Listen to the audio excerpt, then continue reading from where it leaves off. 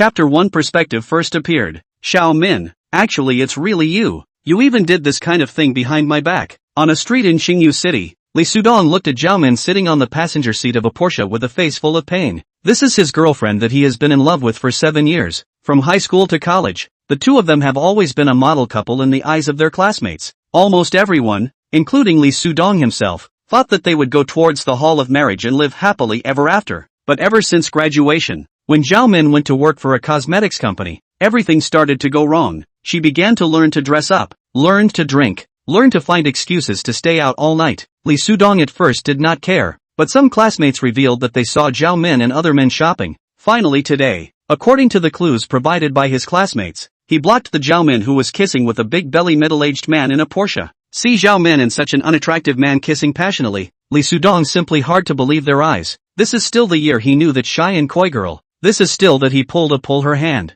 She will be shy of the pure girl. At the moment she is wearing exposed. The man's a pig hand is still in her slender body up and down. But she did not refuse, but also euphemistically humming, revealing a very enjoyable expression of satisfaction. The unbearable Li Sudong rushed up with red eyes and loudly questioned. For Li Sudong's appearance, Zhao Min acted extremely calm. Li Sudong, I was going to find a chance to talk to you. Now since you have seen it, that's just right. Let's break up. This is that poor boyfriend of yours? That pig-head-like ugly man, disdainfully looked askance at Li Sudong and said, Kid, you listen to me well. Min is now my woman. If you dare to pester her again in the future, be careful that I will break your dog's legs. Get the hell out of here. Don't disturb our good things. You don't have to take a piss and look at yourself. I'm talking to Xiao Min. It's not your turn to interrupt. Li Sudong was agitated and looked at Zhao Min as he loudly questioned. Why? What am I doing wrong to you that you want to treat me like this? We've been together for 7 years. I was ready to propose to you. Why did you do such unpleasant things behind my back? You're good to me,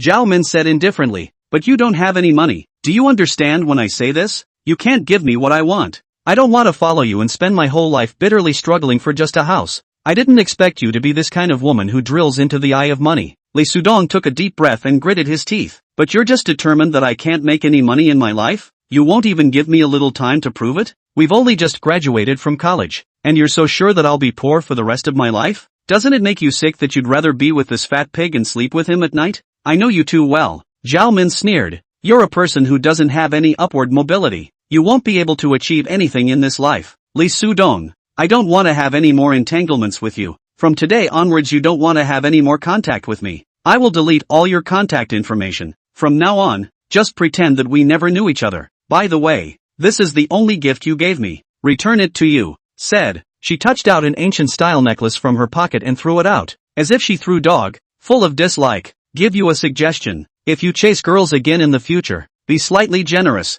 like you are so stingy. Whether you can still chase girls in the future is a problem. Honey, let's ignore him and go somewhere else. Ha ha ha ha ha. This poor bastard deserves to be single for the rest of his life. The fat pig-like middle-aged man laughed. Go to my villa. Let's fight 300 rounds tonight. Hate. People's necklaces are gone. You have to buy me a new one. Okay. 10 will do. The Porsche started and quickly drove off into the distance. Li Sudong lost his mind and picked up the necklace on the ground. This necklace was when they just went to college, in a curio store, spent more than $100 to buy. Zhao Min at that time, don't mention how happy, but now it's only 4 years. This necklace, which she regarded as a treasure back then, was actually treated as by her. Zhao Min, you will regret it. Li Sudong tightly tugged the necklace in his palm. He felt ashamed and humiliated. If he couldn't live up to his own personal appearance, I'm afraid that today's scene would forever be a lingering nightmare in his heart. Just you wait. I will definitely make a lot of money and make you regret your choice today.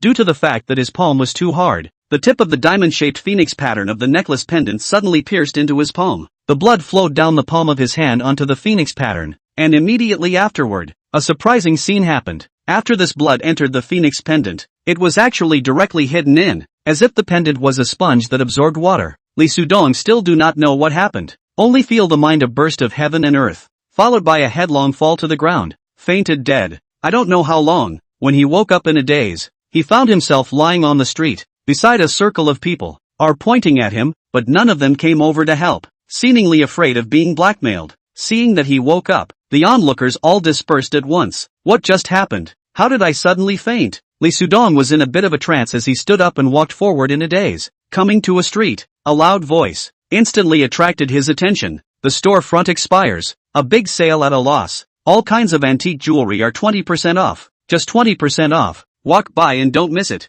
Young man, come in and take a look. The store owner is a man in his 50s. Looks like an extremely shrewd look. The store opened on the last day. Everything inside is cheaper. See if there is anything suitable. Lee Sudong has always been more interested in these antiques. He didn't bring Zhao Min to visit the antique market during his college days. After a pause, he couldn't help but step inside. Inside a wide range of things. What ancient books. What porcelain, calligraphy and painting, everything. And even, in the forefront of a table, there are still a few pieces of raw materials of gambling stones. He was about to pick up a piece of gambling stone raw materials to view. Suddenly in front of the eyes of a white blanket, immediately after, actually appeared in front of the eyes of a touch of amazing green. What happened? Lee Sudong was startled. And just as he was surprised, the green color suddenly disappeared. Almost subconsciously, he once again focused his mind towards the raw material of the betting stone. And soon, the scene just now resurfaced again, and a piece of crystal bright green appeared in front of his eyes, which made his heart unable to hold back a burst of frantic beating.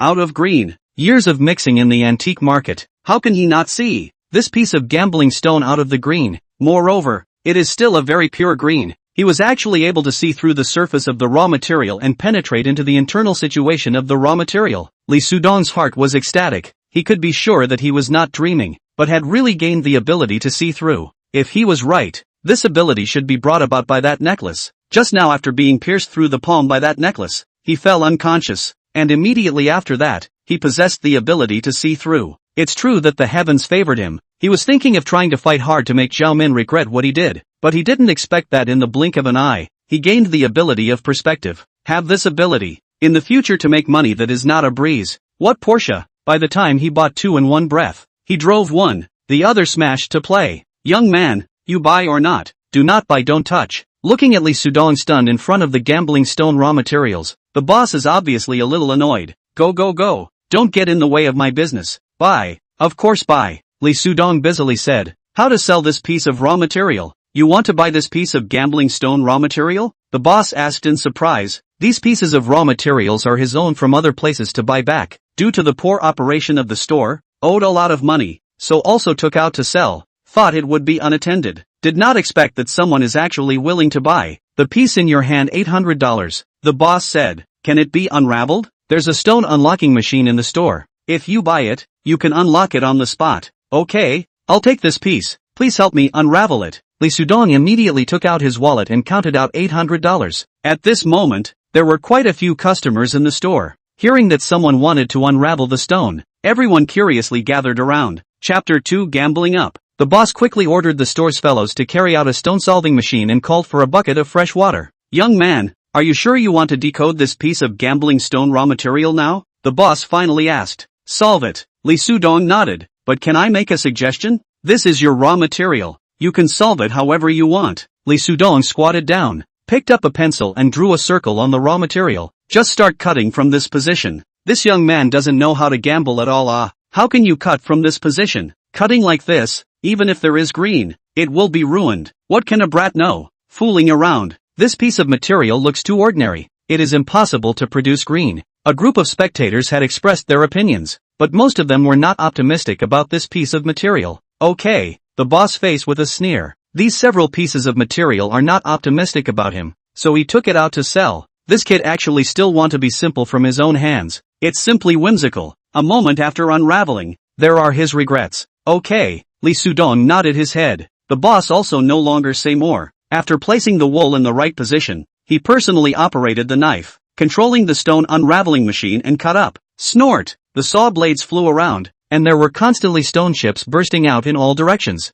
and the wool lying underneath the decomposer also gradually revealed the true appearance of the interior. Green. Out of green. As soon as the window was opened, a roar of surprise came from all around. Yes, it's ice seed green. Rich. This young man is going to be rich. Holy, this luck has no one. Seeing that radiant wisp of piercing green, the boss was also dumbfounded. How could he not expect that this discarded wool, which he could not see, actually came out green, and it was still this ice seed green. Not for sale. This piece of wool is not for sale. The boss went up and picked up half of the wool. Just kidding with this young man. Our store has always been selling antiques. Never sell gambling wool. I bought these pieces of wool from somewhere else and put them in the store for myself to play with. Not for sale. Li Sudong's face changed. Boss, what do you mean by this? Just now you clearly promised to sell it to me and I paid for it. The boss juggled. Did I say I would sell it to you? Who heard that? The money you gave is still on the counter. Take it back yourself. I will never sell this piece of material. That's meaningless, isn't it? If you're not going to sell it, why are you deciphering the stone for me again? Li Sudong's face was incomparably ugly. He simply did not expect this boss to be so shameless.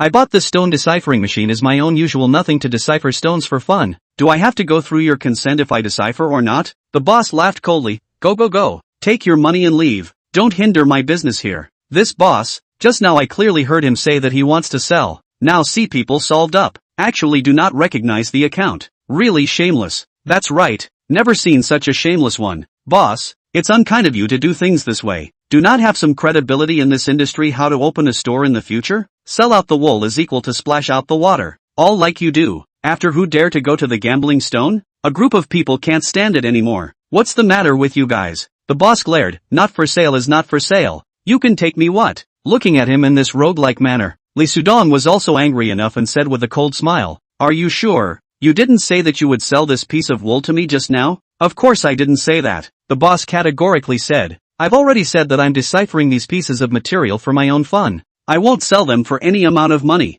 Then what if you had said that? Li Sudong asked. Joke. If I had said it I would definitely recognize it. The boss sneered. But what proof do you have that I said it? Everyone heard it. He said it himself. If he had said this about selling the wool to me, he would have admitted it. Please everyone give me a witness. Li Sudong spoke towards the crowd and then took out his cell phone and found a video from the gallery and started playing it. This was exactly the scene where he and his boss purchased that piece of gambling stone raw material just now. He had specially kept an eye out and filmed this video, not realizing that it would actually come in handy now. The video was very clear, recording the conversation between the two word for word. Seeing this video, the boss's face directly blackened. Did not expect this kid is so sinister. Actually recorded a video. Now want to deny cannot deny. Boss Lu. Other people's video has been taken clearly. I think you'd better admit it. At this time, a petite and delicate woman came out from the crowd. After this woman appeared, the group of men at the scene all looked dumbfounded. This woman was about 1 meter 6 tall, wearing a blue and white pleated skirt,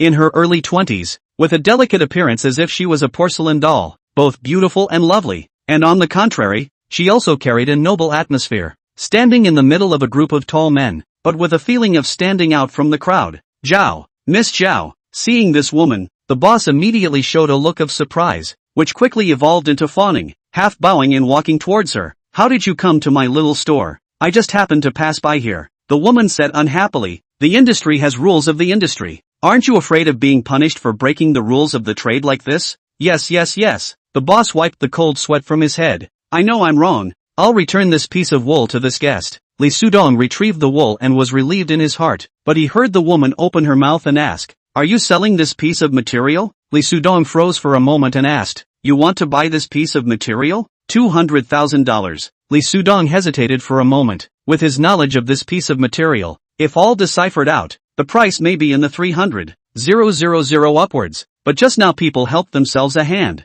Let her earn a little is also deserved. Then nodded, okay, give me your Jitang Bao. I will transfer money to you now. Li Sudong immediately told her the Jitang Bao account number, and soon after, he received a transfer message, his heart a burst of excitement. His family situation is not very good. His father has a serious illness, every month fixed to spend 5 or 6,000 yuan. His mother is not much ability to work, every month's salary in addition to leaving a little as the basic cost of living. The other money are sent back home. The arrival of this money to solve his urgent needs. After the woman finished transferring the money, she did not stay in the store and quickly left the antique store with 2 bodyguards in suits. It was only once she left that the crowd began to talk. This is Zhao Jiaqi, the daughter of the chairman of the Yao Hui group. It's really pretty to look at. The key is that she's also very capable, taking care of the shareholder jewelry industry under the UFAI group. Whoever can marry this kind of woman will be blessed. Li Sudong's heart was also incomparably sighing. This woman was indeed too beautiful, so much better than Zhao Min that it could be said that Zhao Min was not even worthy of her shoes. The haze in his heart suddenly dispersed and empty. The old does not go to the new does not come. Now he has the ability to see through, make money as if it were a bag. Why worry about not finding 100 times stronger than Zhao Min thousands of times the woman in the future? In the afternoon, Li Sudong, who took a half-day vacation, returned to the company. The company he works for is in the jewelry industry, which involves many fields, such as antiques, jade, gold and silver, and even has a small raw stone mine in Burma, which is quite good in scale. Lee Sudong is a newcomer in the company, mainly running errands, doing some groceries, a salary of more than $4,000. Lee Sudong, get ready. He just came to the company. The company supervisor Zhang Wei came towards him in a flurry of wind and fire. From a distance a smell of cologne came to his nose. Choking, Lee Sudong couldn't help but cover his nose. At 3 o'clock in the afternoon, there is an antique appreciation conference. You follow along and run errands. At that time to go to a lot of big shots. You pay attention to your own position. Do not allow you to speak the best to me to shut up. No. Well, Lee Sudong answered with his nose and hurriedly moved away from him. In the company, Zhang Wei has always been looking at him in a bad light, making things difficult for him, arranging the dirtiest and most tiring jobs for him, and today suddenly letting himself go to participate in this antique appreciation conference. Surely he didn't have any good intentions. Chapter 3. This is a fake painting. At 3 o'clock in the afternoon, Lee Sudong followed Zhang Wei to the Qingyu City Antique Appreciation Center where the appreciation conference was held. This is also the first time for Lee Sudong to come here. The whole appreciation center has a huge area. Once you walk in, the surrounding walls are framed with a lot of paintings, calligraphy and works of art, making this place full of artistic atmosphere. Inside, there is a booth every few meters, and in the booth, there are some antiques or works of art such as porcelains, paintings and calligraphy. In this kind of appreciation conference, apart from the fact that there would be experts giving lectures, the most important thing was these antiques and artworks on display. To put it bluntly, this place is like an advanced version of the antique market. As usual, there will be fakes in these exhibits, and if you buy poorly, you may hit the eye, and if you are lucky, you will get rich overnight. Entering the appreciation center, Zhang Wei looked at him and said, "A moment later, our group's son-in-law will come over. You get ready. The son-in-law will let you do what you want to do later. If you still want to do it in the company, don't ever go against his wishes. Got it?" "Aha." Lee Sudong frowned and nodded. The son-in-law of the company he was working for was called Tang Dawei. He was a typical dude. It was even if he didn't have any ability, but he liked to direct blindly. In these few years the company was handed over to him. It had been getting worse and worse every year. The performance had declined a lot. The two of them waited for a long time before Tang Dawei arrived with an old man. This 70 years old man, Lee Sudong recognized. This is the company's chief connoisseur Su Haichun. In the entire city of Qingyu antique industry are very famous. Through his appraisal of antiques, generally very few mistakes. In the antique world to the Su Tianai known. Seeing them coming over, Zhang Wei's eyes lit up,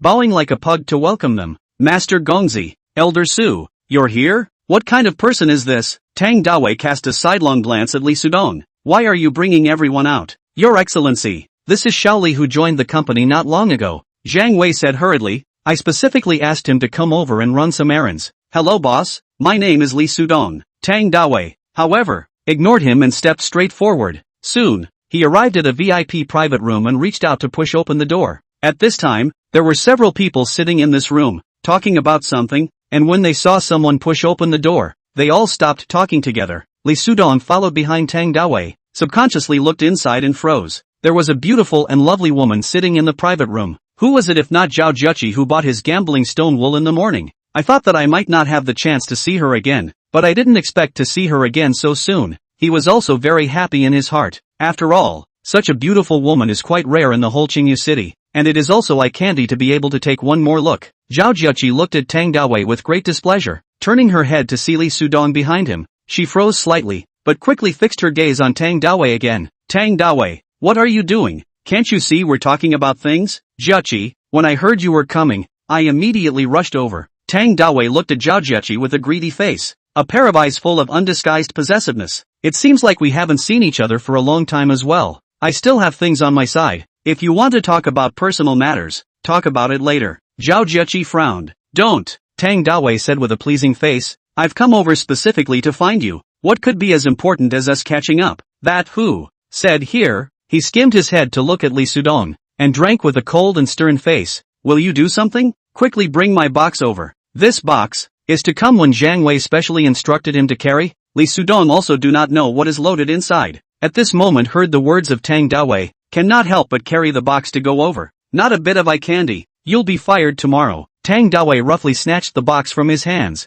then replaced it with a smiling face and reached out to open it. At once, a scroll appeared in everyone's view. Tang Dawei put on his gloves and carefully took out the scroll, opening it bit by bit, and soon, a lifelike picture of a lady appeared in front of everyone. "Juchi, I know you like famous paintings. When I was abroad some time ago, I saw this painting at an auction, and I guessed that you must like it, and spent more than $6 million to get it, Tang Dawei said with a smug look on his face. Now I'm giving it to you. I hope you'll like it. Li Sudong also stared at the painting. At this time, a scene that made him feel strange appeared. After a white light, a few lines of information actually appeared in front of his eyes, painted in 2008. Author Lu Yang. Seeing these lines of information, Li Sudong really froze for a long time, and then he could not help but be ecstatic. This should be an additional ability of perspective, allowing him to instantly recognize the age and author of the antique. In this way, all sorts of antiques would have nothing to hide under his pair of perspective eyes. Imagine how crazy it would be if he utilized this ability to make money. However, after just a few glances, Li Sudong felt like his head was swollen,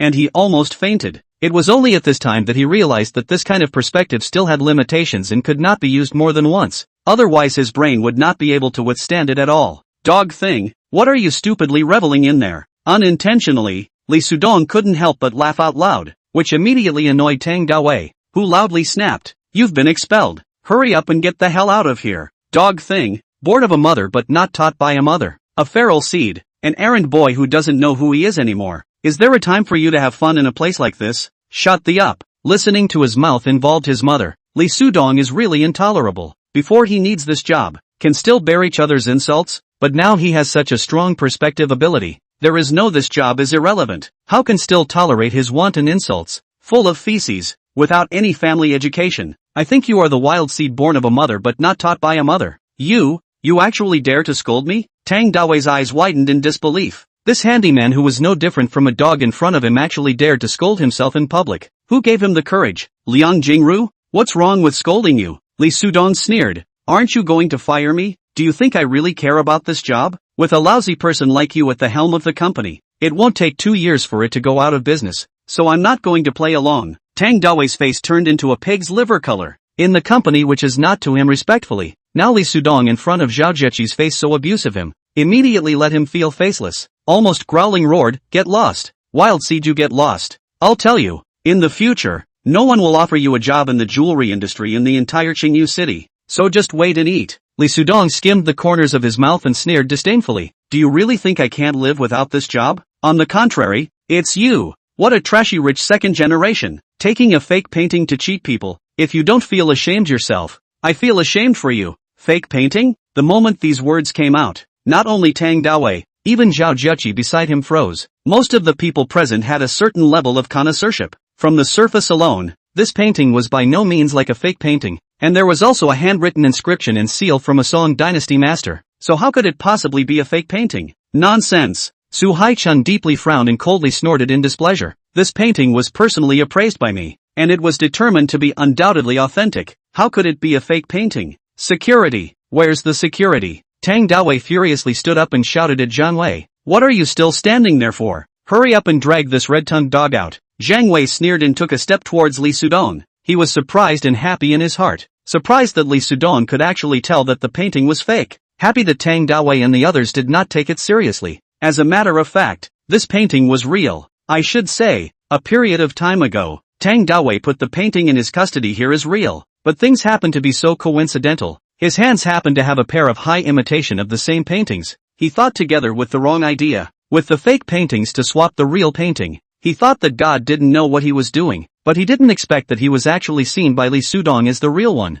At this time, where would he be polite with Li Sudong? Roughly dragging him and forcibly pulling him towards the outside. Wait, I have proof that this is a fake painting. Chapter 4, The Gamble Collapses. Demonic words. Still want to bamboozle everyone. Do you think everyone is an idiot? Zhang Wei yanked hard on Li Sudong to pull him out. Slow down, Su Haichun said in a deep voice. Let him make his words clear. Since he has evidence, he might as well let him point it out. Zhang Wei was instantly anxious. In case he really had evidence that the painting was a fake, wouldn't he be wearing out his own skin? He might even have to face jail time. He hurriedly said, "This puppy has lost his mind. His words must not be believed. I'll drag him out first." Zhang Wei, you are so impatient for me to leave. Is there a ghost in your own heart? Li Sudong sneered. Bull asterisk asterisk asterisk asterisk. Zhang Wei roared in a colorful voice. The one with the ghost is also you. You're here to spout off and defame the Duke. What exactly are you resting on? Li Sudong did not care to bother with him in general, and directly looked at Su Haichun and said,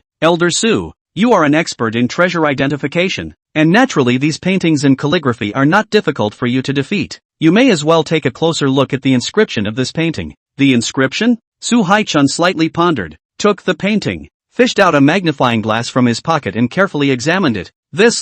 He was immediately shocked. How could this be? In the position of the inscription, through the magnifying glass, actually vaguely see the word Lu Yang, and also simplified Chinese characters, which is obviously a high imitation of the name of the author of this work. This was a forgery, and a very poor one at that. What's wrong, Elder Su? Tang Dawei asked. This painting is a fake. Su Haichun lost his voice. Impossible. When I was appreciating it, I checked it carefully, and it definitely doesn't have these two words. Could it be that these two paintings are not the same painting? Tang Dawei flabbergasted. Elder Su, what do you mean by that? Could it be that someone has switched the paintings? Speaking here, he immediately turned his gaze to Zhang Wei, a face as gloomy as if it was about to drip water. Zhang Wei, the painting has been placed here with you for the past few days. Give an honest account. Was the painting dropped by you? Zhang Wei's back had already been penetrated by cold sweat, but he still harbored a hint of luck. The painting was worth more than $6 million.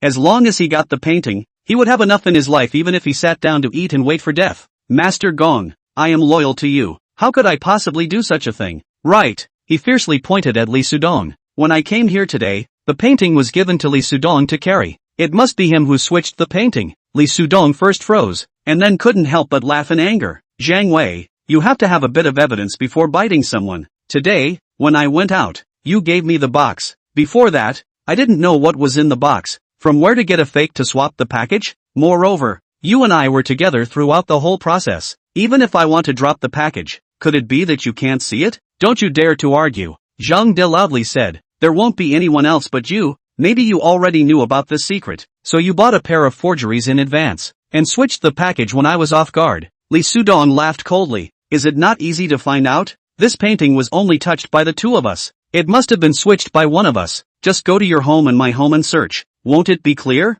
Zhang Wei at this time is completely panicked. The painting is hidden in his home, which if a search he will be finished. Of course, we cannot let him succeed in this plan. Why search my home? The thing is that you dropped the package. To search is also to search your home is right. What's more, such an important thing, you won't necessarily hide it at home. Tang Dawei coldly looked at Zhang Wei, who wasn't a cutie either. Seeing Zhang Wei with this look, that painting was 80% dropped by him. He felt out his cell phone and made a call, then sat on the sofa with his arms wrapped around him and coldly looked at Zhang Wei. In less than 10 minutes, Tang Dawei received a message. His eyes snapped and he turned the screen of his cell phone towards Zhang Wei. Zhang Wei, just now, I had someone go to your home and search it. Guess what was searched? Put. Seeing the picture of the lady on the screen, Zhang Wei instantly sweated like rain, and his entire body paralyzed on the ground. The police will be here soon. Just wait for the bottom of the jail. Dog thing, thanks to me treating you as my beloved. This is how you treat me? Tang Dawei stood up and kicked him hard.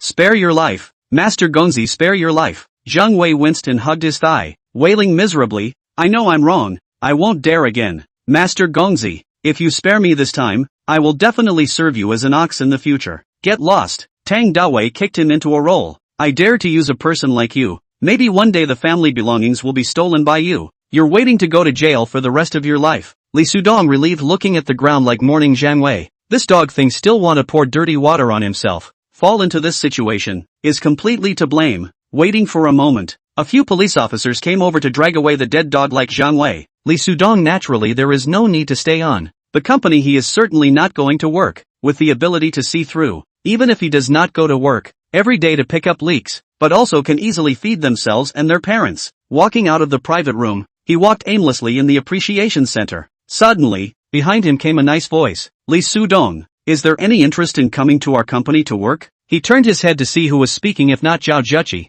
Ms. Zhao, are you willing to let me work in your company? Li Sudong looked at her with surprise and said, are you not afraid of offending Tang Dawei? Zhao Juchi disdainfully skimmed her mouth. What does Tang Dawei count for? He can't control my business yet. If you're interested, you can report to the company tomorrow. Good, I will definitely come. Li Sudong looked slightly excited, not because he got a job. He was now considered to have no desire for a job, but the thought of being able to work with a beautiful woman like Zhao Juchi made his heart very excited. We are going to go over to the gambling stone raw materials to take a look. In the morning I saw that you opened a good piece of material. Are you interested in going to take a look together? Zhao Juchi invited. Of course, When a beautiful woman invited him, Lee Sudong had no reason not to go and answered on the spot. Moreover, he also wanted to go and check what ability his perspective had reached and whether he could still open a few more pieces of jadeite material. The raw materials were placed in the East Hall, and when they rushed over, by this time, there were already quite a few people gathered in the hall, discussing in groups of 3 or 2.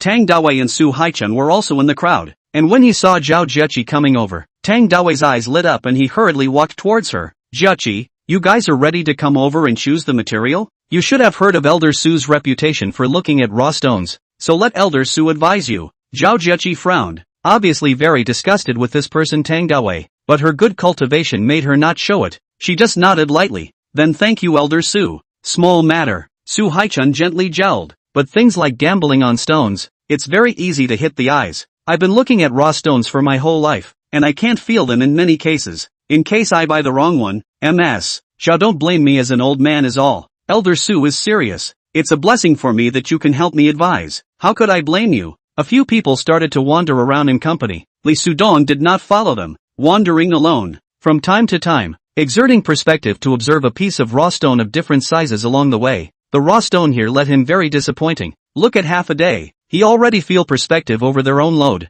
but still did not see any good material. Most of the inside is a white blanket. Nothing. There are some with green, but also a tiny bit, a small piece. Even the cost cannot be recovered. Mr. Tang is generous.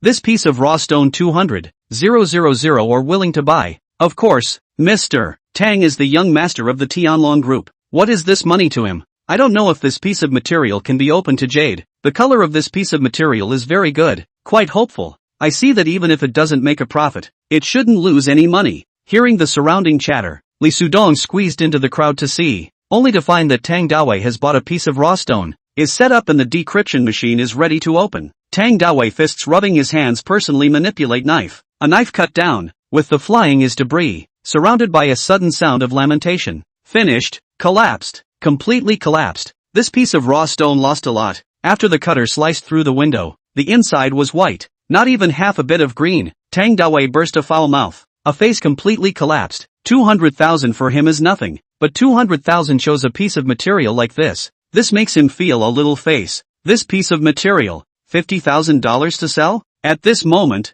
Lee Sudong asked forward. Chapter 5 Tang Dawei spitting blood. Tang Dawei turned his head and saw that it was Lee Sudong. That expression was like eating a fly and was disgusted, and he wanted to angrily rebuke a few sentences, but when he heard that this actually wanted to spend $50,000 to buy his own scraps, he was instantly happy. What's the matter? Does this waste still want to pick up the leakage in his own hands? Waste? Do you really want to spend $50,000 to this piece of scrap? Tang Dawei showed a cold smile on his face. He guessed that he had just fired him in public. It was possible that this waste was trying to use this method to curry favor with himself so that he could rejoin the company. Letting him rejoin the company, this was simply impossible, but being able to make this punk suffer a bit and teach him a lesson, Tang Dawei was quite happy to do so. $80,000. I'll sell it for $80,000. It's a deal. Lee Sudong agreed without saying a word. Young man, think twice before you act. Su Haichun frowned. This piece of material he was also very optimistic. Who knows after cutting? Actually white inside a piece of green.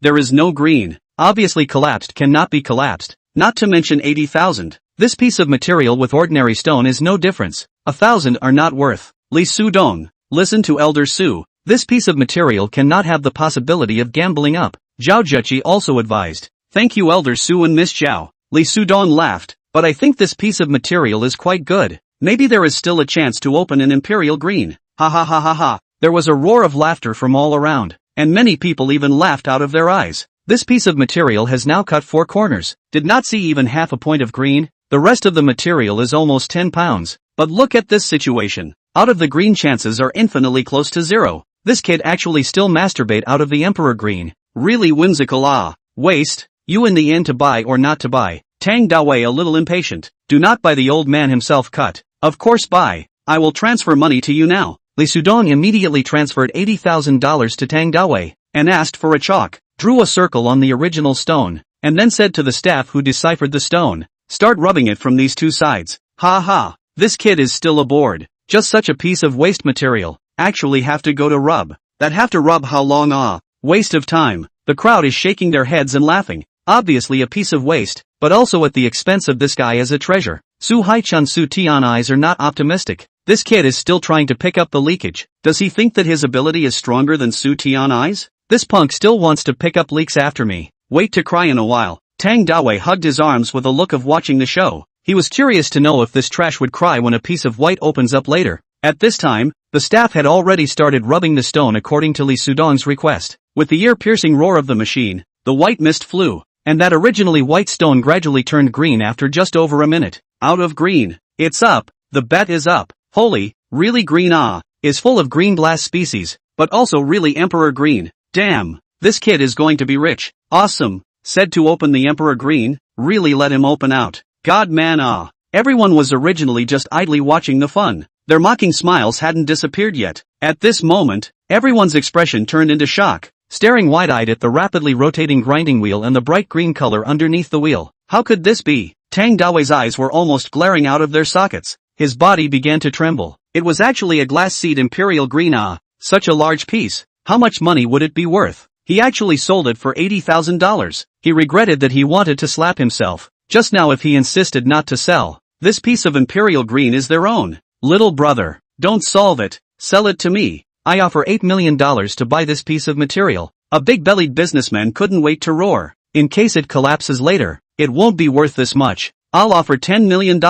Someone else yelled unwillingly. Everyone take it easy. Although Li Sudong was also excited, he acted fairly calm. I still plan to finish solving this piece of material. As for selling it or not, let's wait until we finish solving it. Hearing him say this, everyone didn't force themselves anymore, and they all quietly watched the staff decode the stone. More than 2 hours later, under the sweaty efforts of several staff members, a huge piece of crystal clear, rich and verdant imperial green appeared in front of everyone. It seems like a superb beauty. In public to show its beauty, let a person breathtaking. Such a large piece of emerald green is not often able to see. Today can be a glimpse of its beauty. It is not worth the trip. Tang Dawei shortness of breath, dead staring at the emperor green in front of him, a mouthful of blood gushing in his chest almost to spit out. This was originally something that belonged to him, and as a result, because of his own misjudgment, he actually sold it cheaply for a mere $80,000. This person is the son of Tang Tianlong, the chairman of Tianlong Group. Tang Dawei, right? It's really stupid.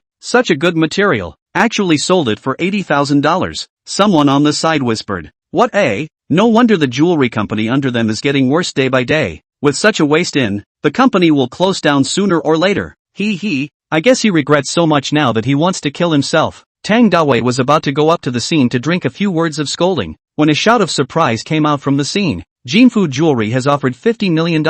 This guy is going to get rich. 80 million? Sanfu Jewelry has opened the bidding at 80 million. My god. Tang Dawei's eyes stormed out of blood. His body shook violently like sifting chaff. He could no longer hold back, and slapped himself fiercely. Pig He is really a complete pig The Emperor Green that is worth more than $80 million.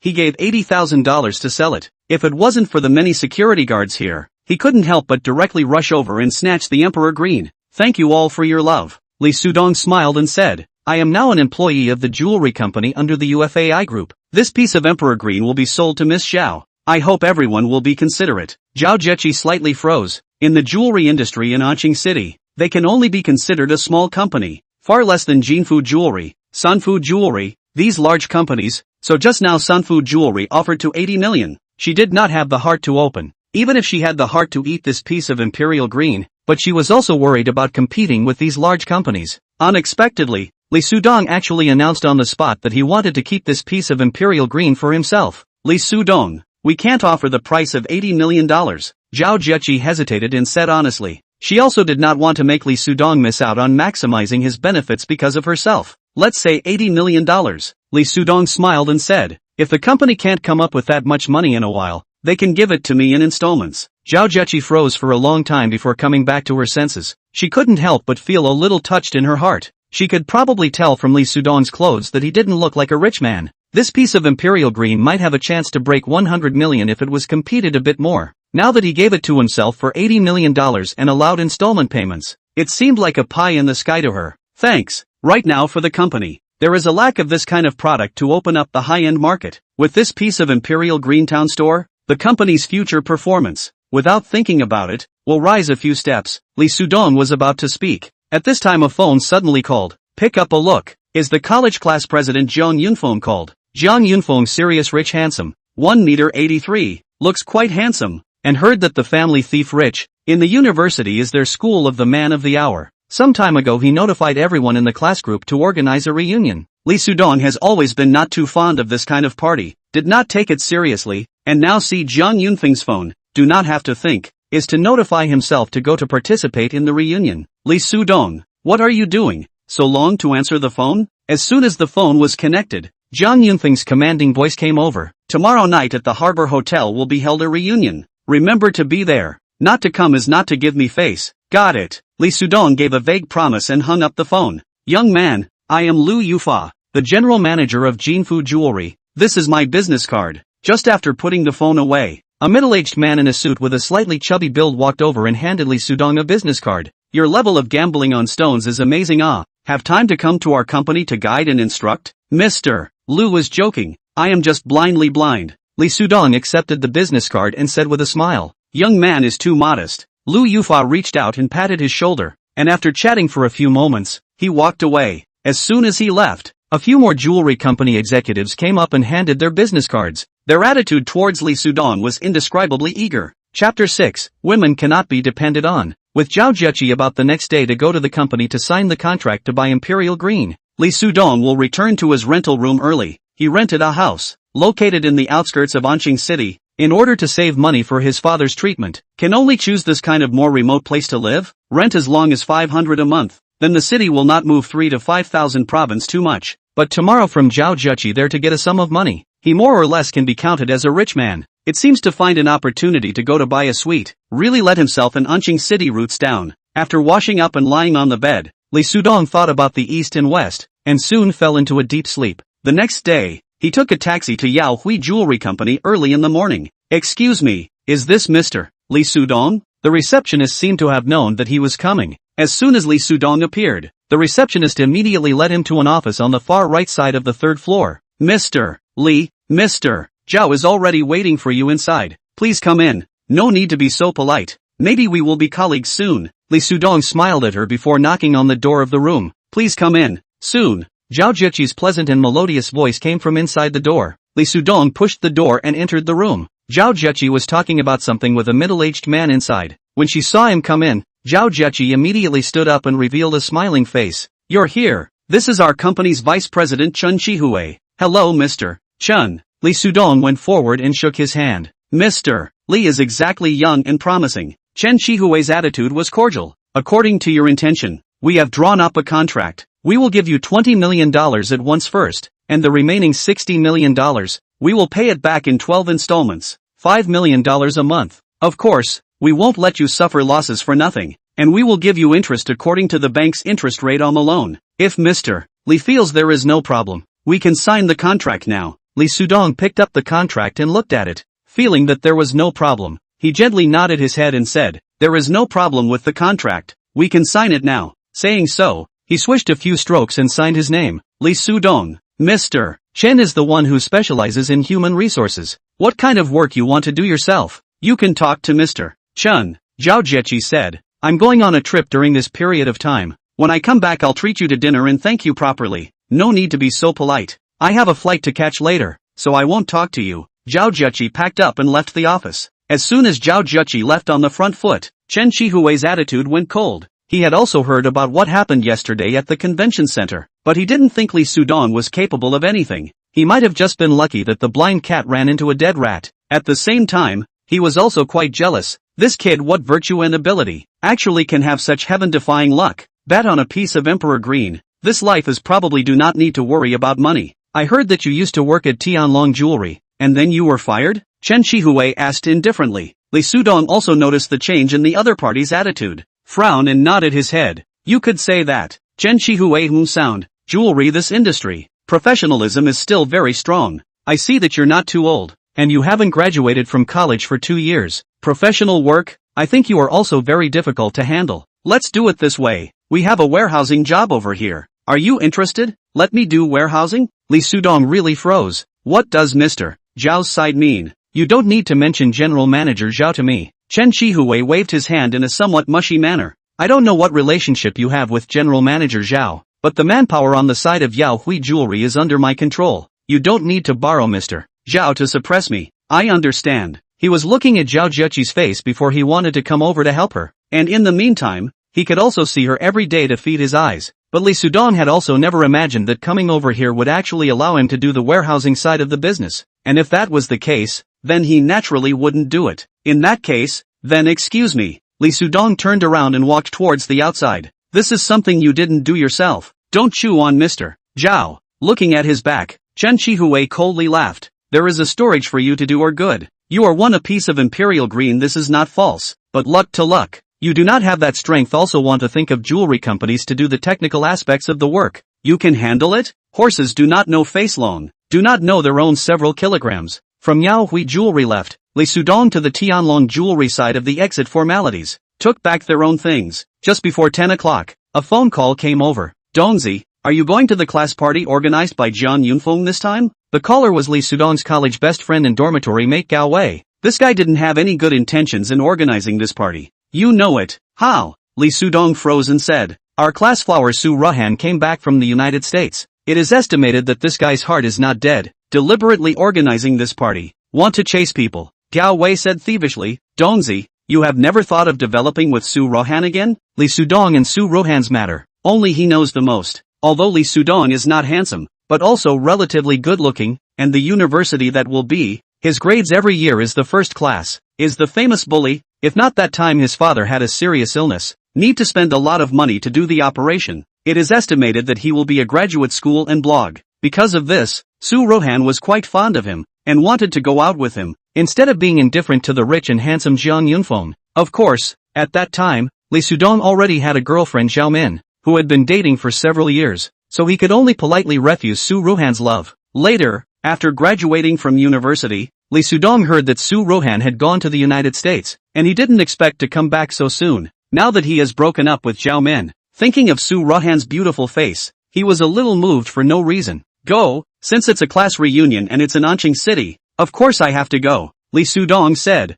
There is another thing to tell you. Zhao Min and I have already split up. 2 days ago, I saw her kissing a piggyback in a Porsche. Ridiculous, right? There was silence on the other side of the phone for a moment. Then came Cao Wei's sigh. I knew that woman couldn't be relied on. It's best to split up. It just so happens that now Su Ruhan is back. You two can develop. You kid, don't make fun of me. Li Sudong shook his head and laughed bitterly. Her family is superior. I heard that the family is to open a large company. My kind of conditions which is worthy of people. That is also. University that will be people are still relatively simple. She may like you good academic performance. Now out of society. Everything depends on the status of money. The university that set has not work. Gao Wei said, forget it. Our two brothers have not seen for a long time. I will see a good drink a few cups. Chapter 7 Don't want you to regret. Hanging up the phone, Li Sudong got into a cab, intending to find a place to stay in this neighborhood, because now that he was no longer short of money, he could change to a better environment, and when he went to work, he could also save some time on the road. Brother driver,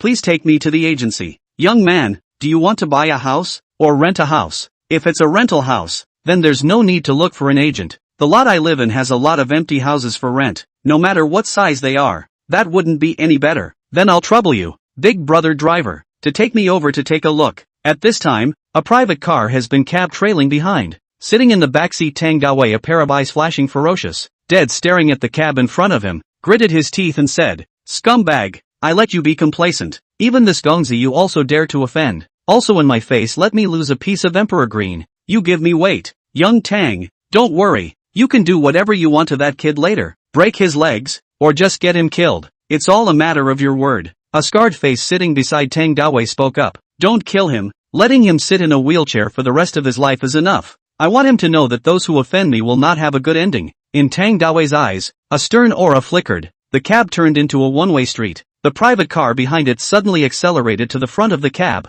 and then a sharp brake, so that the cab behind it almost came to a tail. Asterisk asterisk asterisk asterisk mud horse. How to drive? The driver cursed, only to see the door of the private car opened. Down 3 men, directly toward the back of the cab. What is this situation? The driver's elder brother was a little nervous. Li Sudong, however, was still calm. The corner of his mouth curved up into an arc. He knew that these guys were rushing towards him. Big brother driver, they are rushing towards me. Just don't get out of the car. Li Sudong spoke to the big brother driver, opened the car door and got out of the car. Kid, you are quite sensible. You got out of the car on your own without us calling you. Scarface stood in front of the cab's front end and smiled crookedly and evilly. Come over here, go inside with us and then talk. Scarface made a hooking motion with one hand at Li Sudong, turned around and walked in towards an alley on one side. This was the main road. Although it was a one-way street, there were quite a lot of pedestrians passing by on both sides of the sidewalk. If they made a move right here, it would be too eye-catching,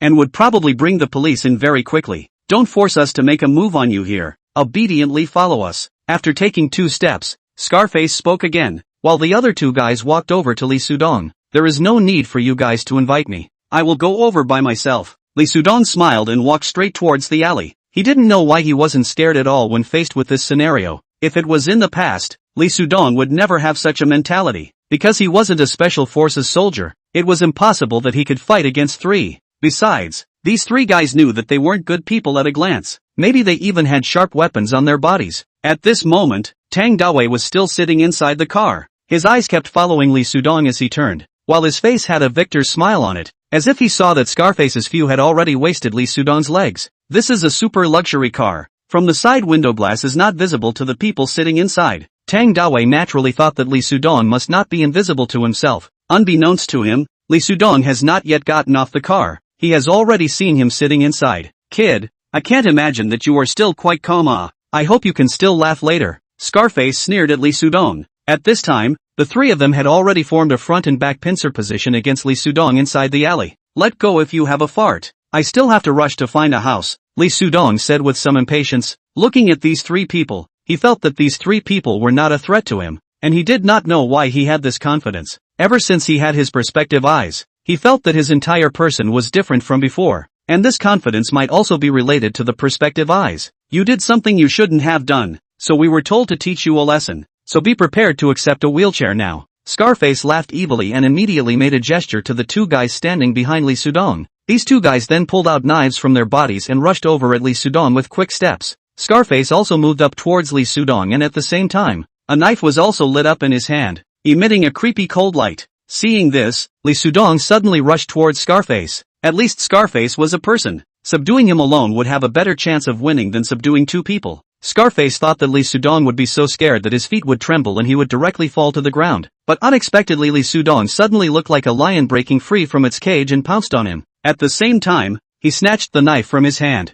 in a blink of an eye, only to see that Li Sudong had already stood fixed on Scarface's back, strangling him with one hand against his neck, while the other hand rested the knife on his neck. Tell them not to come any further. One more step forward and I'll make a gash in your neck. Li Sudong spoke to Scarface. Are you guys deaf? Stop right there. Seeing that the 2 guys in front of him were going to continue to come over, Scarface hurriedly shouted. Tell them to kneel down and throw away their knives. Li Sudong spoke again. Don't kneel down yet. Now whatever Li Sudong told him to do, Scar was sure to obediently listen. After seeing those 2 guys kneel down, Li Sudong's face curved up into an arc as he asked, did Tang Dawei ask you guys to come over to deal with me? This, Scarface stammered. Li Sudong then used the knife in his hand to apply a bit of force towards Scarface's neck position, making Scarface feel the pain, and then hurriedly opened his mouth to say, yes, it's Tang Dawei who told us to do it, so be careful with the knife in your hand. Don't be impulsive. I'm not impulsive. Don't be nervous. I'm a good citizen. Even if I feed all 3 of you knives right now, then I'm only acting in self-defense. So, Li Sudong smiled, suddenly let go of the knife in his hand, and with one force of his hands, he pushed Scarface pushed out towards the front. Scarface's body directly lunged towards the 2 guys kneeling in front of him. Li Sudong, on the other hand, stepped on their bodies and rushed out towards the front, walking to the end of the alley before turning back around, still holding the knife in his hand, and speaking, by the way, I hope that you guys won't come back to trouble me again in the future, because I really don't want you guys to regret it. After saying that, only then did Li Sudong throw away the knife in his hand and quickly walk towards the cab. Young man, are you alright? Seeing Li Sudong come back unharmed, the driver's big brother was more or less surprised. It's fine, let's go, take me to see the house. Li Sudong smiled. Chapter 8 Beautiful Neighbors. Li Sudong also did not think that he could subdue those 3 thugs so easily. It seems that it should be the perspective that improved his body, making his speed, especially his reaction speed, reach a point that is difficult for ordinary people to reach.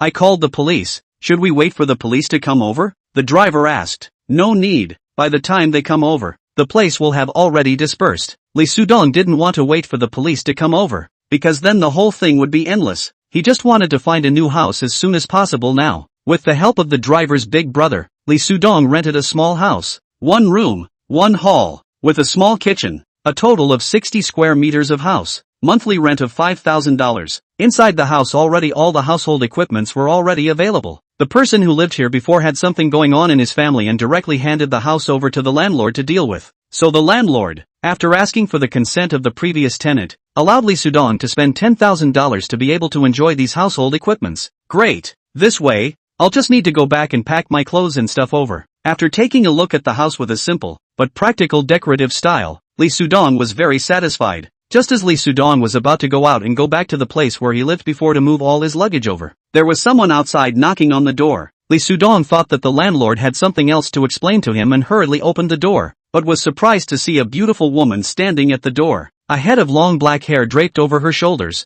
goose-egg face, tender and fair skin. Seeing Lee Sudong, she spread a smile, 2 jade lips lightly opened and said, "Hello, I just moved over. I just happened to be stir-frying, only to realize that I forgot to buy salt. I don't know what you have. Hello, I have it here. Come in and get it yourself." Lee Sudong smiled and moved inside to give way for the other party to come in. "Thanks." The beauty smiled and nodded, heading inside. "You're welcome." Lee Sudong then looked at her back, a pair of long legs stepping under the slippers. Her body posture is graceful, especially this curve of the back, so that if one looks closely, one will immediately think of it. "Have you eaten? Why don't you eat with me? I'll make it soon." After the girl took the salt, she smiled at Lee Sudong and asked, "Thank you. I'm not hungry yet. I'm also newly moved here and will have to move my luggage later." Lee Sudong reached out his hand to the other party and smiled brightly. "Hello, get to know each other. My name is Lee Sudong. From now on we will be neighbors. Take care of us. My name is Su Zimo. Take care." After the two shook hands, Su Zimo excused himself and left. Lee Sudong just went downstairs, but received an unfamiliar phone call. At first thought it was a harassing call, and directly hung up. Unexpectedly, the other party called again. Lee Sudong frowned and pressed the answer button on his ear. "Old classmate, haven't seen you in a few years. You don't even answer my call?" A nice woman's voice came over. Lee Sudong froze for a moment. Such a nice and recognizable voice. He almost did not need to think to know who it was. You are Su Rohan?" In his university days, Su Ruhan was the class flower, the proud daughter of the sky, while he was just an inconspicuous little man. And Su Rohan did not have many interactions, and even her phone number and micro-letter Lee Sudong did not have. He did not know why Su Rohan would suddenly call him, which made him have a feeling of being flattered. "Seeing as you can hear my voice and didn't answer my call just now, I'll forgive you." Su Rohan giggled. "It's like this. There is a class party in our class tonight. I heard from my classmates that you work in Xingyu City. Come over together at night. It just so happens that my classmates haven't seen each other for many years." Lee Sudong heard that she came to look for herself to participate in the party. The mood also calmed down.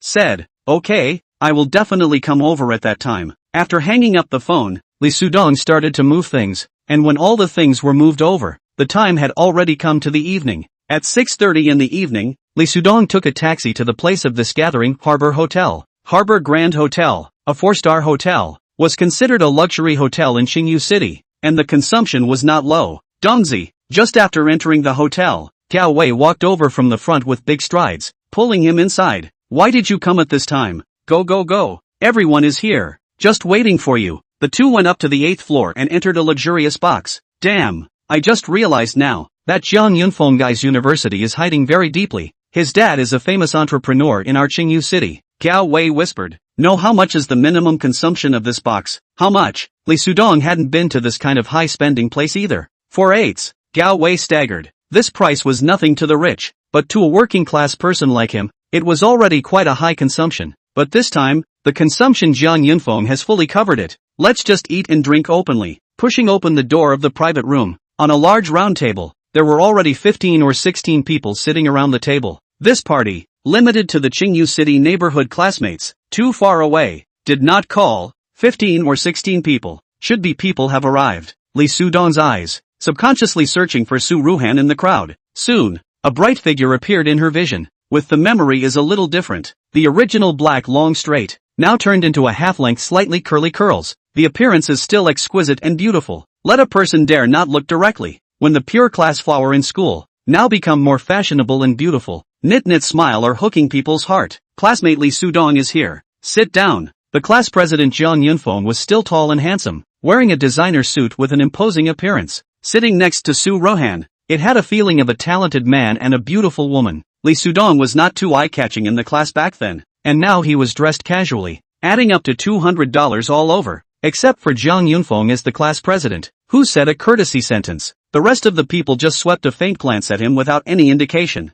Instead, it was Su Ruhan who smiled faintly towards him, giving Lee Sudong a feeling of being flattered. Alright, since everyone has arrived, let's open the banquet. Jiang Yunfeng snapped his fingers and the waiters immediately started serving the food. A course of delicacies was brought to the table. What with lobster, abalone, elephant trunk clam, king crab and so on, causing everyone to gasp in amazement. This table, afraid to be tens of thousands of it. Jiang Yunfeng raised his neck, like a proud white swan. This time, I didn't consult everyone's opinion. I ordered the dishes privately. I hope you don't take offense. Class president is generous. This table costs tens of thousands of dollars. Right, normally everyone can't even eat if they want to. This is nothing to the class president. The class president's father is a famous entrepreneur in Xingyu City, with a fortune of over $100 million.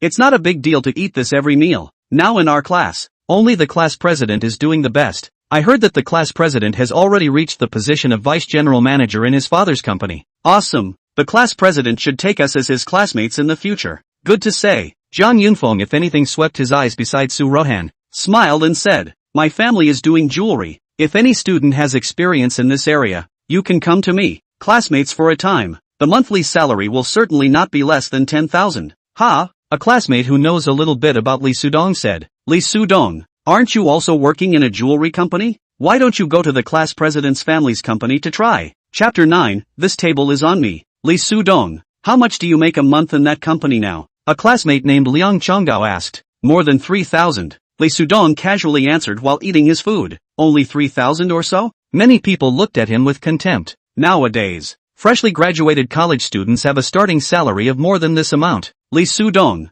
your grades were quite good when you went to school. How did you get mixed up so miserably? What's the use of good grades into society? But also depends on personal ability. Oh, when I was in college also failed a number of subjects, and now do not like a monthly salary of more than 10,000. Liang Chonggao said disdainfully. You graduated so many years and still take more than 3,000. Really a little bit not progressive. Now just go to the construction site to move bricks. All have to be tens of thousands. You also graduate from a prestigious university. Set out to lose the face of our school. Well, Liang Chonggao. Jiang Yunfeng stopped. Lee Sudong students this nature do not like to communicate with people. In the society of the wall is normal. Just now I heard someone say that you are also in the jewelry industry now? How about this? You come to our company and give you 10,000 a month. Class president is really nice.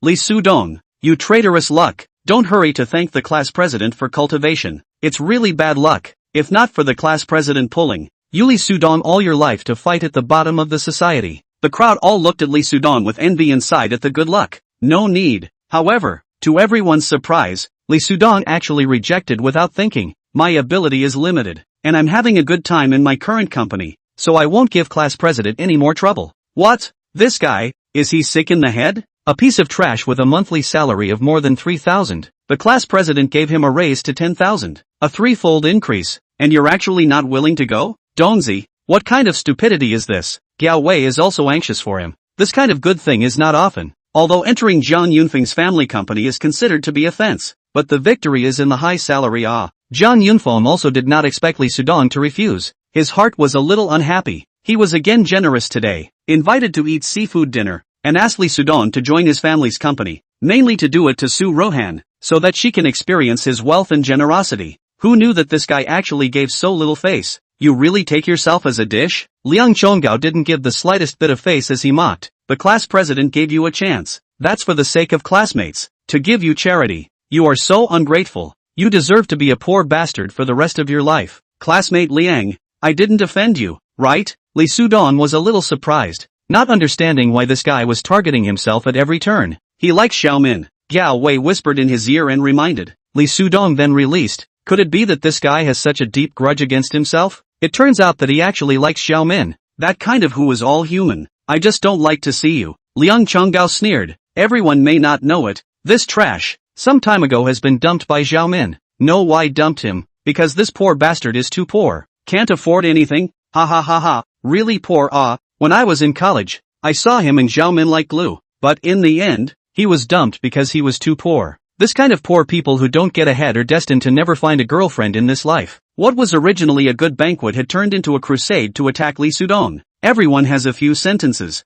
Zhang Yunfeng laughed, eat your food, eat your food. The food will get cold in a while. Such good seafood. Letting this poor bastard eat it is too cheap for him. It's estimated that he'll only be able to dabble in the class president's light and eat this once in his life. Li Sudong, eat more. If you want to eat it again in the future, I don't know how long it will take. Here, this is shark's fin. Haven't eaten it before? Try it. After all, you may not be able to eat it later. Experience the flavor more, and you will have bragging capital when you go out later. Originally, Li Sudong didn't feel anything. Being said a few words was just a few words. He was an open-minded person by nature, not so much as to be concerned over a little thing. Who knew that this group of people seemed to have a tendency to intensify, making him very unhappy in his heart as well. He fished out a card and threw it on the table. This table is on me. Although he wasn't considered a rich man, the first time he gambled on a stone in a roadside store. He sold it to Zhao Zheqi and made $200,000. The second time he picked up a leak. Tang Dawei even made $80 million.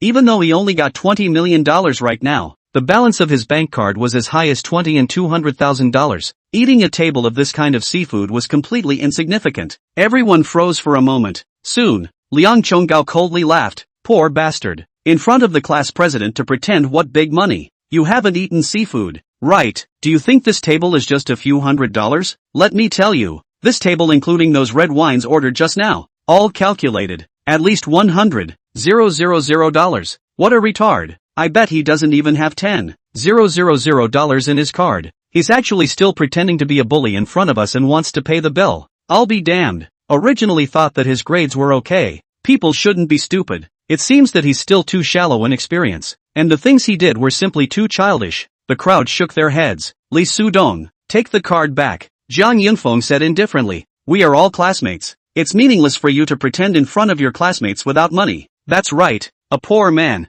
What's there to pretend? We are here. Which one is not richer than you? 3,000 a month. In addition to renting a room to eat, a month is basically moonlight. I do not know where he has the courage to say that he wants to settle the bill. Li Sudong also lazily ignored them, directly called the waiter and passed the card over. We're paying the bill at this table. There's no password. Okay, sir, please wait. In less than a moment, the waiter went and returned. How is it? There's no money in the card. Liang Chonggao sneered. I also don't know how you are a waiter. Such a lack of eyesight. That poor bastard dressed like that. Can he pay the bill? Sir, your table consumes a total of $113,588. Erasing the change, the total is $113,000. Swipe you $113,000. Please sign. Just as his words fell, the waiter handed a bank statement to Li Sudong and said respectfully, What? In a flash, Liang Chonggao and the others were dumbfounded one by one. This trash had really paid $1,100,000? Although they were extremely unwilling to believe it, that bank statement would not be faked. Li Sudong swished and signed his name,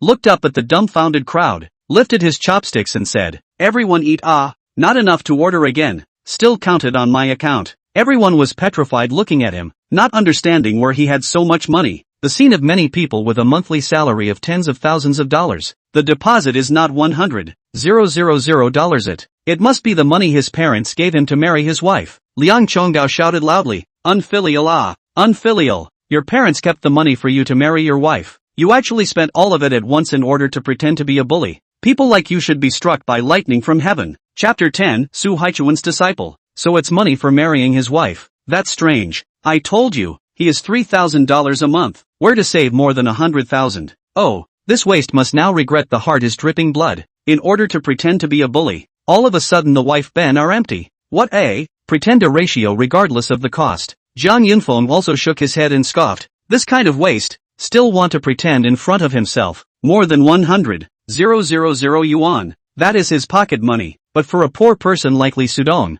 that is the entire body. Is his parents' hard work for a lifetime left behind the family property? The crowd laughed at Li Sudong for a while, seeing him ignoring, and was also disillusioned, and simply chatted about other topics. Chonggao, I heard that you are now working at Tang's Jewelry? Zhang Yunfeng looked at Liang Chonggao and asked. Hearing this question, Liang Chonggao said smugly, Well, I've just been promoted to Vice Minister of Appreciation. I don't know if class president has heard of Su Hai-chun? Elder Su is a well-known treasure appreciation expert in our Qingyu city, and even the entire province. Of course I know him. Liang Chonggao smiled and said, a few days ago, Elder Su has already designated me to follow him to learn. I believe that following Elder Su, I will be able to learn a lot of things in the future. Zhang Yunfeng stood up fiercely. Su Hai-chun is a living god in the jewelry and antique appreciation industry. Tang's jewelry is kind to him, so Su Hai-chun has always stayed in Tang's jewelry as a post, and other companies can't poach people by spending more money. As far as he knows, Su Hai-chun is not accept disciples.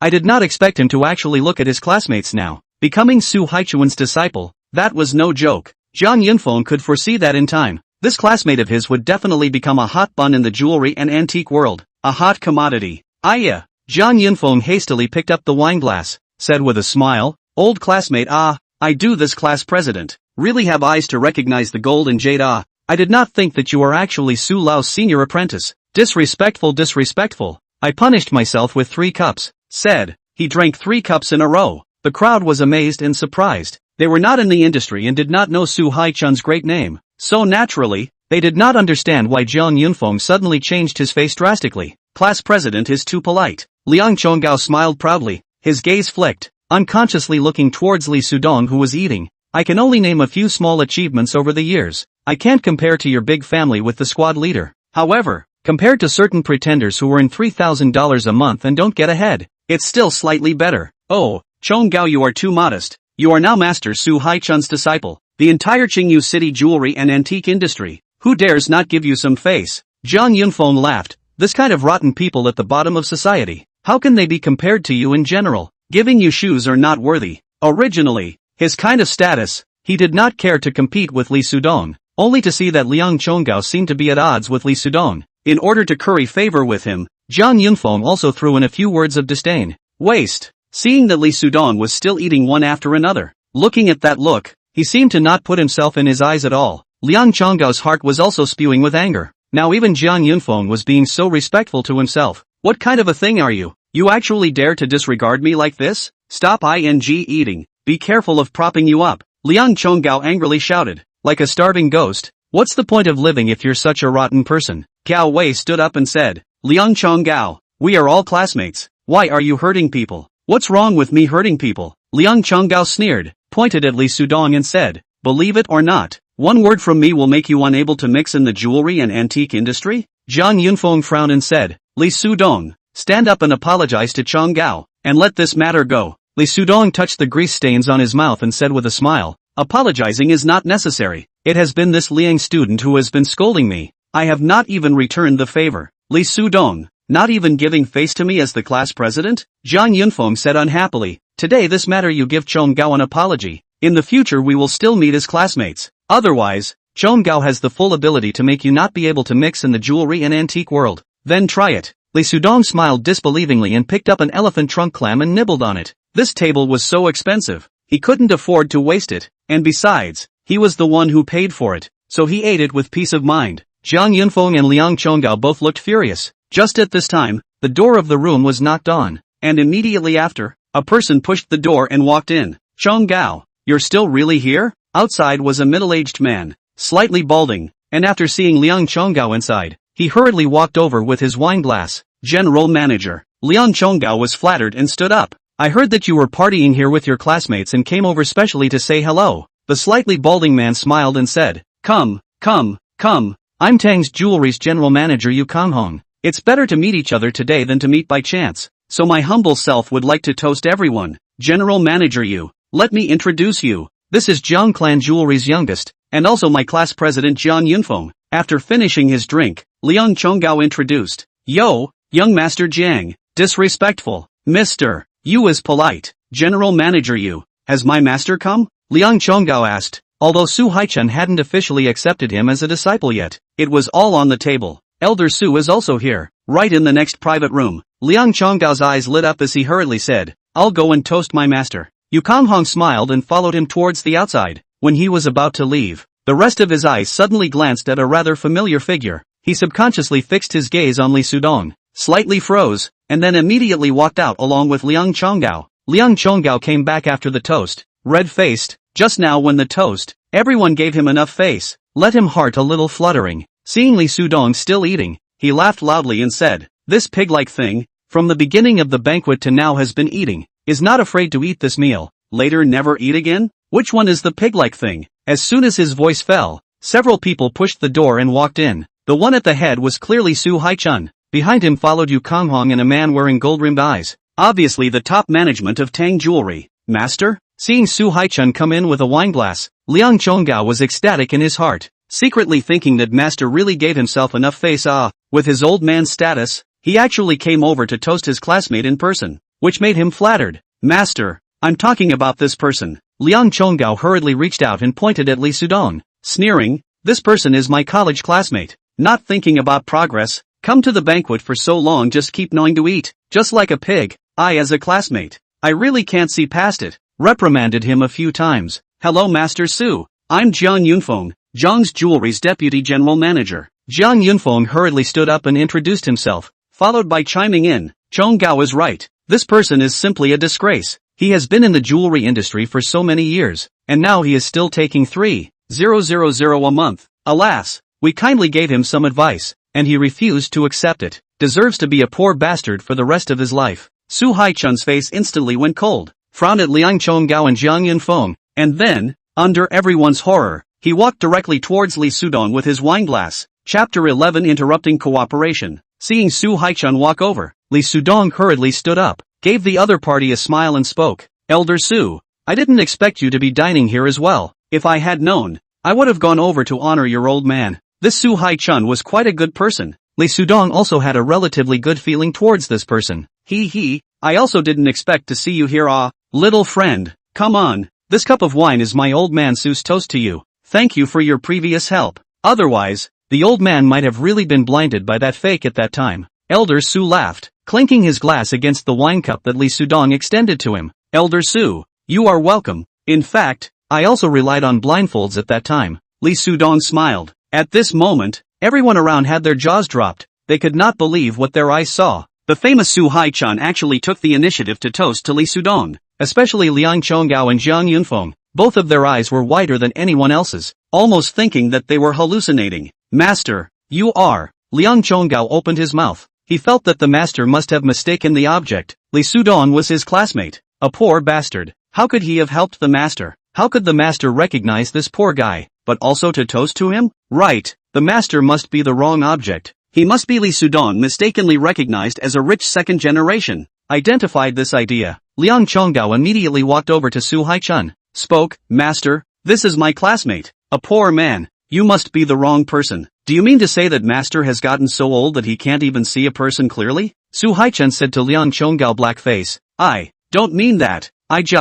You just said that little friend is a pig?" Su Haichun opened his mouth again. Given the way Liang Chonggao had just addressed Lee Sudong, he was forced to take a fresh look at the man who was about to become his disciple. "Master, he was originally a pig. You must be." "Yes, Elder Su, you must have recognized the wrong person. This person is a classmate of Chonggao Liang and I. How could he possibly know you, Elder Su? And he even helped Elder Su. He simply can't have that ability." Jiang Yunfeng also opened his mouth at this moment, because he also felt that Elder Su must have recognized the wrong person. "Both of you. I can't imagine that you two are so young that you've grown a pair of dog's eyes." Yu Konghong really couldn't stand to watch and opened his mouth as well. He felt that Liang Chonggao and Jiang Yunfeng were really too uneducated, to the extent that they dared to question even the person that Su Haichun admired. After listening to Yu Konghong's words, Jiang Yunfeng and Liang Chonggao were instantly dumbfounded, while the students next to them were even more curious. They had just heard what Liang Chonggao had said, and also thought that Su Haichun had recognized the wrong person, because Lee Sudong, a poor bastard with a salary of 3,000 yuan,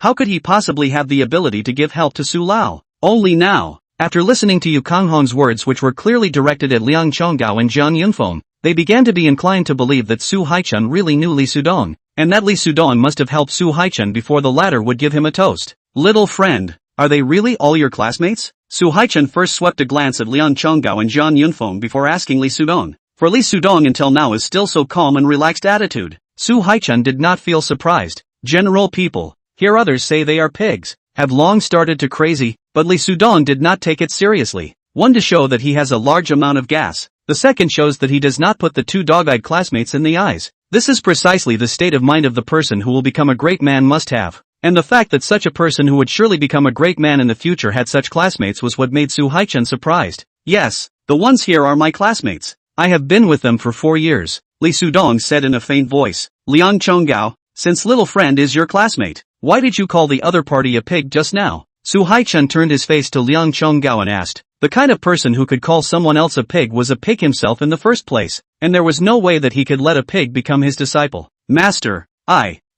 just now. Liang Chonggao swallowed and never uttered a word. He had now realized that Master and Li Sudong really knew each other, and from Master's attitude towards Li Sudong, it could be seen that Li Sudong should have really given Master help. What happened to you just now? Could it be that the pig you just mentioned was not referring to little friend? Su Haichun asked with a smile. Su Lao, I think there must be some misunderstanding here. Li Sudong, he is our classmate, although he is really poor, but none of us will look down on him because he is poor. The reason why we just said that he is a pig, we are also joking with him, because when we were in school we also often. Zhang Yunfeng opened his mouth again. If this time and then do not turn the situation, I'm afraid that it will really offend Su Lao. Su Lao's prestige in the world of treasure appreciation is not the Zhang family jewelry dare to offend, because once offended Su Lao only need him to say a word. Then what kind of loss the Zhang family will be, can be imagined. It was just that Zhang Yunfeng's mouth closed before he finished his words, because Su Haichun suddenly gave him an incomparably gloomy look, which instantly startled him, and by the looks of it, Elder Su was really angry. Joking about someone else as a pig. This does sound harmless. It's just that if I hadn't heard it with my own ears just now, I would have truly believed that you guys were joking with little friend. It's just that old me, I'm not so old that I can't differentiate between the truth and a joke. Su Haichun opened his mouth, and after he finished speaking, he shook his head before turning his face towards Li Sudong and looking at him, placing one hand on Li Sudong's shoulder and patting it. Little friend, you are indeed not an ordinary person. Your chi is just something that old me also sighs to be inferior to. Mr. Li, I am also deeply impressed by your magnanimity. Yu Kamhong also spoke up. Master, we were really joking with Li Sudong just now. Liang Chonggao realized the seriousness of the situation and hurriedly opened his mouth under the hint of Zhang Yunfeng's eyes. Don't you call me master anymore. I don't have the ability to be your master. Su Haichun directly interrupted Liang Chonggao's words. Liang Chonggao's face changed drastically. If he couldn't worship Su Haichun as his master because of this matter, then it would definitely have a major impact on his life as well. As he knelt down on the ground and hugged Su Haichun's thighs. Master, I already know that I'm wrong. I shouldn't have been dog-eyed. I'm apologizing to him. I'm begging you to take back your order. What a scandalous behavior. Su Haichun was even more disgusted by his demeanor. Get lost, Elder Su. Chonggao was just momentarily confused. Zhang Yunfeng wanted to open his mouth to plead for mercy. After all, if Liang Chonggao became Su Haichun's disciple, it would help him a lot. Shut up, Su Haichun coldly said. You're also a raccoon of a hill. From today onwards, all cooperation between me, including the Tang clan group, and your Zhang's jewelry, is all interrupted. Plop! Zhang Yunfeng fell to the ground on his butt, trembling. He knew very well what this meant. At least more than losing hundreds of millions of dollars made it difficult for Zhang's jewelry. He had already realized that this time, he would surely be killed alive when he went back. Chapter 12, Confession. After this farce, Li Sudong did not have the heart to stay and directly checked out and left the hotel. Dongzi, I'm really sorry for today. Gao Wei apologized. I can't afford to offend someone like Zhang Yunfeng, so I didn't help you today. Li Sudong patted his shoulder and smiled. I know your difficulties. It's nothing. It doesn't affect the relationship between the two of us. Gao Wei sighed in relief. But you actually know such a big shot like Su Haichun. Although I'm not in your industry, I've heard of Su Haichun's big name and watched an appreciation program where he was a guest. Last time I followed the company to a treasure appreciation party, I unintentionally did him a little favor. I see. Gao Wei understood. At this time, a few people came out from the doorway. Su Ruwashi was surrounded by a few men and women like stars in the center, and one of them was none other than Zhang Yunfeng. Seeing Li Sudong standing in front, Zhang Yunfeng could be described as an enemy. 3 or 2 steps towards him, pointing at his nose and cursing, "Little brat, are you doing this on purpose today?" At this time, Su Ruwashi's group of people also walked over this way. One of the men laughed coldly and said, "Squad leader, I think this little brat is deliberately screwing you over. Just now when that old man surnamed Su scolded you and Liang Chonggao, he didn't say a word, so he might be more happy in his heart." That's right. I don't know what kind of luck he got. He actually knows old man Su. All classmates. This kind of situation he actually didn't know to open his mouth to ask for a favor. Simply scum. The crowd all cursed indignantly. Why would I ask for mercy? Lee Sudong's face hangs a cold smile. He is not the kind of person who has been hit in the face, but also smile to please the people. Looking at this group of former classmates, this mean face, he really feel a little bit disinterested. Turn around and ready to leave. More than half a sentence is redundant. Lee Sudong, I'll go with you. Who knows? Just at this time, Su Ruwashi, who had rarely spoken, walked to his side, which made almost everyone astonished beyond measure. Originally, this party today was a confession party where Jiang Yunfeng was planning to confess to Su Ruoshi. It was because of Lee Sudong that this confession was ruined. Now here Su Ruwashi actually want to go with Lee Sudong, including Jiang Yunfeng. Everyone is confused. This garbage, taking $3,000 a month, is a bitter ha-ha-ha at the bottom of the society, while Su Ruwashi, returned from studying abroad, is now working as a product director in a well-known technology company, with an annual salary of more than $1 million. Moreover, Su Ruwashi's family conditions are also very good. Her parents themselves are the ones who run the company. According to reason, such two people, there should never be no intersection is right. Which one of Su Ruoshi's tendons was wrong?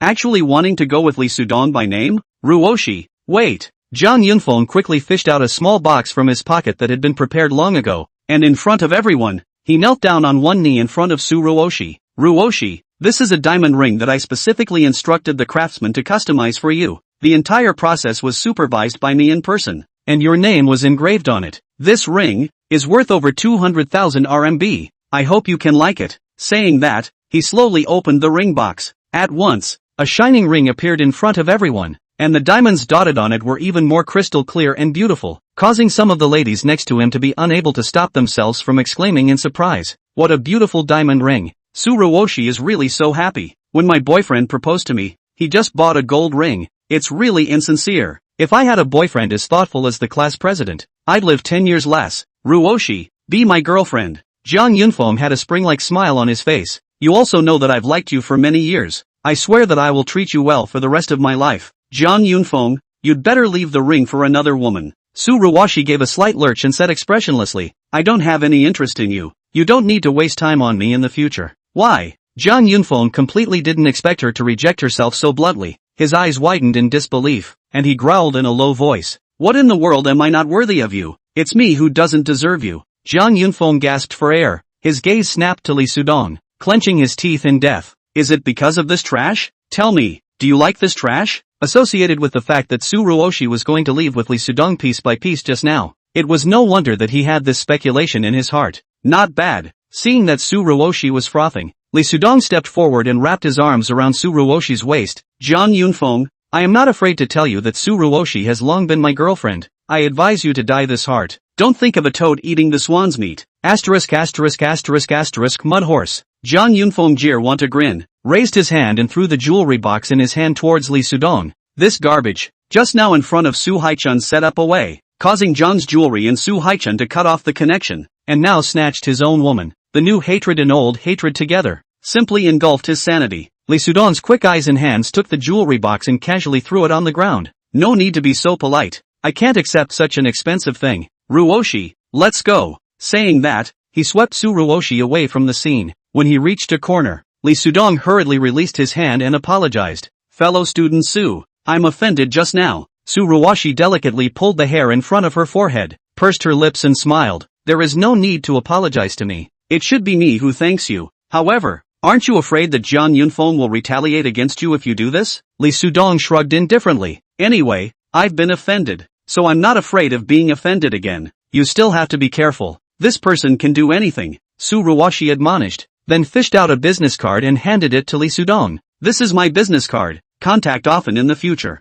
I don't have a business card. Let me dial a number for you. Lee Sudong dialed the number on the business card, and after Su Ruoshi saved the number, the two chatted for a few more moments before parting ways. How is it? Is there any relationship with Su Ruoshi? Gao Wei was waiting at a distance, and when he saw him walk out, he couldn't help but squeeze his eyebrows and ask, Don't talk nonsense. Lee Sudong laughed and scolded. Just now, just to give her relief. You also know that I and her identity gap. How can there be any relationship? There is also at most just classmate relationship. That's true. Gao Wei thought about it. This society is concerned about the right family. The kind of poor boy with the princess drama. Only in the script, Lee Sudong and Su Ruoshi is really too far away. It is impossible to have any interactions. Donzi, Just now you have offended Zhang Yunfeng severely. I saw him walking with a shiver when he left just now. Gao Wei admonished. This person, as you know, has a very small temperament, and will definitely come to retaliate against you, so you have to be careful yourself. I will. Li Sudong nodded. Chapter 13 Master Li. After returning home and taking a shower,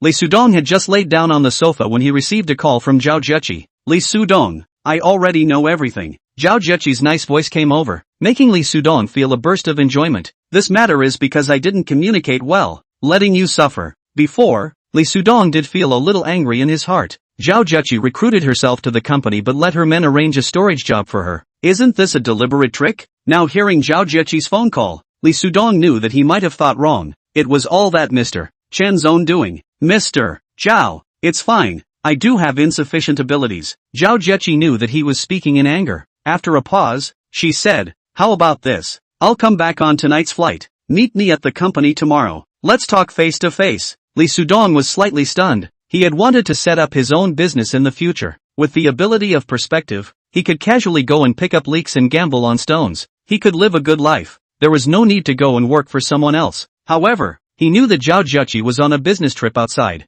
As if it was still a relatively important matter, she was now willing to put down her hands, just to retain himself, which made his heart also very touched. After hesitating for a long time, Li Sudong nodded his head and said, in that case, then fine. Let's talk again tomorrow when we meet. Ending the call, Li Sudong lay on the sofa and laughed bitterly for a long time. It was not easy to insist on standing up for himself, but he did not think that because of a momentary touch, he took himself in again. After a pause, he went out and went downstairs, intending to go downstairs to the convenience store to buy some food. After picking and choosing a bit, Li Sudong bought a bunch of things and was about to check out, but suddenly froze in place. It's you, loser? Zhao Min was dressed up in a very sultry manner. She did have some capital. Her body and looks were very good, but the irony was that she was now leaning on the arms of that fat pig-like middle-aged man in a bird-like manner. The picture was really uncomplimentary. Li Sudong also did not expect at all that he would meet Zhao Min here. At the moment she was holding a box of condoms in her hand, so she did not need to be told that she knew what she was going to do.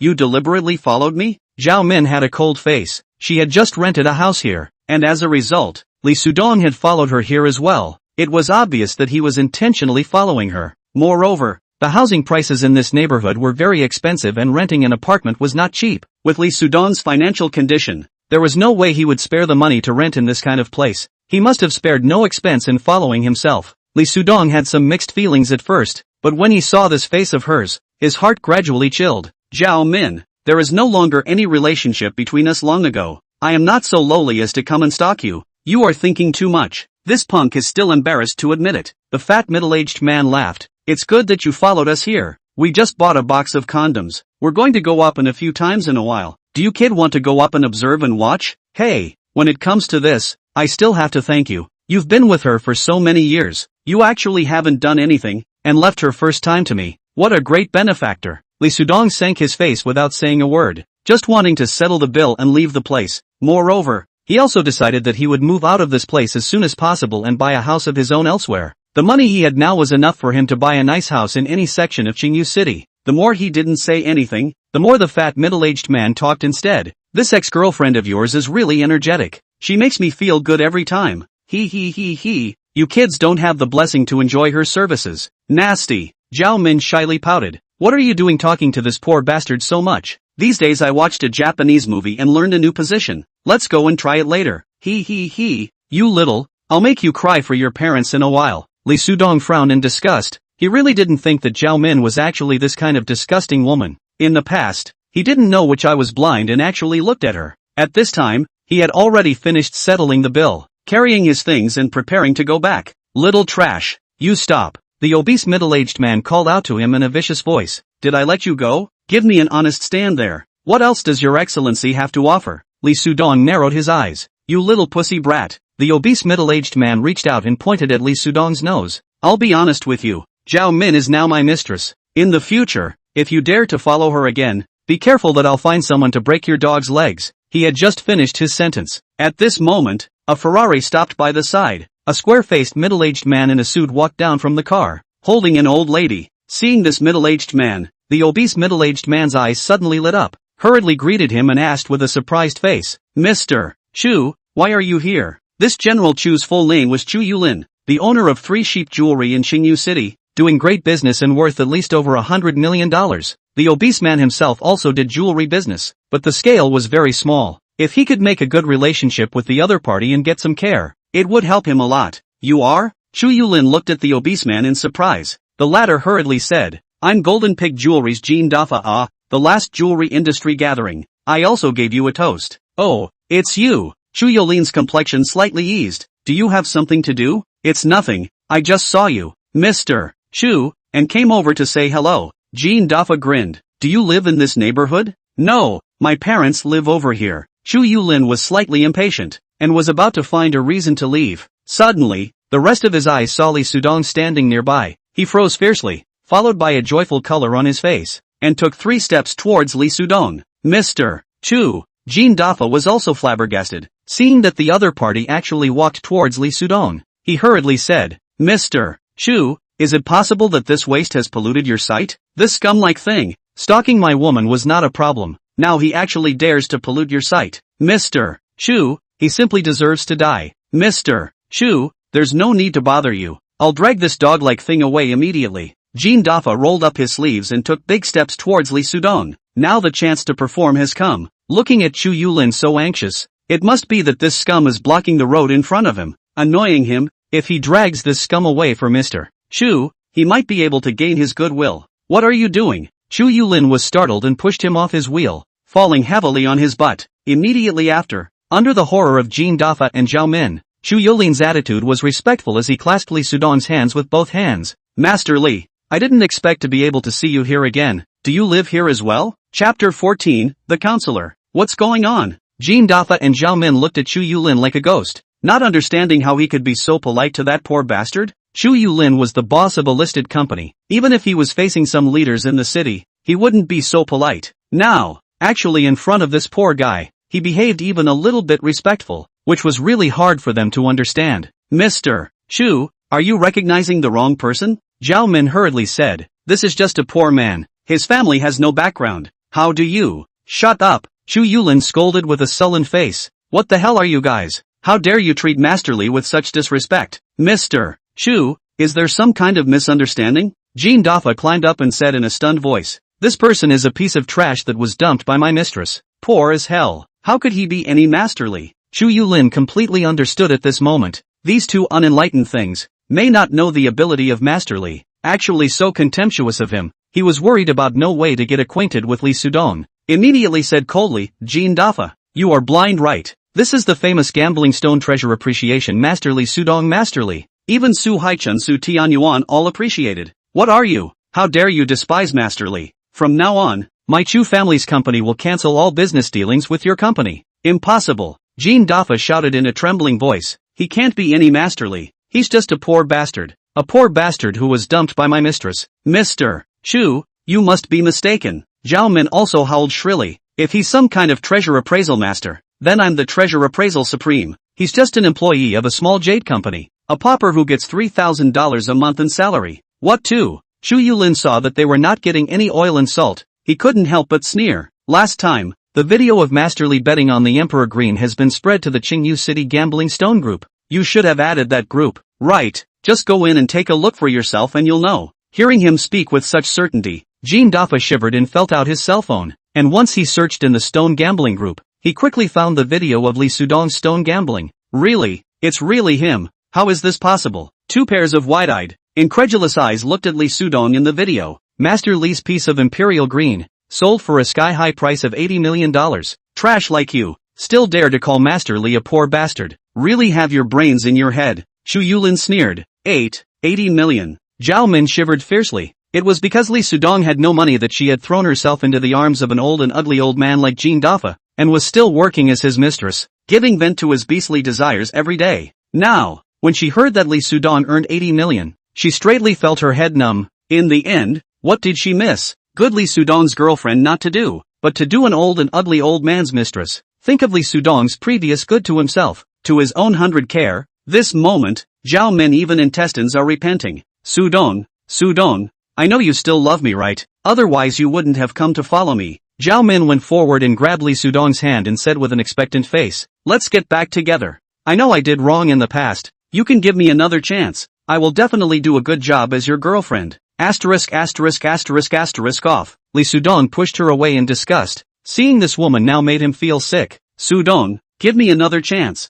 Zhao Min cried bitterly and hugged his thighs. I was confused for a moment before I followed this Jean Dafa. I already regret it now. Isn't it good for us to be in love like before? It's not possible anymore. I dislike you for being dirty. Lee Sudong sneered. You're all about to be played rotten by this fat pig, right? Don't come to me in the future. Looking at you makes me feel sick. He kicked Zhao Min away and left longingly. Zhao Min sat paralyzed in dismay, tears streaming down her face. She knew that a marriage that could have been happy and fulfilling was completely buried because of her own love of vanity and short-sightedness. Master Li, wait. Not long after Lee Sudong left, Chu Yulin assisted the old lady over. Through Chu Yulin's previous words, Lee Sudong also knew why this person would know himself. It should be that the day when the stone was gambled, this Chu Yulin was also at the scene, so he was able to recognize himself. How to say just now Chu Yulin also gave himself a relief. Lee Sudong looked slightly slowed down, asked, Chu still have something to do? Master Li, I handed you my business card that day. I don't know if you have saved it. Let me give you another one. Chu Yulin handed over a business card. I'm the chairman of Yulin Jewelry. Last time I saw Master Li's skill, I really admire it. I wonder which company Master Li works for. Working at UFAI. Chu Yulin sighed regretfully. Master Li, I don't know if you have any plans to change companies? No matter what price Yaohui's side offers you, I'll give you 5 times. What do you think? Thanks for your kind words, Mr. Chu. Lee Sudong shook his head without hesitation. He went to work at Yaohui solely because of Zhao Zhechi. He now had $80 million in assets. He wasn't poor at all, so he wouldn't change his family because of money. I'm happy working at Yaohui for the time being. I have no plans to leave my job. That's too bad. Chu Yulin's heart was lost, retreated and said, do you think this is okay? I hired you as our Yulin Jewelry's consultant. Usually don't use to sit in the class. If we have a need for you to palm the eyes of the time, you take the time to come over to take a look at it on the line. 1 million a month. How do you think about it? Like this? Lee Sudong hesitated for a moment. If he was just working as a consultant, this was not in conflict with his work, and it wouldn't take much time, and $1 million a month wasn't a small amount anymore. Well, since Mr. Chu was so sincere, it would be a bit unkind if I didn't agree. That's great. Chu Yulin excitedly shook hands with Lee Sudong. Master Li, then I wish us a happy cooperation. Happy cooperation. Returning home, Lee Sudong found that his phone had more than 20 missed calls, all of which were from Zhao Min, and there were also more than 20 missed text messages, all of which were text messages from Zhao Min requesting to get back together and apologizing. Lee Sudong sneered and simply pulled her number directly into black. This woman has been slept with by that dead fat man for I don't know how many times. He is not a rag picker. Naturally it is impossible to get back together with her. Besides, he now has the ability to see through the treasure. There are tens of millions of dollars in the body. What kind of woman cannot find? Have to turn back to find a broken shoe. Chapter 15 Obscure Vase. Early the next morning, Lee Sudong came to Huiyao Group of Companies early and knocked on Zhao Zhechi's room door. Please come in. A clear and crisp voice came from inside. Lee Sudong pushed the door and found that Zhao Zhechi was gathered around the desk with the company's vice president Chen Shihui, and a middle-aged man in his 40s with gray sideburns. And on the desk, a crushed flower narrow-mouth vase was being placed. Lee Sudong, you came just in time. Zhao Zhechi beckoned towards him. You are good at treasure appraisal. Come over and help Boss Ma take a look at this vase. Lee Sudong was slightly stunned. Today he came over originally to discuss the content of his work in the future. He did not expect to come up to Zhao Zhechi to let himself appreciate the vase. However, he himself was also interested in appreciation. Seeing that narrow-mouth vase, he subconsciously walked over. Boss Ma's vase. I've looked for a lot of experts to palm their eyes, but some experts say it's genuine, and some experts say it's a fake, and it's still impossible to tell which dynasty it's from. Zhao Zhechi introduced. Boss Ma brought the vase to our company, so you give a look at the situation. Boss Ma beside him could not help but frown when he saw that Lee Sudong was so young. Antiques were rich in knowledge, with a variety of disciplines beside each other, and if you wanted to be proficient, you had to have a rich appreciation experience and familiarize yourself with 10,000 volumes of books. Lee Sudong is so young, he does not think the other party can have any ability.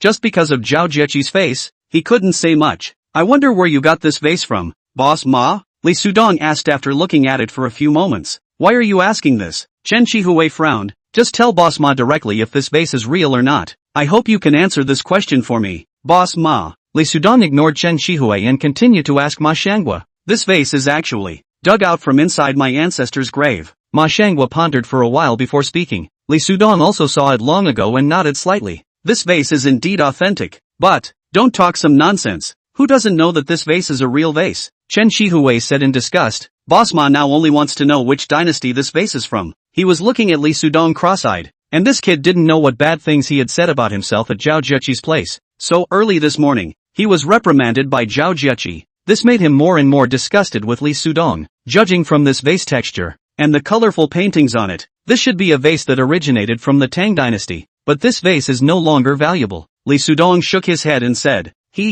Young man, what kind of words are you saying? Since you said that this vase of mine is from the Tang dynasty, why would you say that it is worthless? Ma Shangwa laughed, looking at Li Sudong with disdain, thinking that Li Sudong was just making up his own mind, simply not pretending to understand. Boss Ma, you don't believe me. I have no way. What I said is the truth. In fact, you shouldn't let this vase see the light. It is because of seeing the light. This vase will surely turn into ashes in half a minute. Li Sudong spoke again. Snap. Chen Shihui suddenly snapped the desktop and said angrily, do you know what you are saying? Not knowing and pretending to know. I knew you got a piece of Emperor Green by luck. You are simply a fart-smelling layman. Mr. Chen, don't get excited. It's understandable for young people to be a little cocky. After all, who didn't have a few cocky moves when they were young? Ma Shangwa shook his head. Since you guys can't appreciate it here either, forget it, I'll try elsewhere. Boss Ma, Zhao Jieqi spoke. Why don't we let Li Sudong finish his sentence? He does have a bit of a unique indirect approach to this piece of treasure appraisal. This is something that even Elder Su Haichun Su has appreciated.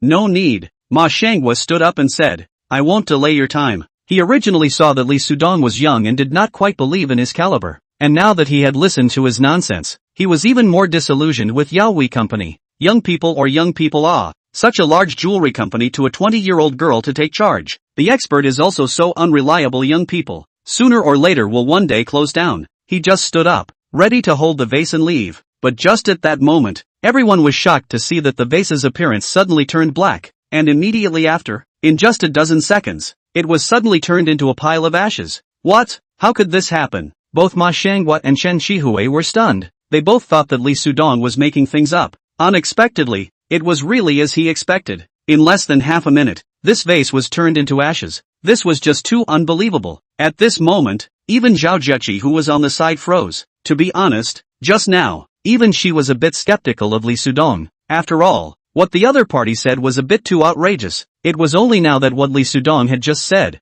all of which had become reality, that she deeply felt Li Sudong's terrifying attainments in treasure identification. Mr. Li, just now it was the old me who had eyes without a pearl. I hope you won't take it personally with me. Ma Shangwa froze for a moment and hurriedly apologized towards Li Sudong, and even his address changed to Mr. Li. A vase was nothing to him, but a treasure appraisal master like Li Sudong was unattainable, and he would never dare to make a mistake. This vase, he did not know how many domestic well-known treasure experts. Everyone cannot say a so, only Li Sudong a word in the single point. Alone, you can see his strength. Mr. Li, Ma Guoxiang asked curiously to Li Sudong. Mr. Ma is very curious. Why did this vase appear to be in this situation now? Zhao Jieqi and Chen Shihui were both looking at him, their hearts also very curious. I guess that this Tang dynasty vase must have been a burial object placed in the coffin. Li Sudong explained lightly. It has, in fact, turned into a vase of bad luck due to being stained with too much bad luck. After it was unearthed, after being exposed to sunlight and touched by countless yang-filled hands, one yin and one yang destroyed the internal structure of the vase, making it more susceptible to oxidation. It's not surprising that the current situation has occurred.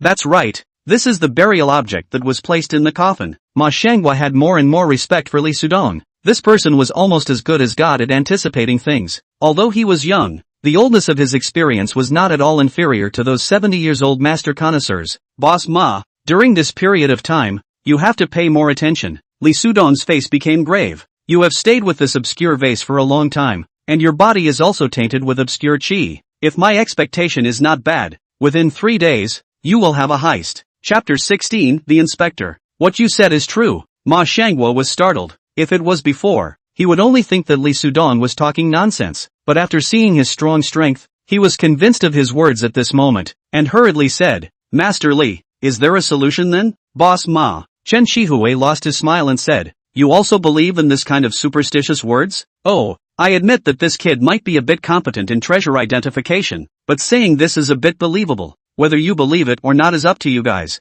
Lee Sudong's expression was flat, narrowing his eyes and sweeping Chen Shihui. Mr. Chen, you have been playing with this vase for a long time, right? Aha, Chen Shihui said. Mr. Ma sent this vase over last night. I checked quite a bit of information overnight and played with it all night. What's wrong? No wonder you are also tainted with bad luck, Lee Sudong said with a wry smile. I suggest that you don't go out in the next few days as well. Bull asterisk asterisk asterisk asterisk. Chen Shihui angrily shouted. I am a person who has received a higher education. Will I believe in these crooked nonsense of yours? Lee Sudong shrugged his shoulders and said, since you don't believe me, then just pretend I didn't say it. Ma Xianghua said doubtfully, Master Li, do you have any way to get rid of the bad luck? I don't have a way for the time being either. Lee Sudong's penetrating eyes could only tell that he was tainted with bad luck, but he did not know how to remove it for a while. Boss Ma, I suggest that you look for an expert in this field to think of a solution. Thanks a lot. Ma Xianghua didn't say any more and left the Yaoi company building worriedly. False pretenses. Chen Shihui hummed disdainfully and also stepped out of Zhao Jieqi's office. Lee Sudong,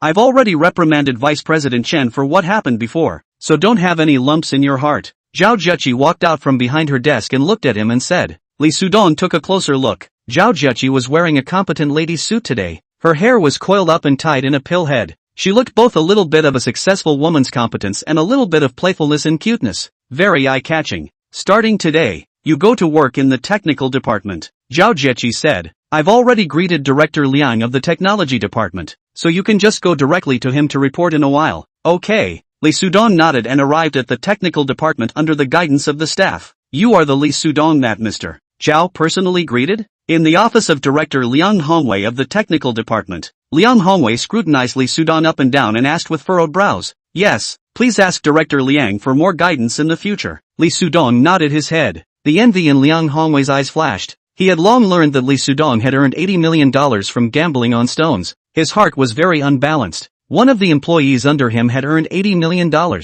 while he, a director, took a little bit of dead wages every month. God was simply too unfair. Don't think about instructing or not instructing, Liang Hongwei said in a cold voice. When you enter my technical department, you have to work well. Don't think about kissing your boss's ass all day long. If you make a mistake in your work, then get the hell out of here immediately. Lee Sudong couldn't help but frown. This Director Liang, he didn't offend him either. Did he eat fire pills? Liang Hongwei made a phone call. In less than a moment, the deputy director of the technical department, Zhao Ming, came in and took Lee Sudong to the technical department's inspection room. Remember, in the future, when you enter the inspection room, you must change your clothes first and also wear a mask, Zhao Ming coldly said. The daily working hours here are a total of 10 hours, with an hour's break in between. If you don't have any problems, change your clothes now and go into work. After saying that, Zhao Ming walked away. Lee Sudong went to the locker room to change his clothes, walked into the inspection room, and under the instructions of the person in charge of the inspection room, he familiarized himself with the processes here, and then formally started to work. In fact, the work in this inspection room, not to talk about with technology, has much to do, because here is just some of the work is not good to pick out the finished product, and then return to the processing plant, continue to improve. This kind of work was obviously not suitable for Lee Sudong either. He possessed a penetrating eye, so it was a waste of time here, but he believed that since Zhao Jieqi had let herself come here, she probably had her own ideas, and definitely wouldn't let herself stay here all the time. If nothing changed after a while, he decided to resign. Wow, newbie, you're throwing it like that, are you sure you won't throw it wrong? A worker walked up to Lee Sudong and asked with wide eyes. Lee Sudong sat in the conveying chute in the middle of the flow. His movements were strangely fast as he grabbed the jade pendant on top and threw it into the box next to him, giving other people the impression as if he didn't even look at the jade pendant inside the conveying chute but just grabbed it and threw it. You don't want to make all of us work overtime with you just because you're lazy. The worker spoke up again in dissatisfaction. It won't happen. If you don't believe me, you can check it yourself. Lee Sudong smiled. The workmate half-heartedly checked it, and after giving all the jade pendants inside a look, the whole person couldn't help but freeze. There was actually not a single inferior item. The ones they had scrutinized were often wrong, and now that Lee Sudong had casually thrown them around like this, there was actually not a single wrong one, which was simply beyond his imagination. Brother, how did you do it? The worker was appalled. You alone can withstand 10 of us. This speed, it's really too divine. Practice makes perfect, Lee Sudong said with a faint smile. Awesome, the worker said with a look of self-acquaintance. My name is Su Guanjie. I've been here for 3 years. You used to do it somewhere else. Right, this level. at least 7 or 8 years of work. Lee Sudong smiled noncommittally. Just at this moment, a worker came over and stretched out his hand towards Lee Sudong and said, Lee Sudong, tonight we from the technical department will go outside to eat together. You're new here. Just contribute $200. What do you mean? Lee Sudong asked in disbelief. He had only just arrived. Why did he ask for money? 200 right, plus my 100. Here is a total of 300. Su Guanjie directly pulled out $300 and gave it to this laborer. The other party took the money, nodded, and walked away, and started to ask other laborers for money. Brother, it's like this, Su Guanjie explained. We have a rule in the technical department. That is, at least once a month, we also have to put together money for a get-together. And every time, it is the workers in our inspection room who put together the money, and invite the 2 directors of our technical department to eat. Who set this rule? Is it set by the company? Lee Sudong frowned and asked. Although he had money, he didn't want to spend it in such an unexplained manner. Chapter 17, Technical Department Potluck. Of course not. Hey, forget it, this kind of thing I shouldn't tell you a newcomer. Since you came to our collective, then a lot of things you just follow us. Don't ask what you shouldn't ask. And also, we invited the director to dinner this matter. You must not tell anyone other than us in this inspection room either. Got it? Su Guanjie admonished. Lee Sudong probably understood that it was those 2 directors and deputy directors who were enriching themselves and squeezing the department's employees, and in his heart, he could not help but feel disgusted with Liang Hongwei and Xiaoming. He did not have the heart to follow this group of people and flatter the 2 directors. He turned around and came to the side of Su Hong, the captain of their team, and directly said, Captain Su, I would like to take a leave of absence from tonight's gathering. Su Hong was a woman in her early 30s, with average looks, but a good figure. Inside the testing room, she was a landscape that many of her male colleagues used to refresh themselves after work. Why did you take a vacation? Give me a reason, Su Hong asked, her face full of indifference. Private reason. Yes, if you won't be working for us starting tomorrow, you can skip the potluck tonight. After saying that, Su Hong was a turn away, no longer giving Lee Sudong a chance to speak. Brother, are you crazy? Do you know what the newcomer's biggest taboo is? Su Guanjie saw Su Hong walk away before speaking to Lee Sudong. What is it? It's disobeying. It's only your first day on the job. It just so happened to be the day of the gathering. Yet you said you wouldn't attend. Do you know what that means? Means what? It means that you are disrespectful to the director of our technical department, Su Guanjie said solemnly, because for you to be able to come in and work for us, it's all through his approval. So once he can't see you during the gathering, then you don't have to come back to work tomorrow. Hearing you say that, the director of this technical department is quite energetic. That's for sure. Otherwise, you think everyone can be this director? Alright, then let's go over together later. Lee Sudong thought about it. He can't stay long in this inspection department, so he reluctantly went to participate in it once, as if it was to recognize the colleagues of the department. At 7 o'clock in the evening, Harbor Hotel, when Lee Sudong once again entered the private room that he had come to last time, his mind naturally floated back to the previous picture, making a smile appear on his face. I heard that Director Liang will be bringing his son along tonight. This should be paving the way for his son in advance. After entering inside the private room, Su Guanjie spoke in a low voice to Lee Sudong. At this time, this private room with 3 round tables has come to a lot of people. All of them are the people from the inspection room. As for the leadership, none of them have been seen yet, and the captain Su Hong has not yet arrived. While people have not yet arrived, let's hurry and bully a good location, Su Guanjie said, and pulled Lee Sudong to quickly walk towards the round table on the right. In the previous class gathering, Lee Sudong was also sitting in front of this round table, but unlike before, his current self was no longer sitting in the same position as before.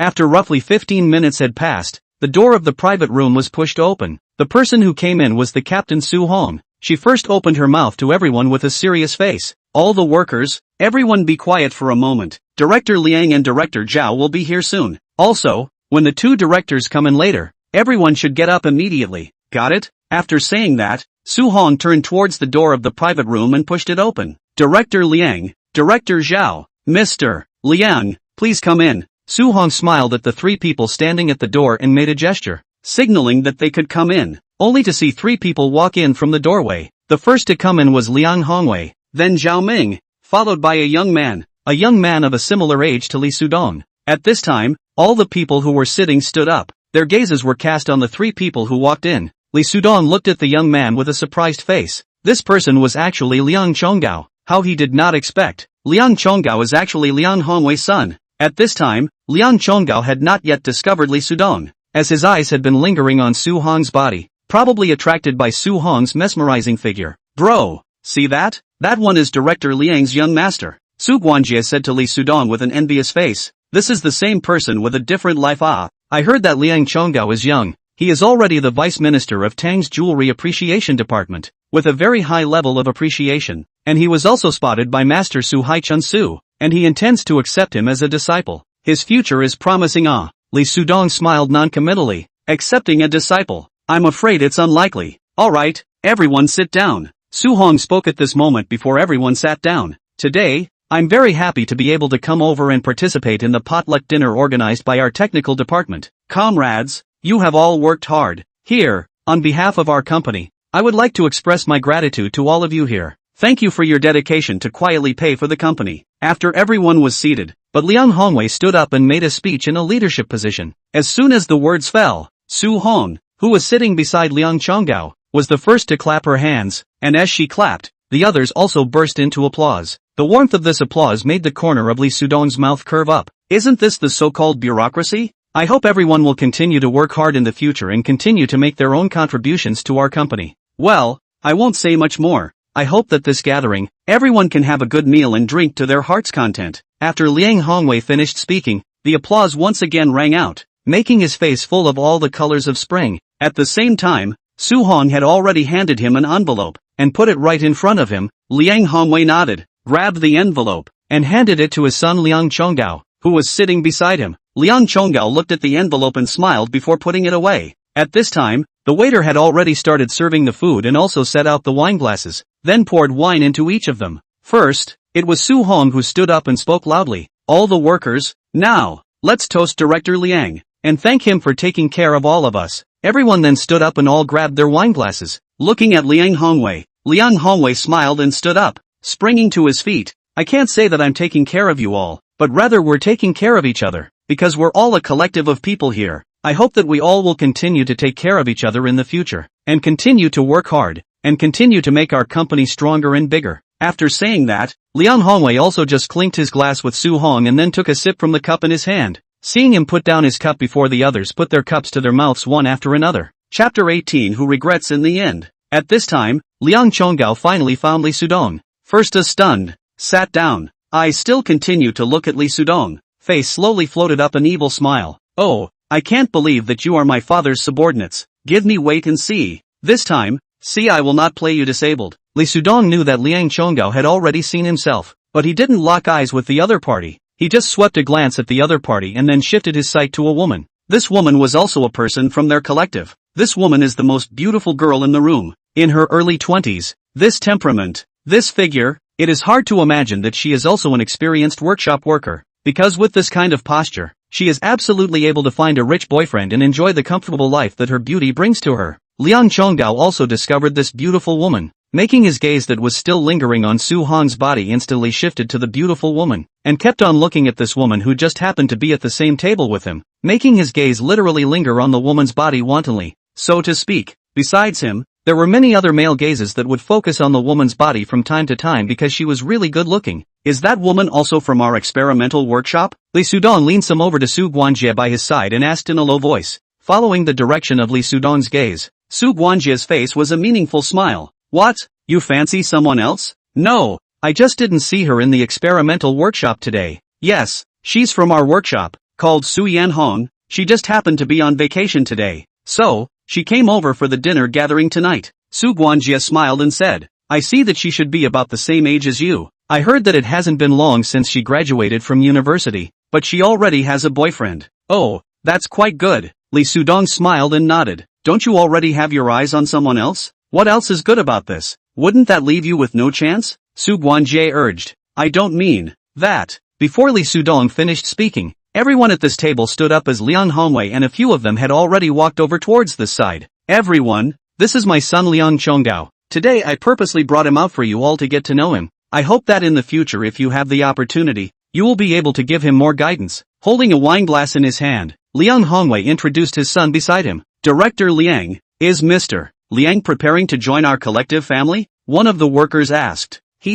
All of you have no idea. My son is now working at Tang's. Tang's is not worse than our UFAI group, so there's no need to jump ship. Besides, my son has already worshipped Su Haichun's master. In the future, in the world of treasure appraisal, my son will surely be able to get the real transmission of Elder Su, and thus allow our Liang family to glorify our ancestry. With that, Liang Hongwei used to look at Liang Chonggao beside him. Liang Chonggao, however, fell into a sort of stupor, as he had yet to tell his father, Liang Hongwei, about what happened yesterday at the Harbor Hotel. Chong'er, why don't you toast everyone? Seeing that his son was still in a wooden state, Liang Hongwei then reached out and touched his shoulder. Liang Chonggao came back to his senses and hurriedly raised his glass as well and spoke. Big brothers and sisters, I hope that in the future, you can all teach me more. After saying that, Liang Chonggao drank the wine in his cup in one gulp. It was a gulp that made him feel an incomparable amount of resentment, because the person who made him lose the chance to worship Su Haichuan's master was right here. Just as Liang Hongwei was about to turn around, Liang Chonggao spoke again. Li Sudong,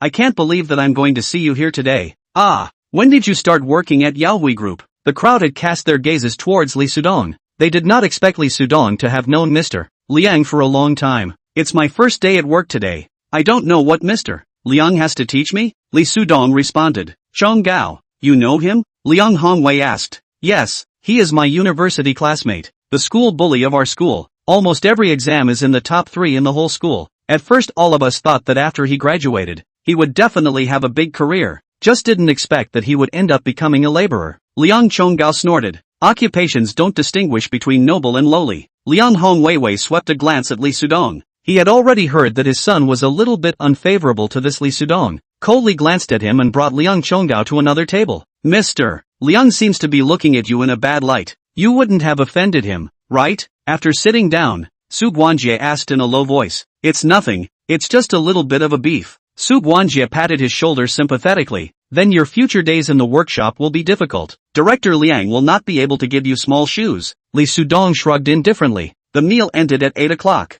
followed by the arrangement to go to the bar. However, this time there is no forced everyone to go. It is free, because the people who go, that is to pay their own money. Li Sudong originally did not want to go, but the two had just walked out of the Harbor Hotel, when Liang Chonggao's voice came from behind him. Li Sudong, you'll go over to the bar together later. I won't go. You guys have fun on your own. Li Sudong responded. Liang Chonggao sneered. You're a newcomer to the company. Why don't you have any sense of community? If you don't go over, you don't have to go to work tomorrow. What does this passing or not passing have to do with me going to work tomorrow? Li Sudong deliberately asked.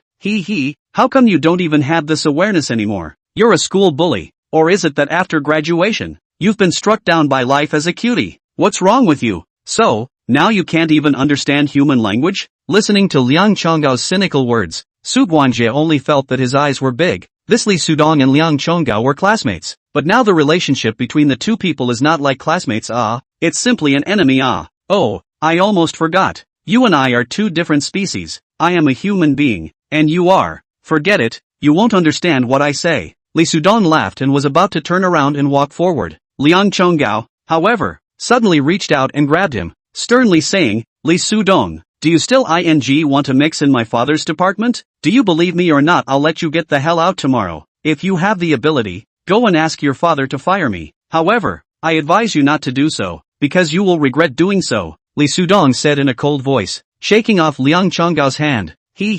Is that so? Then I would like to see who will actually regret it then. Chapter 19 Su Zimo's birthday party. Hey, why are you so impulsive?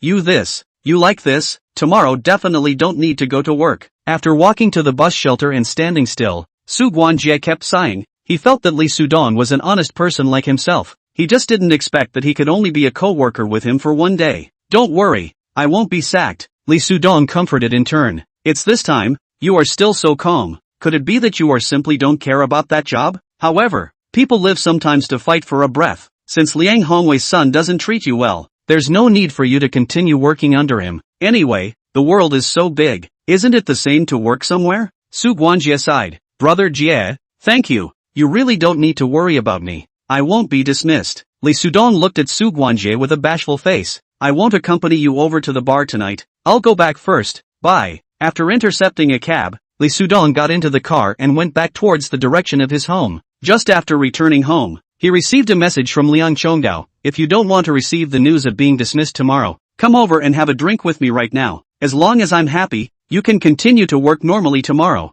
How about it? I'll give you 20 minutes. within 20 minutes. If you don't show up in front of me, then you won't have a chance. Lee Sudong smiled and replied with a message. Sorry, I don't like men. You'd better find another man. This message made Liang Chonggao, who was already sitting inside the bar, instantly turn pale. If it wasn't for the fact that it was the newly bought latest Apple X phone, he would have smashed the phone on the ground. Oh, Lee Sudong, line uing, wait and see. Tomorrow I let you lose your job. After the corner of his mouth curved up a touch of evil arc, Liang Chonggao's face slowly returned to normal. At night, Liang Chonggao will Su Haichun things, drummed up the courage to tell Liang Hongwei. The latter heard immediately face changed greatly. He has always been proud of his son can worship into Su Haichun's door wall, but also as a talking point with a lot of friends bragging, and now his son was swept out of the door, so that he an old face to wear to rest? Why are you telling me this now? Liang Hongwei angrily rebuked at his son under an expression of hatred. Dad, I also wanted to tell you the first time,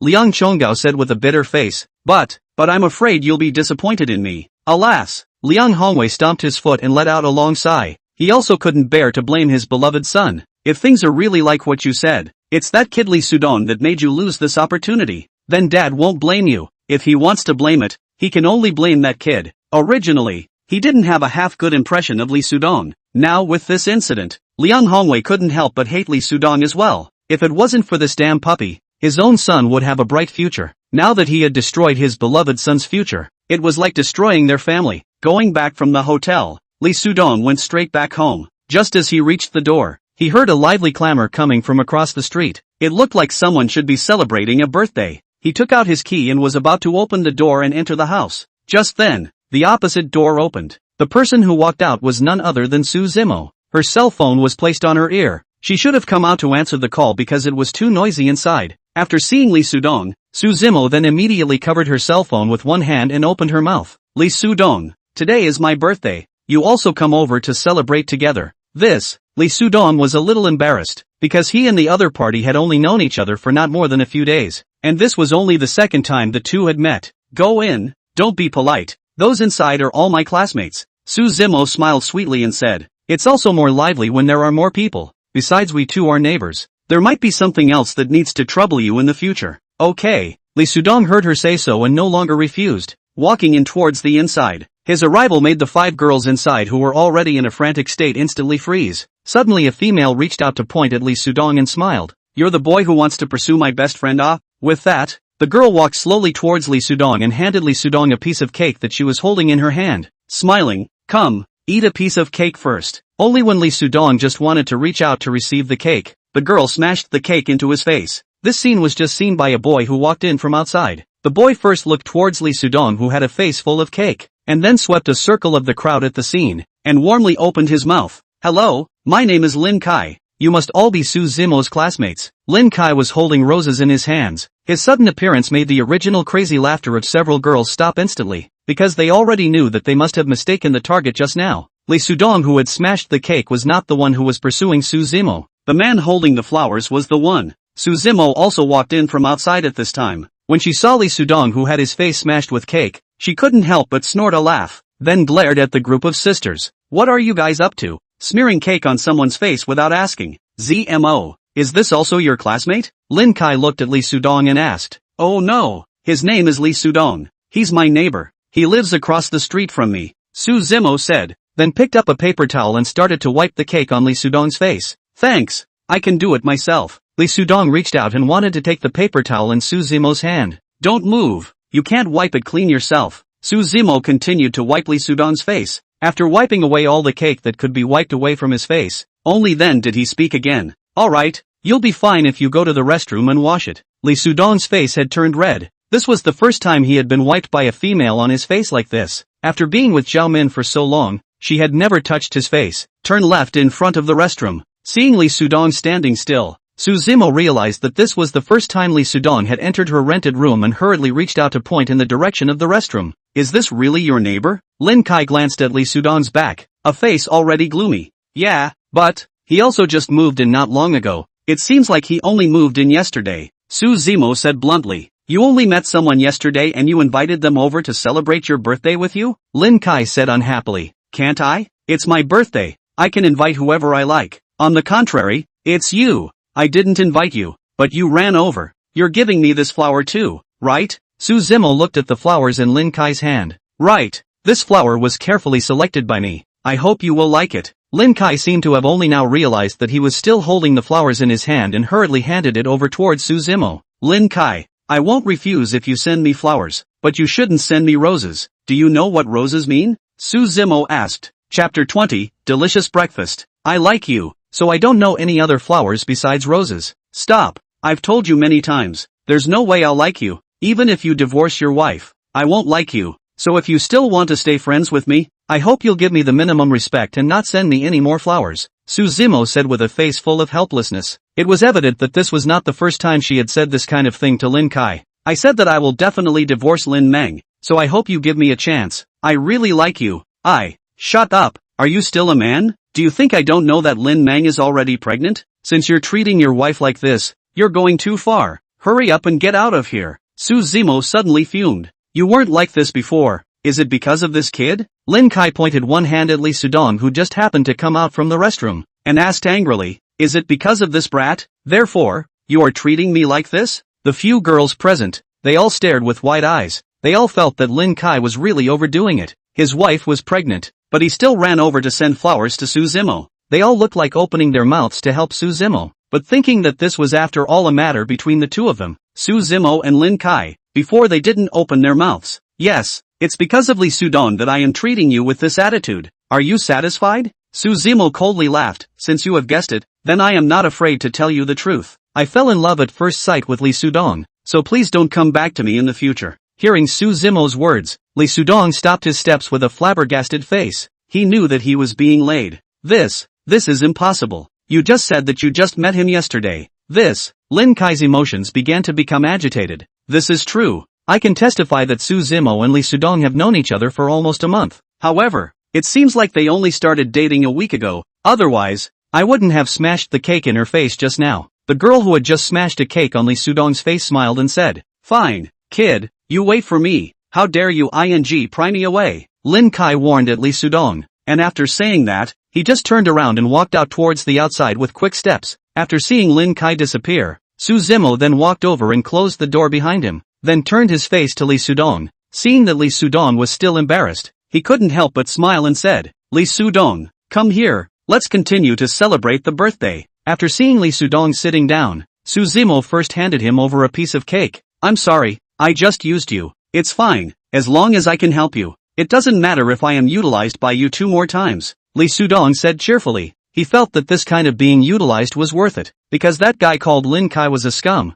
even hiding his pregnant wife to come over here to pursue Su Zimo. Li Sudong, right? I can't imagine that you can still be so calm even now. Aren't you afraid that Lin Kai will deal with you? The cake-smashing girl asked in a promising manner. Not afraid. It's not like I've done anything to wrong him, Li Sudong said indifferently. Lin Kai will definitely find you trouble. In a moment I will give him a call and make it clear to him that I am a couple with you. If he dares to find you trouble, I will definitely not let him off. Time came to 12 o'clock in the evening. Su Zimo's several girlfriends all left. Li Sudong stood up, also ready to leave. Su Zimo but suddenly stopped in front of him, a face of deep love looking at him, asked, Li Sudong, what do you think of me? Li Sudong did not know why she suddenly asked this. Slightly stunned, said, I think you are quite good not only good looking, but also good character. Is that so? Then do you think I have a good body? Su Zimo smiled sweetly and gently scratched a circle in front of him. Miss Su, you're drunk. Su Zimo gently wrapped her arms around his waist and came to his ear to exhale. Then do you want to do that to me now? You are really drunk.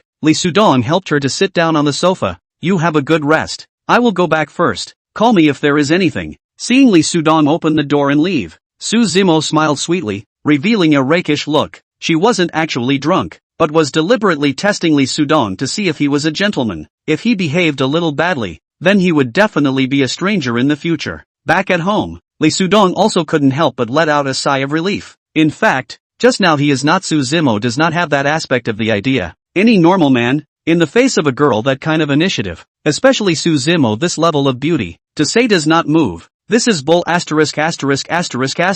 Just he is not the kind of animal that only knows how to use the lower half of the body to think. Coupled with the Su Zimo really drank wine, only did not take it seriously. The next day, Li Sudong just washed his face and came out. Su Zimo knocked on the door outside. Li Sudong, have you gotten up? I bought you breakfast. Opening the door and seeing Su Zimo holding a breakfast in her hand made Lee Sudong somewhat flattered and asked, "That, Miss Su, actually you don't need to buy me breakfast, it's not like we are, don't you misunderstand, I just happened to go down to pack, so I packed it for you by the way, come on, take it." Plugging the breakfast into Lee Sudong's hand, Su Zimo continued to speak, "If you feel embarrassed, then you can also pack for me some other day, okay?" Lee Sudong smiled and reached out to take the breakfast. "Oh, right, if Lin Kai-he really finds you in trouble, you remember to tell me," Su Zimo admonished, although he opened the door and entered his room. After dating Zhao Min for such a long time, it was never myself who bought her breakfast, she never bought breakfast for herself. I can't imagine that this neighbor,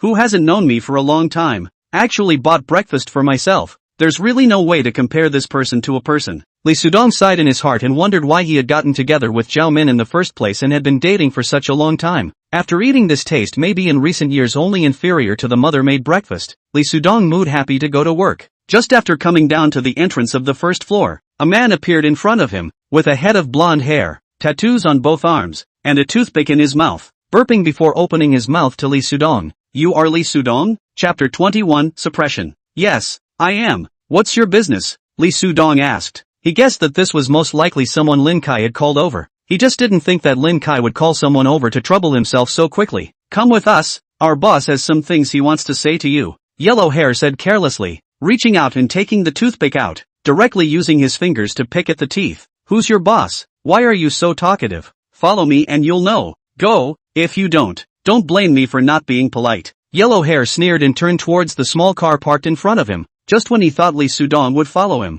Lee Sudong turned around and walked towards the other side. "You paralyzed? Do you take my words as a whisper? Hurry up and get over here," Yellow Hair said angrily at Lee Sudong. However, Lee Sudong really took Yellow Hair's words as a whisper and continued to walk forward. Yellow Hair's eyes glared angrily as he quickly rushed towards Lee Sudong, grabbing Lee Sudong's hand as soon as he could, shouting, "You're ing deaf. Do you want to find death?" Only to see that Yellow Hair did not finish his words, Lee Sudong threw his hand and Yellow Hair flew up behind him, falling heavily on the ground. When he climbed up from the ground and wanted to chase after him, he saw that Lee Sudong had already gotten into a cab. Arriving at Yaoi Group, Lee Sudong had just walked to the door of the experimental workshop, when he clearly felt that all the workers were looking at his eyes somewhat wrong. "Brother, how do you still dare to come over?" Su Guanjie walked in front of Lee Sudong and opened his mouth. His face was an ugly expression. "What's wrong?" Lee Sudong asked in disbelief. "Last night." "Hey, you'd better hurry up and leave. Don't come back here." "What happened last night?" Lee Sudong asked. "Lee Sudong, you come with me." Su Hong's voice came from behind. Seeing this, Su Guanjie sighed and hurriedly turned around to walk away. "Captain, what's wrong?" Lee Sudong asked. "It's almost time to go to work, so if you have anything you want to say, just say it here. It's not that I have something I want to say to you, but Director Liang has something he wants to say to you. Come with me." Lee Sudong nodded and followed Su Hong to Liang Hongwei's office. Entering the office, he realized that Liang Chonggao was also there, only to see that Liang Chonggao was holding a celadone in his hand. When Liang Chonggao saw Lee Sudong enter, he immediately revealed a cunning smile. "Su Hong, you can go out now." Liang Hongwei waved his hand towards Su Hong and waited until Su Hong exited the office. His face bristled with coldness. "Lee Sudong, for the sake of you being a classmate of my son, I will now give you a chance to apologize to my son. As long as you obediently kneel down and kowtow to my son in apology, I will allow you to continue working here." "Director Liang, aren't you already overstepping your authority?"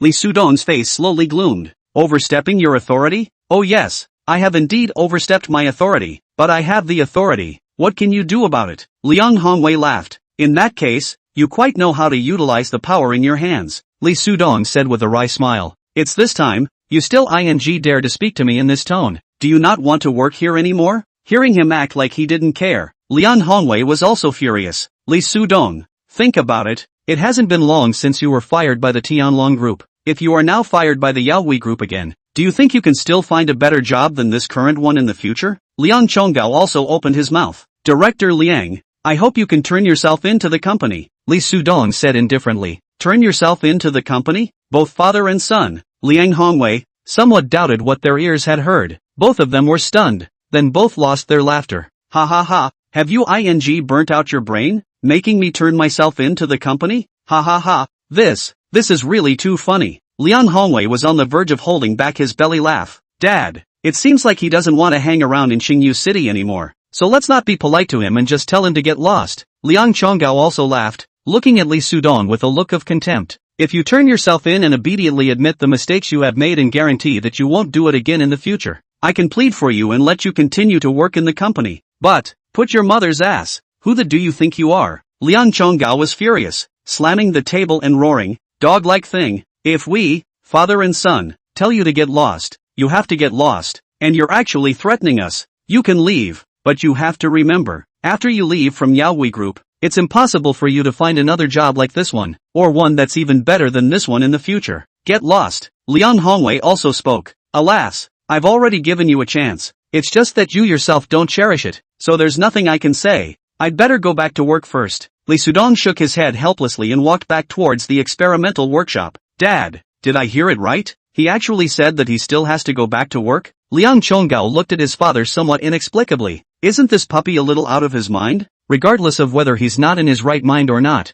after he leaves UFAI, I'll make sure that he no longer has a foothold in Xingyu City. Unless he goes begging any other decent job, I can guarantee that no one will dare to hire him. Liang Hongwei said with a gloomy face. Then when can I go see the beautiful MS? Zhao, Liang Chonggao asked. General Manager Zhao should be arriving at the company soon this time. When she arrives at the office, I will take you to see her. I hope this Celadon can impress her and allow you to be able to work in the technical department right away. Dad, I think this cost is also too big, Liang Chonggao said with a face of flesh pain. This blue and white porcelain, now at least in the market, is also worth more than 2 million. Just like this to give the beautiful old boss. Then won't I have to work for many years in vain in this company? Silly child, how come you are not enlightened until now? Liang Hongwei sighed lightly. This is called long-term investment. Put a long line to catch a big fish. As long as Mr. Zhao accepts the Celadon. At that time, when I retire, my position as director will naturally be yours. At that time, when you are sitting in the director's position,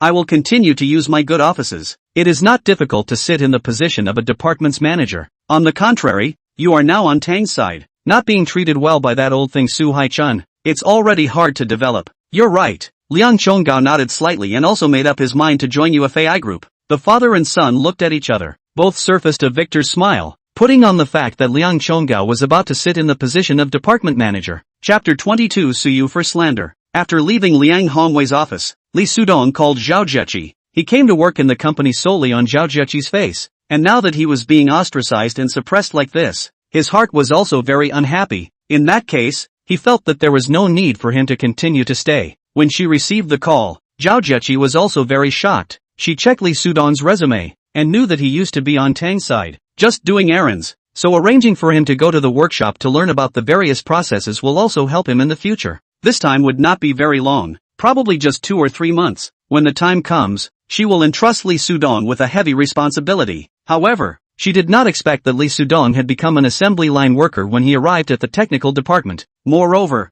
she specially explained that Liang Hongwei would take good care of Li Sudong and teach him more. And instead of doing so, the other party ostracized and suppressed him at every turn, causing him to make a request for resignation. Zhao Zheqi was furious, said to my office to talk about it, and hung up the phone. Li Sudong sighed softly. After putting down the phone, Su Hong did not know when. A gloomy face appeared in front of him. Contemptuous, I say you are really quite thick-skinned. The company has already dismissed you. Why do you still rely on not leaving? I said, you guys are not qualified to dismiss me, Li Sudong said indifferently. Su Hong was on the same line as Liang Hongwei. Now that she had gotten Liang Hongwei's order, driving Li Sudong away was her current priority. Not qualified? What do you think you are? I'm warning you, if you don't leave, I'll call security over. Su Hong revealed her ugly face. She wasn't really good looking in the first place. Now she looked like she was making people feel a little sick. Li Sudong, you'd better leave now. At this time, Su Guanjie came over and persuaded Li Sudong. He felt that Li Sudong this was too miserable. This was only working for less than 2 days, and he was dismissed. Brother Jie, I will leave now, but we will meet soon. Li Sudong gave Su Guanjie a smile and moved to leave the experimental workshop. In Zhao Zheqi's office, the Liang family's father and son were standing in front of her with their backs bowed. Mr. Zhao, look, this is a blue and white porcelain that our family has had in their collection for almost 30 years. It was used by an imperial concubine from the Tang dynasty's court to put flowers on. Liang Hongwei fawned and introduced. Oh, Director Liang, then what do you mean? Zhao Zheqi narrowed her eyes slightly. She had wanted to find Liang Hongwei for a chat and ask for clarification on Li Sudong, but she hadn't expected that before she even started looking. their father and son had automatically sought them out. It's like this, there's not much use for me to keep this Celadon vase. It just so happens that the company isn't short of exhibits recently, so I want to give this Celadon vase to the company. Liang Hongwei smiled. Director Liang, you are so generous. I will thank you on behalf of everyone in the company. Zhao Zheqi spoke bashfully. Since you are so generous to the company,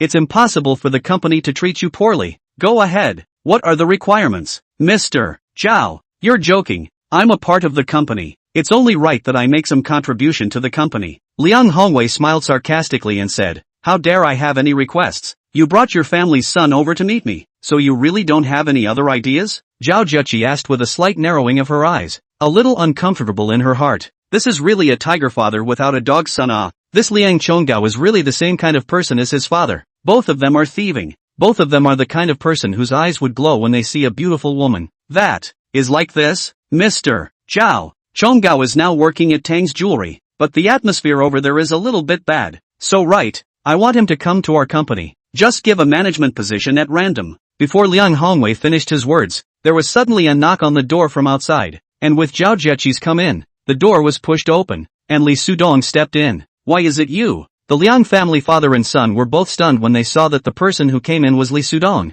Li Sudong, what are you doing here? Do you know what kind of place this is? This is Mr. Zhao's office, so get the hell out. Liang Hongwei chided with a gloomy face. Why should I get out? Li Sudong smiled. Do you think that you are the president of Yaohui Group? Mr. Zhao, this is a worker from our technical department. Because he made a mistake that he shouldn't have made, I've already dismissed him. Liang Hongwei turned his face to Zhao Zheqi and spoke. Liang Chonggao also wanted to step on Li Sudong at this time, but thinking that he had his father to open his mouth, there was no need for him to open his own mouth. After all, his current self was not a member of the company yet, since he made a mistake that he shouldn't have. Rice. Director Liang, you did the right thing by dismissing him. I just don't know what mistake he made? Zhao Zheqi asked with an expressionless face. Before in the phone inside, Li Sudong has told her all the things. In fact, for Liang Hongwei and the company inside the set, she has also long heard. Just think of the prestige of Director Liang in the jewelry industry. Only has been turning a blind eye. Just this time,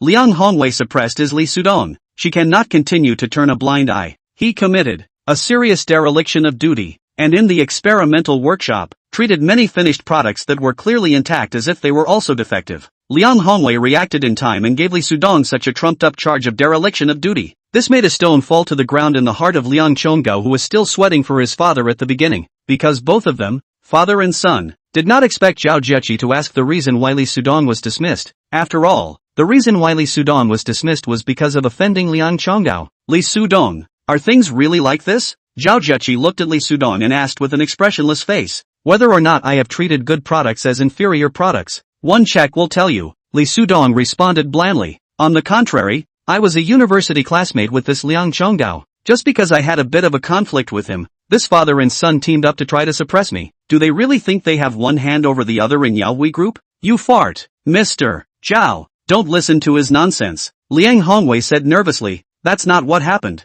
I didn't dismiss my son because of my son. It's because he really. Li Sudong interrupted him and looked at Zhao Zheqi. Mr. Zhao, I didn't come here to be suppressed. Since the employees of Yaohui Group treat me so poorly, I don't see the need for me to stay. This is my resignation letter. After saying that, Li Sudong just turned around and wanted to leave. What do you think you are? Get out early. No one will keep you. Director Liang said with a face full of mockery. Li Sudong's footsteps lurched and sneered. That blue and white porcelain vase was brought over by your father and son, right? Taking a fake to coax Mr. Zhao. It's also not good enough for your father and son to do it. Let go of your bull *********. Liang Hongwei roared with emotion. Make your words clearer. Who took a fake? This is clearly a genuine piece from the Tang dynasty. You're spouting bull ********. Be careful, I'll sue you for libel. Chapter 23 Promotion. Director Liang, let Li Sudong finish his sentence first, Zhao Zheqi said with a slight frown. Li Sudong smiled faintly, stepped forward and picked up the bottle and slammed it on the ground with force. With a crash, the bottle fell to pieces. What are you doing? The father and son, Liang Hongwei and Liang Chonggao, rose up in horror. Even Zhao Zheqi stood up in surprise. You, Liang Hongwei was trembling. One of his fingers pointed at Li Sudong's nose. Puppy, you destroyed a huge amount of wealth. You're waiting to go to jail. This blue and white porcelain vase, worth at least $5 million. Sell your whole family can't afford to buy it. Liang Chonggao laughed coldly. Bold pack of puppies, you're dead. Li Sudong squatted down without changing his color and picked up the bottom of the blue and white porcelain vase from the ground. I'm just trying to prove that it's a fake. Mr. Zhao, look at the bottom of this bottle. Zhao Jueqi was surprised to receive it and take a look, only to see that there were actually a few small fuzzy flyhead characters written on it, which were handled quite skillfully, because the mouth of the bottle was narrow, so even with a magnifying glass, the handwriting inside could not necessarily be seen. These few words were actually modern simplified characters, and based on these few words alone, it could prove that this was definitely a fake. Director Liang, take a look for yourself. Zhao Jueqi composed herself and handed the bottom of the bottle to Liang Hongwei. The latter took a look, and immediately his face changed violently, muttering in disbelief. Impossible, impossible, how can this be a fake? It's a forgery by a generation of counterfeiting experts. Ghost Han Zhang. Liang Chongao was also filled with disorientation. This vase he had appreciated many times, but all the conclusions he came up with were genuine. He didn't expect this puppy to guess that it was a fake just by looking at it, and since he was so bold as to break the bottle, he must have known that the evidence was at the bottom of the bottle. How did he do it? Here is $5,000. Li Sudong pulled out $5,000 from his wallet. $5,000 for this fake of yours. No more. Liang Hongwei came back to his senses and hurriedly looked at Zhao Jueqi and said, Mr. Zhao, I didn't know it was a fake. Director Liang. Zhao Jueqi faintly interrupted him. It doesn't matter if this blue and white porcelain is real or fake, because even if it's real, the company won't want it, but I still have to say thank you for your thoughts towards the company. Mr. Zhao, Director Liang. Zhao Jueqi continued to interrupt him, slightly narrowing her eyes. Now shouldn't you give an account of those things you've done in the company over the years? Liang Hongwei's heart jumped as he swallowed hard and asked, what things? Take a look at this information yourself. Zhao Jueqi expressionlessly threw a stack of information in front of Liang Hongwei. The latter took it tremblingly and almost didn't stand still, dropping his butt to the ground. These, actually, were all the evidence of him messing around with men and women in the company, embezzling funds from the technical department,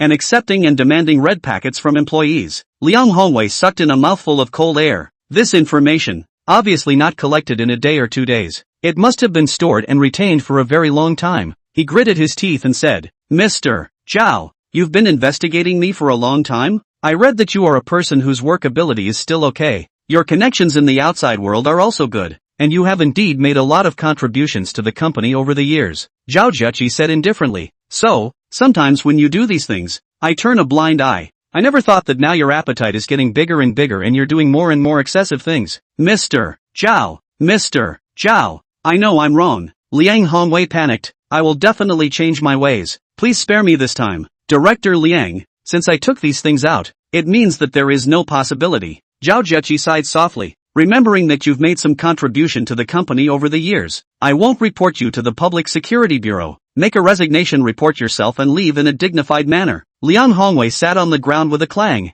as if he had lost his life. The nation's jewelry circle was this big, although Zhao Jueqi said that she wouldn't report to the police or disclose it, but there was no impermeable wall in this world, and there were quite a few people in the company who knew about their own treachery, so they could definitely guess the reason for their departure. At that time, when the word spread to the whole industry, he was afraid that he would have difficulty in finding another job. It's you! He suddenly stood up and stared at Li Sudong with a malicious face, pointing at his nose and roaring, You must be the one who reported me to General Manager Zhao. You vicious puppy. I won't let you go even as a ghost. Liang Hongwei, please get out. Zhao Jueqi's face went cold. Don't force me to call the police. Fine.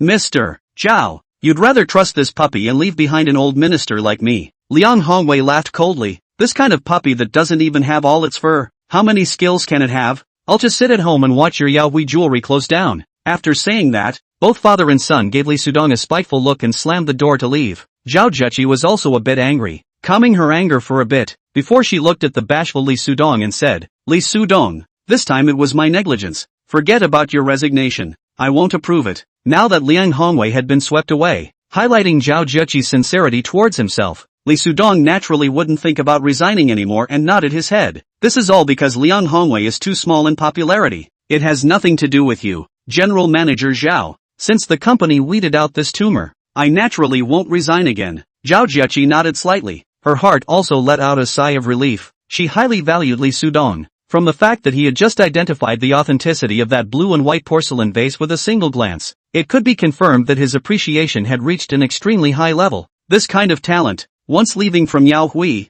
I am afraid that there are countless of companies that are struggling to snatch it. Now that Lee Sudong explicitly promised not to leave again, she couldn't help but let a piece of her heart drop back into her stomach. Mr. Zhao, if there's nothing else, I'll go back to the technical department's experimental workshop to work first. No, you don't need to go back to the experimental workshop. Zhao Jiaqi smiled. Now that Liang Hongwei is gone, you'll take his place and go work as the director of the technical department. With your ability, you'll definitely be able to adapt to this position well. This, Lee Sudong flabbergasted. I've only been in the company for a short while, all of a sudden sitting in the position of director. Is it appropriate? I believe that you are capable of handling this position. Zhao Jiaqi smiled. Perhaps sitting in this position is not only about seniority, but also ability in technology. With your connoisseurship, this position is a man for the job. Since Mr. Zhao thinks so highly of me, then I'll be the man for the job. Lee Sudong also stopped excusing himself and nodded his head in agreement. Chapter 24, Boss Ma's car accident.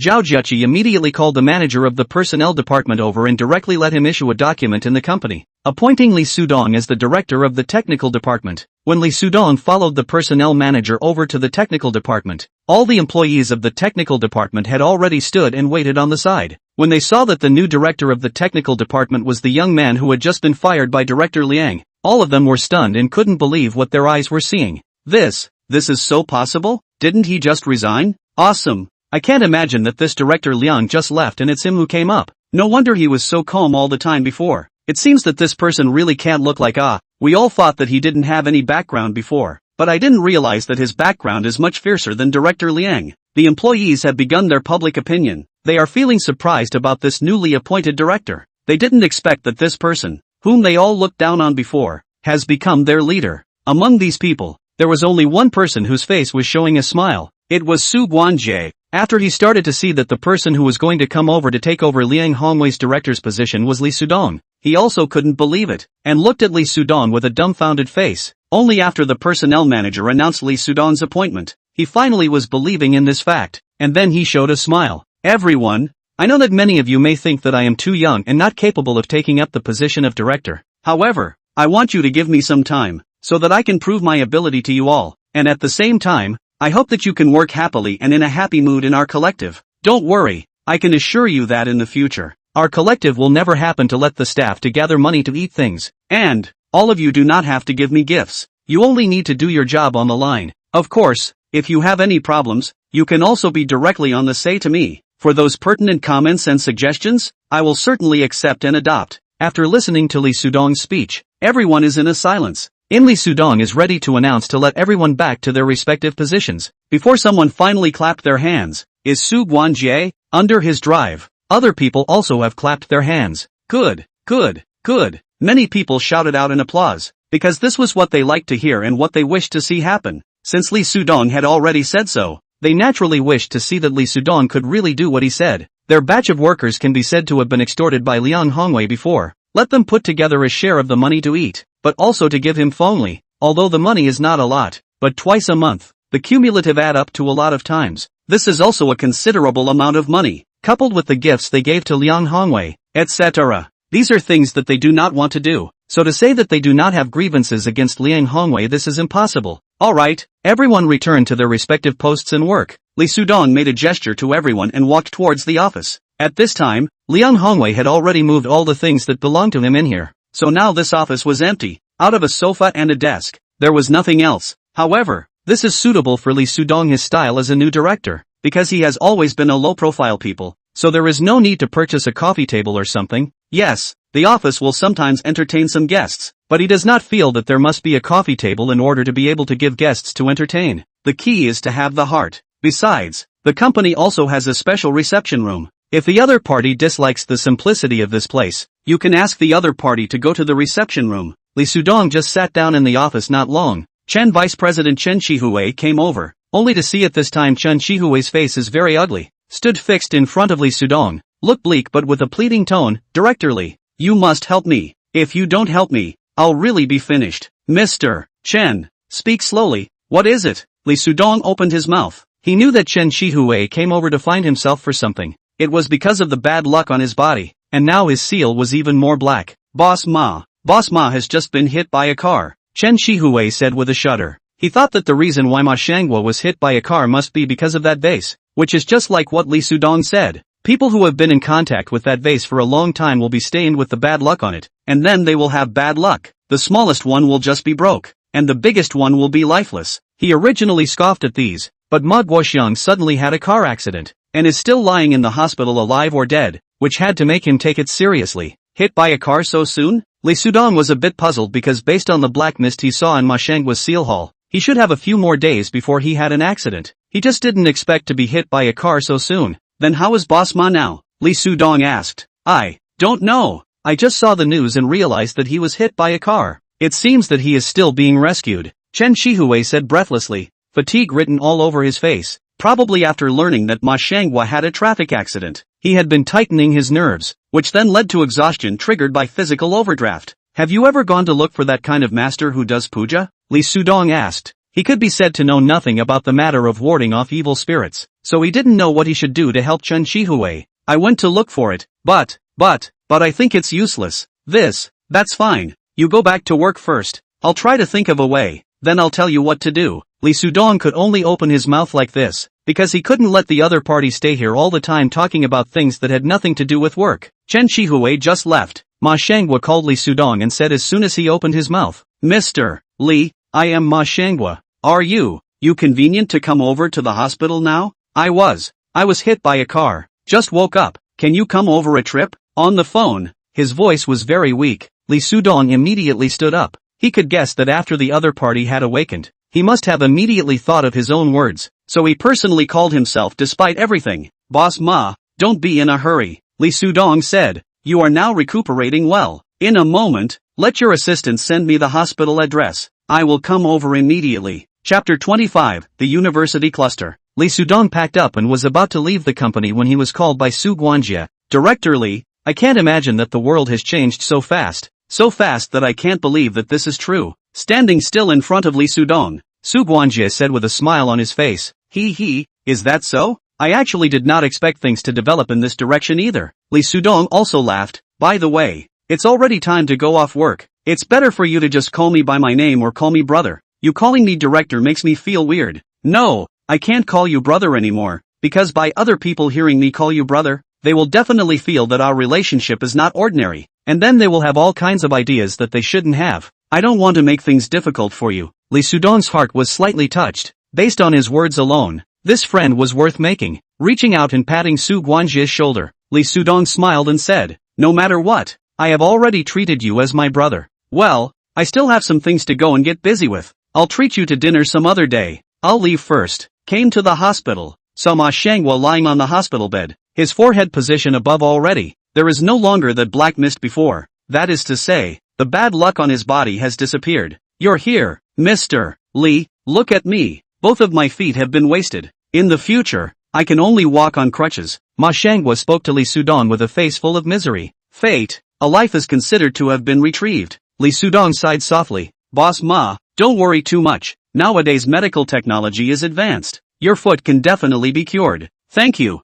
If you hadn't told me about that vase, I would probably not just be lying on this hospital bed right now, but would be pushed into the crematorium. Ma Shangwa said, more or less still feeling thankful. After saying that, he let Li Sudong open the drawer of the table next to him. Li Sudong then opened the drawer and saw that there was a jade goddess of mercy inside. But the jade goddess of mercy had already been broken into two, right from the lower disc position. This was a jade goddess of mercy that was worth a lot of money, as it was a goddess of mercy made of 50% pure jade, and the jade used was still of the finest quality, which Li Sudong could tell at a glance. Mr. Li, look at this Guanyin statue. At that time I was carrying it in my hand, and then I was hit by a car. I thought I was dead at that time, but I didn't think that I didn't die, and then my foot was. Ma Shangwa face with a kind of afterlife celebration. I also woke up, only to know, this Guanyin statue all the other positions are alright, just from the bottom position broken into two. So, aha. Li Sudong nodded. Although the latter content Ma Shangwa did not say,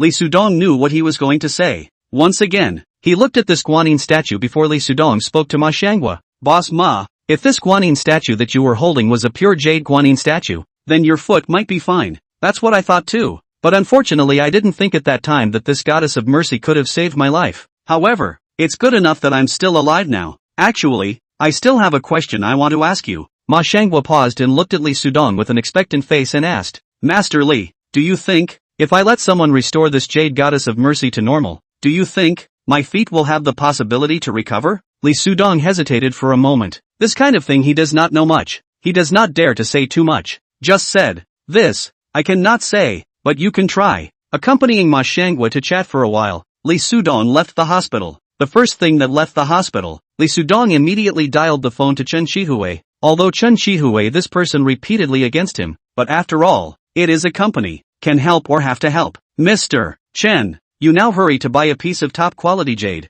and then find a temple. Look for a virtuous monk to open the light. Must be as soon as possible. Chen Shihue asked excitedly, will the jade stone's enlightenment be able to wash away the bad luck on me? I'm not sure if it can really make the bad luck disappear. However, it might be able to preserve your safety. Lee Sudong spoke about Ma Shangwa's matter. The speed must be fast, or else there is no telling when the disaster will come. Hearing Lee Sudong speak so urgently, Chen Shihue didn't dare to be slow, and hurriedly answered. And on the verge, he paused and said with emotion, Lee Sudong, I treated you so well before, and you still tried your best to help me. I am really, Mr. Chen. I won't talk about the previous things. In the future, we will all work in one company and help each other. Good. In the future, if you have anything, just tell me. No two ways about it. Taking a cab, he was about to go home. Halfway there, but suddenly received a call from Gao Wei, asking him to have a meal together tonight. When he arrived at the agreed location, Gao Wei was already waiting ahead of him.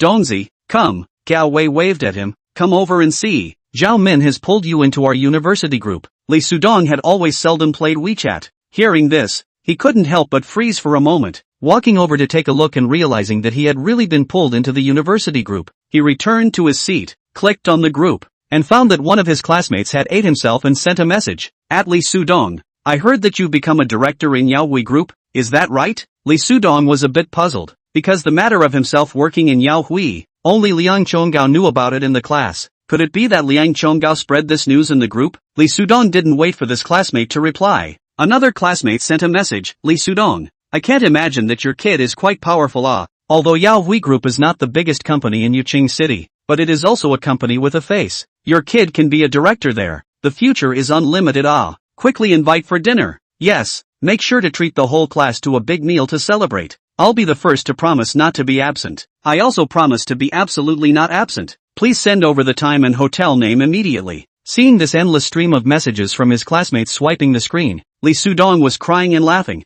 However, with his current financial strength, treating the whole class to a period of dinner, it wasn't a problem. It's just that he really didn't want to be so high profile. Just as he was about to reply to everyone, Liang Chonggao sent a message up. Do you guys know that the director's position that this villain is now sitting on was originally my dad's? If the villain really invites for dinner, you guys dare to go? Chapter 26 Pretending to be a boyfriend. Liang Chonggao this message sent up. Immediately let all the students are silent. The following is no longer someone to send a message up. For Liang Chonggao's current mood, Lee Sudong can understand, so he will not care Liang Chonggao so say himself. Therefore, he is the message also do not want to give each other a response. Just let Lee Sudong unexpected is. At this time but there is a person gave Liang Chonggao a response. Is Su Rohan. She probably just saw Liang Chonggao sent a message, so directly ate Liang Chonggao. I dare to say, if it is now Lee Sudong sat in your father's seat, then it must be your father out of the question. Su Ruhan's messages simply hit the nail on the head, because very soon, Liang Chonggao sent another message up. This time even 8 are omitted. The parties have not come out to speak. You meddle in what idle business? Su Ruhan, I just can't stand to see you targeting Lee Sudong at every turn, and they haven't done anything wrong to you. Why are you always targeting them? How to say? We are all classmates. Seeing Su Rohan's message, Lee Sudong faced a slight smile. Think Su Rohan actually do not need to help themselves to speak, because she did. Then again do not know how the class inside the people will be rumors about her and their relationship. Moreover, there is still Jiang Yunfeng who has been pursuing her inside this class group, so this will only make Jiang Yunfeng deepen his hatred towards himself. Sure enough, Lee Sudong just thought here. Jiang Yunfeng is a message sent up. Lee Sudong, if you are still a man, you should not be nothing to see. Please eat, but if you do not have the ability to please, or do not want to please, you can also directly say, we will not blame you. This message made Lee Sudong feel very funny. Yes, he was now the director of the technical department of Yaohui Group, but what did this have to do with them? If he had to treat them to dinner because they were so up in arms for a few sentences, then was it true that at that time, every time they were up in arms and asked him to do something, he had to do it? For this class group that was so realistic, Lee Sudong felt that it was better to ignore their messages. so he directly turned WeChat off and ate at the meal that just came up. Only halfway through the meal, Jiang Yunfeng unexpectedly called. Li Sudong hesitated for a moment, not really wanting to answer this call. Jiang Yunfeng calling over definitely wouldn't have any good things, but in order to not let the other party continue to disturb himself, he still answered it. Li Sudong, are you still a ING man? Jiang Yunfeng opened his mouth and cursed. I've said it all. If you don't have that ability, just say it directly and we won't blame you, or I'll come and pay the bill for you as well. Finished? Li Sudong asked back. He was too lazy to explain to the other party. No, I'm asking you, are you still a man? Are you still a man in our class? Whether I'm a man or not, this has nothing to do with you. And also, if I wasn't a member of this class, would you be calling me right now? If you want to invite the whole class to dinner, just do it, I won't stop you. And also, in the future, when you talk to me, please keep your mouth clean. After saying that, Li Sudong no longer gave Jiang Yunfeng the chance to say one more word and directly hung up his cell phone. Chao Nima. On the other side, after putting his cell phone down, Jiang Yunfeng directly cursed, and after slightly calming down his emotions, a touch of ruthlessness flashed across his face. Li Sudong, what the are you? Want to play with me? Then I will play well with you. After finishing his meal, Li Sudong bid farewell to Gao Wei and returned to the company. Just as he sat down in his office, Su Hong knocked on the door outside. Director Li, it's me, Su Hong, come in. Li Sudong opened his mouth. After Su Hong walked through the door, she unlocked the door in passing, turned back around, and walked slowly towards Li Sudong with a smile on her face. This smile at a glance know that there are other meanings. Li Sudong at a glance can see Su Hong's mind at this time, but did not call her to stop, but let her continue to walk over to himself. Sure enough, Su Hong directly walked over to Li Sudong's side, and after standing still, she first winked at Li Sudong before smiling and saying, Director Li, I came over here specifically to admit my fault to you. In fact, I was forced to treat you like that before, because at that time, I could only obey Liang Hongwei's orders. This tone was full of aggression.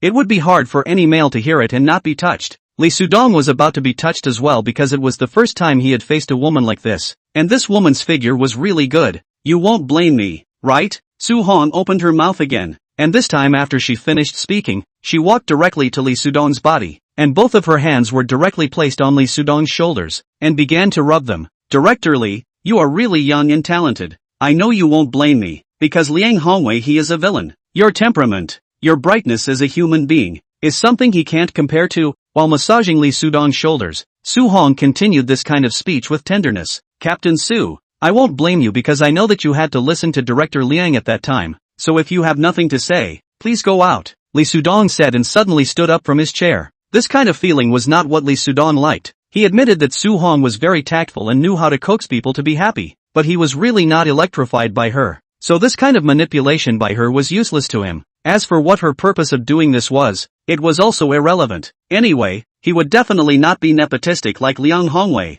Director Li, don't you want me to bring you comfort? You don't have to worry. It's not even work time yet. There's no one outside. Please go out. If you don't go out again, then you don't have to come back to work in the future. Li Sudong pointed one hand at the door and said with anger. Only then did Su Hong pursed her lips and walked towards the office door in an aggravated manner. Also, don't say that I didn't warn you. If you still want to work here in the future, you should be honest and not do those things that make me feel sick. Seeing Su Hong walk to the office door, Li Sudong spoke again. The reason why he suddenly talked about nausea was because he thought that Su Hong must not have provided that kind of service to Liang Hongwei before. As long as he thought about it, he felt that this woman was really too dirty and disgusting. She even thought that she was the same kind of person as Liang Hongwei. Screwing up his brows, he sat in the office for a while. At this moment, his cell phone suddenly rang. Picking it up, it was Zhao Zheqi calling. Hey, Mr. Zhao, is something wrong? Director Li, I want you to do me a favor. Zhao Zheqi's sweet voice came over. Come to my office for a moment later and pretend to be my boyfriend. Chapter 27 This is my boyfriend. Li Sudong froze for a moment,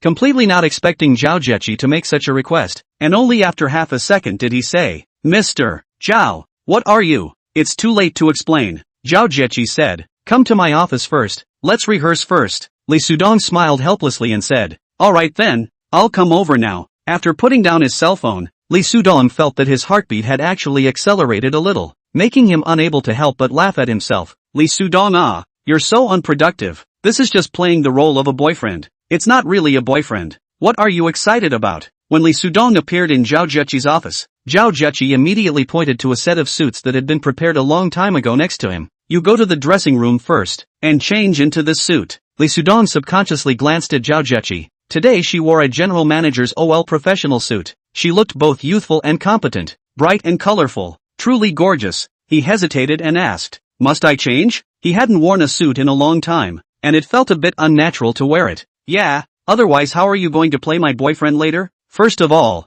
in terms of dress, we have to give off the impression of a couple." Zhao Zheqi smiled. Lee Sudong could only nod and picked up this formal suit on the sofa. "I also don't know if this suit fits with you. I just estimated it and asked someone to send it over. You try it on first. I decided that my visual inspection shouldn't be much worse." Zhao Zheqi spoke again. "The dressing room is on your right." "Aha." Lee Sudong nodded and opened the door on his right and walked inside. After entering inside, he saw that it was not a large space. There was a closet. On the wall to the right of the closet was a full body mirror, and on the left was a glass round table with a magazine on it. This should be Zhao Zheqi's personal dressing room. She should be dressed differently for work and after work, so it was necessary to change here. When Lee Sudong changed into his suit and came out, Zhao Zheqi looked at him and was immediately stunned. She then realized that Lee Sudong wearing this kind of formal attire was actually this attractive. How handsome. "Director Lee, I can't imagine that when you change into this set of clothes, it's like you've changed into a different person." "Oh no, I mean, you're wearing this set of clothes, and it brings out your temperament very well." Realizing that her words could possibly hurt Lee Sudong's self-esteem, Zhao Zheqi was halfway through her sentence and hurriedly changed her tone again. Is that so? Then do you think I can play the role of your boyfriend with this current appearance?" Lee Sudong smiled. "Of course it's possible. Next, let's rehearse." Saying that, Zhao Zheqi walked over to Lee Sudong and walked up to him, first fixing her eyes on him. Lee Sudong also stared fixedly at Zhao Zheqi. The two of them were motionless in this kind of staring. Very soon, Zhao Zheqi's face reddened. Her eyes blinked several times in succession. She didn't dare to look at Lee Sudong anymore, and hurriedly opened her mouth and said, "Wait a minute. We have to stare at each other like this in front of that person as well, but don't stare at each other for such a long period of time." "Good." Lee Sudong nodded his head. Just now the two of them looked at each other, making his face slightly hot too. Zhao Zheqi returned to her seat and sat down, first taking a deep breath before speaking to Lee Sudong again. "We'll improvise later. Anyway, no matter how we do it, we just have to make that guy believe that I'm in a boyfriend-girlfriend relationship with you. Also, we can't offend him because his company has been cooperating with our company." Then,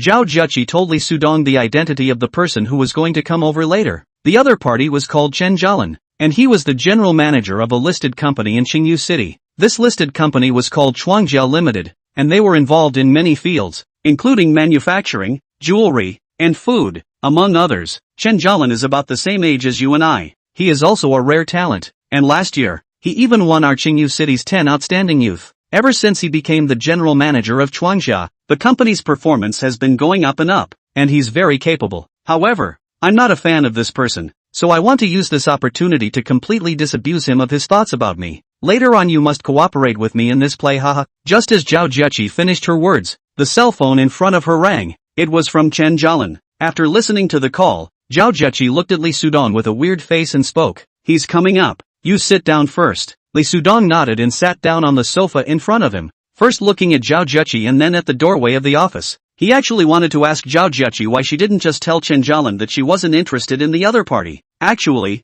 from the very beginning, I rejected him, but he said that as long as I'm still single for a day, he won't stop pursuing me, so this is the only way to use this trick now." Zhao Zheqi seemed to be able to see Lee Sudong's doubts and opened her mouth to explain again. Soon, footsteps came from outside, and then he heard the secretary stand outside and open his mouth. "Mr. Zhao, Mr. Chen is here. Come in," Zhao Zheqi responded. The door was pushed open by the secretary, who made a gesture to the man beside her and said, "Mr. Chen, please." Chen Jialan walked in, and after seeing Lee Sudong seated inside, he just swept a glance before speaking to Zhao Zheqi with a smile on his face. "Zheqi, this is your favorite purple lily. I hope it can bring you a better mood." "Thank you, Mr. Chen." Zhao Zheqi stood up and took the flowers from Chen Jialan's hands, but the smile on her face was a bit forced. "You still call me Mr. Chen, huh? Didn't I say so? As long as no one else is around, you can just call my family Lin, or Alin," Chen Jialan said somewhat unhappily.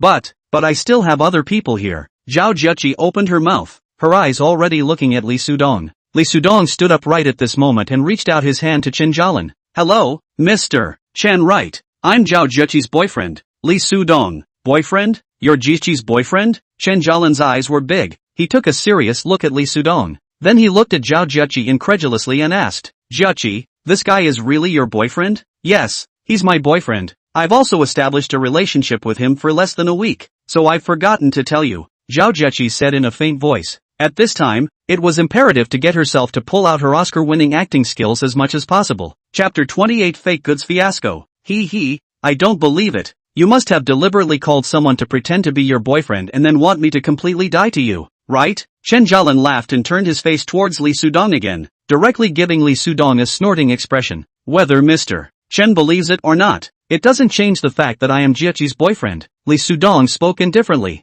I hope you won't send Zheqi any more flowers in the future. If you do, then it will be me who sends them to him. Okay, Zheqi, you said this guy is your boyfriend, right? So tell me, what does he do? Where is the home? How many people are in the family? Chen Jialan's eyes were fixedly looking at Zhao Zheqi, waiting for Zhao Zheqi's response. Because if Zhao Zheqi couldn't answer these questions, then she was lying. Zhao Zheqi was a little stunned. It seemed that she didn't expect the other party to ask this kind of question. She couldn't tell Chen Jialan that Lee Sudong was the director of the technical department in her own company. Could she? Mr. Chen, what do I do? And my family situation and whatnot? This has nothing to do with you, right? Lee Sudong coldly said. Zheqi is also not obligated to explain that much to you. You shut up first, Chen Jialan said in an almost commanding tone. I'm talking to Zheqi. It's not your turn to say anything right now. If it wasn't for the thought that Zhao Zheqi had reminded him before that he couldn't offend this guy, Lee Sudong wouldn't have been able to tolerate this guy over and over again and squinted his eyes to suppress the anger in his heart. Mr. Chen, first of all, I don't want to say more about my boyfriend's specific situation to outsiders, and secondly, I don't have this obligation. Seeing Chen Jialan's poor attitude towards Lee Sudong, Zhao Zheqi was also very dissatisfied in her heart. I just want to say to Mr. Chen, I appreciate your kindness towards me, but with your condition. Mr. Chen, what kind of woman can't you find? So it's better not to waste your time on me. No, impossible. Chen Jialan stood up and said, with your vision, how could you possibly look at this kind of lowlife? I'm guessing that this is a random ordinary employee you found from your company. Right, with the purpose of letting me know what to do, right? Before Zhao Zheqi could say anything, Lee Sudong stood up and walked directly in front of Zhao Zheqi. One hand naturally wrapped around her waist and said with a cold smile, Mr. Chen, aren't you doubting whether or not we're really a couple? I think that you won't believe it no matter how much we explain it. Since that's the case, then I only have to prove it to you with my practical actions. After saying that, under Chen Jialan's shocked gaze, he lowered his head towards Zhao Zheqi's red lips and kissed them.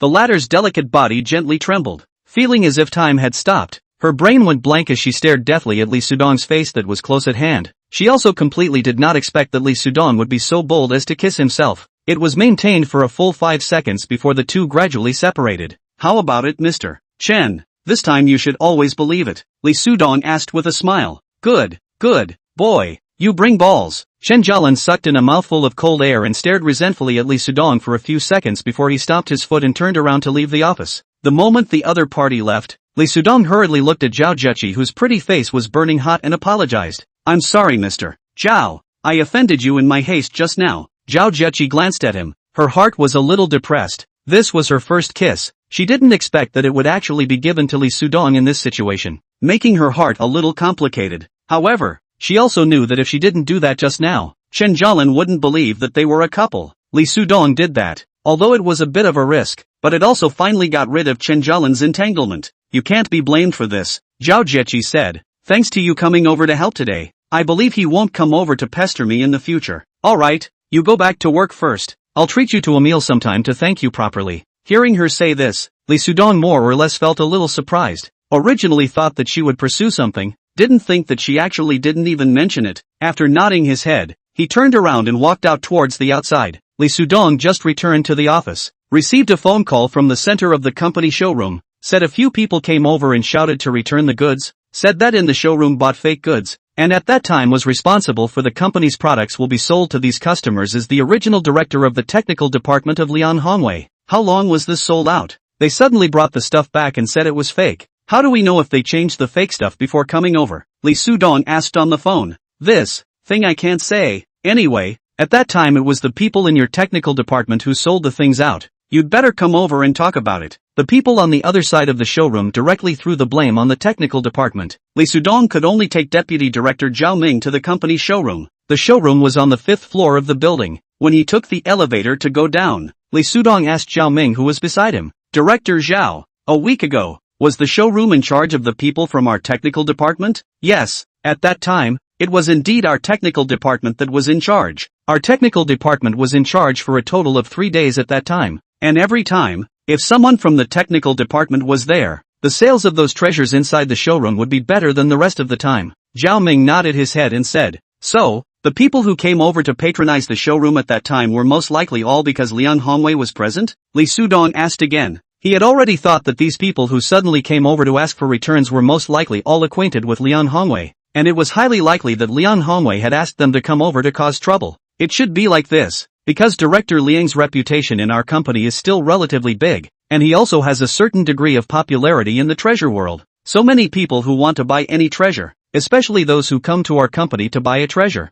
then they will all believe in what Director Liang says, and as long as it's something Director Liang nods his head at, they'll all make a move without hesitation. In that case, Director Liang is really quite powerful. Li Sudong nodded. Although his mouth said so, he didn't feel that Liang Hongwei was really capable of anything. If he was really capable, then he wouldn't even be able to tell the authenticity of a celadon that had been placed in his house for more than 30 years. Director Zhao, you followed Director Liang for so long. How do you think Director Liang is as a person? Li Sudong asked. This Director Li, aren't you very also clear? Zhao Ming was a bit embarrassed. No, I don't know him well. I just know that he likes to eat, drink and have fun. The rest is basically unknown. It's better for you to tell me about it. Zhao Ming hesitated for a moment and spoke. Director Liang is better at socializing and has many friends outside. So every time, once it's our technical department that is in charge of the showroom work, it's almost always overcrowded. Good. Li Sudong nodded, which meant that the people who came over to the showroom to ask for a return,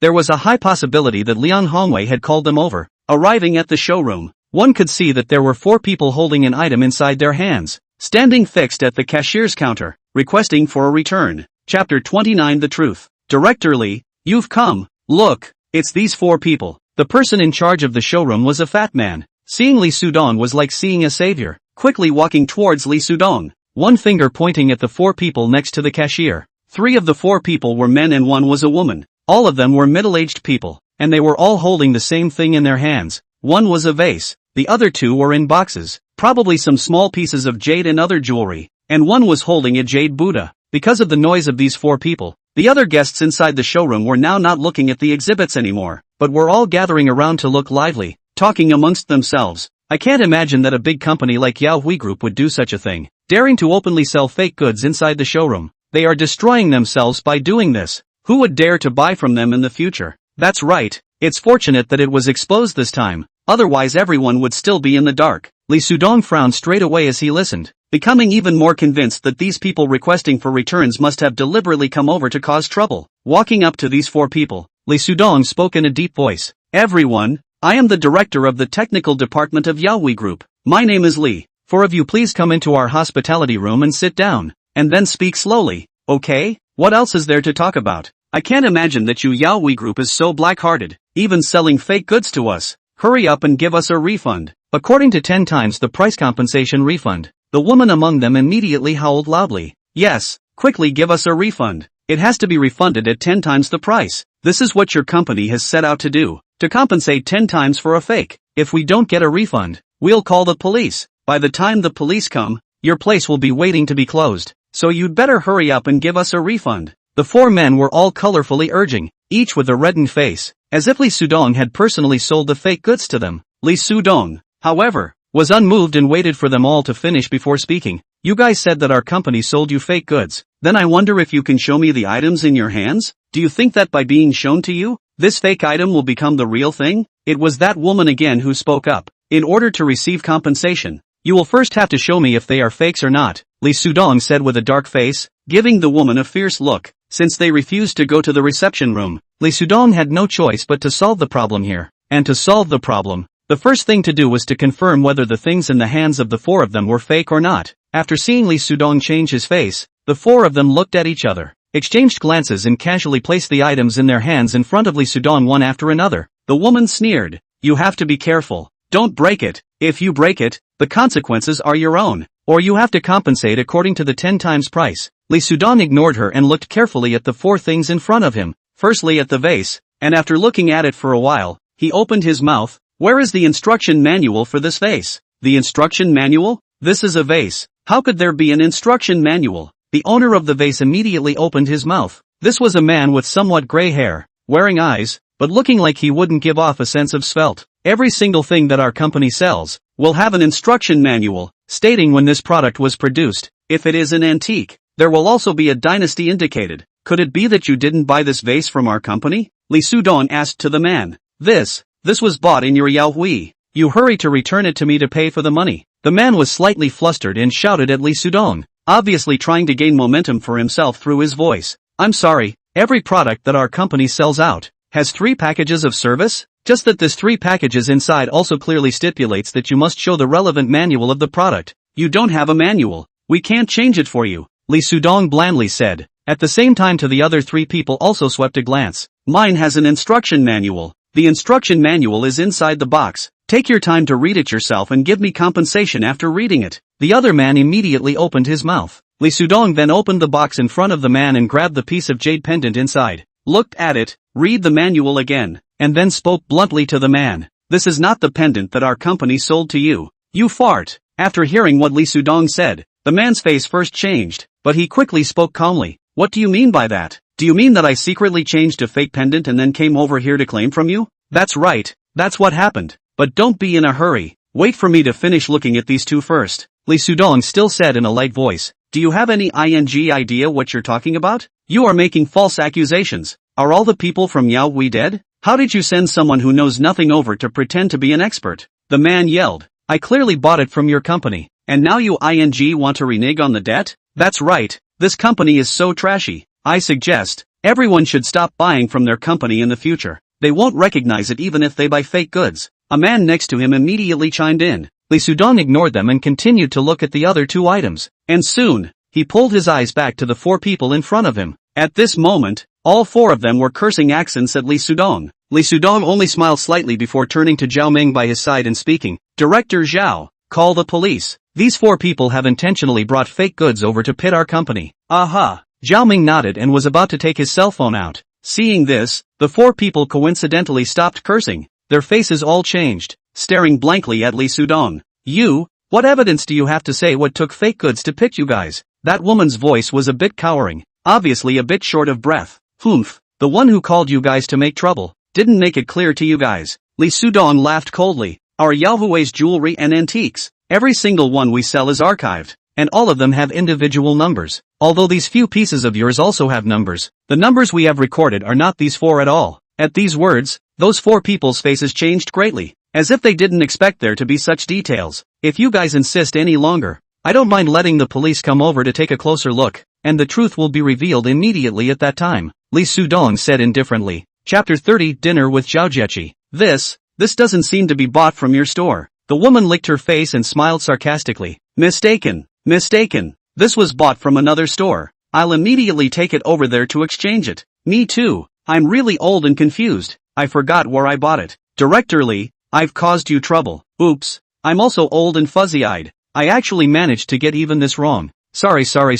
I'll leave right away. All 4 people instantly changed their faces, smiled sarcastically and took their antiques, leaving in a grayish manner. Zhao Ming was shocked and asked in a low voice. Director Li, it seems like we don't have a number on file. You know, I know, but they don't know. Li Sudong smiled faintly. Zhao Ming suddenly realized that Director Li was blowing them up. He couldn't help but secretly admire. A little tactic. Let these people know what to do. If he were to change him, he wouldn't know what to do. Before Li Sudong was promoted to the position of director, he was still a little dissatisfied. Now he is completely convinced. Gentlemen, everyone see. Li Sudong looked around at the surrounding onlookers. Recently, our Yaohui jewelry has been developing quite well. I think this is some people's eyes are red and deliberately sent these 4 people to smear us. Please rest assured that everything we sell at Yaohui, a single strand is as genuine as a fake. Pa. The surroundings spontaneously applauded. I told you, Yaohui's reputation has always been very good. How could it suddenly sell fake goods? It turns out that those 4 people are here to plant evidence. Really shameless. Competition is not enough. Actually use this kind of underhanded means. Seeing the crowd of onlookers gradually dispersing,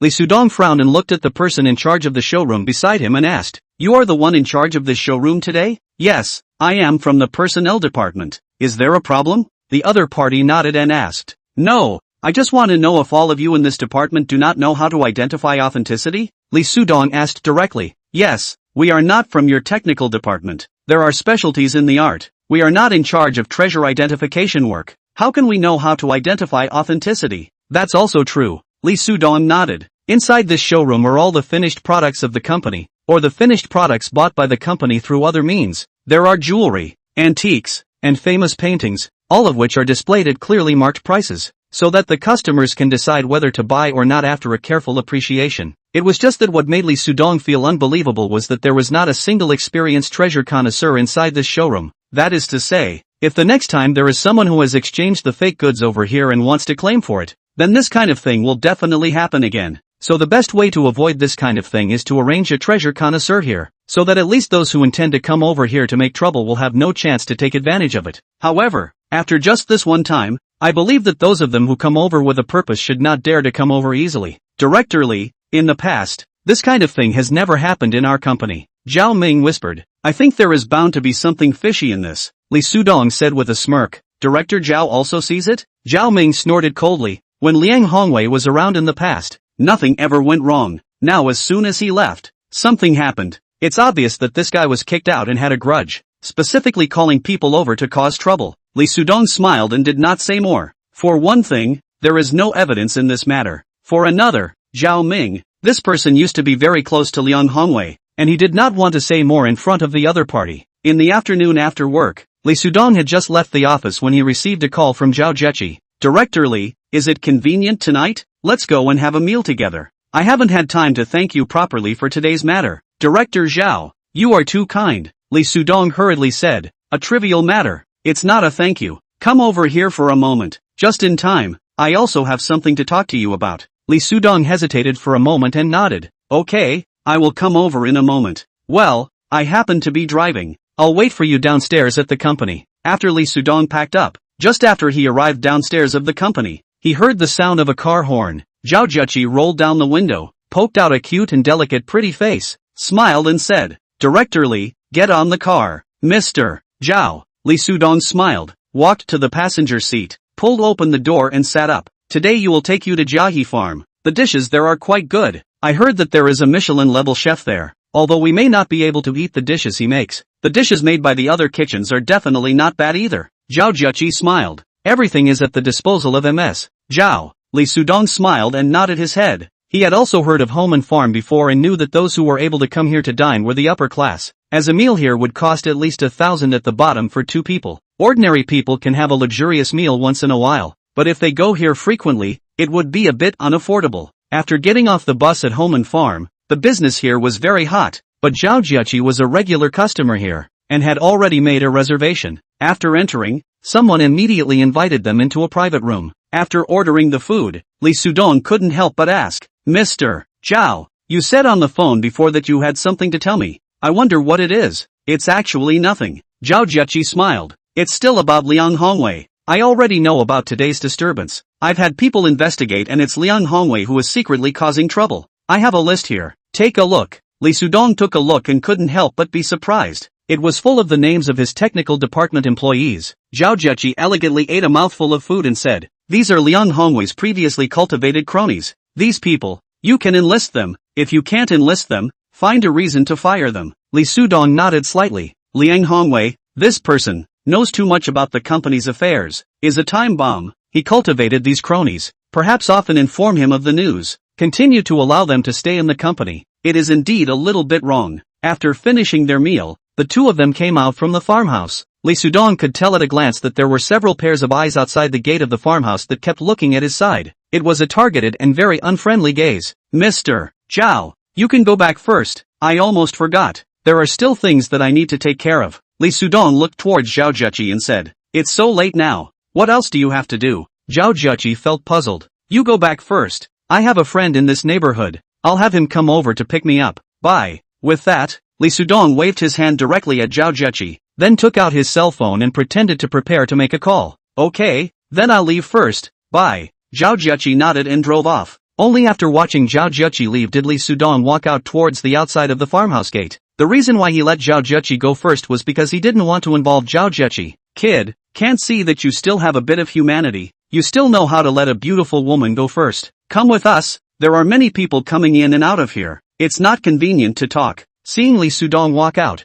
the tallest man among the 5 people waiting outside narrowed his eyes and spoke. After saying that, this guy turned around and moved to the side, while the other 4 guys continued to stand in place, coldly staring at Li Sudong, preventing the possibility of him suddenly escaping. Ming people don't do anything in the dark. If you have anything to say it here. Li Sudong did not move, but opened his mouth. Do you mean you want us to make a move on you here? The tall man turned back around, his eyes glaring angrily at Li Sudong. Chapter 31 Strange Number. Did you guys receive favors from someone else before coming over to deal with me? I can give you double the money the other party offered, as long as you tell me who the other party is, Li Sudong calmly said. If these guys didn't come over to find themselves in trouble for the sake of righteousness, then they must have received benefits from others before they came over to deal with themselves, so they should only recognize money but not people, and the current self is not poor in terms of money, so the problems that can be solved with money, then it's not a problem. Kid, you are quite literate, but it's just a pity that you don't look like a rich person how you look like this, so,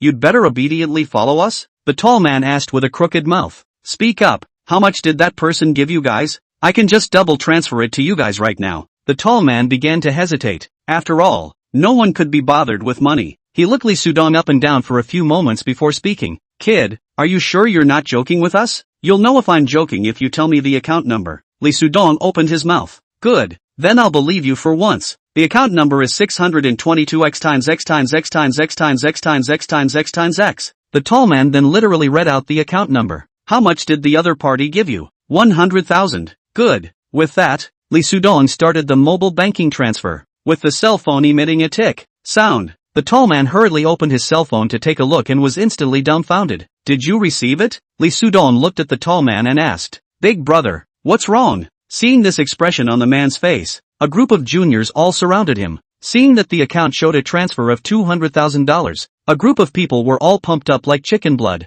Big brother, 200,000, 200,000 got rich, no interest. The tall man glared at them, then frowned at Li Sudong and said, what do you mean by this? Why is there an extra $100,000? Li Sudong said, you tell me first, who in the world told you guys to come here? It was Jean Dafa. The tall man hesitated for a moment and uttered a name. Jean Dafa? Sure enough, it's him. Li Sudong laughed coldly. During this period of time, he had only offended Liang Hongwei's father and son and Jean Dafa. He guessed that this group of people was not called by Liang Hongwei's father and son. It must be that Jean Dafa, and now it seemed like he had guessed correctly. I will give you guys another $200,000. Whatever he wants you guys to do to me, you guys can do to him. Li Sudong transferred another $200,000 to them. In short, I don't want to see you guys being bribed by him again. Otherwise, if I have the money, I will definitely die with you guys. A group of people shivered. This kind of person who took out $400,000 without even blinking must be a noble son of some family. This kind of small luo of theirs could not afford to be offended. Please rest assured, friend, we are not unethical.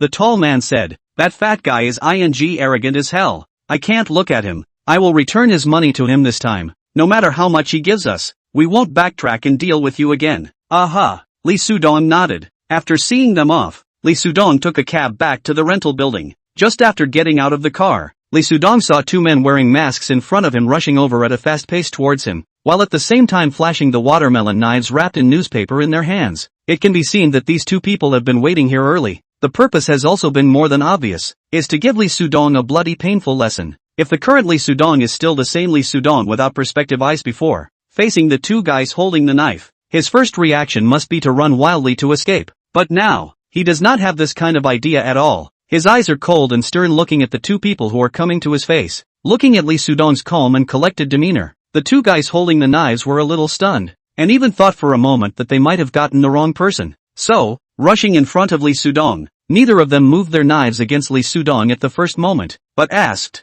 are you called Li Sudong? Yes, I am. Li Sudong narrowed his eyes and nodded. That's good. We didn't find the wrong person. Saying that, these 2 guys raised the knives in their hands and viciously slashed down towards Li Sudong. They intentionally wanted to cut both of Li Sudong's hands. Presumably they had received clear orders to waste Li Sudong's arms and legs or something. Just in the moment when these 2 watermelon knives were about to cut Li Sudong, Li Sudong suddenly ghostly flashed to the back of these two people. When they realized that the machete in their hands did not touch the target, Li Sudong had already fiercely kicked both of them to fly out, falling a hungry dog snatching. When the two people stood up from the ground in shock, they realized that the long knives in both of their hands had already been held in Li Sudong's hands, and Li Sudong stood right in front of them and asked with a frown, "Speak, who sent you guys over? What do you want?" One of the guys scowled and opened his mouth, seeing Li Sudong move the long knife in his hand. Thinking that Li Sudong was going to use the knife on himself, he was scared and hurriedly turned around to run. The other guy also did not dare to slow down, spread his legs and ran wildly, quickly disappeared in Li Sudong's line of sight. This black light, Li Sudong did not go after him. After a slight pause, he was ready to go upstairs, but Su Zimo was walking out from a corner, and hurriedly asked, "Li Sudong, are you alright, Miss Su?" Li Sudong was slightly stunned and shook his head. "Thanks for your concern, I'm fine. I was scared to death just now." Su Zimo patted her chest and looked at him with a shocked expression. Just now, she witnessed that Li Sudong easily subdued those two outlaws. She really did not expect that he, who looked so gentle, actually had such a strong strength. "Ms. Su is still going out at this late hour?" Li Sudong asked with a smile. "Oh, I'm going to the supermarket to buy some daily necessities." Su Zimo came back to her senses and spoke. "Then I'll go up first." Li Sudong smiled at her and turned around to go upstairs. Back at home, Li Sudong could not help but ponder. I am afraid that these two assassins were not sent by Jin Dafa. He did not hate himself to such an extent that he sent a group of people to teach himself a lesson before, and now he is looking for two assassins to squat. Then there was only one possibility. These two killers must be the people sent by Liang Hongwei's father and son. This guy is really ruthless. Li Sudong laughed coldly in his heart. Just a little conflict, actually wanting his own life. If this trouble is not solved, I'm afraid they will intensify it. Li Sudong was still thinking over this issue, when an unfamiliar number suddenly sent a message. "If you don't want to die, prepare $1 million within a week." Chapter 32 Strange Woman in the Office. Li Sudong's brows instantly wrinkled up for half a second before he put his cell phone down. Something that doesn't know how to die. Li Sudong tugged his fists tightly. Before he had gotten the perspective, he might have been scrupulous, but now, the other party was just asking for death by doing such things. Knock knock knock. Just then, the door of the room was suddenly knocked on. Li Sudong froze for a moment and went forward to open the door of his room, finding Su Zimo standing playfully at the door, carrying a shopping bag filled with food in her hand. "Miss Su?" Su Zimo smiled sweetly and said, "I saw that you just came back. You haven't eaten yet, right? So when I was shopping just now, I bought some food by the way. Let's go in first." Li Sudong hesitated for a moment and let her into the house. Once inside, Su Zimo took out the shopping bag of snacks and beer. "I didn't know what you like to eat, so I just bought some. Miss Su has a heart." Li Sudong smiled slightly, feeling that this woman was really a very special woman. The number of times they had met added up to only 3 times, but this woman gave him a feeling that he had known her for a long time. In front of her, it was much more comfortable than Zhao Zheqi. Su Zimo opened a can of beer for Li Sudong. Her red lips opened and closed, and finally said, "Li Sudong, the two people who dealt with you down below just now, could it be that Lin Kai sent them?" Lin Kai? Li Sudong was stunned. Only then did he remember such a person. Could it be that he thought wrong? Those two people were not sent by the Liang family's father and son, but this Lin Kai who only had a one-sided relationship? I know him too well. Su Zimo sighed lightly, doing things quite extreme, relying on his family's money and power. He acts recklessly, which is why I can't see him. Li Sudong, I'm really sorry to have implicated you because of my matter. Miss Su must not say that. Li Sudong waved his hand and said, "That was my voluntary. Moreover, you have seen my stature. He is still a little too young to deal with me. That said, but it still caused you trouble." Su Zimo apologized. "I will take care of this matter. It's getting late. I'll go back first. You eat slowly." Li Sudong didn't take it too seriously. He didn't only get the ability to see through on that ability transformation. His body was also strengthened. Ordinary assassins didn't pose any threat to him. The next day, Li Sudong went out as usual and went to the bank to remit $100,000 over to his father and son. Shortly after the money was wired over, Li's father's phone call came over, panic in his tone. "Why did you give me so much money? Where did you get so much money?" Knowing his son as his father, he knew that his son was only working for more than $3,000 a month, and suddenly calling over $100,000, it was inevitable that he would think too much. "Dad, don't worry, this money is all hard-earned by me. How can you save so much money with that small salary of yours? Son, you mustn't do anything illegal outside. We are poor, but people should have principles and ambition." Li Sudong smiled bitterly. "Dad, I know all that, don't worry, this is definitely clean money. I was recently promoted and the company gave a lot of bonuses. He didn't dare to tell his father that he now had tens of millions of assets. His parents were in poor health and he was afraid that they wouldn't be able to handle it. Promoted? Well, my son has made a difference. Lee's father's voice was also very excited. Your leader trusts you so much. You must work well for others. Don't be lazy. Dad, don't worry. I will work hard. Lee Sudong asked. Your health is still fine these days, right? The usual. Lee father sighed. You don't need to worry about me. Your mom and I are fine at home. You yourself outside to pay attention to your health. Make good relations with colleagues and leaders. Do not offend anyone. I know. Where's my mom? She went to work in the field. Lee Sudong nodded and said, then I won't talk to my mom. You two take care of your health. When there is a vacation, I will come back to see you. Hanging up the phone, Lee Sudong couldn't help but let out a light sigh. Thinking about it, it had been a long time since he had gone back to visit his parents. He had to find a time to go back. Returning to the company and opening the office door, Lee Sudong saw a woman sitting right on his seat, looking down at her cell phone. You are. Lee Sudong looked at her with a face full of surprise. The woman raised her head. A pair of beautiful eyes flashed with a wise light and smiled. You are Director Lee? Well, I am. Lee Sudong nodded. This woman was beautiful, like a movie star. Just who was she? The woman suddenly stood up, presenting her tall figure in front of Lee Sudong.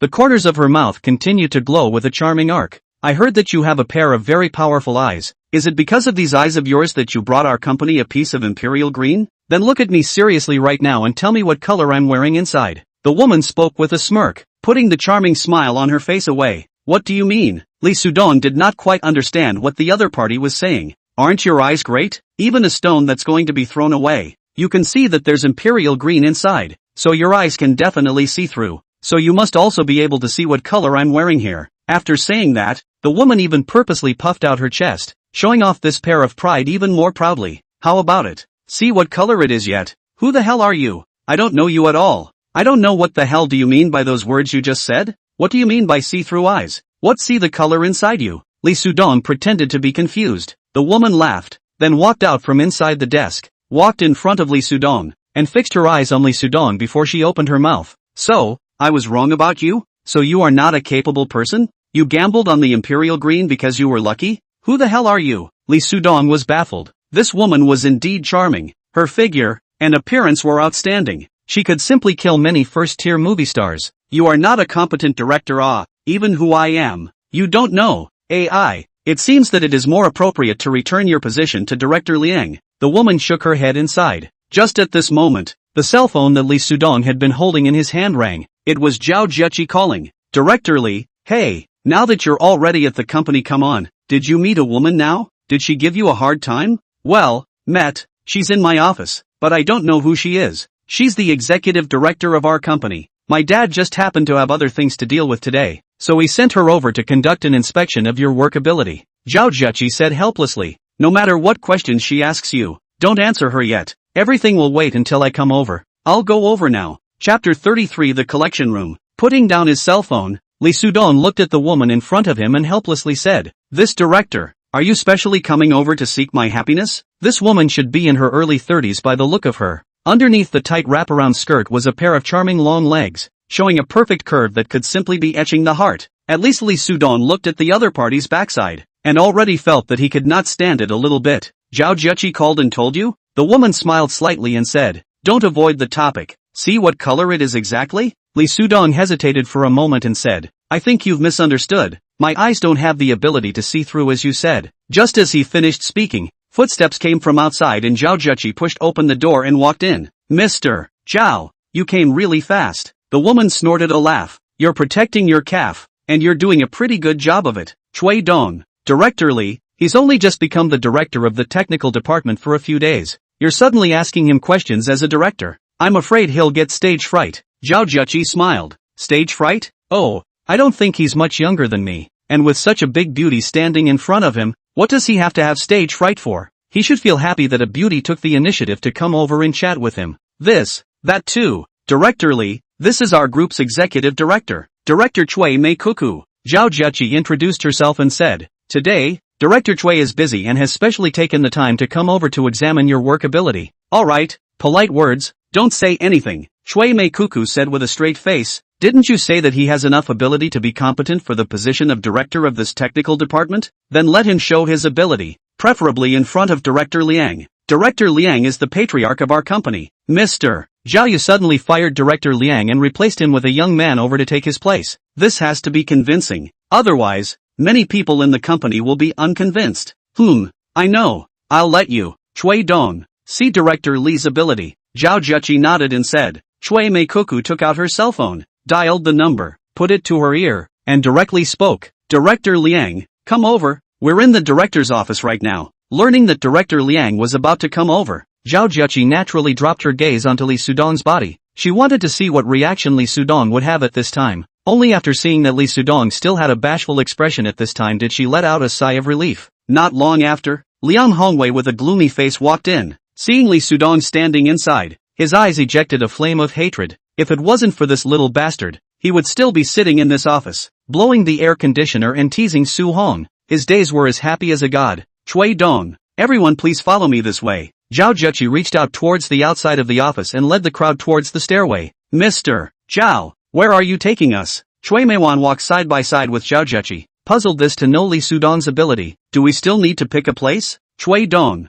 you'll know if you follow me over there. To know Director Li's strength, I have to bring you to this place. Zhao Jueqi smiled. You all know, our Yaohui Group is a jewelry-based company, and jewelry is a rare thing, rare and really expensive, because now the jewelry, divided into too many categories. Take the gold. It is divided into gold-plated, platinum, pure gold and so on a few levels of hierarchy. While descending the stairs, Zhao Jueqi was talking. Through these examples, she was trying to let the people who followed her know that in the jewelry industry, the importance of being a treasure connoisseur, and Li Sudong would be the most powerful treasure connoisseur that Yaohui Company had ever seen. Our general people, even if we see a diamond, then we can't tell whether it's a real diamond or not, because this diamond sometimes looks like it's not much different from glass, but if it's given to a professional to look at it, this diamond and the glass, you can tell them apart at a glance. So in the jewelry industry, this technique of identifying the authenticity of a piece of jewelry is very important. You said so much. It's nothing more than trying to tell us that Li Sudong, he has the ability to identify treasures, right? As soon as Zhao Jueqi finished speaking, Chui Meiwan then asked, that's what it means. Zhao Jueqi gave Chui Meiwan a smile and had already stood still in front of a steel door in front of her that was guarded by a security guard. This was one of the company's more important stash rooms, and inside the company, there were only 3 people who could open the door through handprint sensing. One was Zhao Yaohui, the chairman of Yaohui Group. One was Zhao Jueqi, and the other was the oldest qualified treasure connoisseur of Yaohui Group, Elder Chen, who was currently taobawing abroad. Hello, Mr. Zhao. The security guard immediately greeted Zhao Jueqi upon seeing her. Well, hard work, Xiao Yi. I want to go in and take a look inside. They're all from the company. Zhao Jueqi spoke to the security guard in front of her. Good, but I have to trouble you all to register first before going in. The security guard, Xiao Yi, spoke, and then reached out to the crowd and pointed to a nearby induction machine. Aha! Zhao Jueqi took a step in front of the induction machine, and the machine automatically scanned and logged her information into the computer automatically. Subsequently, Li Sudong and the others also stepped forward to log in their identities. After her identity was logged in, Zhao Jueqi reached out and pressed on the password-sensitive area, and with a beep, the incomparably hard steel door automatically opened. After several of them entered inside, the door automatically closed. This was an incomparably open space, and entering it gave people the feeling of entering a whole new world, a more modernized world. Under the feet was a white steel floor, like a piece of steel plate had paved this floor. Seeing that there was no seam interface, while the 4 walls were directly protruding plates, like in this steel wall naturally grew out in general. These protruding plates are placed on top of things. Accurately said is the collection. Is the Yaohui Company inside some valuable collections? At this moment, Chui Meiwan and Liang Hongwei had both stared in awe. Although they had known of the existence of this place before, neither of them had ever been here before, and now for the first time, it was a real eye-opener. Director Li, I've stuffed 3 fakes here that can be mistaken for the real thing. Zhao Jueqi spoke up. Since Director Chui wants to test you, you sift these 3,000 fakes from the many genuine ones, and it'll be counted as you passing. What do you think? When these words came out, Chui Mei Cuckoo was also surprised. There were more than 100 pieces of collections here, and those 3 forgeries, again, were as fake as the real thing. Wanting to pick out those 3 forgeries from such a large number of collections was so difficult that I'm afraid that the arrival of a person of Su Hai Chun's level might not be able to do it either. Chapter 34 Gambling. Liang Hongwei, on the other hand, had a gloating look on his face. It seemed that Mr. Zhao had too much trust in this little bastard, trying to sift through 3 forgeries from so many treasures. How difficult would that be? He waited to see how this little bastard would make a fool of himself later. Mr. Zhao, isn't this too difficult for him? Chui Mei Cuckoo asked hesitantly. This was after all just selecting a director, not a top expert, so it seemed a bit of an imposition. Zhao Jieqi smiled. Director Chui, I think Director Li still has the skill. Let's just wait and see how he performs. Speaking here, she glanced at Li Sudong. Director Li, the 3 forgeries here. As a matter of fact, even I don't know which 3 they are. When the employees were moving things at first,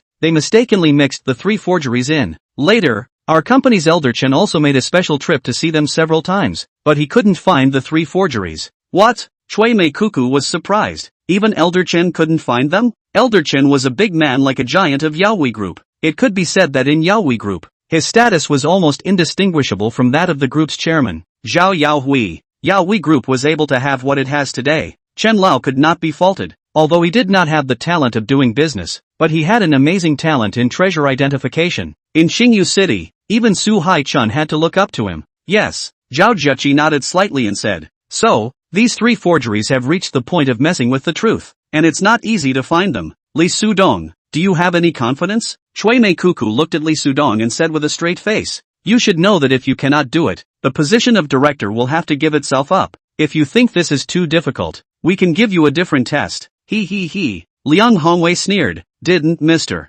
Zhao say that even Su Ti and I admired his ability? Today I would like to see it. He was afraid that Li Sudong would know what to do, so he seized the opportunity to hurry up and provoke him. No need to change. Li Sudong smiled faintly. Finding out 3 forgeries is not a big problem. Let me try it first. Chui Mei Cuckoo said. You have to think clearly. If you find the wrong one, the director's position will be gone immediately. Li Sudong no longer said more, wandering around and checking out the collection room. Perspective eyes open. All kinds of antiques of the age, attributes and so on, one by one clearly show in front of him. Have to say, the collection here is really very rich. Eye-opening. From the period of the Warring States period to the Republic of China years. Everything, all-inclusive. If all the antiques here were to be offered, I'm afraid it would be a staggeringly astronomical sum. What a jumper. Liang Hongwei laughed coldly. Even Elder Chen couldn't find out about those 3 forgeries. This kind of uninformed puppy actually had the guts to look for them. I guess it would be difficult to find out a single one in another 10 years of searching. He seemed to have seen himself sitting back in the position of director of the technical department.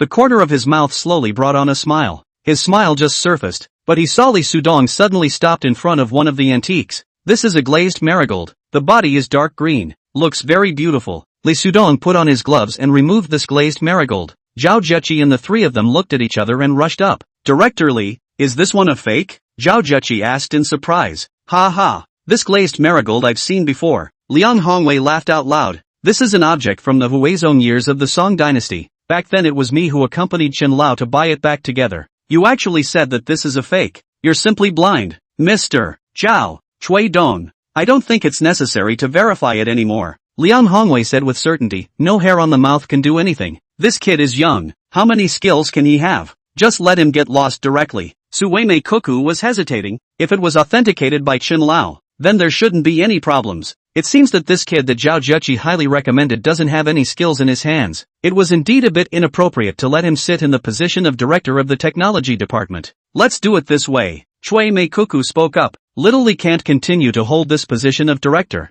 so he can go to the technical department as an ordinary employee. Zhao Jieqi couldn't help but frown. Li Sudong was personally dug over by her, now suddenly cutting him from the position of director to the bottom. I'm afraid that no one would be able to stand it, and the employees underneath would also laugh. Is there a microscope? Li Sudong suddenly asked. Everyone was stunned. Zhao Jieqi quickly nodded her head and said, yes, bring the microscope over. You wait. Zhao Jieqi knew that things had taken a turn for the worse and personally went to bring the microscope over. Everyone, come see. Li Sudong adjusted the glazed marigold and placed it under the microscope. The crowd curiously walked over to take a look, and were immediately shocked. After the microscope had been magnified countless times, amongst the patterns on the outside of this glazed marigold, some characters that were too small to be written, and written in simplified Chinese, clearly a modern artificial imitation of a fake. This, how could this be? Liang Hongwei's eyes widened in disbelief. This was personally inspected by Elder Chen. How could it be wrong? Chui Mei Cuckoo was also astonished.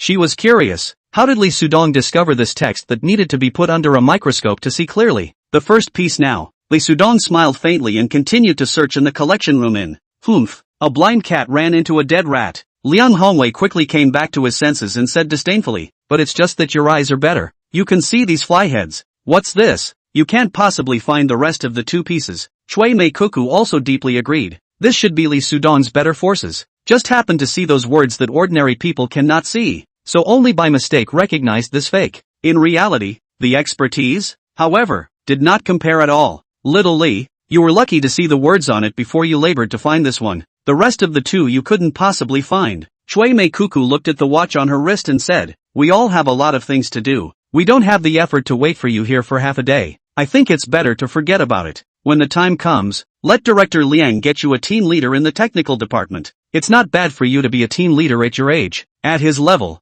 giving him a team leader is considered lifting him up. Liang Hongwei snorted. Kid, why don't you hurry up and thank Chui Dong for his love for you? Li Sudong laughed and said, Chui Dong, are you so unimpressed that I can find 3 forgeries? Little Li, you are too young. Your experience and knowledge cannot be of a high level. Chui Mei Cuckoo said, it's not that I think lowly of you. Doing this business, you need a lot of experience accumulation. Your age, Chui Dong. Li Sudong waved his hand and interrupted her words. In that case, how about we have a bet? Chapter 35 Real or Fake Porcelain? Bet? All 3 of the Chui Mei Cuckoos froze. How do you want to bet with me? Chui Mei Cuckoo asked in a daze. Didn't you ask me before what color your underwear is? Li Sudong narrowed his eyes and said, if I can find the remaining 2 forgeries within half an hour, you can tell me yourself what color it is. If I can't, I won't be a team leader. I'll ring my own stuff and leave. How about it? You, Chui Mei Cuckoo couldn't help but blush. Before she was in the office with Li Sudong 2 people. It was nothing to deliberately tease him.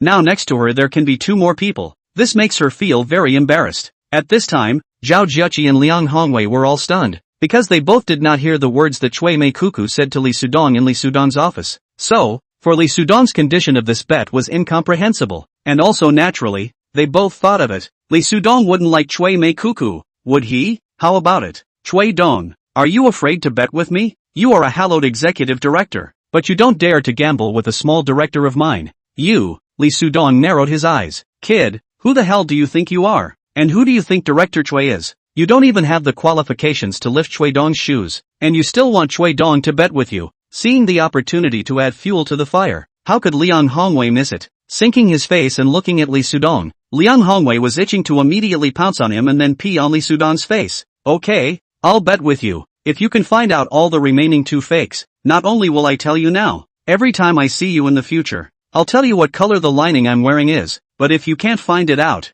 then you'll kneel down and apologize for not having the ability to do so, for being a loser, and pack up immediately and get the hell out of the company. Chui Mei Cuckoo was also furious at this time, her tone cold. After hearing Chui Mei Cuckoo's words, Zhao Jiachi only felt unbelievable as she did not expect that from inside the mouth of this beautiful executive director would say such words. It was evident that Li Sudong's provocation just now had completely pissed her off. However, Zhao Jiachi did not feel the least bit worried for Li Sudong, only to see Li Sudong put away the smile on his face, not the least bit affected by what Chui Mei Cuckoo had just said, and said in a light voice, how can this work? Think about it. You are the executive director and I am just a small director. I may not even see you once a year here. So this kind of bet, if I win then it is no different from not winning. Then what do you want? Do you want me to come to your office every day in the future and tell you what color lining I'm wearing? Chui Mei Cuckoo said in a cold voice. She would like to think about what kind of capital this tiny director had to bet against himself like this. Even if he could really find out those 2 forgeries, she wouldn't let him continue to stay in the company. If it wasn't for Zhao Jiachi,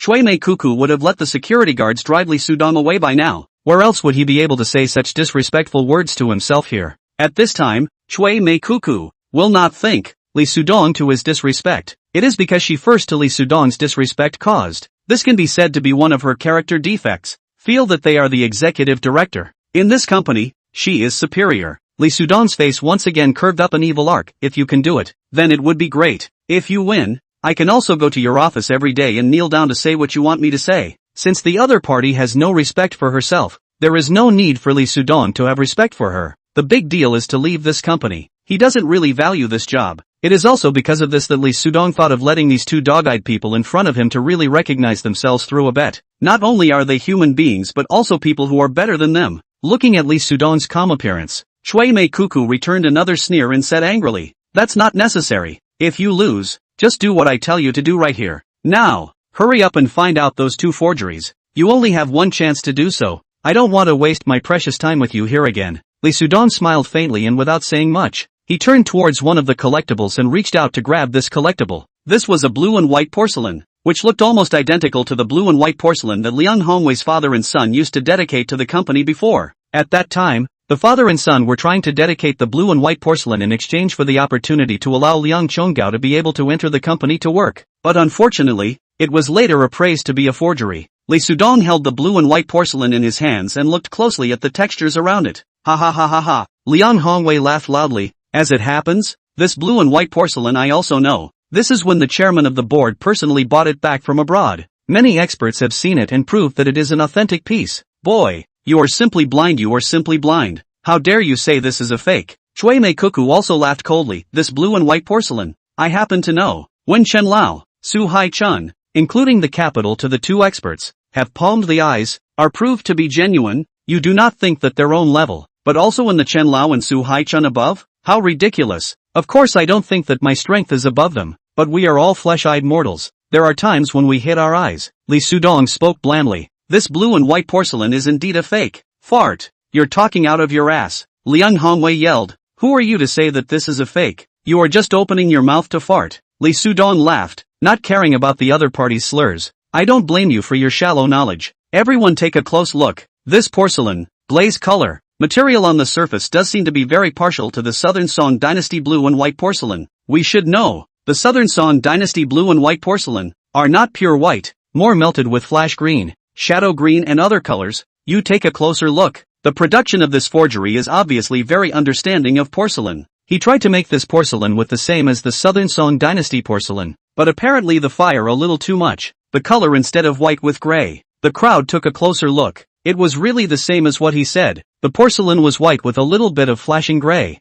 It was hard to tell without careful defense. Zhao Jiechi and Sui Mei Cuckoo exchanged a glance. Both were surprised repeatedly, admiring Li Sudong's pair of sharp eyes. This kind of tiny to very difficult to distinguish the subtleties. He actually saw it at a glance. From this point of view alone, his ability to identify treasures is absolutely extraordinary. Chapter 36, Expelled. Humph. This color alone doesn't mean it's a fake, right? Liang Hongwei was unconvinced. Even if it's a Song Dynasty blue and white porcelain, hasn't the color changed due to excess fire? You have a point. Li Sudong smiled slightly. You guys look at this layer of glaze color again. Don't you think something is wrong? What's wrong? Zhao Jiechi was unsure. She had also systematically learned appreciation. In her opinion, this was a Song Dynasty blue and white porcelain. Apart from the color that Li Sudong had just said was a bit of a problem. Other than that, she couldn't see where there was any other problem. This porcelain vase, you guys have checked it with high-tech instruments, right? Li Sudong asked. Aha. Zhao Jiechi nodded and said, now that technology is developed, we have a specialized age detection instrument, and after testing, we can prove that this is a Song Dynasty blue and white porcelain. The detector has measured that it's a Song Dynasty porcelain. You're still blabbering here, simply jumping the gun. Liang Hongwei sneered. The results detected by the detector may not be true, Li Sudong faintly said. Nowadays, many counterfeiting experts know that there are such things as detectors, so they search their brains to cope with the detectors. One of the most commonly used methods is to strip the glaze color of other porcelains that have a sense of age, and then grind and fuse it into the glaze color of the imitation. The porcelain made this way is completely able to pass the detector's test. You mean to say that this porcelain is using this stripped glaze color? Zhao Jiechi asked in astonishment. This is completely just your own imagination. What proof do you have? Shui Mei Cuckoo frowned. Of course I have proof, Li Sudong said, but whenever this method is used, it will more or less leave behind some irreparable imperfections, so if you look closely, you can easily distinguish them. Saying that, he reached out and gently touched on the surface of the porcelain. This is the position.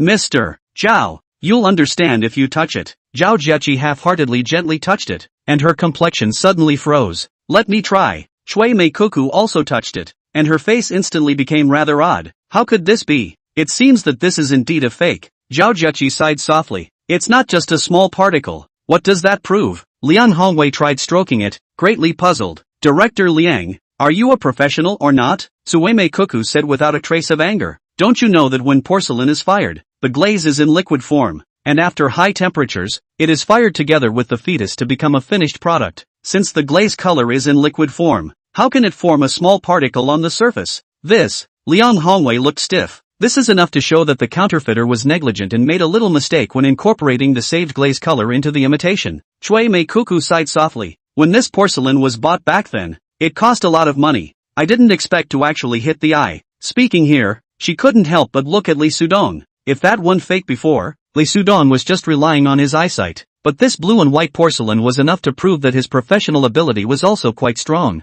It seemed that she had been misled by Liang Hongwei and was biased against him. But she was an unconvinced person, and said with an unforgiving mouth, "Don't be complacent too early. There is still a third fake. There is no need to look for the third piece. It is this Qilin jade stone." Li Sudong smoothly picked up a palm-sized piece of jade from the side. This piece of jade was dark yellow in color, carved in the shape of a Qilin, looking quite old. "You win." Zhao Juqi didn't know what kind of mentality she was in at the moment. She both wanted Li Sudong to win and didn't want him to win. Sui Mei Cuckoo accounted for quite a lot of shares in the group. She didn't want Li Sudong to offend the other party. "This Qilin jade was my father's favorite back then, and was placed in his office to play with from time to time, until one day an expert from the capital came over to play with it, and realized that it was a fake. My father didn't want to throw it away, so he put it here." Zhao Juqi said helplessly. "We're all in the same company, so the bet just now, let's consider it a joke." "Mr. Zhao, did you conspire with him?" Chui Mei Cuckoo suddenly said icily. "What does Chui Dong mean by this?" Zhao Juqi asked in shock. "The industry of treasure appraisal requires a huge amount of knowledge. I don't believe he can know much at such a young age." Chui Mei Cuckoo lightly grunted. "It must be because you wanted to keep him, so you revealed this to him in advance. Am I right?" "Yes, that must be it." Liang Hongwei echoed. "A milquetoast brat. What the hell does he know?" "Chui Dong, you're also a person of status. Isn't it too embarrassing to say such unsupported and presumptuous speculations?" Zhao Juqi spoke indifferently. "I, Zhao Juqi, also don't care to do this kind of villainous thing. You underestimate me too much. Who knows about you guys?" Liang Hongwei skimmed his lips and said, "Maybe the two of you hooked up a long time ago." Liang Hongwei, shut up. Zhao Juqi was so angry that her petite body trembled lightly. "Mr. Zhao, why bother with this kind of villain in general?" Li Sudong was also a bit annoyed at this time. Liang Hongwei, not to mention, is himself a despicable villain. This Chui Mei Cuckoo looked quite pretty and decent, but I didn't expect it to be such a disgusting face. It really made him a bit fed up. "Who are you calling a villain?" Chui Mei Cuckoo's eyes widened as she stared at Li Sudong dead on. "You, a small director, actually dare to insult me. Do you believe me or not? I will immediately tell you to get lost." "Ha ha." Li Sudong laughed out loud. "Do you really think I care to stay in Yaohui? If it wasn't for the face of General Manager Zhao, I wouldn't stay in this company even for a day." Zhao Juqi was a little anxious in her heart. She was very optimistic about Li Sudong's ability, but Chui Mei Cuckoo's behavior like this would inevitably wear Li Sudong's patience out completely, causing him to leave the company. "Really lawless. You don't even put Chui Dong in your eyes. Do you still have a leader in your eyes? Do you still have a company?" Liang Hongwei laughed coldly. "This kind of black sheep staying in the company will only discredit the company. Chui Dong, I suggest, dismiss him immediately. Never hire him." He was excited in his heart. This little is really unenlightened, not knowing Chui Dong's energy in the company, actually dared to offend her, completely asking for it. When this little leaves the company, then the position of the director of the technical department will inevitably fall back into his head. "Li Sudong, if you apologize to me now, I can keep you in the company as an ordinary employee. As for the position of director of the technical department, you don't have to think about it." Chui Mei Cuckoo said in a cold voice. "Apologize? Is that necessary?" Li Sudong said with a disinterested face. "Do whatever you want. I am fine with it." "Fine, fine. You asked for it." Chui Mei Cuckoo was also infuriated by this attitude of his, reaching out and pointing at him. "You've been fired. Immediately, immediately, get the hell out of the company for me." Chapter 37 Lin Kai's Threat. "Don't worry, I will leave Yaohui immediately. I don't need you to rush." Li Sudong sneered and left the collection room in large strides. "Chui Dong." Zhao Juqi frowned tightly. "Although you're the director of the company, but I'm at the helm of Yaohui Jewelry now. It's a bit inappropriate for you to fire an employee without permission. Moreover, Director Li is not at fault. According to the labor law, you can't fire him so hastily. I'm the director of the company. It's appropriate when I say it's appropriate." Chui Mei Cuckoo sneered. "It's this time. What are you still pretending for? Do you think I don't know that you're doing this on purpose? I'll tell you. Don't think that I'll give you face just because you're the chairman's daughter. This person, I'm going to fire and dismiss." Facing this aggressive attitude of Chui Mei Cuckoo, Zhao Juqi only felt ridiculous and said in a cold voice, Now that I'm the general manager of Yaoi Jewelry, everything is up to me. Director Lee didn't do anything out of the ordinary. I don't agree with firing him. After saying that, Zhao Jueqi walked outside. Seeing this, Cui Mei Cuckoo bit her lower lip, and Liang Hongwei also hurriedly walked towards the door with quick steps. Walking outside, Cui Mei Cuckoo immediately picked up her cell phone and dialed. Zhao Jueqi had already guessed who Cui Mei Cuckoo was calling, and with a cold smile, she walked straight towards the stairway, arriving at the door of Li Sudong's office. Seeing that Li Sudong was already inside packing up his things, Zhao Jueqi then hurriedly asked, Li Sudong, what are you doing? Mr. Zhao, I'm afraid I'll have to live up to your expectations, Li Sudong faintly said. Since the directors of your company cannot tolerate me, I naturally will not be dead set on staying here.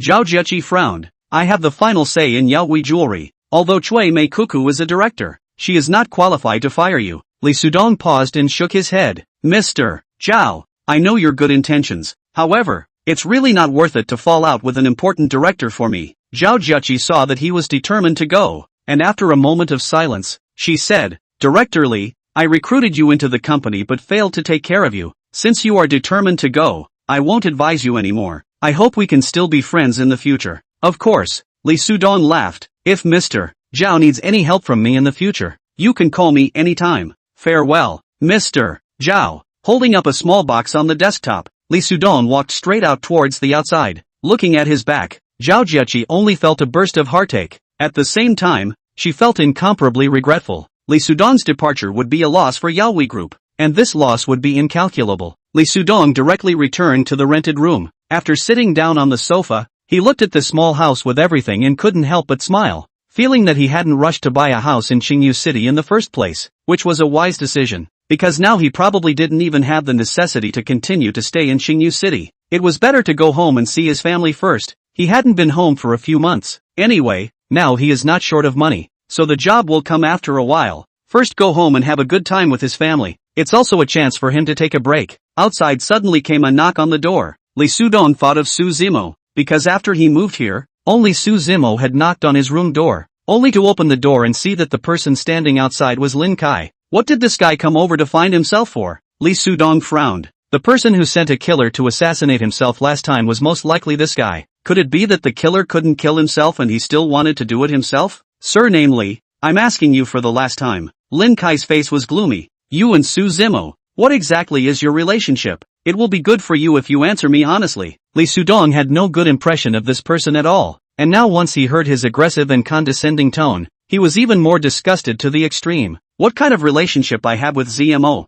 There's no need to say it to you, an outsider. You came knocking on my door just for this matter? I'm busy. I don't have time to entertain you. He was about to close the door when Lin Kai kicked the door open and roared with red eyes. Little bastard, don't give your face away. I've already promised ZMO that after the child is born, I'll divorce my current wife, and by then, I'll be with her openly and honestly, so you'd better just admit right away that you don't have any relationship with her. Since you are already a married man, then you should properly stay at home with your wife instead of saying this kind of words to me. Do you think that ZMO will accept you after you abandon your wife in the future? Li Sudong questioned in a cold voice. That's right, she will definitely accept me. Do you know why? Because I have money and background. And you? What do you have? You're living in a rented room. And the fact that you're still staying here at this time of the day shows that you're not a person with a formal job. So what ability do you have to give ZMO happiness? Lin Kai looked at Li Sudong with a face full of contempt. A rotten person like you. Even staying with ZMO is an insult to her. Whether or not I am insulting her by staying with her, this is something that ZMO herself knows best in her heart, so there is no need for you, an outsider, to worry about it. Li Sudong said indifferently. You'd better mind your own wife. This outsider deeply pierced Lin Kai's heart, and he roared with a fierce expression. You know what the consequences of offending me are. You Yakuza can't afford it at all. You came running to me to fart. Have you had enough? Li Sudong's face flushed. I don't want to hear you come over and let out a load of stinking farts. Hurry up and get out. Lin Kai, however, didn't have any intention to leave. Grinning morosely, I heard ZMO say that you've recently been chased by someone with a knife. If you promise me that you won't see ZMO again in the future, and don't have any relationship with her, I can help you to get this problem solved, and relieve you of your personal safety. Are you getting out or not? If you don't get out, I'm going to call the police. Li Sudong was too lazy to say one more word to the other party and was about to close the door behind him, but Lin Kai grabbed his hand. His face flashed with a touch of ruthlessness, fixing his eyes on Li Sudong. What do you mean? Li Sudong asked in a deep voice. Tell me, what do you need to do to promise me that you will no longer pester ZMO? Lin Kai asked coldly. You're sick, aren't you? You're the one pestering her. Not me, I'm her boyfriend. Lee Sudong was both bored and disgusted in his heart. This married man in front of him was a large-sized oddball. In that case, let's fight one-on-one. If you can beat me, then I won't come back for ZMO in the future. Chapter 38 Lessons. But if you can't beat me, then you have to quit and can no longer have anything to do with ZMO. Lin Kai added another sentence. Big brother, don't you think you're being ridiculous? ZMO is my girlfriend. Why would I fight you, an outsider, one-on-one for my girlfriend? And you're also a married man. Lee Sudong sneered. If you don't fight me, then you have no qualifications to be with ZMO because you are not a man at all. Lin Kai growled lowly. Lee Sudong couldn't help but sigh. Having encountered such an oddball, it seemed that the other party wouldn't come to his senses unless he was taught a lesson. Okay, then I will fight you one-on-one. Do you want to directly fight one-on-one right here, or go down outside and then? Go down. ZMO should also be coming back soon. The two of us will have a one-on-one fight in front of her. The party that wins will directly hold ZMO's hand in front of the losing party, and then the losing party will have to completely disappear from her life. Don't worry, I'll find you a new place to live more comfortably. Only then you won't have the chance to see ZMO again. As he spoke, Lin Kai's face was filled with a confident smile. Just this half a head taller than Lee Sudong, and his robust and wide body type. Purely from the point of view of his size, he had already won half of the battle. This kid is dead. Lin Kai seemed to have already seen Lee Sudong's tragic face when he was beaten like a dead dog. The corner of his mouth pulled up an arc of excitement. Not long after, the two came to the open space outside the entrance of the first floor of the rental building. In front of them were the people walking to and fro, but no one paid attention to these two people walking out, until after the two of them started to stand on either side of each other in a confrontational stance, which started to attract the curious gazes of others. ZMO just happened to come back at this time. After seeing Lee Sudong and Lin Kai in this position,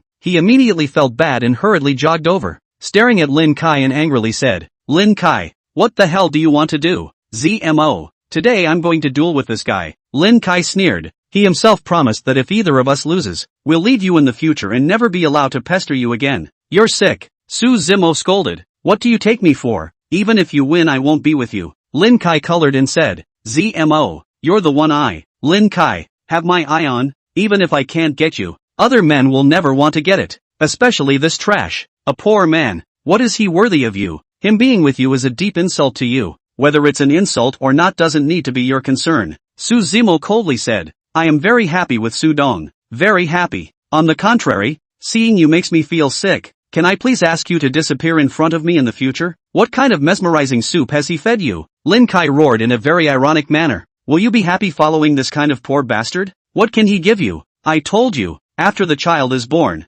I will divorce her. This life is dedicated to you, my infatuation with you, my wealth. You will be happier than any woman in your life following me. Your happiness is better given to other women. I don't need it. ZMO wrapped her arms around Lee Sudong. I like Sudong even if he is broke. Good. Seeing them in this intimate manner, Lin Kai was so angry that he was shaking, pointing at Lee Sudong with one hand and yelling, Scumbag, if you are a man, come out and fight me. Don't hide in a woman's arms and play dead. Sudong, let's go back and ignore him. Lee Sudong smiled faintly. ZMO, if we don't clean him up today, I'm afraid he won't stop in the future. Don't worry, dealing with this kind of person, it's just a small matter. He has practiced some taekwondo. ZMO was worried. Lin Kai often frequented the gym. He also practiced taekwondo, and his blockhead was also a lot bigger than Lee Sudong. A clear-eyed person would know at a glance that Lee Sudong was definitely not Lin Kai's opponent. Don't worry, Lee Sudong disdainfully said. Don't look at him as a big blockhead. Deal with him, but it's just a matter of lifting a hand. He. Hearing Lee Sudong belittling himself so much, Lin Kai grinned morosely. Kid, just don't cry your eyes out later. ZMO, step aside. But, don't worry, Lee Sudong patted her arm. The one who cries father and mother in a while will definitely be him. Puppy, I'll let you die. Lin Kai roared with rage, and with a heavy punch aimed at Lee Sudong's head, he ruthlessly smashed it over. ZMO let out a petulant cry and subconsciously closed her eyes, not daring to face the tragic situation that followed. However, it seemed that she did not hear any screams from someone being knocked down. With a surprised mood, she slowly opened her eyes, but was surprised to find that Lee Sudong had easily grabbed both of Lin Kai's hands, and at this moment, Lin Kai was still continuing to exert himself to try to break free from Lee Sudong's hands, but no matter how hard he exerted, he just couldn't break free, and Lee Sudong's two hands were like two iron pincers clamping down on his hands to death. Looking at this scene, Su Zimo just remembered what he saw last night. Li Sudong had subdued the two knife-wielding thugs with his bare hands, although they later ran away. But this had shown that Li Sudong's hands were extraordinary. So Lin Kai, although he looked taller than Li Sudong, he might not necessarily be Li Sudong's opponent. Admit defeat. You are no match for me, Li Sudong faintly spoke. Admit Naima. Lin Kai said angrily, only he did not finish his words. The expression on his face suddenly became distorted. Li Sudong began to beg for mercy. No, don't push any harder. My hand is about to break. Admit defeat now? Li Sudong asked with a cold smile as his hands continued to exert themselves. I admit defeat. Admit defeat. Quickly let go of me. Pain. Remember next time, if you want to deal with me, do it openly. If you dare to do it secretly again, I can't guarantee what I will do, Li Sudong said in a deep voice, and did not bother to look at Su Zimo. As soon as he pushed away the face-twisted Lin Kai, he turned around and walked towards the opposite side of the road. He was hungry, and now he was planning to go and eat something. You wait for me, this is not over. Lin Kai gritted his teeth and let out a low roar, leaving the scene in a sorry state. Finding a restaurant outside. Just after sitting down in the restaurant, Li Sudong received a call from Zhao Jechi. After thinking about it, he answered it, because he knew that the other party must be calling to persuade himself to go back to Yaoi Group, just that his current self really didn't have any idea of going back. Li Sudong, my father wants to see you. Zhao Jechi's clear and crisp voice came over. Chapter 39, Chen Shuiru. Li Sudong was slightly surprised and subconsciously asked, what is it that your father is looking for me? Yaoi Group has a big family. Jewelry is just one of the industries. He is just a director of a branch that just took office. Not so much that he can get into the eyes of the chairman of the board. It should be about your resignation. Can you come over here?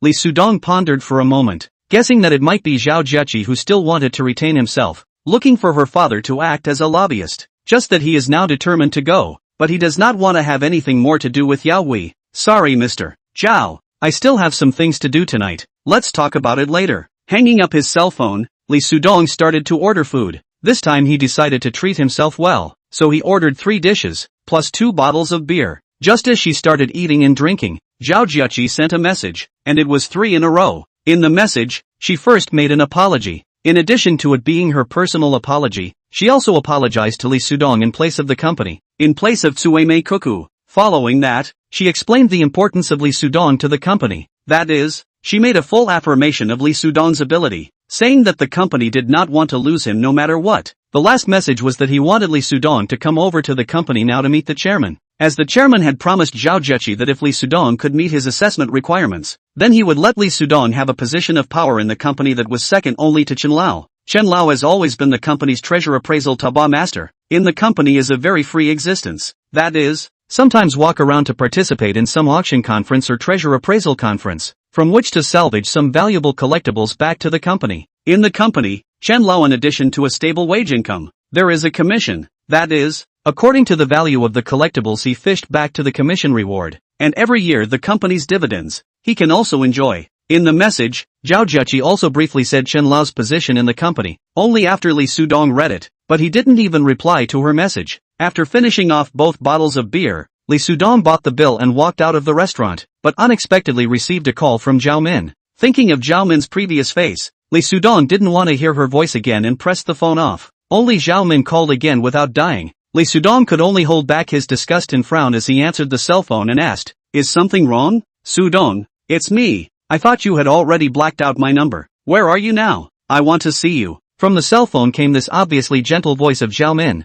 Li Sudong was a little stunned. What does Zhao Min mean by this? She wouldn't be taking the wrong medication, right? Are you sick? Li Sudong asked. As the other party suddenly treated himself in this manner, he could not find any other reason other than being sick. I'm not sick. I apologize to you in person because I know it's wrong. I shouldn't have treated you like that before. I want to beg you to forgive me. Okay? Finished? Where are you now? Can you tell me? I'll go to you now. I know that you won't forgive me for anything I say to you now, so I want to do it in front of you. Don't you call me again in the future. You and I are classmates after all. I don't want to say hard words. That's all. After saying in a cold voice, Li Sudong hung up the phone. Afterwards, Zhao Min sent him a message, while Li Sudong did not even look at it and deleted the message. He had already thought of this change in Zhao Min's attitude, knowing that he was now rich and wanted to come over to find himself back together. Just water can't be retrieved. What's more, She and that kind of fat pig have already done not know how many times in bed. Lee Sudong can't possibly accept this kind of other people to play rotten garbage again.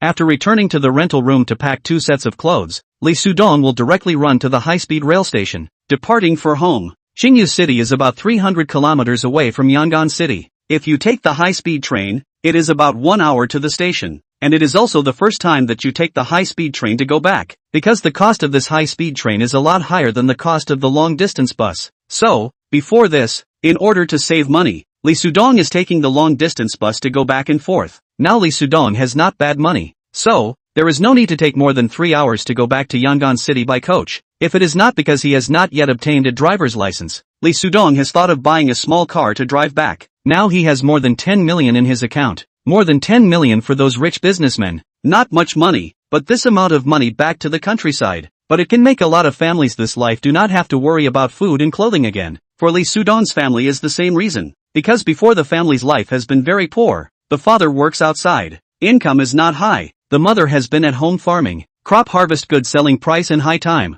At most a year is to earn less than $3,000. For this kind of poor life, the family has been accustomed to. But Lee Sudong does not want to let the whole family has been in this state of life. So, when reading, the results have always been at the top, because he knows, for their own this kind of background, reading is the only way out. After getting on the train and sitting down, Lee Sudong had been looking out of the window at the train. He was thinking about his family, thinking that when he got home, should he tell them that he was now rich, and that he could get them out of this current poor life, and let them live a good life. Hey there, may I ask if you have a rechargeable battery? At this moment, a pair of hands on the opposite side waved at Lee Sudong, and a nice voice entered his ears. Only then did Lee Sudong pull his gaze back from outside the car window and looked at the woman in front of him, instantly having a feeling of being stunned. The woman in front of him had a pair of beautiful eyes flashing with a charming luster, a fair face, skin like condensed fat, white and red, and that hidden light smile, making Lee Sudong look at her, remembering a movie star that he liked a lot in the beginning. But the woman in front of him was going to be even better looking than the movie obviously. Do you have a rechargeable battery? The woman asked again to Lee Sudong, who this just looked fixedly at herself without speaking, making her think that the other person might not have heard herself clearly just now. Oh, I did. Lee Sudong then came back to his senses and took out the rechargeable treasure in his backpack and handed it to the other party. Thanks. After the woman received the rechargeable treasure, she extended her hand to Lee Sudong and introduced herself. Hello, my name is Chen Shueru. Hello. Lee Sudong stretched out his hand and held her cold and soft little hand. My name is Lee Sudong. Chapter 40, That Man Is Me. Are you a college student? After plugging her cell phone into the rechargeable treasure, Chen Shueru looked at Lee Sudong and asked, while placing a shopping bag onto the tabletop in front of the two of them, which was filled with some snacks. No, what about you? Me neither. I just graduated from university. I work in Xingyu City, and now I'm outside on a business trip. Chen Shueru said while taking out the things inside the bag and spoke towards Lee Sudong. Come, these things are what I bought to eat on the road. Take whatever you like to eat yourself. Don't be polite, haha. At this time, the position beside the two of them was empty. But soon, a male appeared in front of the two of them. The other party first looked at Chen Shueru, and then smiled a little, and then sat down beside Chen Shueru. Chen Shueru, however, turned a blind eye to this man and directly tore the seal of a bag open, handing the packaged pastries inside to Lee Sudong. Smiling, here, try this. This tastes very good. This is my favorite. Let me taste it first. The man directly snatched the packaged pastry from Chen Shueru's hands and first looked at Lee Sudong before speaking again. Who are you? What qualifications do you have to eat what Shueru gave you? Lu Hai, what do you mean by this? Who told you to sit here? Chen Shueru spoke to the man beside her with an expressionless face. Shueru, don't do this to me, okay? It's not like you don't know how I feel about you. Scram. I don't want to see you. Get out immediately. If you don't leave, I'll ask the conductor to kick you out. Why are you doing this to me? I told you a long time ago. That woman has nothing to do with me. I was drunk and... Lu Hai, are you a retarded child? How come I've said it so many times? You still don't understand what I mean? You're not my type. You're not my favorite type. So no matter what you do to me, I won't accept you. Please leave. Fine. You cannot accept me. But can't you treat me the same way you treat this guy? We're friends anyways, so just treat me as a friend, okay? Train conductor. Hello, please ask this guy to leave because his ticket is not for the seat. I don't want him to sit next to me. He keeps harassing me. Seeing the conductor passing by, Chen Shueru immediately stood up and spoke. This gentleman, please show your ticket. The conductor then spoke directly to Lu Hai. In the end, Lu Hai was then asked to leave this position, and while he was leaving, he did not have any unpleasant expression, but instead looked at Chen Shuiru with a smile on his face and reluctantly walked back towards his position. I'm sorry for letting you lie down for no reason just now. After seeing Lu Hai walk away, Chen Shuiru first breathed a sigh of relief before looking apologetically at Li Sudong and speaking. Oh, it's fine. By the looks of it, that person seems to like you a lot. He should have been pursuing you for a long time, right? Li Sudong curiously said. That guy looked quite handsome, as well as his outfit. He should be a rich second generation. General girls would have an innate good feeling when they see this kind of man. It's just that Chen Shuilu didn't seem to be fond of that guy. Yes, since college, he has been chasing me, but I really don't have any feelings for him at all. So, the two of them chatted like this, and it wasn't long before both of them talked about their respective careers. This is really too coincidental. I can't imagine that the two of us are actually peers, Chen Shuiru said with a smile on her face. She worked at the Jin Shifu Jewelry Company in Qingyu City. Her occupation was an appraiser, while Li Sudong worked at the Yaohui Jewelry Group. Well, it is indeed quite a coincidence. However, I am no longer working at Yaohui Group now, because something happened. I have left Yaohui, Li Sudong also said with a smile on his face. Oh, it's fine, you're still so young, and you've already had the experience of working in this field. It's a very easy thing to find another job like this again. By the way, I heard that before in Yaohui Group. There was a person who gambled a piece of Imperial Green. At first he seemed to still be a person from Tianlong Group, but later on, he brought this piece of Imperial Green with him to join Yaohui Group. Do you know this person? Chen Shuiru looked at Li Sudong with an expectant face. She had always wanted to recognize the person who had gambled out a piece of Imperial Green, because she had heard that at that time that person had made Tang Dawei of Tianlong Group, who had already fired him.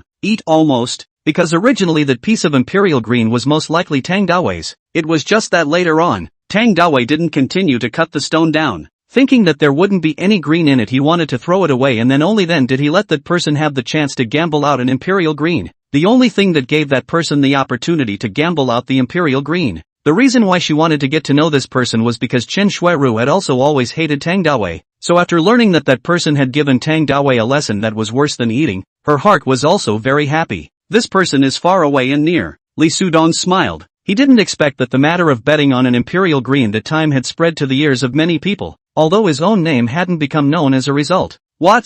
You said that person was you? Is it really you? Chen Shuiru said with wide eyes. Well, it's me. Li Sudong nodded and said. The corners of Chen Shuiru's mouth curved up into some weird arcs, took a sip of the milk in front of her, fixed her eyes at Li Sudong, expressionless, and used a completely different tone from before. Are you really that person? Yes, Li Sudong said in a faint voice. Great. In fact, I have always wanted to know you. I never imagined that this time I would actually know you in such a way. This might be fate. Chen Shuilu's face blossomed into a smile again. Maybe. By the way, how did you know at that time that there was Imperial Green inside that stone? Chen Shuiru began the question she had always been curious about. I don't know. I just had better luck. Impossible. I heard that at that time, Tang Dawei clearly cut that stone in half, and was sure that there was no more green inside, and was about to throw it away. And then you but said that there was Imperial Green inside, so that they just continued to cut it. In addition to luck, there is also experience. Right, you also know, doing our line of work, sometimes experience is very important. Yes, experience is indeed important. So now you use your experience to help me take a look at these items and see if they are genuine.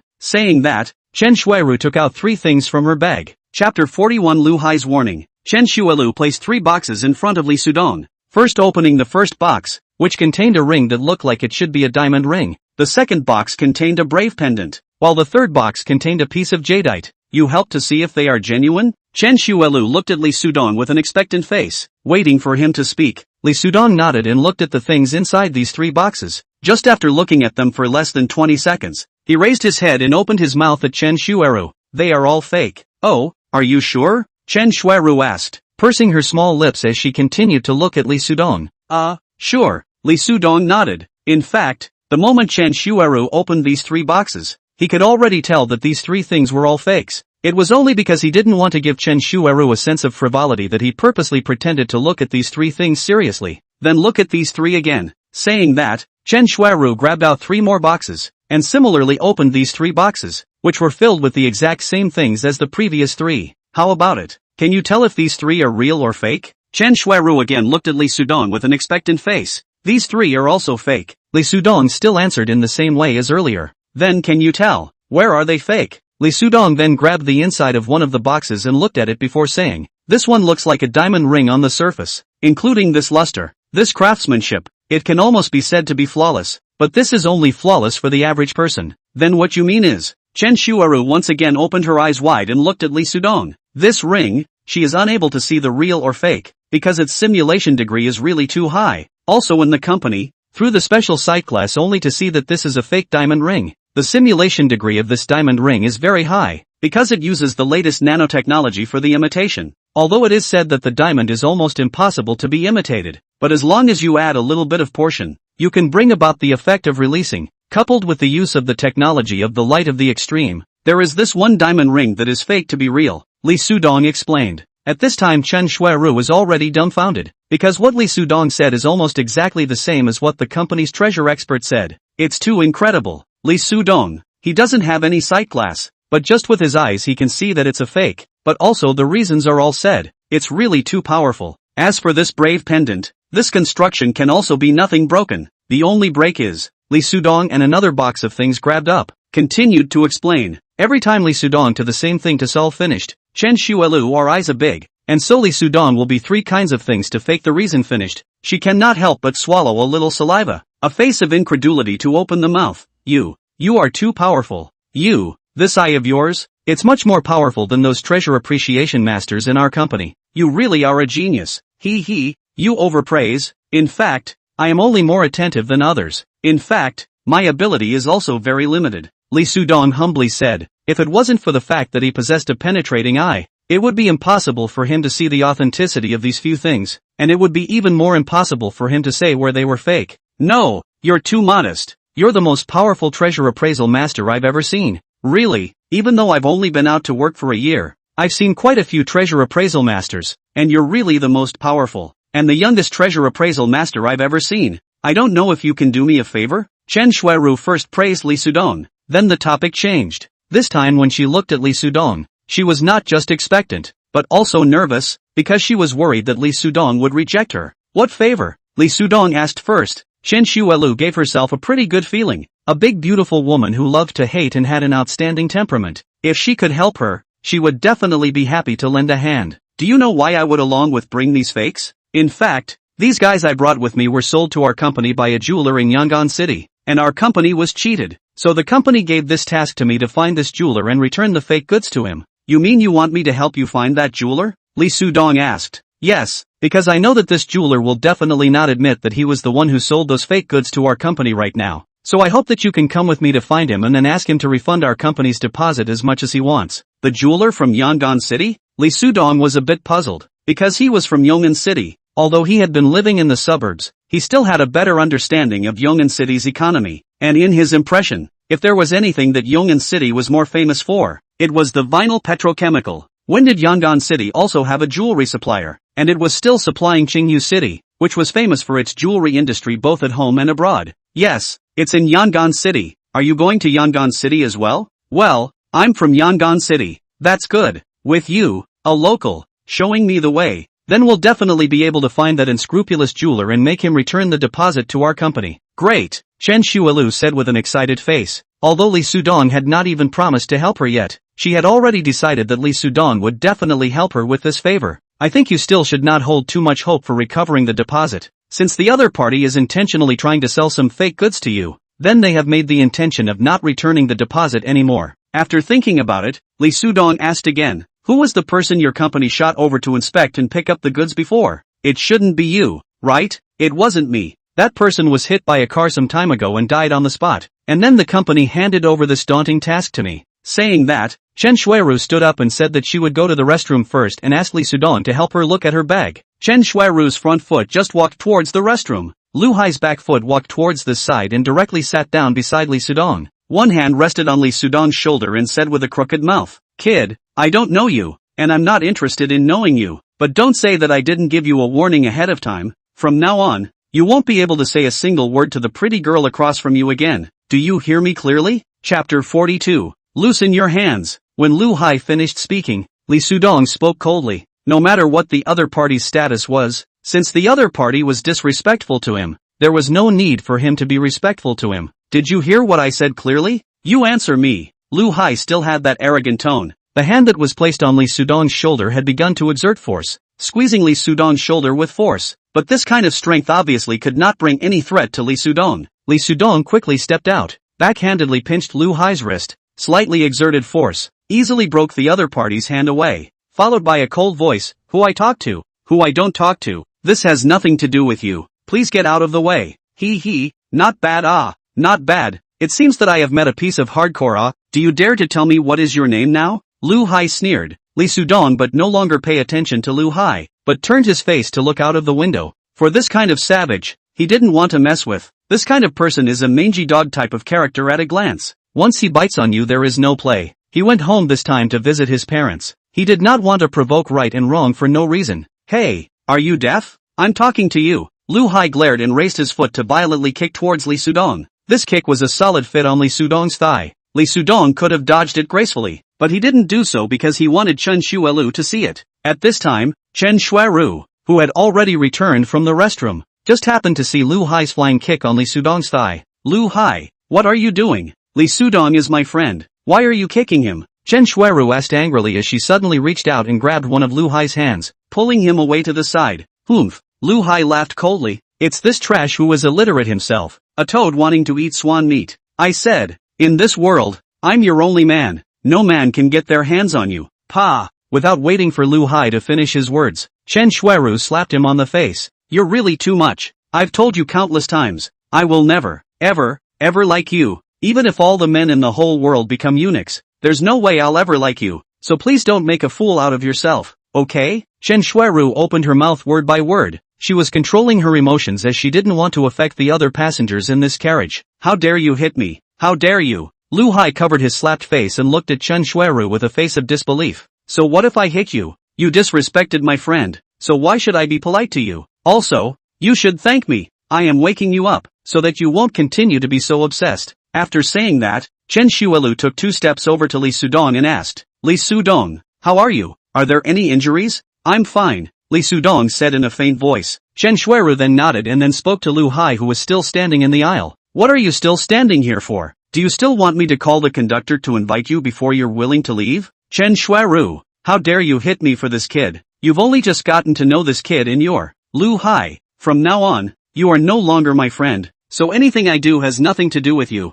and also when you see me in the future, you don't call me again. Is that clear?" Chen Shuelu interrupted Lu Hai and returned to the seat opposite Li Sudong and sat down. Immediately, she spoke to Li Sudong with a smile on her face again. "Li Sudong, let's continue the topic we were talking about just now. What do you mean when you just told me not to hold too much hope?" "What I mean is, you may not be able to find that jeweler anymore. Even if you can find it, the other party will not give you the deposit back, because they have already sent the goods to your company. Before this shipment, you didn't inspect it before receiving the goods. This is your fault. Chen Shuiju, who do you think you are? You are nothing but a stinking. You wait for me, and you wait for me too." After listening to the 2 people in front of him for a while, Lu Hai suddenly opened his mouth. This time, he knew that he had completely lost hope of chasing Chen Shuiru into his hands. Since this was the case, there was no need for him to be polite with the other party. For Lu Hai's sudden scolding, Chen Shuiru, however, pretended not to hear it and continued to open her mouth towards Li Sudong.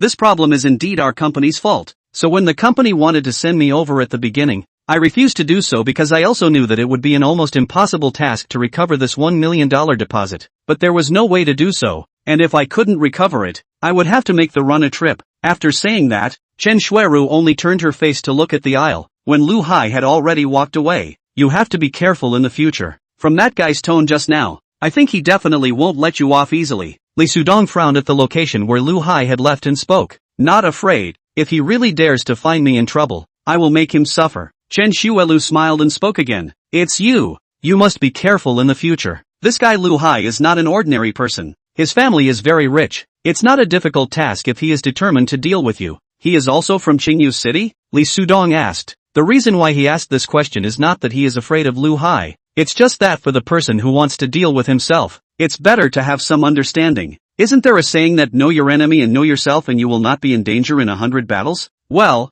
he is a local of Qingyu City. His dad is the boss of a listed company. Chen Shuiru nodded and said, "This person is a typical lazy, arrogant and domineering dude. His father has a son in his old age, and spoiled him quite a bit, raising him to be a lawless character. Alas, he used to change girlfriends like changing clothes. Now the reason why he is pestering me not to let go, I think it is not how much he likes me, but I didn't say yes to him, making him lose face. Once I say yes, I guess I'll be thrown away like rags by him. Understandable. This kind of rich kids, they don't have to worry about life at all. They just need to know how to spend money, and money can bring them happiness. So they don't think about other people's feelings, they just think about how to make themselves feel good. Lee Sudong also expressed his own opinion. His opinion was similar to Chen Shuelu's. Anyway, if you still return to Qingyu City in the future, then you must be careful. If Lu Hai really finds you in trouble, you must tell me. Chapter 43, Yongchang Jewelry. The train arrived at the station and the two of them got off together, continuing to chat while exiting the platform. It was only when they were about to walk out of the platform that Lee Sudong narrowed his eyes and spoke.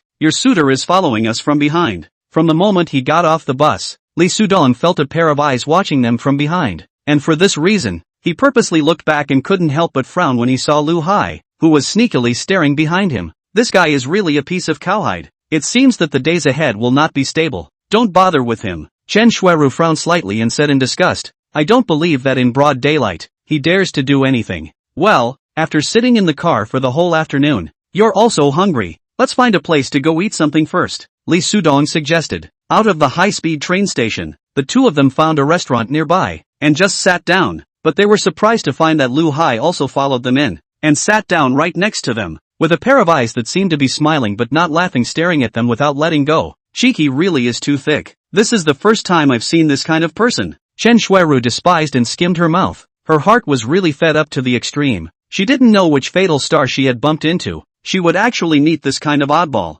Let's order. This is my hometown. I'll treat you. Lee Sudong smiled, not wanting to pay too much attention to this Lu Hai. This person looked even more hateful than Lin Kai, completely the same thing as a small hooligan punk. Lee Sudong was really a bit tired of it. After ordering the food and waiting until the meal was served, Chen Shuelu touched a card from her bag and handed it to Lee Sudong. Lee Sudong, you are a local. Take a look at this address on it. That jewelry store is at this location. Donghai neighborhood? I know this place. Lee Sudong took it and glanced at it, nodding slightly. He was quite familiar with the entire downtown area, especially the Donghai street where this store was located. It was the city's famous antique street and he hadn't gone there to wander around much. Have you been there? Chen Shueru spoke again. Been there? I'll take you there later. Lee Sudong nodded. Since he had already returned to Yangon City and was less than an hour's drive from home, he would accompany the beauty in front of him here to finish what she was going to do before going back. After eating, Lee Sudong was ready to pay the bill, but was told by the waitress that someone had already paid the bill for them,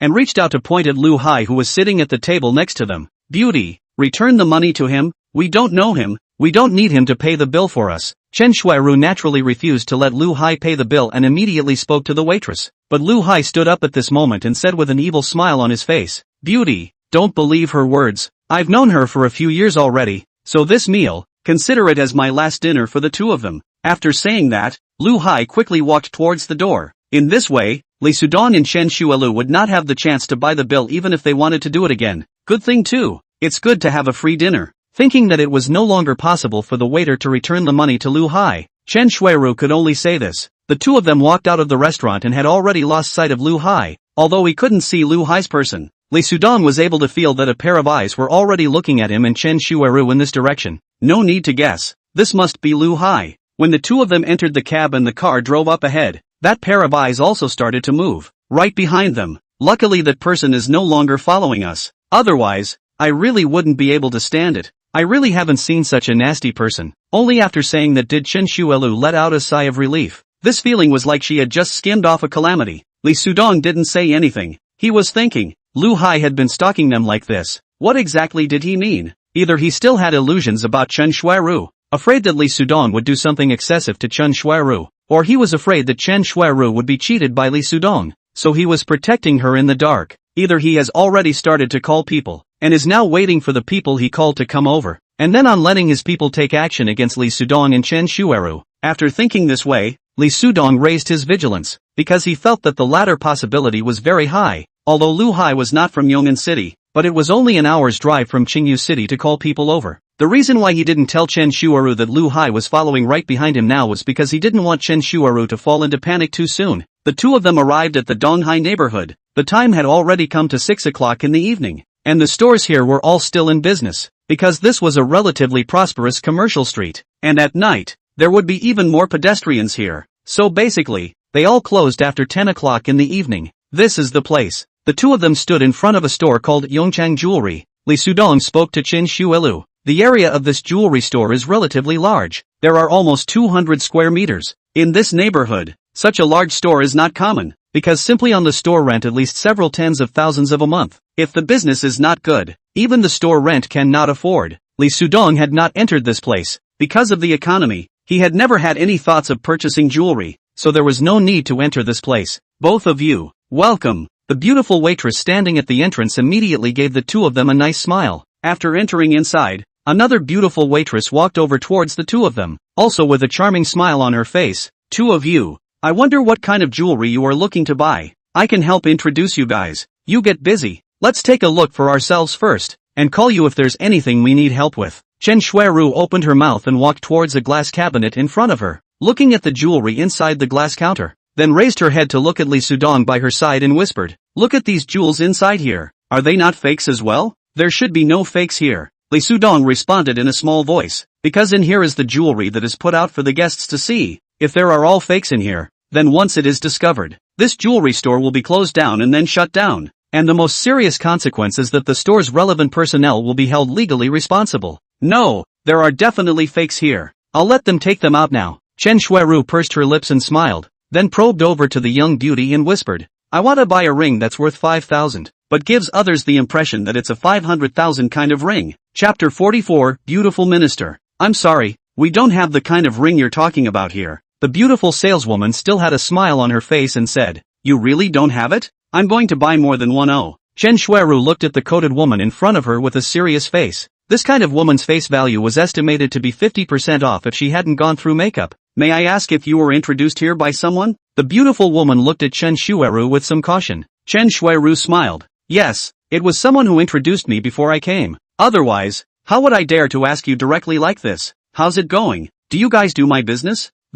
I think you'd better talk to our minister." The beautiful woman thought for a moment before speaking, and then gestured for Chen Shuilu to follow her. This scene caused Li Sudong to be more or less surprised, as he did not expect Chen Shuiru to make the other party believe her words after just saying a few sentences. It was hard to imagine that Chen Shuiru, a beautiful woman with such a temperament, had such a skill, if he didn't see it with his own eyes. Li Sudong really found it hard to believe that Chen Shuiru was still a woman who had just graduated a year ago. Followed by the beautiful woman to the side of the store, you can see that there is an imperceptible door, because the door color and wall color is the same, and the design is very clever. "Do not look carefully" cannot be seen between the door and the wall of the gap. The greased beauty first reached out and knocked on the door before speaking to Li Sudong and Chen Shuilu beside her. "Two of you, wait a moment." After saying that, the other party opened the door and walked inside, and before she pushed the door open, someone inside unlocked the door. The sound was very small and it was an inside occurrence, so those outside could not hear the movement inside without listening attentively.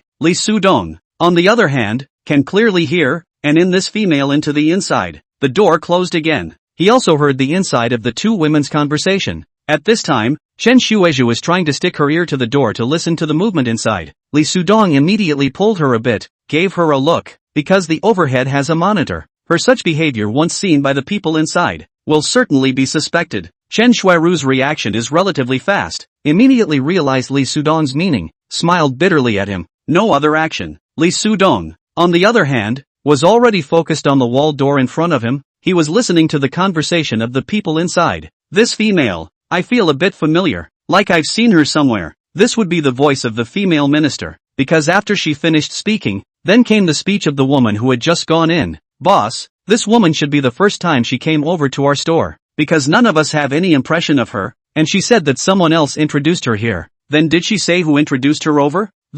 I forgot to ask just now." It's not too late to go out and ask. If the answer is right, let them in. Otherwise, ask them to leave. Well, soon, the door opened, and the coated woman first smiled at Chen Shuelu before asking in a low voice, "Our minister said that since you guys were introduced here by an acquaintance, she wants to know who that acquaintance was that introduced you? So, please say the name of that person." There was no way Chen Shuiru could have said the name of the person who introduced her, because she didn't know any introducer at all, and only suddenly thought of lying in order to meet the boss here. Just when she was still worried that this time her cleverness might backfire on her, Li Sudong opened his mouth. Zhang. Chen Shuiru immediately looked at Li Sudong with a dumbfounded expression. She did not know why Li Sudong suddenly said such a name. Could it be that he knew the so-called introducer? But how could this be possible? Both of you, please come in. Just when Chen Shuiru thought that this sudden utterance of a person's name by Li Sudong would cause the two of them to be asked to leave the jewelry store, the coated woman opened her mouth to invite them in. As she walked in towards the inside, Chen Shuiru's pair of beautiful eyes kept lingering on Li Sudong.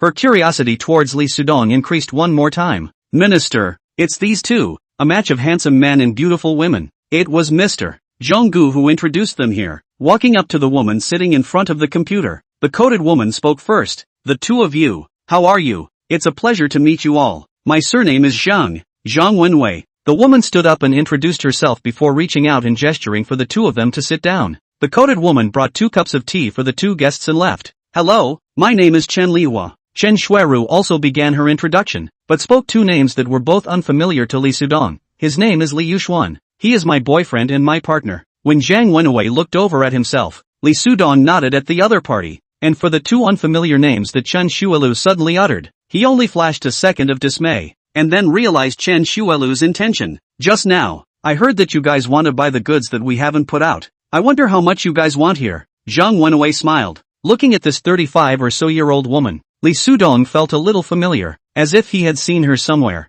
Yes, it was in Mr. Zhonggu's antique store that he had seen. At that time, this female and a male were together, frantically sweeping the goods in Mr. Zhonggu's antique store. But this was already 3 years ago. At that time, this female's temperament looked outstanding as well, but dressed in whatnot, not so decent and generous as now. Now she gave the impression of a dignified and generous white-collar beauty's image, whereas before, she gave a kind of image that looked like a tycoon who had gotten rich overnight, including mannerisms, words and deeds and whatnot. And there was also that male who was by her side at that time, who also had the image of a typical landlubber tycoon. I want the kind of variety that can be purchased at a low price and then can be sold at a high price. The more the better. I'm carrying $20 million on me right now. I wonder if you can provide me with a quantity of $20 million? Chen Shuiru spoke to Zhang Wenhui. If you really need a quantity of $20 million, then I don't think I can fulfill your request. However, you can pay a deposit in advance and then give us a month's time. After a month, we will then send you all the quantities you need, and you will then call us with the final payment. Zhang Wenhui suggested. What about now? How much quantity of goods can you provide me with now? Chen Shuiru asked again. Now we can provide you with a maximum of 2 million goods quantity. However, these may not be what you want, because the value of these is relatively higher, because they are also of a higher quality, not the kind of $5,000 quality that you are talking about, but the quality of a higher level. Yes, when can I have them? You guys come with me, I'll show you the goods now. Chapter 45, Trial. Zhang Wenwei left Yongchang Jewelry with Li Sudong and Chen Shuilu and got into a latest model BMW commercial car. The driver's seat was already occupied by a person, but the person was wearing a mask on his face, so that he could not be seen, and only knew that he was a male. Song Fei, drive. Zhang Wenwei looked at the driver and spoke. The driver nodded and drove the car. Both of you, I wonder where you are from? Zhang Wenwei asked as she skimmed her head and looked at Chen Shuilu and Li Sudong. Li Sudong did not open his mouth but waited to let Chen Shuiru open her mouth. After all, Chen Shuiru had come here for a purpose and her reaction just now told himself that for this kind of question, she should be able to react in the first place and give the other party an answer that would not raise suspicion. We came over from Changzhou. The jewelry industry there is now developing kind of fast, so that's why I thought of picking up some high imitation goods to go back and earn it a large amount before leaving the country. Chen Shuizu blandly said. Anyway, nowadays a lot of people are fond of good things, but they are just fond of them. They actually don't know what good things are. They are just following the trend. MS. Chen, you really know your stuff. Indeed, nowadays people have a spiritual pursuit. What is spiritual pursuit? That is to buy something good. Of course something that they themselves think is good, either to wear or to collect. Zhang Wenwei smiled, but they won't really know how to distinguish whether the things they buy back for themselves are real or fake. So it's really a wise choice for you to choose to come to us to purchase that kind of goods. Right. You guys said before that you were introduced here by Mr. Zhonggu. So I wonder how you and Mr. Zhonggu met? Zhang Wenwei asked again, and this time after asking, her eyes stayed fixed on Chen Shuiru. We are. Li Sudong knew that this question had to be answered by himself, because Chen Shuiru had no idea who Zhonggu was. Only when Li Sudong had just opened his mouth, he was interrupted by Zhang Wenwei, who made a gesture at Li Sudong and opened her mouth. Mr. Li, I'm not asking you right now, I'm asking MS. Chen. MS. Chen, please answer my question. How did I know Mr. Zhang? Is it important? Is this you suspecting me? Suspecting me of being a police officer? Or do you think that I didn't come over this time to pick up the goods with you, but for another purpose? Chen Shuiru asked directly in return, and her face had also changed, becoming ugly. Zhang Wenwei laughed before saying, "Oh, don't misunderstand. I don't mean that. It's just that our Yongchang jewelry has produced a lot of high-quality jewelry, and there are people from all over the country coming over to pick up goods from us, and the winds are a bit tight these days, so I decided it's better to be a bit cautious. I hope you can understand. A lot of high-quality jewelry? Oh, it's just thanks to her to say that. It's really shameless." Chen Shuiru had already despised this woman 1,000 times in her heart, but in order to recover the company's losses, she had to continue to be an Oscar-winning actress,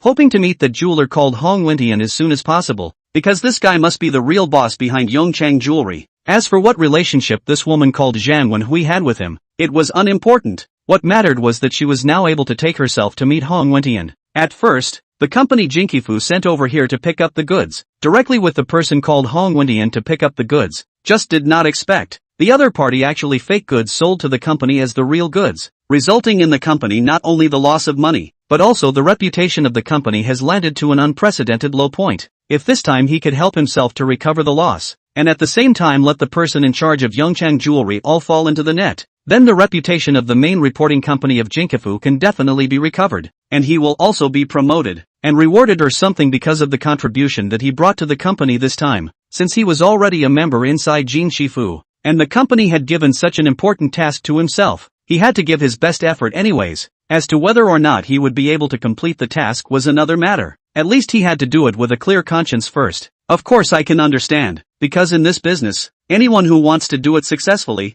wants to make a big profit, so no matter who you work with, you have to be careful. Chen Shuelu responded. Then, are you able to tell me now how you came to know Mr. Ancient Zhong? Zhang Wenwei slammed the question she had just asked on Chen Shuelu again. How did I know him? I met him when I went to buy antiques inside his store, and it's been almost 2 years now. Did you not meet him at his store? Chen Shuiru still spoke calmly. The more it came to this time, the more she couldn't panic. Although she didn't know if this guess she suddenly made was correct, but she couldn't think that much. She could only put up a fight. That's right, I also met him inside his antique store. So, did you take the initiative to find Mr. Zhonggu and asked him where to find good-priced yet cheap jewelry for sale? Or did he take the initiative to introduce you to me here? Zhang Wenwei nodded before asking again. This I don't know what I should tell you. It's kind of a chance because Chen Shuiru continued the play of her acting skills, keeping this lie round. It was only after hearing what she said this time that Zhang Wenwei let her guard down, thinking that Chen Shuiru was genuinely going to come over to trade.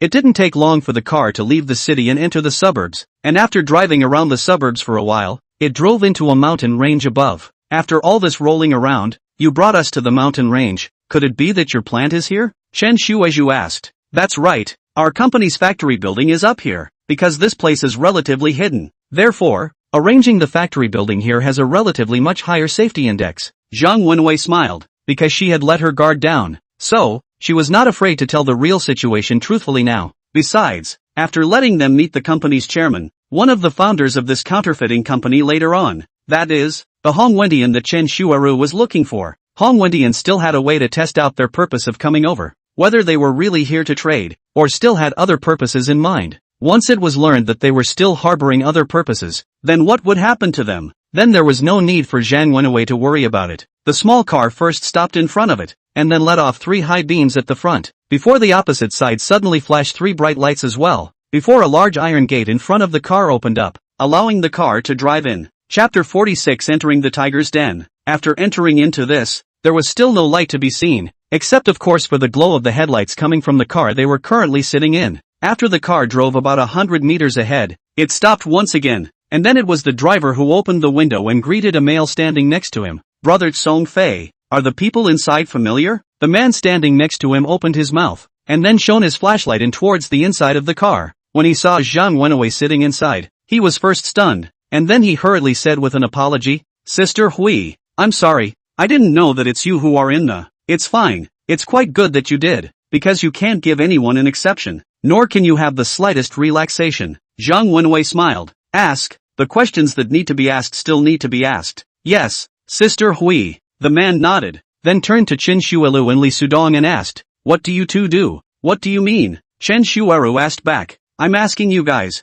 What are you here for? The man then spoke again. Li Sudong had already realized that it was highly likely that they had entered a tiger's den this time, and as far as the current situation was concerned, it was highly likely that this was the case, which meant that it was highly likely that they would meet Hong Wentian later on. And once it was discovered that they had come over here this time to ask Hong Wentian for the deposit that he had lost on Jin Shifu, then it was questionable whether they would be able to leave from here alive. We came here to buy something, Chen Shuelu responded. Alright, you guys can leave now. After the man finished speaking, he first nodded to Zhang Wenwei before releasing them. The car then continued to drive over to the front, while Li Sudong continued to look at the man, which led him to realize that the man's body was wearing a firearm. In order to prevent the possibility of some undeserved dangers happening next, Li Sudong hurriedly took out his cell phone. Just as he was about to send a message to Chen Shuiru, Zhang Wenhui opened her mouth. Oh yeah, I almost forgot to tell you guys. From now on, your cell phones must be turned off. You can't use them anymore. You can only turn them on after our deal is over and we leave this place. Why? Chen Shuiru immediately asked with an inexplicable face. At this time, she had also sensed a hint of danger. Don't ask so many questions. We are doing this for the sake of caution. I hope you guys can understand that as long as you guys are genuinely coming over to trade with us, then you guys have to cooperate. Don't worry, we won't make it difficult for those who are genuinely coming over to trade with us. Zhang Wenwei smiled. If I can't use my cell phone anymore, then how can I transfer money to you later? I'm using internet banking to transfer money now. Chen Shuiru spoke again. Don't worry, we will naturally give you the opportunity to transfer money when the time comes. For now, you two make sure to turn your cell phones off. Helplessly, the two of them could only turn their cell phones off. The car drove about half a kilometer further ahead before stopping, and then saw a lighted two-story factory building in front of them. The driver got out of the car, then pulled the door at the back open, first letting Zhang Wenwei out of the car. Then, the four of them walked towards the gate that was guarded by two people. Before entering inside, Li Sudong and Chen Shuilu were searched. This made Li Sudong even more certain that this time, he had really entered the tiger's den. Mr. Hong, let me introduce. These two are our honored guests today. This is Ms. Chen Lihua and this is Mr. Li Yuxuan. Zhang Wenwei introduced to the middle-aged man in front of her. Both of you, this is Hong Wentian, the big boss behind our Yongchang jewelry. Hong Wentian then took 2 steps closer to Li Sudong and Chen Shuiru, first reaching out his hand to Chen Shuiru. Hello, beautiful lady. You look like a movie star to me. No, you have more temperament than a movie star, and you are also much younger. Hong Wentian was wearing a smile on his face. This looking at Chen Shuiru's eyes were constantly flickering with essence. Obviously, he was stunned by Chen Shuiru's beauty. Mr. Hong, you flatter me. I'm just an ordinary woman. How can I compare to those big stars who make money like a bag of tricks? Chen Shuiru smiled. I'm speaking from the heart. You are really pretty. I haven't seen a woman as good looking as you for a long time. This is your boyfriend, or, said Hong Wentian. His gaze fell on Chen Sudong's body, but just swept a glance at him. His gaze returned back to Chen Shuiru. He is my boyfriend and my partner, as both of us are shareholders of the company. Chen Shuiru responded. You two are quite the pair. What I'm talking about is not physical appearance, but the fact that the two of you are business partners, as there are really very few couples that can become business partners. Hong Wentian said, come on, don't all stand around. Let's go in and visit the factory. While visiting, with that, Hong Wentian led them inside. A person standing at the door pushed a door in front of the door open and then officially entered the inside of the factory. It could be seen that it was full of people wearing masks. There were more than 30 people in total, and all of them were working on the imitation of jewelry, cutting, packaging, nano-separation and many other processes, all in this inside in an orderly manner. These people were all in a very focused state, so they were all oblivious to the people coming in. Both of you, for you two to be able to come in and visit us, this is our honor and your honor. We feel honored because you will be doing business with us. Hong Wentian smiled. And your honor is because most of the people who usually come over to trade with us,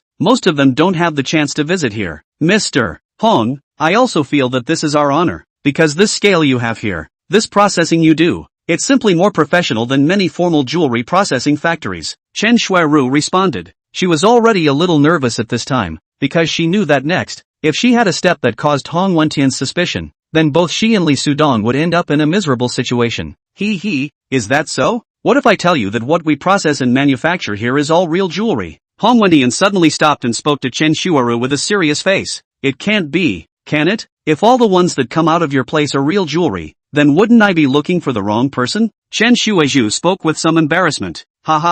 Just kidding, don't be so serious. However, the jewelry that comes out of our place should have the highest degree of simulation in the city. Smiling at Chen Shuiru, Hong Wentian only continued to walk towards the front. Chapter 47 Suspicion. Come, this inside please, show you the finished products that come out of our place. At that time, whatever level you want will be available. You'll be satisfied. Walking to the end of this factory building, as soon as Hong Wentian opened his mouth, the two people following them immediately went to the front and pushed the door in front of them open, making a pleased gesture towards Chen Shuiru who was beside him. Hong Wentian went ahead and came to the stairway and started to go up. The second floor was no longer the specification of a factory building, but was divided into several processing rooms on both sides of the walkway, each with glass windows that allowed for a clear view of the situation inside. Hong Wentian's office was at the end of the aisle, and as he led Chen Shuizhu and the others towards the front, Zhang Wenwei beside him was already making a phone call. Once the people entered inside the office, Hong Wentian then first told them to take their seats before returning to that old boss seat of his and sitting down,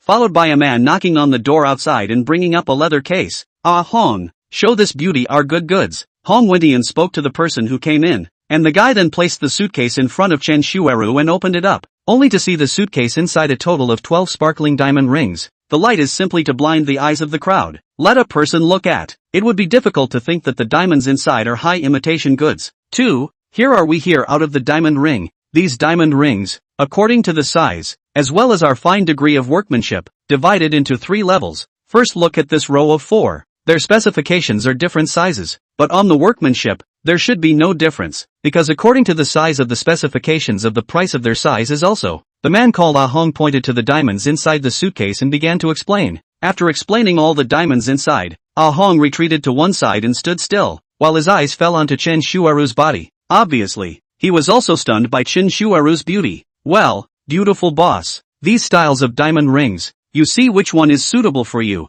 You decide. We can provide you with $2 million of goods right now. As for the remaining $18 million of goods you said, this you only need to give us a deposit of $2 million, and 1 month later, we will have the goods you need ready." Hong Wentian fixed his eyes at Chen Shuilu for a while before speaking. 1 month is too long. I want you to have it ready for me in half a month. I wonder if you can do that. Mr. Hong? Chen Shuiru spoke to Hong Wentian. Half a month? Half a month is too rushed. Even if you go to that kind of international level manufacturer, they wouldn't dare to give you this kind of promise. Hong Wentian teased. Mr. Hong, how can you compare your place with those regular manufacturers? Think about it. Your price here is something that they can't compare. So I hope that all of your time here within the next half a month will be used to rush my goods. As for the deposit, I can give you 4 million. Chen Shuiru opened her mouth again. Oh, $4 million?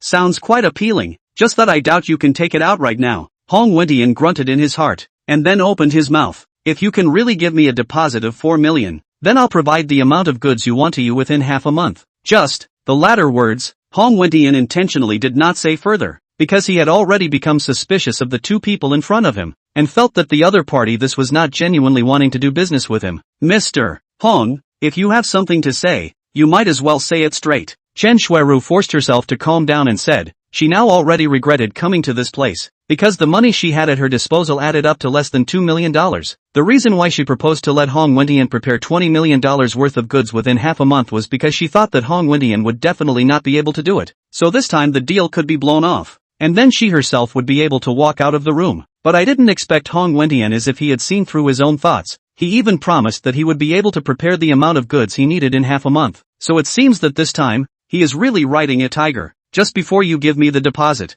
I still have a few questions I want to ask you. Hong Wentian smiled grimly. At this time, he could already see some clues from Chen Shuiru's eyes that were clearly already unnatural, and felt that the Chen Shuiru in front of him and the kid beside her were definitely not genuinely trying to come over to make a deal. In other words, these two people had already offended Hong Wentian. In this situation, Hong Wentian could not possibly let them leave. According to his usual style, these two people do not want to leave here alive. However, seeing as that female looks so charming, he could not possibly miss an opportunity to enjoy it properly. Please ask, Mr. Hong. Chen Shuiru was still pretending to be calm, but her eyes had already swept towards Li Sudong by her side a few times. To say that she did not have any grievances towards Li Sudong right now, it was impossible. Li Sudong, a hallowed man, now even did not say a word. All the time is to talk to themselves. Is he still not realize the danger? Seeing this calm and self-conscious look of his, I'm afraid that he really didn't realize the danger. and it would be impossible for him to think about what methods he could use to safely leave this place.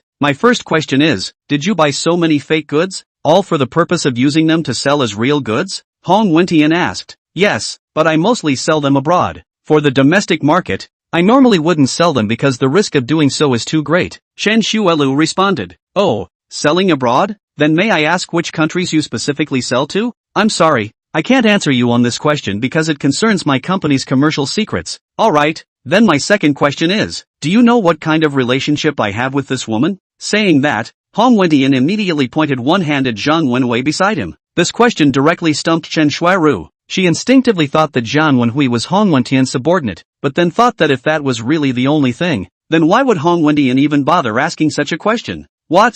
This question makes you unable to answer? Didn't you say that you were introduced here by Mr. Zhonggu? Then Mr. Zhonggu will definitely tell you what my relationship with Ms. Zhang Wenhui is, unless. Hong Wentian's gloomy smile was even more intense, as he had already thought that Chen Shuiru would soon become his bedfellow. This, Mr. Zhonggu did have told me about your relationship besides being in the same company. Chen Shuiru opened her mouth in nervousness, but halfway through her sentence, Li Sudong opened his mouth. Mr. Hong and Ms. Zhang are actually both the owners of Yongchang Jewelry, and the two of them are still husband and wife. Chapter 48 Arriving to Kill. Just like my relationship with Shuiru, the two of you also came from a couple relationship, and the love between the two of you is much more ingrained than we can imagine. Li Sudong placed one hand on Chen Shuiru's thigh and looked at her before speaking to Mr. and Mrs. Hong Wentian with a smile on his face. My love with Zhang Wenxi is indeed quite engraved in my heart. You all wouldn't believe it when I say it. However, this is all in the past now. So for now,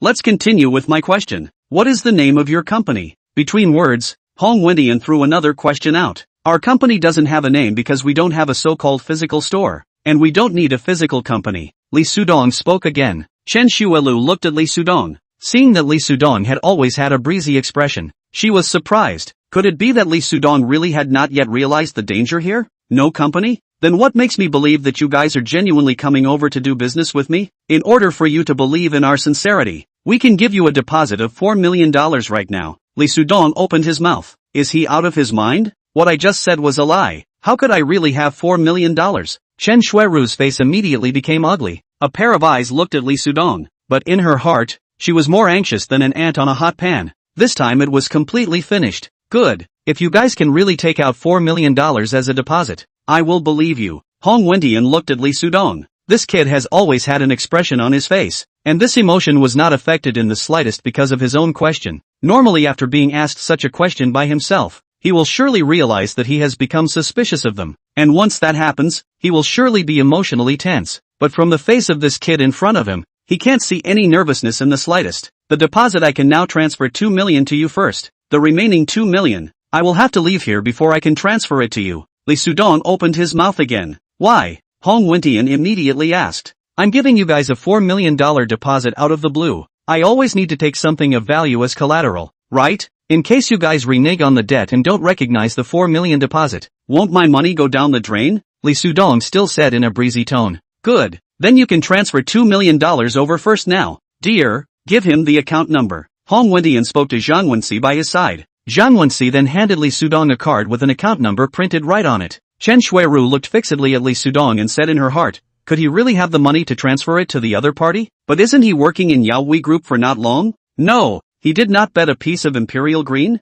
After thinking that Li Sudong had once gambled out a piece of Imperial Green, she was finally a piece of Heartstone falling to the ground, thinking that the problem of money could already be solved. Did you receive it? Li Sudong asked Hong Wentian after transferring the money through his cell phone. Received. Cool. Now then, my dear, just send their two honored guests back to our store. Let them pick some valuable jewelry and then charge them a deposit of $2 million. Hong Wentian smiled. Only this time, the people who accompanied Li Sudong and the others out were not just Zhang Wenxi and the driver called Song Fei. There was also the one called Ah Hong who also got into the car and sat right beside Li Sudong. Then you guys have a safe trip. Don't worry. As long as I receive the rest of your $2 million deposit, I guarantee that I will definitely send your goods over in half a month. Hong Wentian smiled and waved at Li Sudong and Chen Shuelu who were sitting inside the car. As the car drove ahead, Chen Shuiru immediately leaned close to Li Sudong's ear and whispered, "Thank you, Li Sudong." Li Sudong, however, did not give any reaction to her thanks, as he was thinking about how he should next defuse the danger that would soon occur.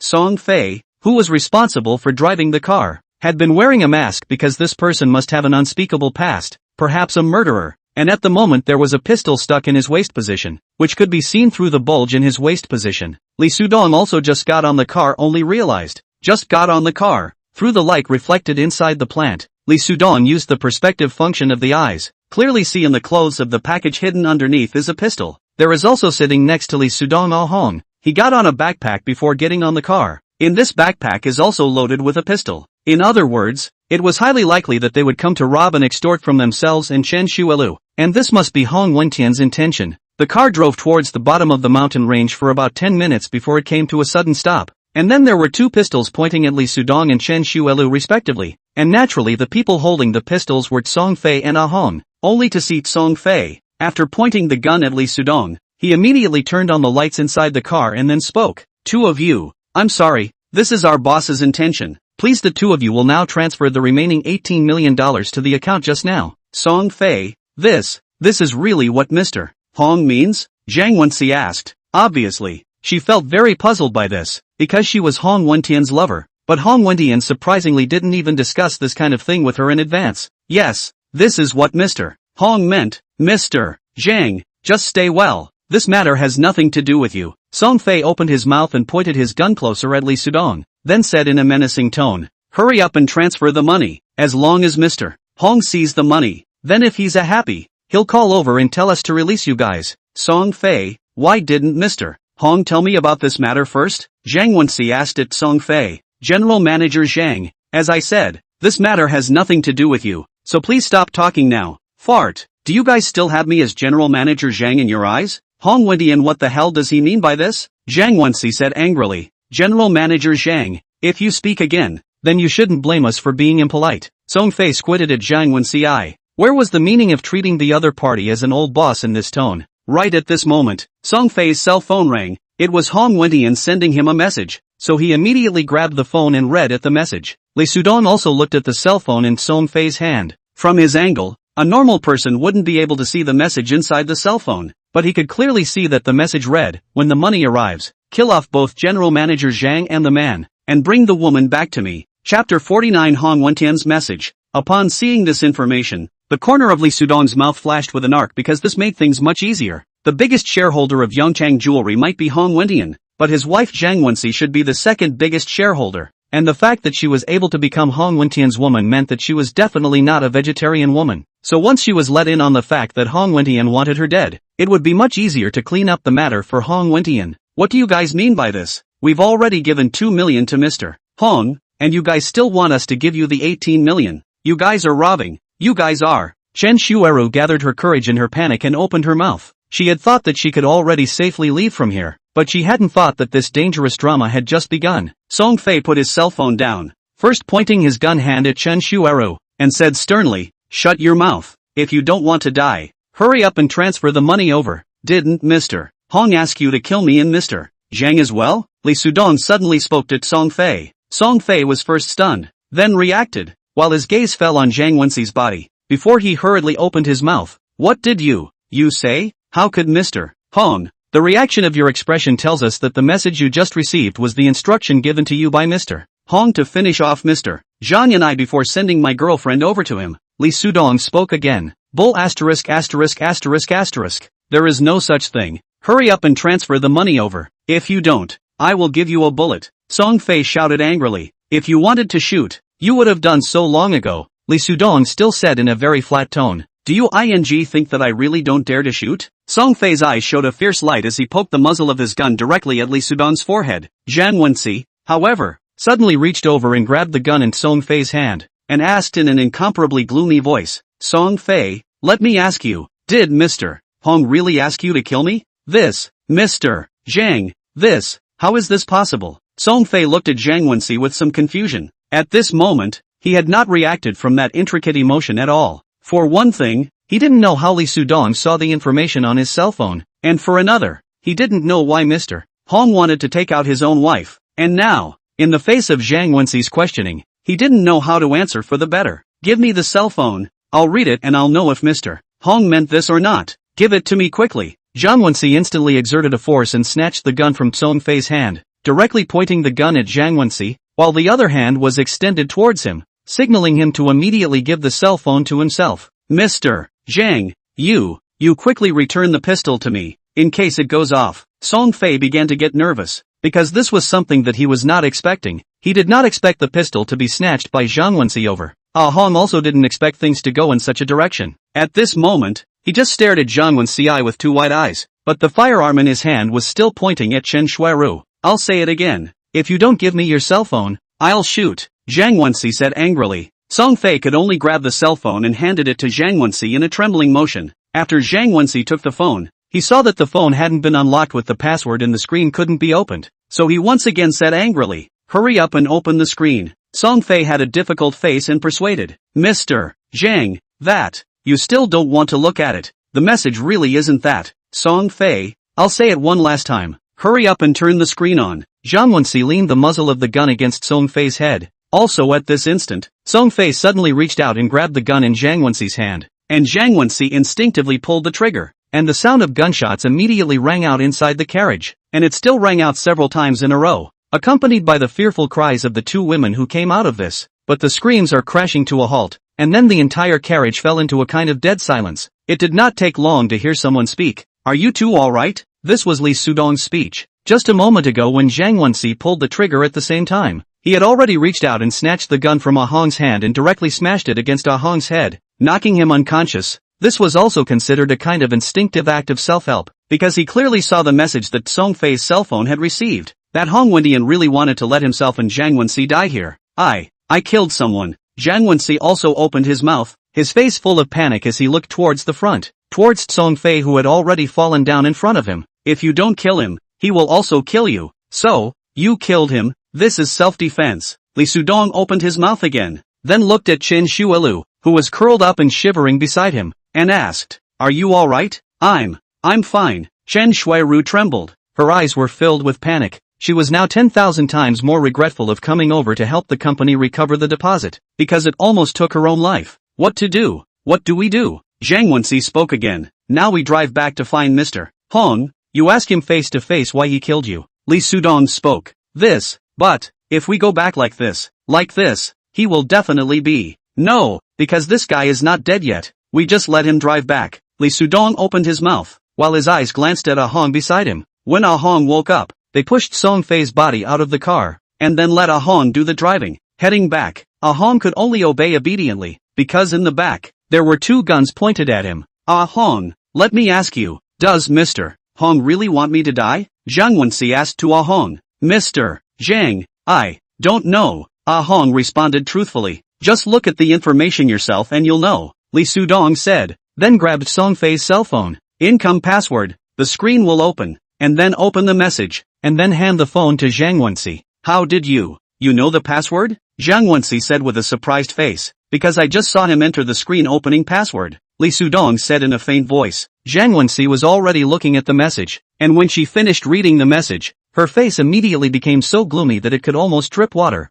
Hong Wendian, in vain I've been treating you with sincerity. You even want me dead. Fine. Wait and see. If you are unkind, don't blame me for being unrighteous. Chapter 50, Getting Out of Danger. Li Sudong had been watching at Zhang Wenxi, keeping an eye on the change of expression on her face, and when he saw that ferocious expression appearing on her face, he was sort of relieved, because then he wouldn't have to shoot to kill. And as for the money that Hong Wendian had taken away from himself, as well as the deposit from the company that Chen Shuizhu was working for, he could also ask for it back. Ah Hong, stop the car first. Zhang Wenxi suddenly thought of something, so he spoke to Ah Hong. Once the car had stopped, Zhang Wenxi turned to Li Sudong and asked, can you do me a favor when the time comes? I can't deal with Hong Wendian, this cheap person, alone. Yes, you can. You name it, as long as it is something I can do, I will do it. Li Sudong responded. I want you to help me deal with the others at that time, while Hong Wendian will be given to me to deal with. As long as I am able to get rid of Hong Wendian,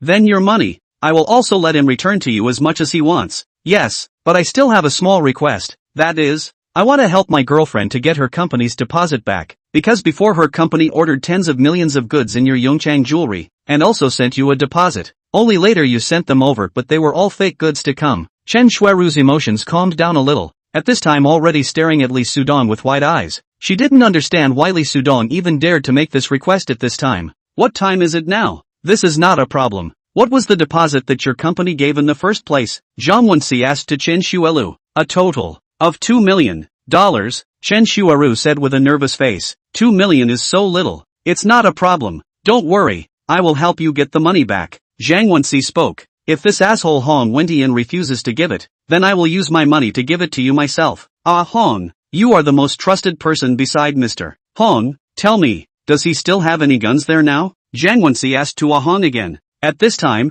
she had completely recovered her normal sanity, and this shrewd analyzing ability as a businessman came back. There should still be, but there should only be in Mr. Hong's own office, because I got all these guns over in the first place. I got a total of 3 over here. Now there are 2 here, and 1 right there in Mr. Hong's place. Mr. Zhang, what do you want to do? You can't fight Mr. Hong. You're still. You shut up. Now it's Hong Wentian who wants me dead. And you're still telling me this kind of bull asterisk.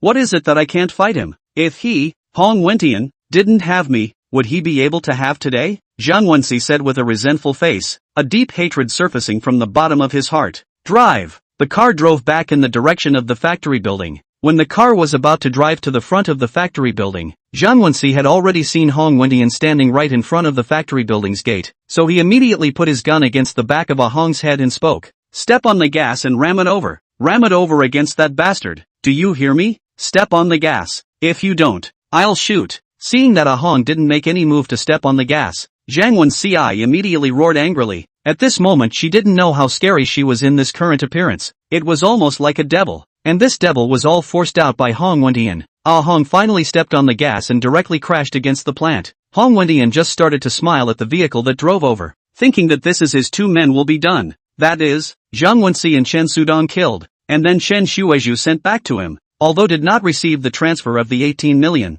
More or less a little bit of regret, but the thought of being able to taste the beauty of the taste of the beautiful woman, he cannot help but face with a smile. Only when he saw the vehicle suddenly accelerated and crashed into him, Hong Wentian realized that things were not what he expected. Fortunately, he flew towards one side in time to pounce out, so that he was not directly hit by the car. After he quickly climbed up and thought of rushing back to the factory building and going straight to the office to get his gun, but it was already too late, because Zhang Wensi had already gotten out of the car and pointed the gun in his hand at him. Hong Wentian, you bastard, you ungrateful bastard. I didn't think that you would want me dead. Oh, you didn't think that I'm still alive now, did you? Zhang Wensi laughed coldly. It was a laugh mixed with despair. In the end, Zhang Wensi made Hong Wentian kneel in front of him, and made him return the money from Li Sudong and Chen Shuelu's company as much as he wanted, before he let Hong drive the 2 of them down the mountain. What happened here no longer has anything to do with the 2 of you. After the 2 of you leave here, just pretend that nothing has happened and don't talk to anyone about it.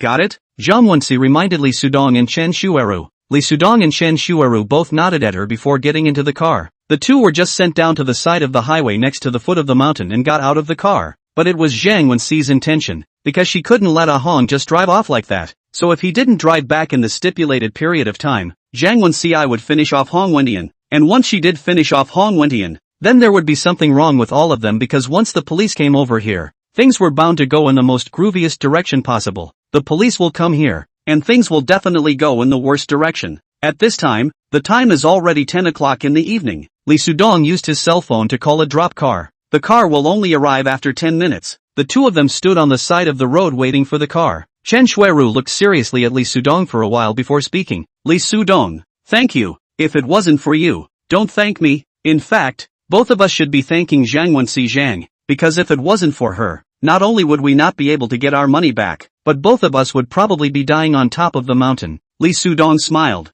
I don't want to thank her. If it wasn't for her, we wouldn't have gotten into that kind of danger. Luckily you were the one who saw the message that Hong Wentian sent to that henchman of his, or else. Now looking back, Chen Shuelu are still having palpitating feelings. Well, this is all in the past. The most important thing is that the 2 of us are now fine. The drop car drove over. After the 2 of them got into the car, the young driver first looked seriously at the 2 of them before revealing a wry smile. Obviously, he felt that Li Sudong and Chen Shuelu must have just finished hitting the wild stops on top of the mountain. Li Sudong, I would like to ask you a question. After the car drove ahead for a while, Chen Shueru stammered and opened her mouth. What question? Please ask. Do you have a girlfriend? You want to introduce me? Chapter 51 3 People's Voices. No, I'm just casually asking. Chen Shueru's face brushed red. She also felt that she had asked Lee Sudong this kind of question out of the blue. It was really too abrupt. It was just that she did not think that Lee Sudong had failed to know what she meant. What about you? Do you have a favorite person?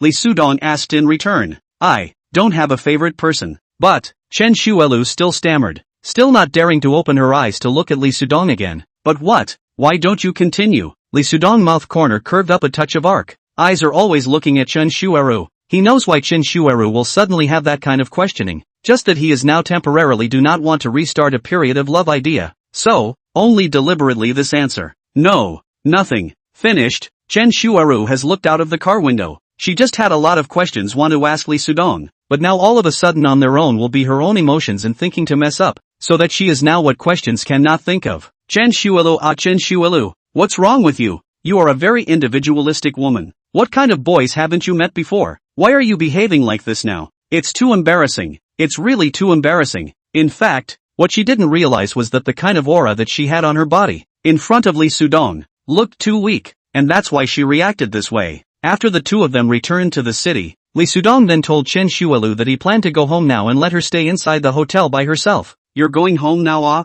Didn't you say that your home is in the suburbs? It's still far away from here. Don't go back. Accompany me tomorrow to attend that treasure appraisal meeting before you leave? Chen Shuelu hurriedly opened her mouth. After tonight's incident on the mountain, she now instinctively had a psychological dependence on Lee Sudong, feeling that only when Lee Sudong was by her side, she had a sense of security. This line, then I will go back tomorrow. Lee Sudong thought about it, and felt that it would be better to go home tomorrow, because if he went back at this time now, he would wake up his family members who were already sleeping, and he had not told them in advance before he came back. Then let's get a double room. I'll open it. After receiving Lee Sudong's affirmative answer, Chen Shuelu's face immediately surfaced a charming smile and hurriedly walked towards the service desk, took out her ID card and spoke towards the waiter. Please open a double room for me. Thank you. The waiter looked at Chen Shuelu, and then glanced at Lee Sudong who came over behind her, and spoke. Please show your ID card to register as well, because this double room will require two people's ID cards to be registered if two people stay in it. After receiving the ID card in Lee Sudong's hand, the waiter opened his mouth again and said, both of you, we still have a luxury single room here. That is, the kind of single room with a big bed. I don't know if both of you. The waiter was determined that Lee Sudong and Chen Shuelu, even if they were not a couple, it was also the relationship of a gunnery partner. It was just that it was probably their first time to come over to the hotel to open a room, so they would have the reaction of being afraid of being known, and only then they thought of opening a double room. Hearing the waiter's words, Chen Shueru's face that had only recovered as normal for not long once again brushed red, while Lee Sudong's face did not have any changes. He directly spoke to the waiter. Directly open a double room for us, that is. Good. The waiter also no longer say anything more, because the customer is God. The customer wants to open what room, then they can only do as they are told. In fact, Lee Sudong originally wanted to open a room with Chen Shuelu, because this could at least reduce a lot of unnecessary embarrassment, but he did not think that Chen Shuelu even took the initiative to open a double room, so he was not in a good position to say anything else, because once he said that one person would open a room again, it would make the other person feel even more embarrassed. After the two entered the room,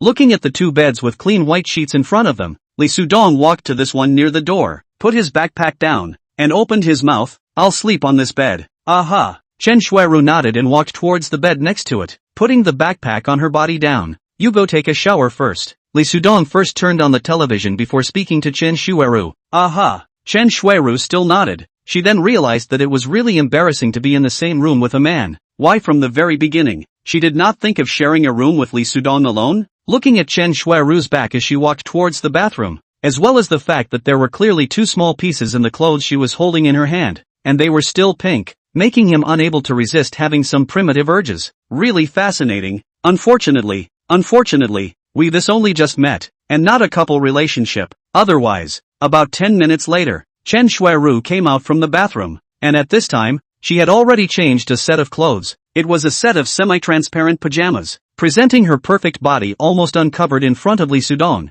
almost letting Lee Sudong bleed. Chen Shueru felt Lee Sudong's gaze keep looking at herself, making her face redden once again. She also realized that her set of pajamas was indeed a bit transparent, and she could see the color she was wearing inside, so she hurriedly opened her mouth and said, "It's your turn to take a shower." After saying that, she hurriedly returned to the bed and immediately covered the quilt, her heart thumping non-stop. Lee Sudong then picked up his clothes and walked in towards the bathroom. When he came out of the bathroom, he saw that Chen Shuiru had already changed into a set of pajamas, and her body was no longer covered with a sheet, and she was playing with her cell phone with her head down. Li Sudong directly returned to the bed to lie down, picked up his cell phone, faced the room's Wi-Fi, opened WeChat to look up, and saw that inside the WeChat group of his college classmates, he had already been 8 a dozen times. The group a topic against himself has been in progress. From a message to see, until see the last message, Li Sudong see basically has been 3 people in the message, Liang Chonggao, Zhao Min, and Jian Yunfeng.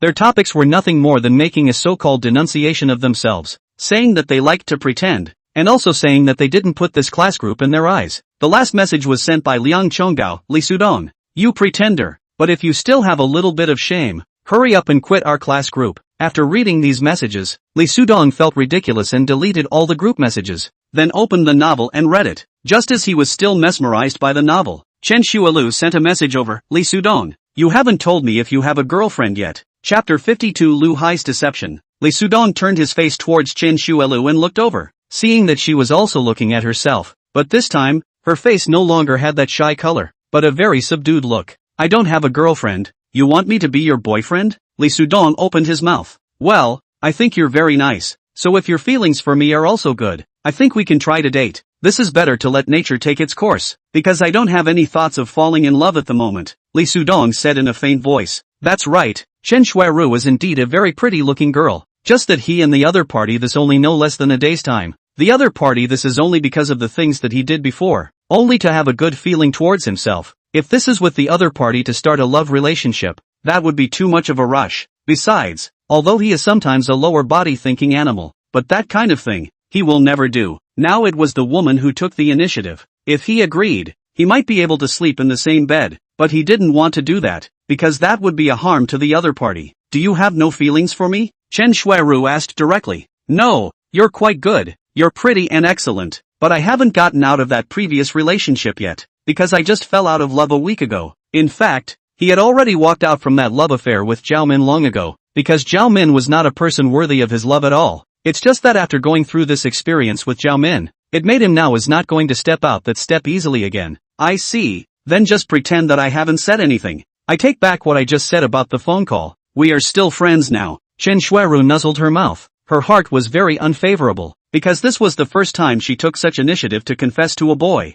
and she didn't expect to be rejected by the other party. Chen Shuiru, what the hell is wrong with you? You are a girl. You even took the initiative to confess to others, but also was rejected. Now can be good, right? After despising herself severely in her heart, Chen Shuiru said good night to Li Sudong, and then lay down and covered herself with the quilt. Just want to turn the cell phone to vibrate state. Lu Hai called her, looked at the caller ID. Chen Shuiru directly pressed the refusal to stop. Just Lu Hai called again. Chen Shuiru can only press the answer. Immediately asked, Lu Hai, in the end, what do you want? Didn't I say, told you not to contact me again? Shuiru, I have just been robbed. I was injured. I have no money on me now. You quickly come over to take me to the hospital. Came from the phone Lu Hai's voice that was obviously in pain said. Are you telling the truth? Chen Shuiru asked. Well, you quickly come over. I also do not know where I am. I give you, to send you my positioning. Without waiting for Chen Shuiru to say one more word,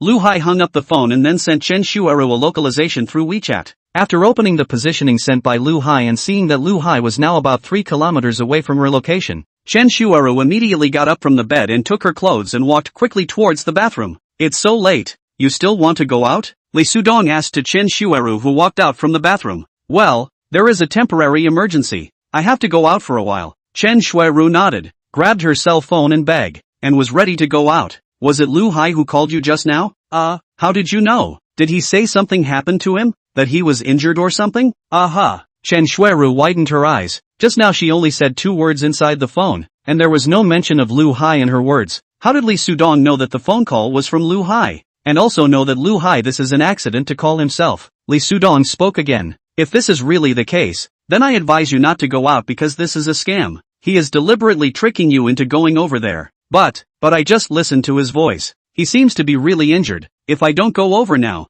then, Chen Shuiru said with great concern, although she doesn't have any good feelings towards Lu Hai, but after all, she is also considered to have known one another, and Lu Hai was really good to himself before. although he has never appreciated it, so now he is not okay, and he is not seeing death to save him, then his heart will surely be uneasy all the time. Okay, then I'll accompany you. Seeing Chen Shuiru in this state, Li Sudong knew that to change her mind to go out, which was obviously impossible, then there was only to accompany her. The two of them left the hotel, got into a cab and went over towards the location Lu Hai had sent over. How did you know that this could be a scam? Chen Shuiru looked at the location Lu Hai sent over in her cell phone, thought about it, and felt that this possibility seemed to exist, so she asked Li Sudong. I guessed. Li Sudong shrugged his shoulders and smiled. The reason why he said so was because there was no need to explain so much to Chen Shuiru anymore. Anyway, he would know when he saw Lu Hai later. Oh, Chen Shuiru nodded, somewhat surprised that Li Sudong had guessed. The car had arrived at their destination.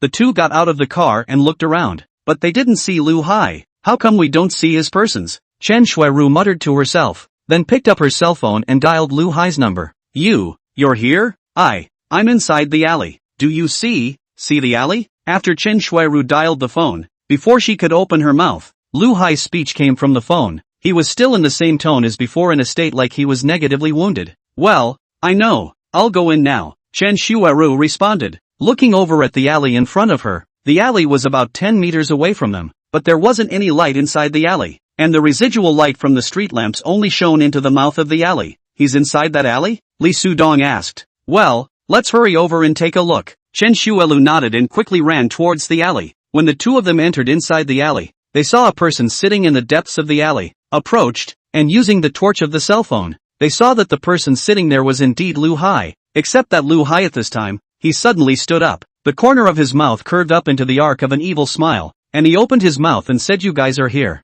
I knew that you guys would surely come together as a group of two, and it really didn't let me down. Chapter 53, It should be you who kneel down. Lu Hai, didn't you say you were injured? Chen Shuiru opened her mouth with a stunned face. The appearance of Lu Hai in front of her did not look like he was injured at all. How could someone who was injured still talk like him? If I didn't say that I was injured, how could I have the chance to see you here now? Lu Hai laughed. You deliberately tricked me into coming here.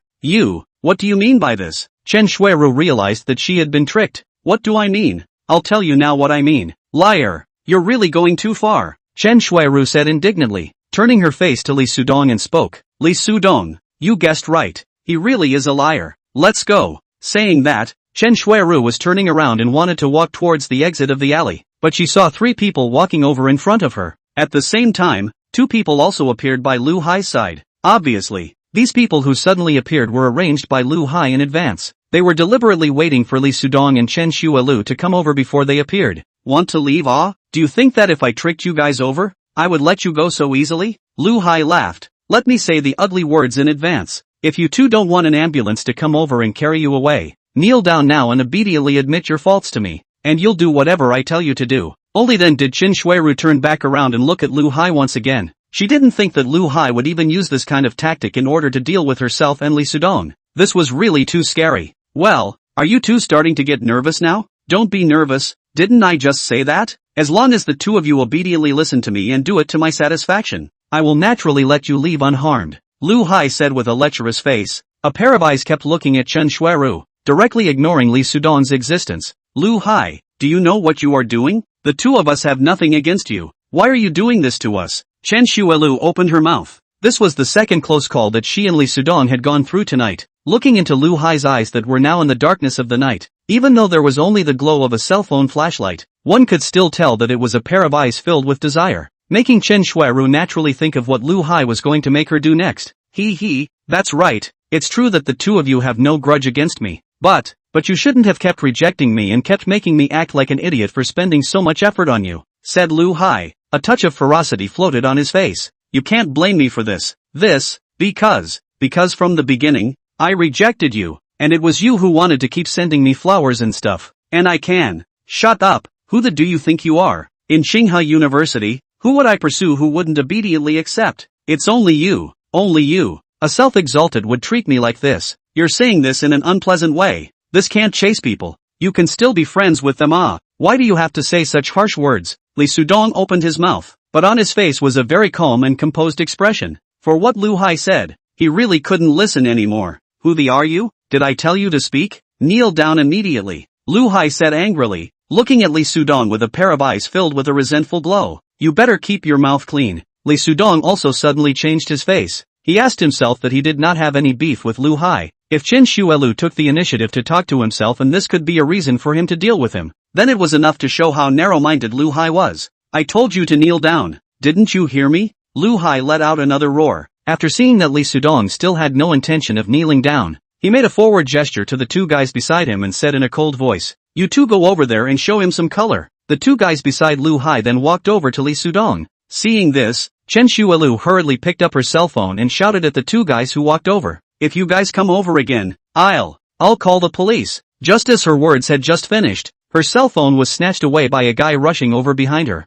"Boss, this woman looks quite beautiful. Wait a moment after you cool off. I wonder if you can let a few of your little brothers also have a good time." The guy who snatched away Chen Xueru's cell phone said with a lewd smile. A pair of eyes had been staring at Chen Xueru's back. "Call the police? Chen Xueru, how come you haven't realized until now that things have been moving in a direction that is absolutely unexpected to you?" Lu Hai laughed. "Don't worry buddies, when I'm done getting high, you guys can do whatever you want to her. Anyway, the only thing I'm interested in with this is getting high once." At this time, the two guys had already walked to Li Sudong's left and right sides. Both of them reached out and grabbed one of Li Sudong's shoulders. One of the guys spoke. "Are you going to kneel down by yourself, or are you going to let us press you down? What ability do you guys have to make me kneel? Just based on the fact that you are two people?" Li Sudong said in a cold voice. "You're quite tough talking." "Ah, it's this time, then you shouldn't blame us for being impolite," said. These two guys started to move. The two of them total 4 hands against Li Sudong forcefully, want to press Li Sudong down,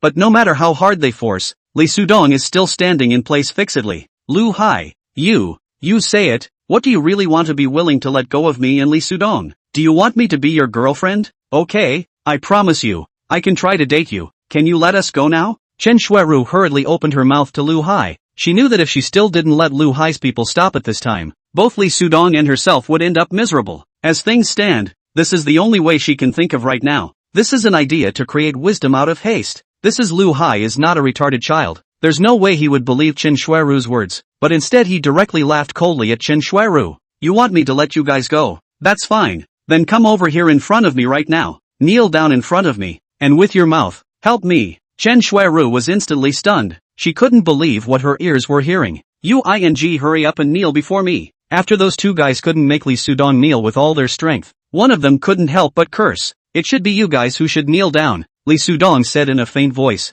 and with the force of his hands, he backhanded the two guys' hands and grabbed them. Chapter 54 Perspective brings confidence. After grabbing the hands of these two guys beside him, Li Sudong exerted a force forward and instantly threw these two guys out, as if throwing out two broken sacks. After obtaining perspective, not only his eyes can see through the age and information of the antique, but also, that strange airflow, also greatly improved his physical quality, so that his strength, speed, reaction, all aspects of the quality has been greatly improved. Now his strength, naturally far from ordinary people, can be compared. In addition, perspective also brought him calmness and confidence. Because of his confidence, no matter what he faced, he would not have the fear of ordinary people, but could always face it calmly. Take before in the mountain ridge above the plant facing Hongwentian. Also because of self-confidence, so that Li Sudong firmly believed that things will be resolved, so he has always been to show very calm. In the end, things are also as expected at that time and the best way to get solved. After throwing the two guys beside him out, Li Sudong walked quickly towards the three guys behind him again.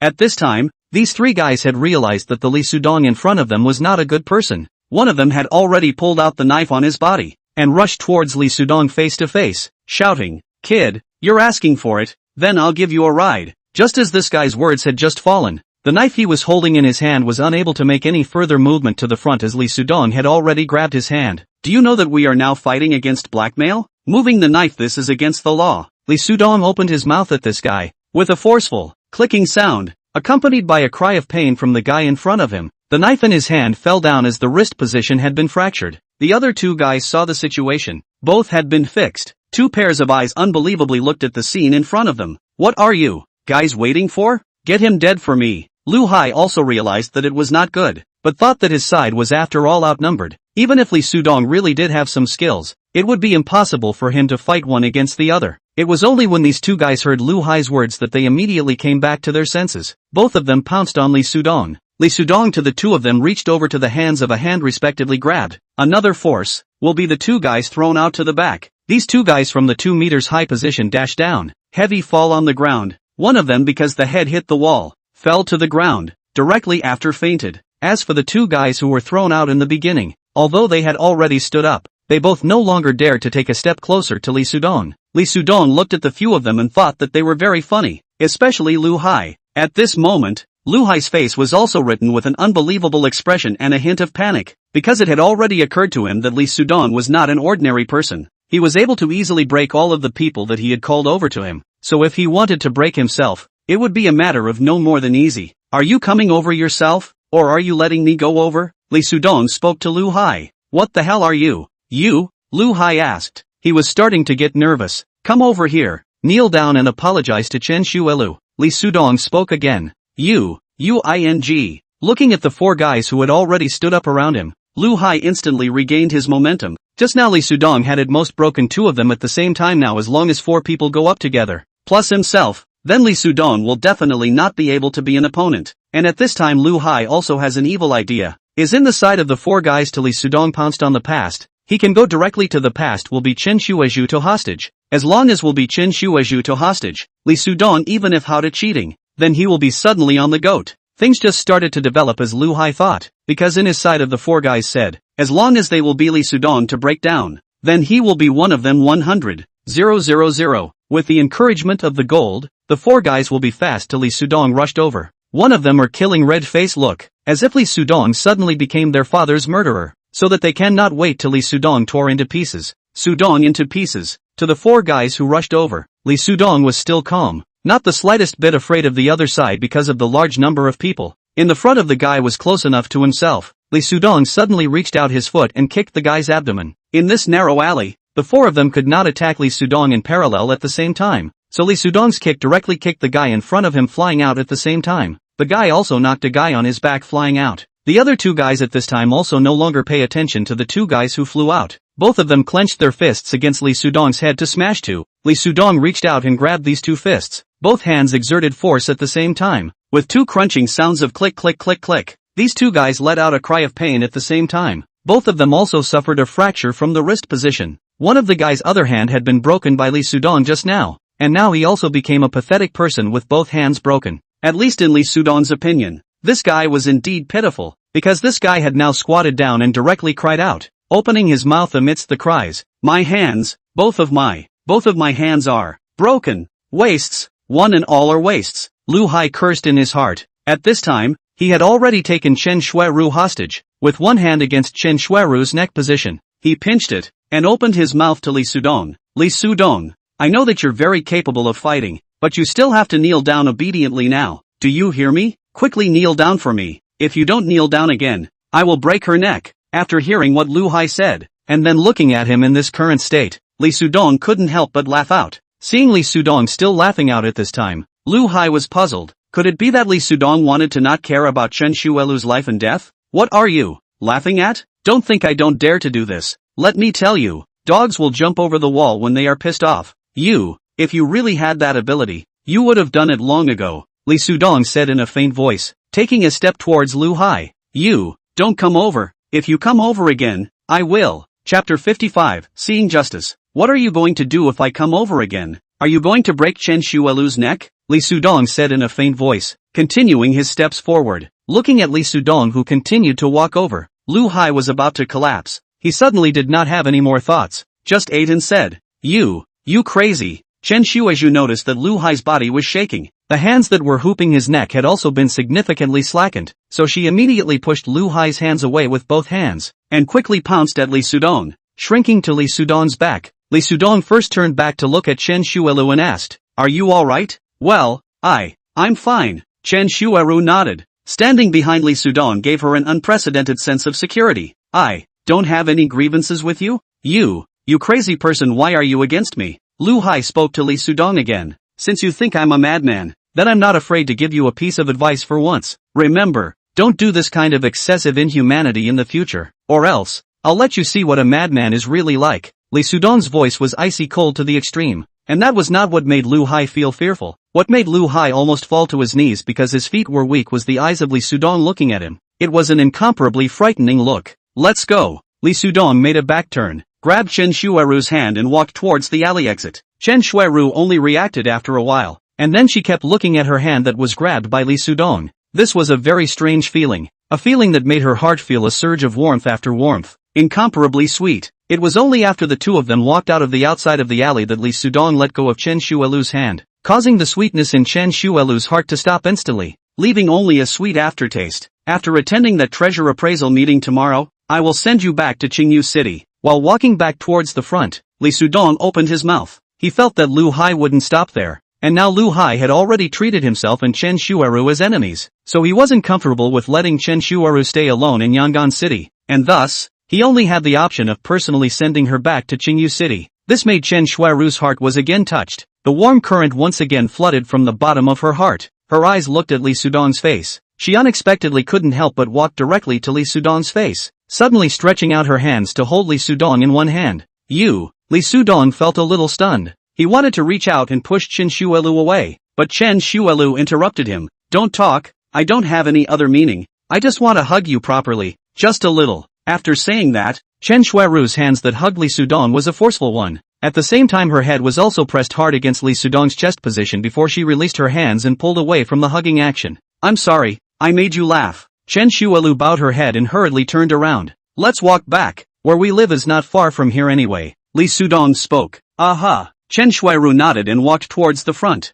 The two of them strolled back towards the front like this. At this time, the pedestrians on the road were sparse as it was already 11 o'clock in the night. About to pass the bottom of the flyover, Li Sudong saw three men with beer bottles in their hands surrounding a man in tattered clothes, but the man was not affected by these three people in the slightest, but continued to look at the chessboard in front of him, first moving a piece a step, then continuing to speculate on the board. Hey beggar, I say, are you playing chess with yourself? One of the men asked to the man in the rotten clothes. The man who looked like a beggar then nodded slightly and grabbed another chess piece up, but this time when he wanted to move this chess piece one step, one of the beer men kicked his foot but suddenly kicked at this hand of his. The chess piece in the beggar man's hand then flew out to the side, but he still had a calm expression on his face, not affected in the slightest by this kick from the other party, and immediately stood up and walked over to that one chess piece that had been kicked out. Nima, dead beggar, are you taking the three of us buddies as dead? Again, the man who had just opened his mouth shouted, and after shouting, the guy took staggering steps and walked over to the beggar man, while raising the bottle in his hand up.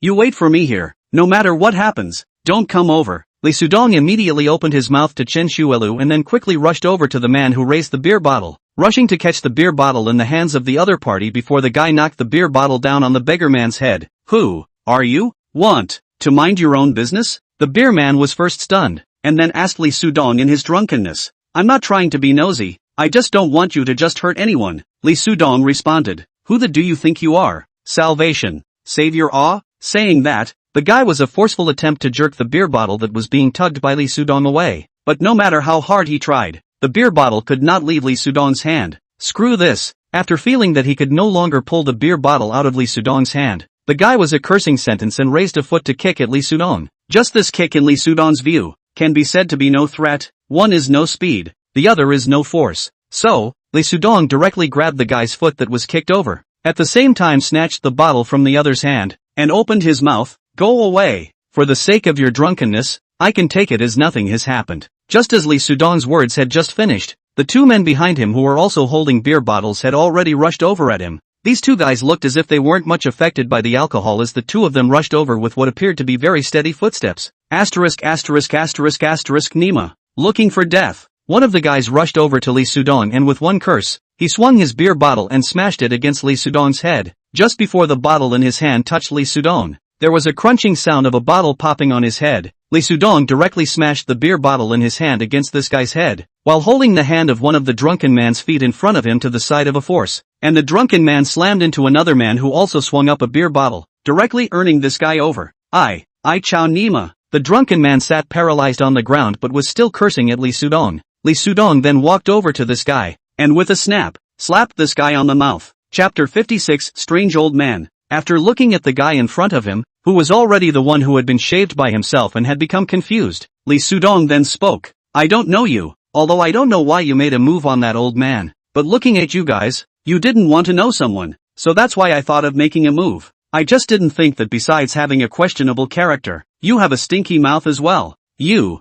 have the balls. Don't go. Wait for me. The guy had opened his mouth, reaching towards his body wanting to touch his cell phone, but without waiting for him to touch his cell phone out, Lee Sudong gave him another slap. Okay, young man, enough, treating this kind of person, we should understand, because the other party after all drank alcohol, thank you. Just as Lee Sudong wanted to give the drunken man a third slap, the man with tattered clothes walked back and persuaded Lee Sudong. Lee Sudong looked at the old man in front of him who looked like he should be in his 70s and nodded. From the other party's pair of eyes, he saw a kind of essence. This kind of essence appeared sharper and more vigorous than many young people's, and also the other party's face, which was clearly a blessed face, on which he could not see any dirt, so the other party was definitely not a beggar. You go away. Good night. The old man smiled at Lee Sudong and walked over to the chessboard, retrieved the pieces inside the box and left with the box. Lee Sudong was a little strange. This old man really did not look like a beggar. Just why would he be playing chess here at this time?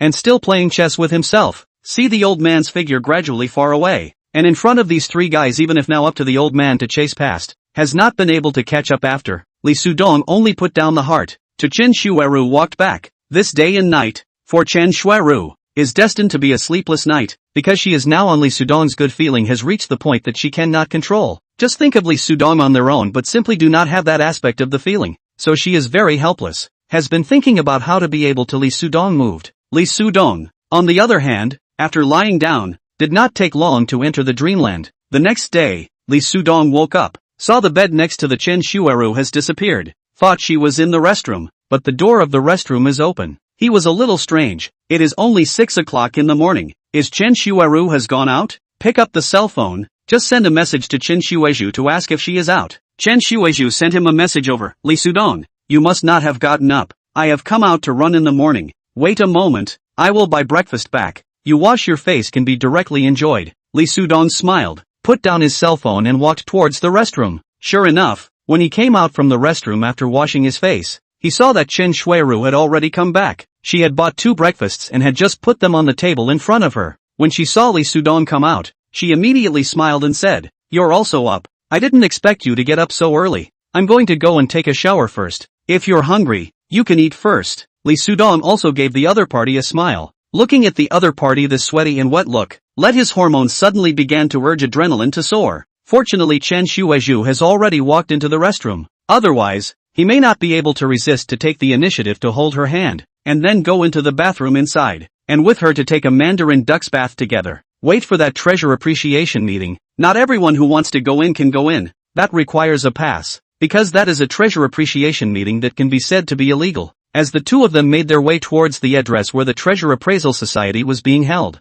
Chen Shuiru began to explain to Lee Sudong about the matters related to this Treasure Appraisal Society. However, I happen to have 2 passes here, so both of us can enter. Since it's an illegal treasure appreciation meeting, why do you still want to go to it? Aren't you afraid that something will happen? Lee Sudong asked. Not afraid. Although it wasn't a legal treasure appreciation meeting, the order inside was still maintained relatively well, because the person who organized this treasure appreciation meeting was a big deal. What kind of head? Lee Sudong asked with some curiosity. Lee Sudong is Yangon City people, although living in the suburbs, but for Yangon City jewelry and antique industry is still relatively understand. In Yangon City, this jewelry and antique has always been a kind of nonchalant state, because in Yangon City really developed industry is not jewelry and antique. So when he learned that there is also a treasure appraisal will be in Yangon City, he did feel a little unbelievable. This person is not a local person in Yangon City, but he can be said to be a big man in Yangon City that no one in black and white does not recognize. People in black and white have to give him face. This person you should also recognize. Who is it? Lee Sudong was even more curious. He really did not have any impression about such a big shot inside his mind. He is Zhong Wangu. You wouldn't have not heard of him, right? Never heard of it. Lee Sudong shook his head. He really hadn't heard of this name. He had only heard of Zhonggu. Could it be that this Zhong Wangu had something to do with Zhonggu? Actually, I have only heard of this name, but I have not seen this person. Do you think that this Zhong Wangu and Zhonggu could be the same person? Oh, right. Haven't you seen Zhonggu? Chen Shuiru suddenly remembered that Lee Sudong had uttered the name Zhonggu when he was helping himself out earlier, and thought that he might have seen Zhonggu. In fact, when she heard the name Zhonggu for the first time, she thought that it could be Zhong Wangu, but after thinking carefully, she felt that it could not be the same person. Because what kind of identity is this Zhong Wangu? How could he possibly act as an introducer for the two Hong Wentian couples? Well, I have indeed met Mr. Zhong Gu Gu. As for whether the Zhongwan Gu you are talking about is the same person as this Zhong Gu, I will have to see it to know, Li Sudong responded. The location of the Treasure Appraisal Society was in the basement of a 5-star hotel, and in order to enter into this basement, one would first have to show their pass to the service manager in the lobby on the first floor, and then the manager would arrange for someone to lead the way and bring the pass holder to the basement. After entering into the basement, Li Sudong looked around and found that this place had almost 1,000 square meters, and at this moment, almost 200 people had already gathered inside, and among these 200 people, 2 familiar faces had already been reflected in the eyes. It was Liang Chonggao and his father Liang Hongwei. Chapter 57, Meeting an Acquaintance. Li Sudong, have you seen any acquaintances? This is your city after all. Chen Shuelu spoke to Li Sudong with a smile on her face. Saw. Li Sudong nodded and said. Seeing Liang Hongwei's father and son here made him feel a little surprised. However, this was only the beginning of the surprises, because next, he saw 2 more familiar faces. It was Zhao Jieqi and Su Haichun. At this moment, Zhao Jieqi and Su Haichun were standing together, but the 2 of them were speaking to the others with their backs turned to each other. Li Sudong would not feel strange about old Mr. Su Haichun's appearance here, because old Mr. Su had always been a treasure connoisseur, and wherever someone needed him to go over and help with a treasure appraisal, he would show up, as long as the other party offered the right price. It was only for Zhao Jieqi's appearance here that Li Sudong was a little puzzled because she must have come over with Liang Hongwei's father and son. After all, the current Liang Hongwei's position in the Yaoi group should have been restored. I've also met my acquaintances, so let's go over and say hello to our respective acquaintances first, and we'll meet up later. With that said, Chen Shuelu walked away towards one side. Li Sudong, on the other hand, directly walked towards a stool next to him and sat down on it,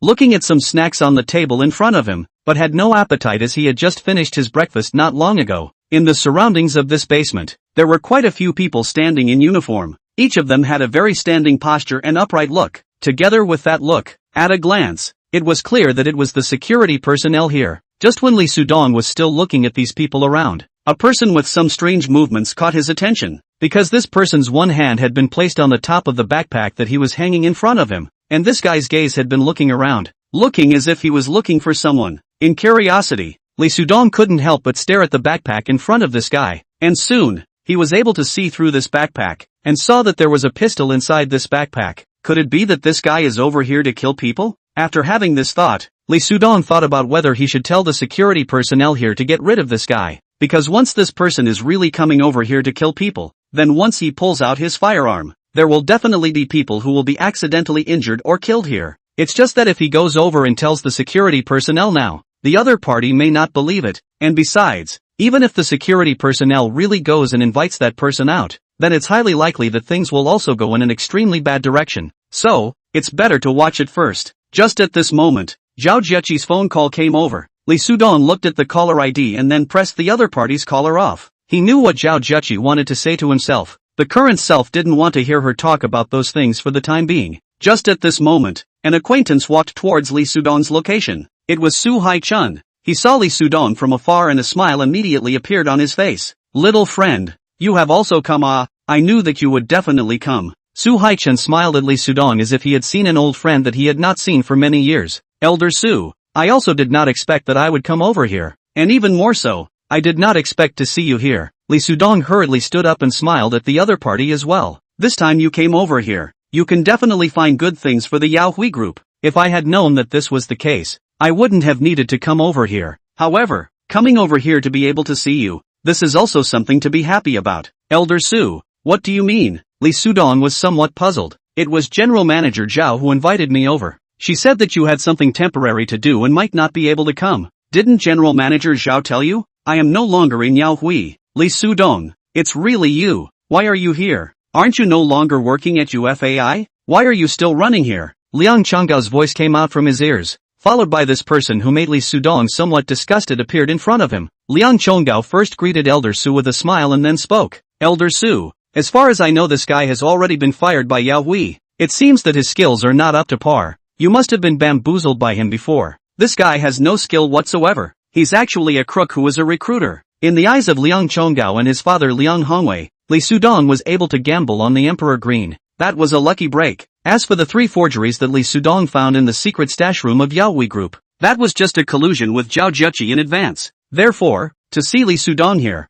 Liang Chonggao felt that it was a good opportunity to take revenge on Li Sudong. Li Sudong is now no longer a person of Yaoi group. He does not need to have any scruples about him. After looking at Li Sudong with contempt, Liang Chonggao opened his mouth towards Su Lao at his side. Su Lao, this kind of person, you still don't contact. Xiao Liang, what kind of person I contact? It's not necessary for you to interfere, right? Su Lao directly returned Liang Chonggao's icy sentence, making Liang Chonggao as a stunned reaction. Please go away. Don't hinder me from chatting with my little friend here anymore. Su Haichan opened his mouth again. This time, Liang Chonggao's face was directly white and had to hurriedly walk away. Young people like this really don't know the heights of heaven. Elder Su spoke. What kind of person is little friend? Don't I know that? It's only because you, little friend, are broad-minded enough that you didn't bother with him. He, Elder Su, you flatter me. In fact, I am also a mustard mortal. Li Sudong laughed. He had long since gotten used to this kind of attitude from Elder Su. However,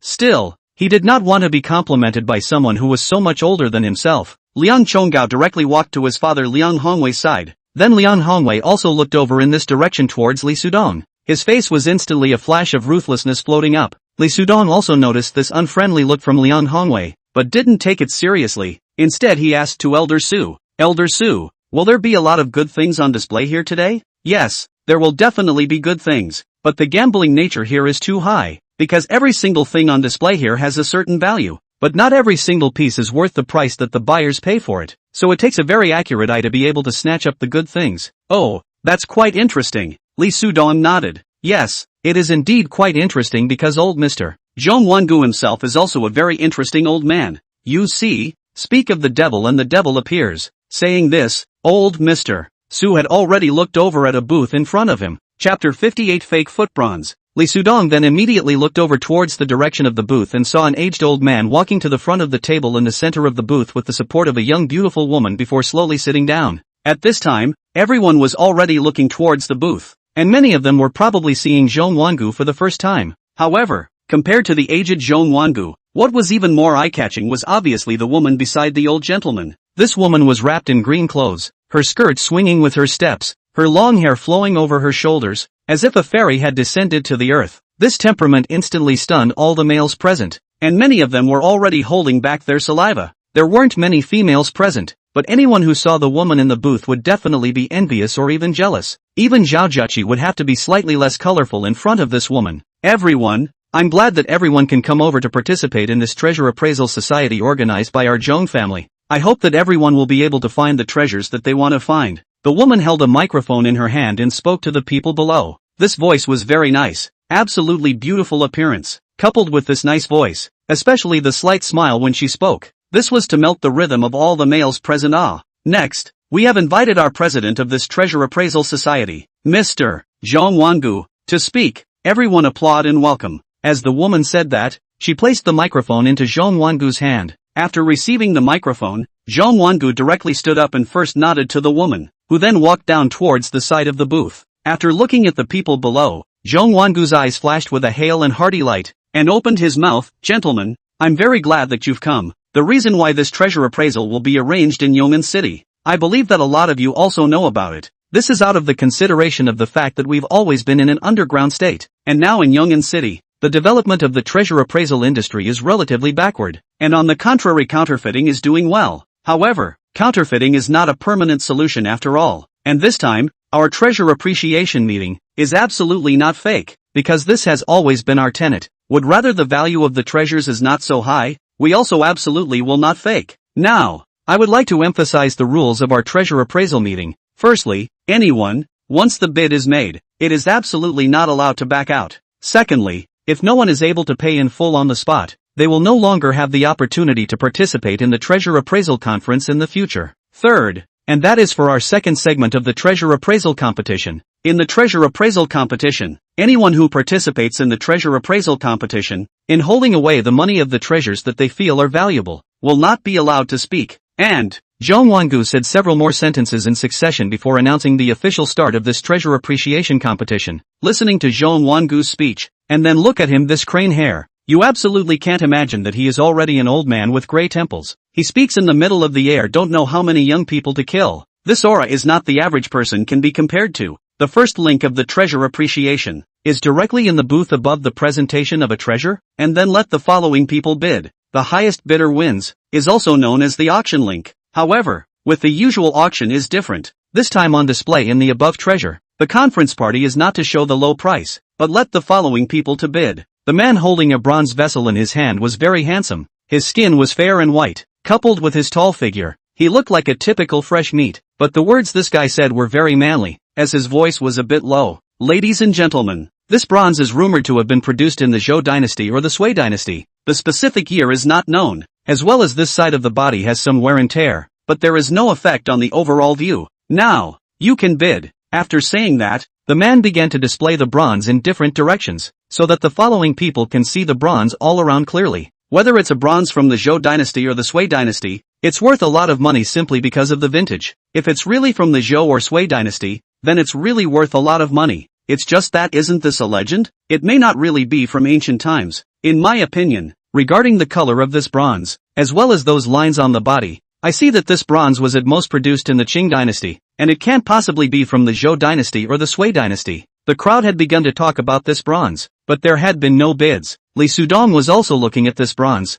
After a serious look, he knew, this bronze from now on does have some years, but this is not a complete bronze. To be precise, this bronze foot is a fake foot, because this foot is a modern people through the high imitation technology to fill up. I bid $100,000. Someone finally made a bid. I 200,000. I 210,000. I 300,000. After the first person made a bid, there were people behind who started bidding, and in just a few short minutes, this bronze that in Li Sudong's opinion, would not be worth more than 200,000 at most, was called to a high price of 3 million. This gentleman has bid 3 million. May I ask if there is anyone else who has bid more than 3 million? The fresh meat on the stage asked to the bottom. I bid $3.5 million.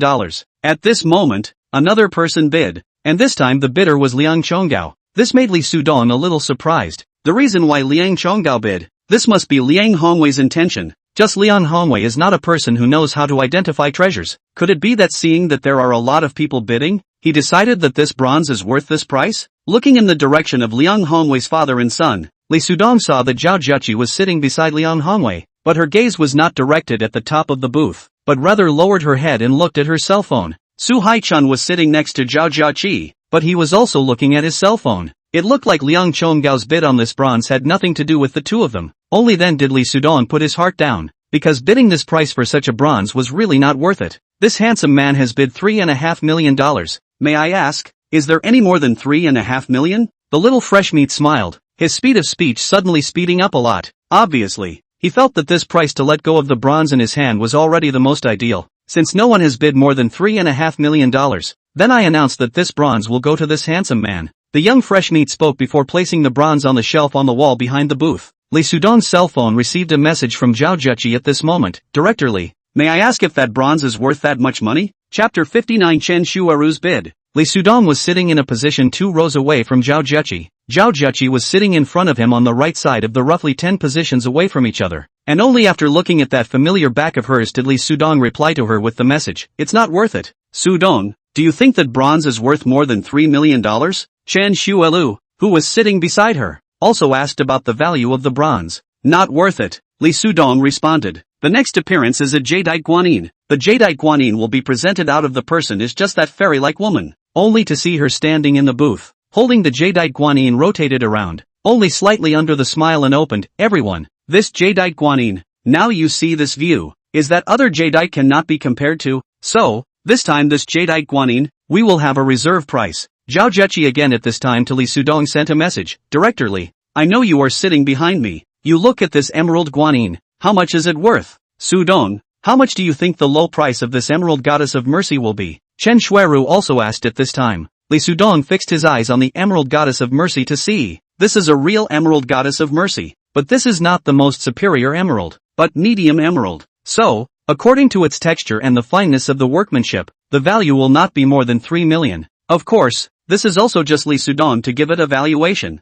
As far as these people will be given to it to inflate the price to what price? Do not know. 3 million. Li Sudong opened his mouth, and at the same time, he returned a 3 million message to Zhao Zheqi. Zhao Zheqi had just finished reading the message sent by Li Sudong, when she heard the beautiful woman's moving voice from above. The base price of this emerald goddess of mercy is 3 million. Now, you can all make your bids, at least 100,000 for each bid. Hearing what the beautiful booth beauty said, Chen Shuiru's two eyes immediately looked over at Li Sudong. With an unbelievable face, she opened her mouth and said, Sudong, you're too good. And at this time, Zhao Jiechi, she had already turned her head. Her gaze also fell onto Li Sudong's body. Once again, she felt that Yaoi Group absolutely could not be without Li Sudong. So, no matter what, this time, she had to convince Li Sudong to return to Yaoi Group. Once he went to another company, it would be an immeasurable loss for Yaoi Group. I am also guessing. Li Sudong laughed. If it wasn't for this pair of penetrating eyes, coupled with his own previous experience working in the antique world, it would have been absolutely impossible for him to say the valuation of this jadeite goddess of mercy so accurately. Just after the crowd began to call the price of this jadeite goddess of mercy,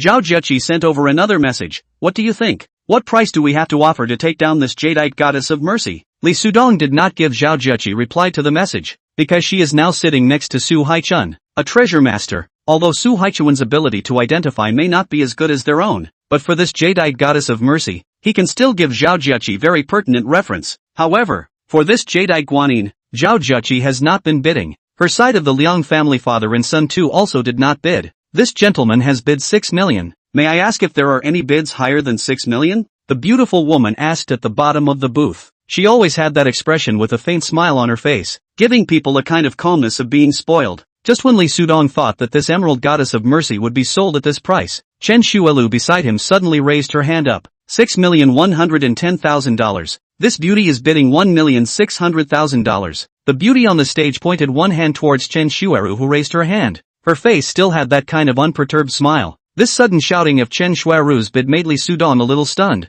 Only Chen Shuiru's current expression told him that she seemed to have been waiting for this opportunity, and now that this opportunity had finally come, she would never miss it. Is there anyone who has bid higher than this beauty? Is there any? The beauty on the stage opened her mouth again to the people below the stage. After waiting for about 10 seconds and not seeing anyone raise their hand to bid, the beauty on the stage directly opened her mouth and said, Okay, this emerald goddess of mercy already has its new owner, which is our beautiful, generous and noble lady. After saying that, the beautiful woman put the emerald goddess of mercy in her hand on the shelf on the wall behind her, and then went down from the other side of the stage. After she went down, a middle-aged woman came up, which was a very rich woman, and what she was holding in her hands was a painting. The painting was only a meter long, so the woman could stretch it out all by herself, took a few steps towards the front of the booth, leaned on the edge, and after smiling at the people below, the woman put the painting on the wall behind her and hooked it up, and then opened her mouth to say, Ladies and gentlemen, this painting, from the hand of Qi Baishir,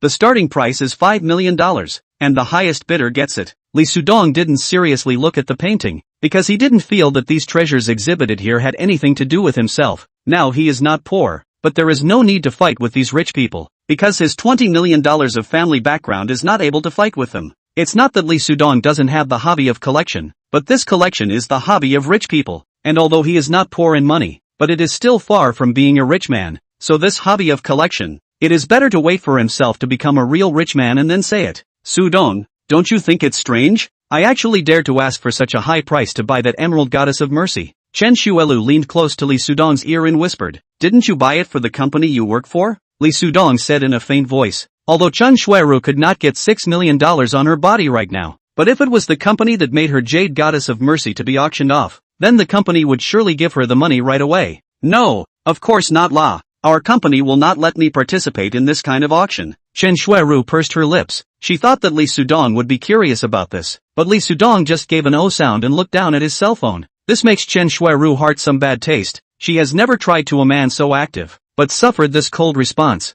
In the encounter Li Sudong before, although she is just a worker in the Golden Seven Fortune Company, but this is only her temporary identity, even if no one knows their real identity, but because of their outstanding looks and temperament, that is never lack of suitors. However, her current self had an uncontrollable good feeling towards Li Sudong, while he did not seem to have any feelings towards her. Actually, this guanyin is what my grandfather told me to buy. Grandfather should also be arriving in Yangon City soon now. When the time comes I will introduce you guys to each other, haha. Although Li Sudong did not pay much attention to Chen Shuilu still said with a smile on her face, Chapter 60, all of them are garbage. Aren't you returning to Yuqing after attending this treasure appraisal conference? Li Sudong asked. If Grandpa hadn't come over, I would have gone straight back, but with Grandpa coming over, there's no need for me to rush back. Li Sudong nodded slightly and looked at his cell phone once more. Sudong, if you don't want to continue staying here, let's leave now. I've already bought the treasures I wanted to buy anyway. Good. Li Sudong happened to have this idea as well. Only just when they wanted to leave, Chen Shuelu saw a familiar face walk in at the door of this basement. Who was this if not her grandfather? Sudong, let us not leave yet. My grandfather came in, Chen Shuiru said, while a pair of eyes continued to stare at her grandfather's face as he walked in, only to see at the doorway walked two people in. One was a man with a head of white hair but wearing a half hat. The other was a man probably in his 30s. On his face was an incomparably stalwart expression, a pair of eyes radiating also an incomparably resolute radiance. At a glance one could tell that it was a practiced man. After these two people came in, Zhong Wangu immediately walked towards the old man with white hair, with a smile on his face. At a glance, he knew that the identity of the person who came in was not ordinary, because ordinary people, after the start of this treasure appraisal meeting, it is not possible to still have the opportunity to come in. After looking at Zhong Wangu's expression that was clearly one of immense reverence, Li Sudong thought that Chen Shueru's grandfather must be a big shot, and asked, Chen Shueru, what did your grandfather do before? My grandfather was a loud figure before, although now retired, but his prestige is still there. So, Chen Shueru said with a proud face, deliberately did not finish the sentence, waiting for Li Sudong to ask, so, can you tell me now? Li Sudong then asked at her, how could he not know Chen Shueru's mind? I can't, anyway, later on I can even introduce you to my grandpa to get to know you. At that time my grandpa will invite you to have dinner with him. Li Sudong just nodded, while his eyes continued to look at Chen Shuelu's grandfather, seeing that he was invited to a VIP seat and sat down, while the man beside him who looked like he should be a bodyguard looked around before sitting down. It didn't take long for this first session of the treasure appraisal to come to an end, and then came the start of the second session, which was the start of the treasure appraisal in the true sense of the word, because this link will have a lot of treasures are presented in the booth above, so that everyone below the stage have the opportunity to go up to watch carefully, feel suitable for their own, according to the price will be taken away. However, this up to the booth people, is to be similar to the form of lottery to decide to go up before and after the order of. After all, the booth above the space is not big. If all the people below go up, then certainly will be on the top of the crowded. Now, there are people who want to come up for treasure appreciation. Please come over here to draw lots. We will arrange 10 people to come up for taba each time. Again the woman who looks like a fairy opened her mouth. At this time on her side there is a cardboard box, in which is some number, through the drawing of the number to determine the order of appearance to the booth. Taba, as the name suggests, not all of the exhibits are real treasures, so this depends on whether everyone here has that strength to get rid of the truly valuable treasures. After the beautiful woman finished speaking, there were immediately people going up to draw lots. However, there were not many people going up, because there were many people who didn't have any treasure appreciation ability at all, and there was no need to go up to the booth. And those who went up were basically those who had the ability to appreciate treasures, or at least those who felt that they had the ability to do so. In the end,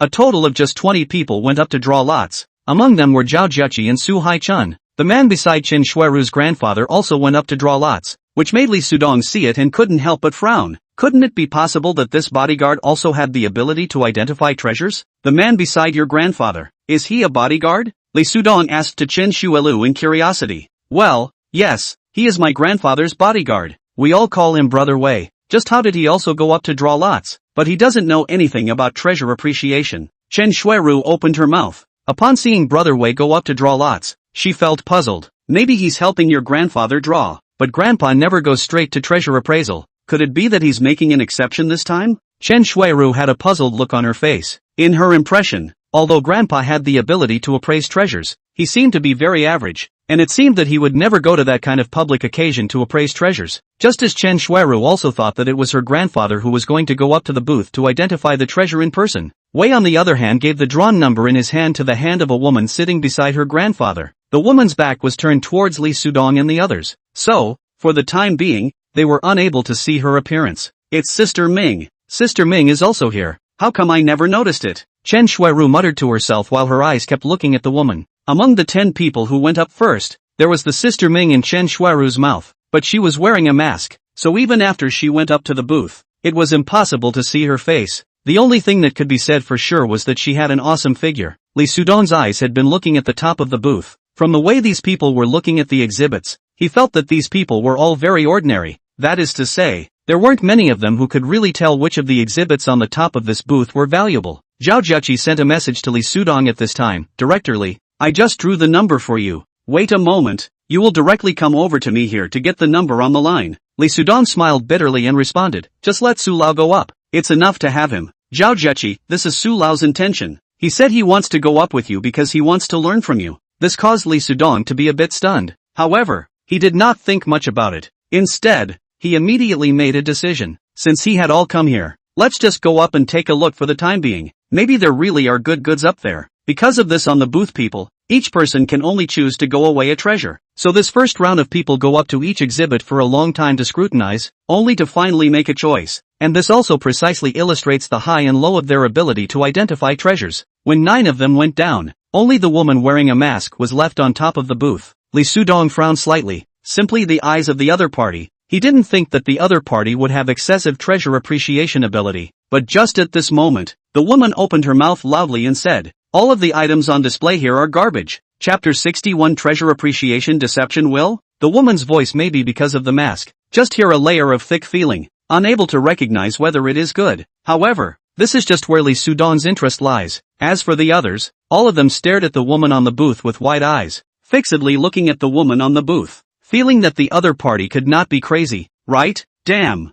Sick. Who organized this treasure appreciation meeting? It's the Zhong family. How could the Zhong family put trash on the booth? She's slow to strike. The valuable ones have all been chosen. And now that she sees that she can't get the valuable ones, that's why she's saying that the rest are all trash. This coming up to the booth and wearing a mask. I think she's intentionally coming up to cause trouble. Regarding Sister Ming's sudden shouting out of this sentence, the people below all agreed that she was doing this on purpose, and all thought that what awaited her next would not only be the fate of being invited out, but would most likely be treated cruelly as well. What is the Zhong family? For you to openly shout out such words in the booth, this is clearly going against the Zhong family, and even if the Zhong family doesn't kill you, they will definitely make you lose a layer of skin. This lady, may I ask why you are saying that this place is all trash? The fresh meat who had presented the exhibits earlier walked up to the booth quickly and looked at Sister Ming as she asked, because what you have placed here are basically things that are not worth more than $100,000. So is it still wrong for me to say that they are trash? Sister Ming asked rhetorically.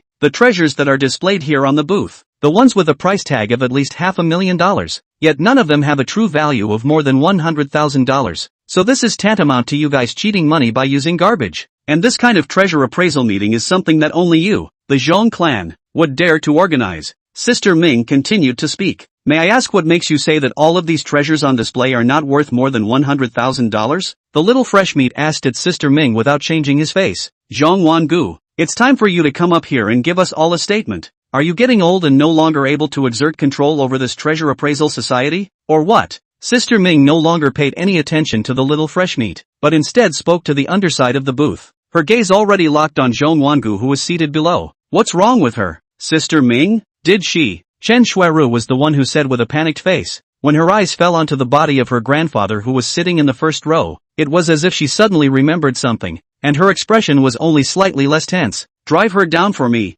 She's deliberately coming over here to cause trouble. Zhong Wangu opened his mouth to the people around him, and immediately, 2 burly men around him rushed towards the booth with quick steps, quickly jumping onto the booth. Just as these 2 men were trying to take control of Sister Ming, Chen Shuiru's grandfather stood up and spoke. Zhong Wangu, it's time for this deceitful trick of yours to come to an end. Zhong Wangu then stood up as well, first smiling at Chen Shuiru's grandfather before speaking. Chen Weiguan, who do you think you are? You're nothing more than a retired old man now. You're even older than me. What qualifications do you have to say such things to me? You think that just because I give you a share of respect, you really take yourself seriously? You cannot take me seriously. But this treasure appraisal today will be the last treasure appraisal organized by your Zhong clan in this country, and from now on, your Zhong clan will be removed from the world of collectibles. Chen Weiguan said in a light voice. This tone sounded gentle, but it gave off a deterrent power without anger. After saying that, Chen Weiguan walked towards the booth with Wei's support, and at this time, the 2 men who stood in front of Sister Ming only thought of driving Sister Ming down, and were about to reach out to Sister Ming, but Sister Ming suddenly shouted,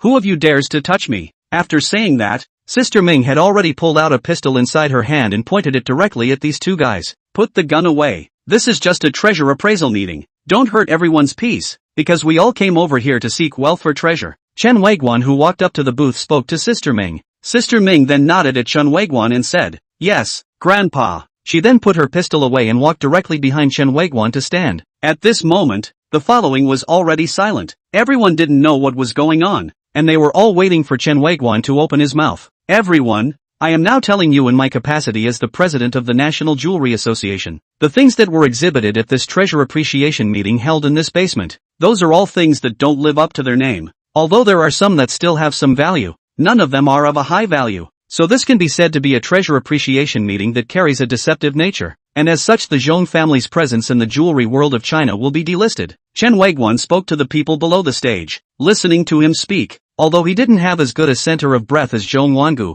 he didn't give off that weak feeling of being so old that he had to gasp for air while speaking. Chen Weiguan still looked relatively energetic, and at this moment, his gaze first landed on Zhong Wangu's body and looked at it before he continued to speak. I know that Mr. Zhong Wangu, as well as all of you here, do not yet believe that I am now the president of the Chinese Jewelry Association, as I was also just appointed yesterday. Saying that, Chen Weiguan grabbed out a badge on his body. It was a badge with the size of a palm, and it was such a thing that was the proof that he had already been given the position of the president of the Jewelry Association. Everyone, don't believe his words. Yes, you Chen Weiguan has always been very prestigious. You were once a general after all, but you've already retired. And besides, this jewelry industry and you guys who lead soldiers into battle are simply two sticks that don't hit each other together. And I'm curious to know what motivation you have for slandering me like this? Only then did Zhong Wangu open his mouth. At this time he had already turned to face these people who were still sitting. I think at this time, I should be allowed to say a few words. At this moment, Su Haichun stood up and opened his mouth. The crowd's targets then fell on Su Haichun,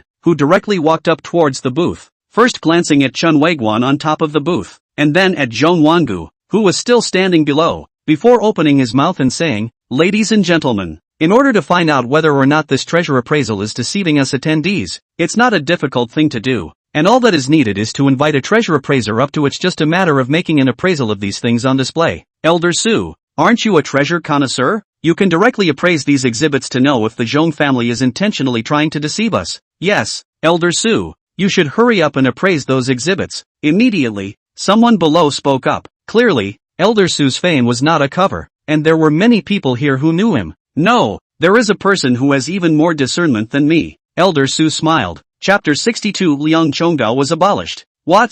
There's someone here who has more discernment than you, Elder Su? How is this possible? Elder Su, whether it's your experience or the amount of time you've been engaged in treasure identification, here today, as long as you say second, there's definitely no one who dares to say first. Right, Elder Su. You'd better hurry up and take a look at these exhibits, as well as this, that I just took down. The crowd opened their mouths again, and some people even directly took back the treasures that they had gone up to take down on top of the booth before and put them back on the booth. Elder Su, your prestige, in our treasure appraisal world, everyone knows, this appraisal work, you don't put off. Chen Weiguan also opened his mouth. This treasure appraisal work, before this, is indeed one of my strong points, but ever since I met someone, I no longer feel that it is my strong point. As the saying goes, the blue is better than the blue. There is a young man down there, whose treasure appraisal ability is much stronger than mine, Su Haichun said with a serious face. His eyes kept looking at Li Sudong who was seated below. While the crowd was still curious about who the young man Su Haichun was talking about was, Li Sudong's eyes had been looking at Zhong Wangu, who at this time had already taken out his cell phone and quietly sent a message, after which one of the two people who had been standing beside him had already left this basement with quick steps. There was also that woman who looked like a fairy who had also disappeared. Only that fresh meat and that rich woman were still standing on one side of the booth, but both of their expressions looked calm, and they didn't seem to have mood swings because of what was happening now. Right at this moment, a sinister smile flashed across Zhong Wangu's face as he looked towards the booth. Sudong, is this person this old man Su is talking about you? How do I feel that he is looking at you here? Chen Shualu fixed her eyes on the top of the booth for a while before asking Li Sudong. Zhao Juqi also stood up at this moment. Her beautiful eyes also looked over at Li Sudong. Just when she thought that Li Sudong would stand up at this moment, Liang Chonggao, who was only one position away from her, stood up. That's right, this person that Elder Su is talking about is me. Now, it's up to me to see the authenticity and value of these exhibits. With that, Liang Chonggao walked straight up towards the booth. Li Sudong looked at Liang Chonggao and felt amused, because if Liang Chonggao went up like this, wasn't he trying to humiliate himself? Or was it that he also possessed the same penetrating eyes as himself? After standing on the booth, Liang Chonggao first looked at the several people standing in front of him, then took out a pair of glasses and put them on, and then looked seriously at the exhibits above the booth. Each exhibit, Liang Chonggao just looked at less than 10 seconds. In the booth above all the exhibits are finished. He walked to Chen Weiguan in front, nodded to Chen Weiguan, and then opened his mouth to the booth below. According to my identification just now, this booth above the things on display, basically are some of the inferior products that have little value. Therefore, this treasure appraisal meeting organized by the Zhong family this time is a scam. After a pause, Liang Chonggao spoke again. After hearing what Liang Chonggao said, Zhong Wangu, who was still standing below, had another sinister smile flash past, and immediately, he also walked up towards the booth. He walked straight to Liang Chonggao's front and opened his mouth to ask, "May I ask, on what basis are you saying that these exhibits are all inferior?" This, I saw with my eyes. As for the reason, I think all of us who have come over today already know it, and there is no need for me to. Pa! Liang Chonggao didn't finish his words. He was slapped by Zhong Wangu. "Why did you hit me?" Liang Chonggao asked with one hand covering the side of his face that was slapped. At this time, that little fresh meat had already walked to Zhong Wangu's side, still standing with a straight posture. If you can't tell where exactly these things are second to none, then that means you're talking nonsense. That means you don't know anything at all. Zhong Wangu responded. "Why should I tell you?" This time, Liang Chonggao still didn't finish his words. The other side of his face received another slap, again from Zhong Wangu's hand. You're ing looking for death." After being scraped by this slap, Liang Chonggao was completely enraged, raising a fist to swing at Zhong Wangu. Only this fist was fixed in midair before it even touched Zhong Wangu, and was grabbed by the little fresh meat standing beside Zhong Wangu. "Waste him for me." Zhong Wangu spoke to little fresh meat. Little fresh meat nodded and it was a forceful push. A crunching sound. The bones shattered along with a cry of pain coming from Liang Chonggao. Not waiting for Liang Chonggao's screams to stop, the little fresh meat as a punch to Liang Chonggao jaw swung. Liang Chonggao then flew out to the back, fell down heavily. Looking at Liang Chonggao this way, the little fresh meat was a little disdainful to do it, but Zhong Wangu had already given the order. He could only shake his head before reaching out his foot and stomping down on both of Liang Chonggao's feet, bursting the bones of both of his feet in Liang Chonggao's two loud and earth-shattering howls. "Alright, that's it." Zhong Wangu opened his mouth, and only then did the little fresh meat stop doing anything. Otherwise, he would have wasted both of Liang Chonggao's hands. "Didn't you guys say that the exhibits I have here are all inferior? Then, is there someone who can say in detail where all these exhibits are substandard?" Zhong Wangu opened his mouth to the people above the booth, his gaze first glancing at Chen Weiguan, then landing on Su Haichun. He opened his mouth again. "Su Haichun, you're known to no one in the treasure appraisal world. It's better for you to say it. Tell me where exactly these exhibits of mine are substandard?" Su Haichun looked at Liang Chonggao who was lying in front of him, and saw that the other party was now without the ability to even stand up, while his father Liang Hongwei had rushed up to the booth, and after squatting down beside his son, was a face of grief, but his hands and feet were at a loss. This made Elder Su think that if he also could not tell where these exhibits were, then maybe his own end would be the same as Liang Chonggao, which made him progress a bit. "Well, Elder Su, you should at least say something. Do you think that these we are exhibiting are not inferior? If you decide that they are not inferior products, then you are not afraid to say so straight away." Zhong Wangu spoke again. "Elder Su, you don't have to worry. As long as you truthfully say where these things are inferior, I won't let anything happen to you." Chen Weiguan sensed Elder Su's concern and spoke. Su Haichun however did not say anything. He knew that at this time, if there was anyone else who could tell where these exhibits were secondly, then there was only one other person. It was just that this person hadn't even said anything yet. "Let me do it. I think I should be able to find out where all the exhibits sub here are." Li Sudong finally stood up and spoke loudly. Chapter 63, The Secret of the Wall Shelf. Everyone's gazes then fell on Li Sudong as they watched him walk towards the booth. Among these people's gazes, there were two people whose gazes clearly carried some good feelings. It was Chen Shuiru and Zhao Jiaqi, only that the two of them had different good feelings towards Li Sudong. The former that was good feelings with love, while the latter was good feelings towards Li Sudong's ability. Li Sudong directly walked right up to Zhong Wangu and opened his mouth. "Mr. Zhong Wangu, I'm sorry." After saying that, Li Sudong was about to walk over to one of the exhibits, but Zhong Wangu called out to him. "Young man, didn't you see what happened to this fellow? This is not the time to be a hero. If you are unable to tell me where my exhibits are next, then your end will be the same as his." Zhong Wangu opened his mouth, while his eyes were looking at Liang Chonggao who was still lying on the ground. Liang Hongwei was squatting beside his son Liang Chonggao. He was now unable to call an ambulance even if he wanted to, because in here, only the Zhong family could make that kind of phone call, even if he could. But if he did, the medical people would not be able to come into this basement. So now, all he could do was just to keep saying some comforting words to his son, telling his son to hang in there, and saying that the ambulance would be here very soon. "No problem. If I can't tell you where these things are next, I don't have any objections even if you take my life, Li Sudong said in a light voice, first looking at an exhibit in front of him, then will open his mouth. This vase that looks like it came from the Qing dynasty is actually nothing more than a forgery that is only less than 2 years old. As for where the second is, I think that old Mr. Zhong, you are more aware of it than I am, so there is no need for me to say it. This is simply a double entendre. This vase's description labeling said that it is a vase produced in the Qing dynasty, worth 1 million. Now Li Sudong will be its specific year or set out, is also equal to say where it is second, and then the topic will be thrown to Zhong Wangu. Zhong Wangu will be speechless, because this time on the second in Zhong Wangu's face instantly changed, originally still as usual face, instantly blacked down. Obviously, he did not expect Li Sudong even just to the vase so a look can accurately say that this is a forgery. This vase is through the high imitation technology. Even if it is Su Haichun treasure experts may not be able to see that this is a forgery,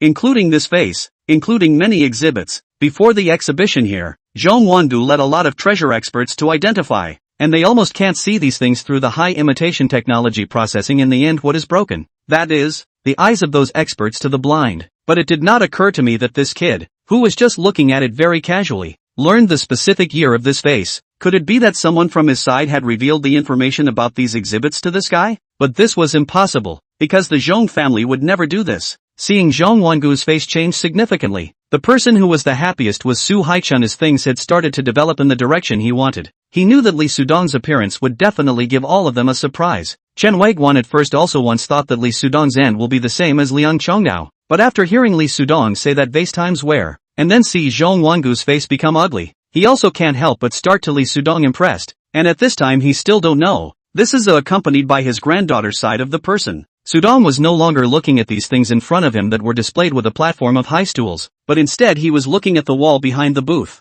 because on top of this wall were placed several treasures that had just been sold through the form of an auction. The jadeite goddess of mercy that Chen Shuiru had bid on was also on it, because these things that were auctioned off had to be taken away only after the payment of the auction price was made, and after the vesting documents were processed. Just as Li Sudong was still looking at this shelf set on the wall for displaying treasures, Zhong Wangu opened his mouth. Why don't you continue? Are you only able to name one thing times where it is? I don't think I need to say where the other things are second to none anymore, because this treasure appraisal society of yours is really a scam to come, Li Sudong said in a faint voice, then walked over to the shelf on the wall and held the jadeite goddess of mercy on it, then handed this jadeite goddess of mercy to Su Haichun by his side and spoke, Elder Su, please help me with this. What do you want? This has already been auctioned off as a treasure. Once anything goes wrong, you will have to do more than just compensate. Zhong Wangu immediately opened his mouth at Li Sudong as he had already thought that Li Sudong might have already seen the problem with this shelf, which was causing his heartbeat to be accelerating. Once Li Sudong really discovered the secret behind this shelf, then the Zhong family would really be in disgrace this time.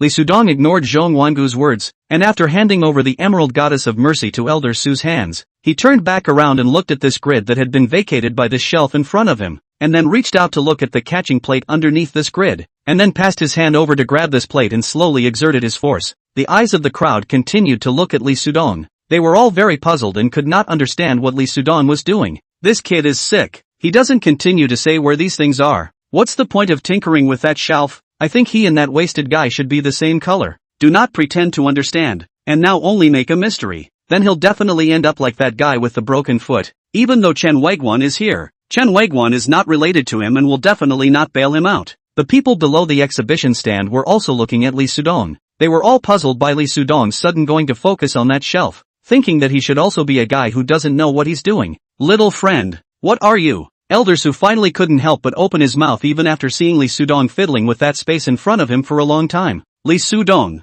however, did not give any response to Su Lao as he was thinking about what to do to go about revealing that scary secret of Zhong Wangu's in front of everyone without destroying this shelf. At this moment, Zhong Wangu, the fresh meat beside him, and the woman, had all realized that it was not good, but they were all out of ideas and didn't know what they should do anymore. Old Mr. Zhong, are you going to open this shelf up yourself, or are you going to let me do it directly? Only after thinking about it did Li Sudong turn to Zhong Wangu and ask. Chapter 64 Offended the Zhong family. What did you say? I don't know what you mean by that. If you don't say where exactly these exhibits are second to none, then your downfall will be. Zhong Wangu said expressionlessly. Indeed. At this time, he had already realized that things would most likely be heading towards an outcome that he least wanted to see, and that would put the Zhong family into a situation that could be said to be doomed. So just ask. In such a situation, how could he still have any expression on his face? Since this is the case, then I have no choice but to do it myself. It's just a pity that this such a good shelf. Just this design fee should have used a lot of money, Lee Sudong leisurely tone said, and turned to look at the shelf in front of him, first shook his head, and then it was a clenched fist. At this shelf is going to smash over. Stop, what are you trying to do here? Do you know how much the things on this shelf are worth? Even if you're rich, it's not something you can afford to lose. Seeing that Lee Sudong must have known the secret behind the shelf, Zhong Wangu hurriedly opened his mouth. At this moment, his face had already reddened, red from nervousness, while his heartbeat had already reached an unprecedentedly fast rhythm. Then you mean you are going to use your remote control to open this shelf? Lee Sudong then put his fist down and turned his face to Zhong Wangu and asked, I don't even know what you're talking about. You, then I can only say sorry to you. Lee Sudong laughed, once again clenched his fist, and quickly impacted at the location of the space of this shelf in front of him. This scene caused everyone who saw it to be dumbfounded, and it was only after they saw that Lee Sudong's punch had actually punched an opening out of this shelf, and then saw that there seemed to be something else inside this opening, that they all began to be dumbfounded. Lee Sudong put his hand towards the shelf inside and grabbed something out of it, which was an identical emerald goddess of mercy as the previous one. Accurately speaking, in fact is not exactly the same guanyin, because now by Lee Sudong grabbed out this is real. As for holding in Su Lao's hand that is fake, Elder Zhong, I think at this time, you can show everyone everything inside this shelf, right? Lee Sudong spoke to Zhong Wangu, and right at this moment, this shelf was perhaps because it had been damaged by Lee Sudong just now, causing the system to directly begin to rotate, and then it was the shelf that began to move, only to see these treasures that were originally still placed on top of this shelf. They slowly retreated in towards the back, and then it was this treasure that suddenly disappeared into thin air, but very quickly, this treasure appeared again, and this time the treasure that came out was being replaced. Zhong Wangu looked at the shelf and then at Lee Sudong. His face was so ugly that it could almost drip water. Zhong Wangu, what else do you have to say? In the midst of the crowd already in an uproar, Chen Weiguan spoke to Zhong Wangu. I don't have anything to say.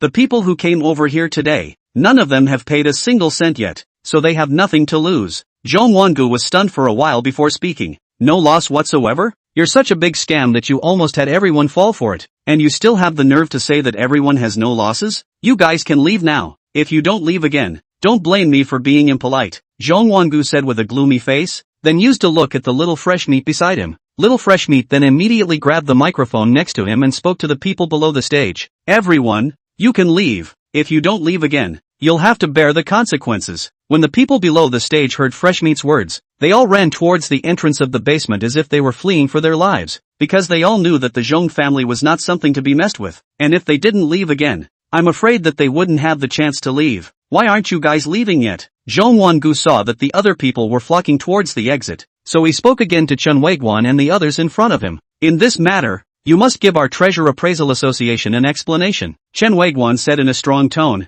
not paying the slightest attention to what Zhong Wangu had just said. An explanation? Oh, you think that just because you're the president now, I'll be afraid of you? Hurry up and get the hell out of here. If you don't get out, don't blame me for being impolite, Zhong Wangu said in a cold voice. At this time, Chen Shuiru had already run up to the booth and came to the side of her grandfather, Chen Weiguan, and immediately grabbed one of her grandfather's hands and spoke. Grandpa, let's go. Little friend, let's go. Su Haichen spoke to Lee Sudong at this moment, while placing that emerald goddess in his hand down. Elder Su realized that if he did not leave at this time, he might not really have the chance to leave later. Lee Sudong was not sure what this Zhong Wangu was about, nor did he know what Qin Shuelu's grandfather's background was. In this situation, he did not know which side could be the winner in this confrontation, so for the sake of his personal safety, it would be better to leave this place, and so he nodded to Su Lao, and also placed the Emerald Goddess of Mercy in his hand down. Elder Chen, we'll leave first. Su Haichen spoke to Chen Weiguan,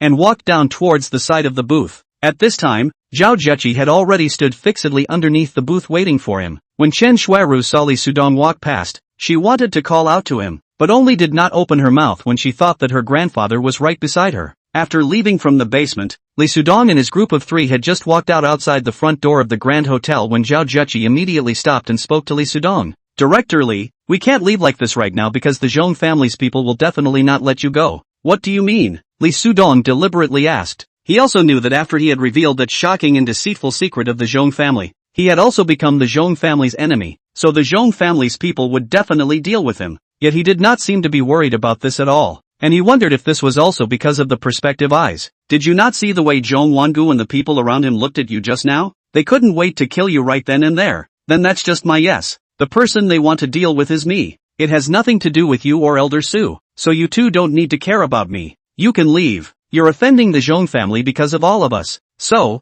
I can't let anything happen to you. We'll just wait here. I've already called someone to come and pick us up. Just as Zhao Jiechi finished speaking, several cars suddenly drove in before her. All of them were Hummers, 10 in total. After the cars all stopped, 40 men in military uniforms came down from above. Chapter 65 Chen Weiguan's Reminder. These Hans that came down, each of them looked to have a head of over 1 meter 8, and they all looked to be around 20 years old, with robust bodies, and they all looked to have the status of soldier brothers. At this moment, the car in the center came down with a man in his early 40s, walked straight towards these 40 Hans who had already lined up, stood still in front of them, and first made a salute gesture towards them. They then all returned the same gesture, and then shouted, "Good day, Captain. From 1 to 10 on your side. Now accompany me over there. The others stay put." With that, the man called the captain led these 10 people towards the hotel and rushed in at a fast pace. Could they be people called by the Zhong family? Zhao Jiechi opened her mouth at this moment. When she just drove until these cars stopped in front of her, her heartbeat started to accelerate. She was afraid that these people coming over were the Zhong family's people. She wasn't afraid that these people would deal with herself, but rather she was afraid that they would deal with Li Sudong. No, they should be Chen Weiguan's people. Elder Su opened his mouth. Although he was not considered to have friendship with Chen Weiguan, he still had some understanding of Chen Weiguan's character. He knew Chen Weiguan's past identity. It was a giant-like existence. He later retired, but he had disciples everywhere, so these people who came over should be arranged by his disciples. Elder Su, who is Chen Weiguan? Li Sudong asked in curiosity, as Chen Xuelu had not told him about this question yet. He is now the president of the Treasure Appraisal Association. The past identity, this set out, will scare a lot of people. Su Haichun did not finish his words, but suddenly fell into what looked like a state of thought. Li Sudong did not continue to ask, just looked at Su Haichun, waiting for him to continue to speak. Uncle Su, you quickly say I also want to know what exactly is the identity of that person? It's surprising that he could call so many soldier brothers over. Zhao Jiechi also opened her mouth and asked to Su Haichun. Su Haichun nodded, and only then did he tell Chen Weiguan's identity. Yes, it was just as Li Sudong had guessed. Chen Weiguan was really a general's identity. In the past, inside the ranks, it was a great godlike figure. Now although he had retired, his influence still existed. It did not take long for Chen Weiguan and his party to walk out from the hotel's front door. Chen Xueru saw Li Sudong still standing outside, immediately blossomed a smile and ran over to Li Sudong with quick steps. "Sudong, I thought you had already left." "Great, you are still here." Chen Xuelu smiled, but after seeing a girl standing beside Li Sudong, the smile on her face instantly disappeared and she asked, let me introduce. She is called Zhao Jiechi. She is the general manager of Yaoi Group. I worked under her management before. Li Sudong introduced. This is Chen Xueru. She works at Jin Shifu. Zhao Jiechi looked up and down at Chen Xueru before smiling and reaching out her hand. "Hello, nice to meet you." Chen Xueru also reached out to shake Zhao Jiechi's hand and said the same thing. "Grandpa, this is the benefactor I told you about. He's the one who saved me." Seeing that her grandfather had already walked in front of her, Chen Xueru hurriedly turned to her grandfather and started to introduce Li Sudong. "He is called Li Sudong. We met on the high-speed train. Young man, thank you for saving my granddaughter. Also, your performance just now was very good." Chen Weiguan smiled at Li Sudong as a hand was extended. Seeing this, Li Sudong also hurriedly reached out to shake the other party's hand, and spoke with some embarrassment. "Uncle Chen, thank you for your compliments. In fact, I am only doing what I can. Young people should have a modest attitude. You are a good young man. I like to make friends with young people. In the future there will be an opportunity to come to my home as a guest. Let's talk slowly." After saying that, Chen Weiguan took his granddaughter Chen Xueru's hand and walked towards the Hummer in front. "Grandpa, didn't you say that you wanted to invite Li Sudong to have dinner with us?" Chen Xueru hurriedly spoke, while turning back to Li Sudong. "Next time, Grandpa has things to take care of later." After saying that, Chen Weiguan directly got into the Hummer, but Chen Xueru was still standing outside the car. She felt that this reaction of Grandpa right now was counterintuitive. Could it be that Grandpa purposely did not want to invite Li Sudong for dinner? Away. After Chen Weiguan got into the car and sat down, he saw that Chen Xueru was still looking at Li Sudong, so he immediately called out to Awei who was standing by Chen Xueru's side, and Awei then immediately opened his mouth to Chen Xueru. "Xueru, get in the car." After Chen Xueru got into the car, those soldiers who were still standing in line on one side. After receiving the captain's instruction, they all quickly got into the car as well, and then it was these 10 cars that drove off towards the front. Chen Shuiru, who was sitting in the car, looked at her grandfather's serious look and spoke in disbelief. Grandpa, Li Sudong, he is my savior. Why can't you ask him to join us now? That brat is afraid that he already knew that you are my Chen Weiguan's granddaughter. That's why he would curry favor with you in 1,000 ways, including the fact that he saved your life. And this could also be a conspiracy coming from him, so you should not interact with him anymore in the future. Chen Weiguan said bluntly.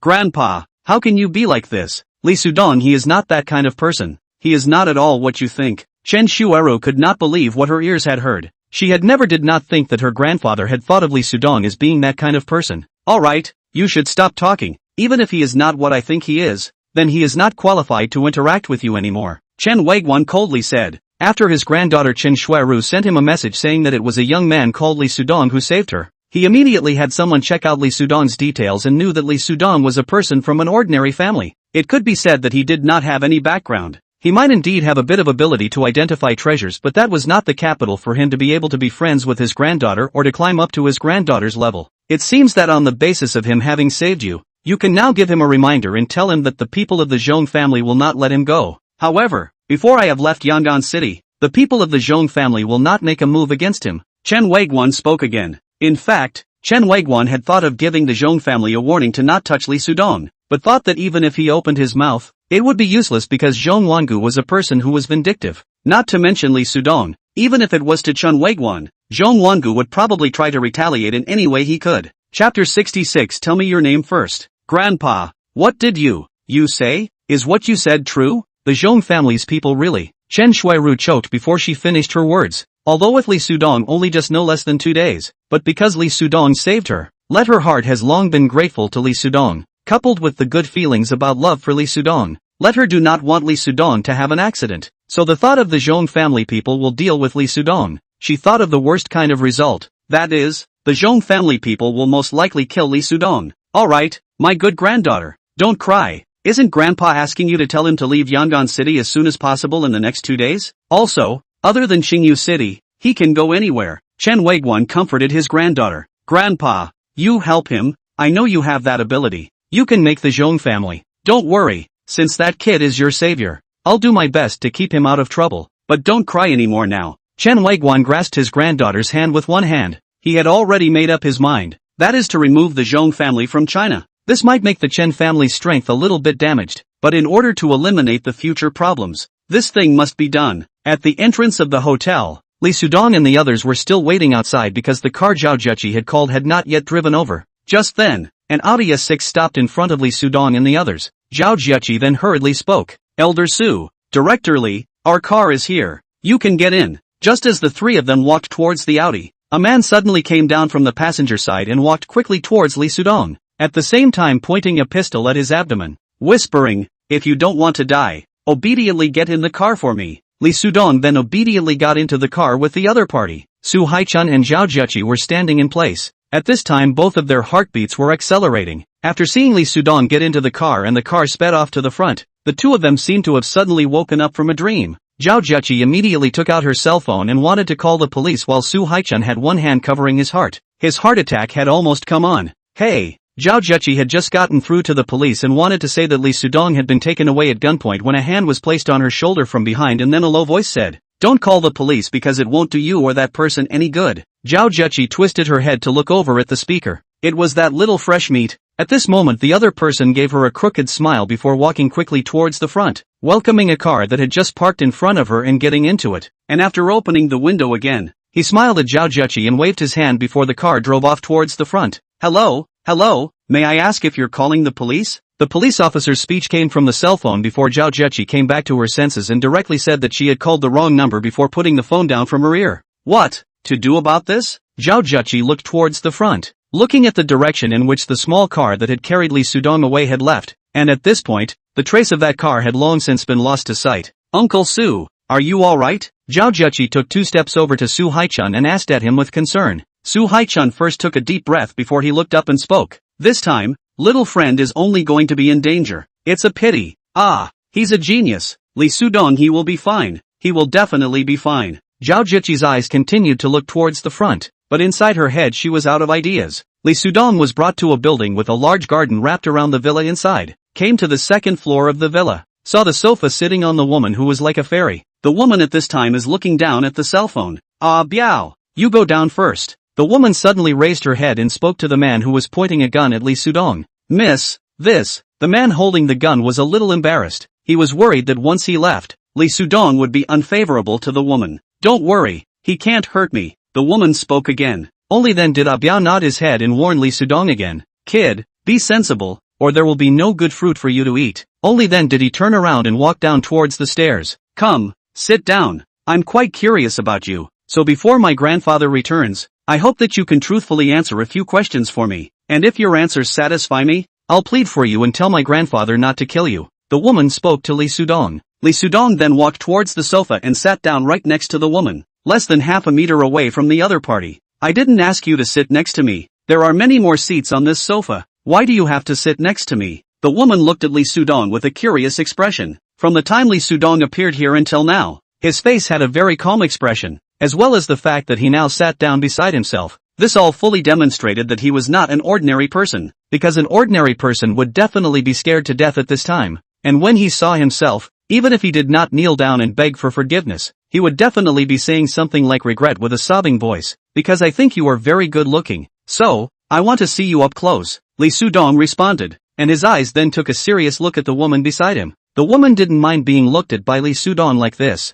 because it was the first time she had encountered someone who dared to take such initiative to get so close to her and then look at her like this, so she smiled and said, "You're quite bold. Do you know that you are now very close to death? Maybe. In fact, every one of us is very close to death, because no one knows when they will die. Sooner or later it's a death anyway. Why should I worry because it will come earlier?" Li Sudong also said with a smile on his face, his eyes moving away from the other party. "Your mindset is good. I like your kind of mindset. Now, I'm going to start the questions. The first question is, where did you learn your treasure identification ability from? Is there some talent? I do have some talent. Plus I have an innate love for antique collectibles and whatnot, so after a long world of contact and whatnot, I have a certain ability to identify them." Li Sudong responded. "My second question is, how did you know that there is something behind that shelf on the wall? Before I answer that question for you, I want you to tell me what your name is first." Li Sudong turned his face to look at the woman again. Chapter 67, A Chance for Redemption. You really have a lot of guts. However,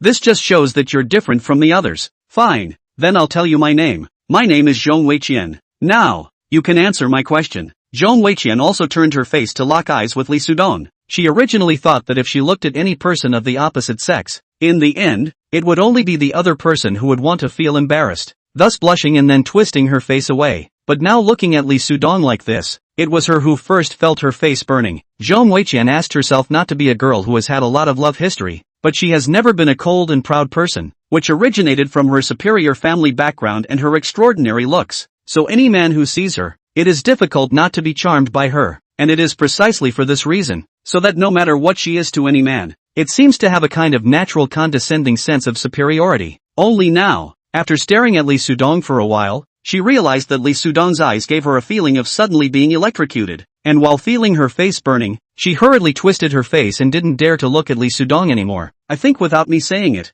you should know the answer I want to say, right?" Li Sudong opened his mouth. Zhong Weiqian was indeed very charming and really gave a feeling of transcendence from the mundane. However, Li Sudong did not have any feelings for her because this woman was a little too lonely and proud. For lonely and proud women, he never caught a cold. And this could also be the reason why he could be so calm and collected when he was facing Zhong Weiqian. "I don't know how you know that there is something behind the shelf. You quickly say." Zhong Weiqian opened her mouth again, but she already didn't dare to look at Li Sudong with her eyes. "Because of my eyes can see things that many of you can't," Li Sudong said truthfully. He knew that the other party might not believe what he said. However, what he said was indeed the truth. "Are you saying that your eyes can see things behind the shelves? Could it be that your eyes can see through?" Zhong Weiqian couldn't help but look at Li Sudong's eyes once again. This time, she wanted to take a good look at this pair of eyes, if they were really that special, and if they could still electrify herself. Just then, footsteps came from the stairs, followed by the coming up of Zhong Wangu and that fresh meat,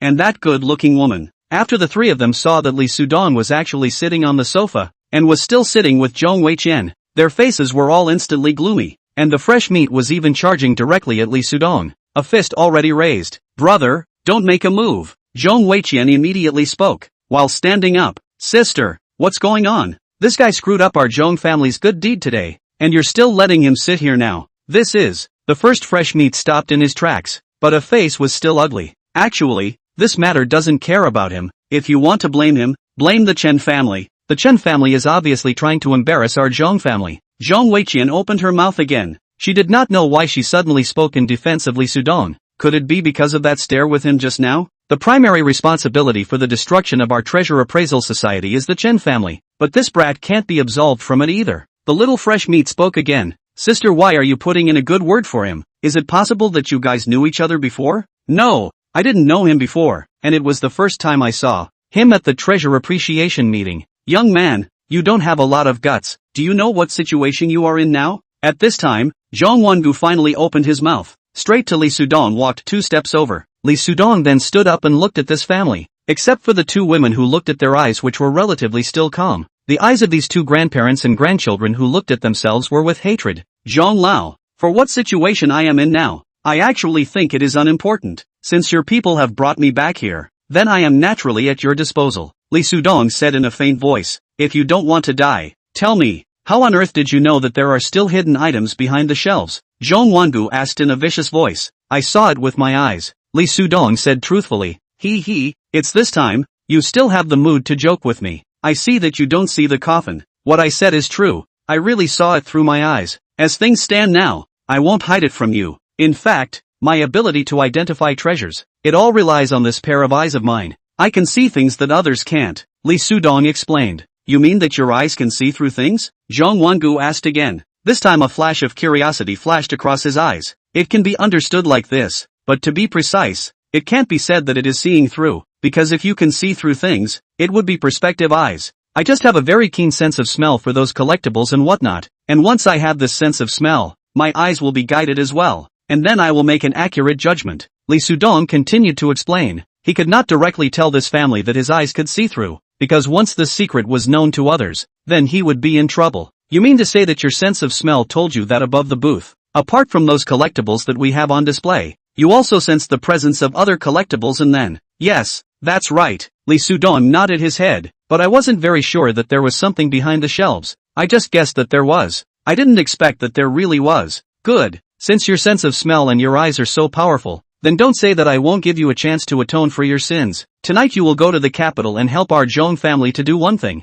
If you do well in this matter, then the loss that you have caused to our Zhong family today will be written off. But if you don't do well, then you can say goodbye to the world in advance. After saying that, Zhong Wangu's eyes fell onto his granddaughter Zhong Weiqian's body, and looked at her before speaking. Xianer, you should give Kaohsiung a call right now, so that he can prepare, and tonight you guys will take this brat along with you to the capital. But Grandpa, isn't this 4 days before that exhibition? Before the exhibition starts, you guys still have one more task for this brat to fulfill. Without waiting for Zhong Weiqian to finish, Zhong Wangu spoke again, and after saying that, he turned around and walked towards the staircase that led to the 3rd floor. What does Grandpa mean by this? He knows that I don't like Kaohsiung, so why did he have to let Kaohsiung accompany us to the capital? Zhong Weiqian sighed a mouthful. His eyes fell to Li Sudong's body. An idea flashed from inside his head. Chapter 68, Pretending to be a boyfriend again? Sister, why don't you hurry up and call big brother Kaohsiung? The young fresh meat asked to Zhong Weiqian. Seeing that Zhong Weiqian's eyes were looking at Li Sudong,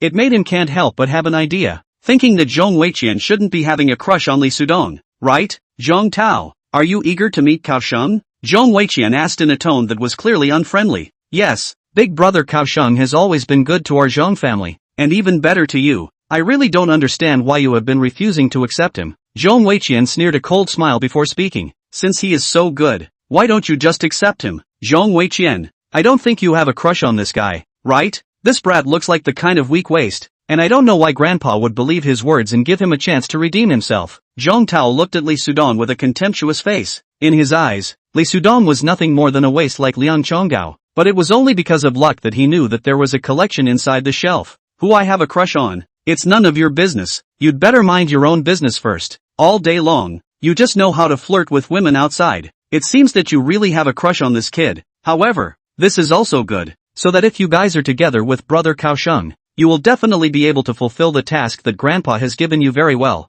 Zhong Tao smiled, turned around and walked towards the stairway, and after going up to the 3rd floor, he immediately asked Zhong Wangu, who was sitting on the sofa, "Grandpa, are you really going to give that kid a chance to redeem himself?" "Yes, can't you still see that this kid is indeed not an ordinary person?" Zhong Wangu nodded and said, "I don't think so. I think he's just pure luck and, Tara, your hands are indeed very good, but your observation skills are really too poor. You need to take more time to study in the future." After sighing a mouthful, Zhong Wangu spoke again. "Just now at the treasure appreciation meeting, Su Haichun all favored that kid. It means that that kid is definitely not simple. But even if that kid really has the strength of treasure appraisal, when the time comes, he may not be able to complete the task you gave him, Grandpa, and he made our Zhong family lose a lot of money today. Do you think I'm really giving him a chance to redeem himself? Regardless of whether he can complete that mission in the end, he must die." "What do you mean, Grandpa?" "Kaohsiung will do us this favor, and when he and Xian come back from the capital, I will bestow a marriage on the two of them."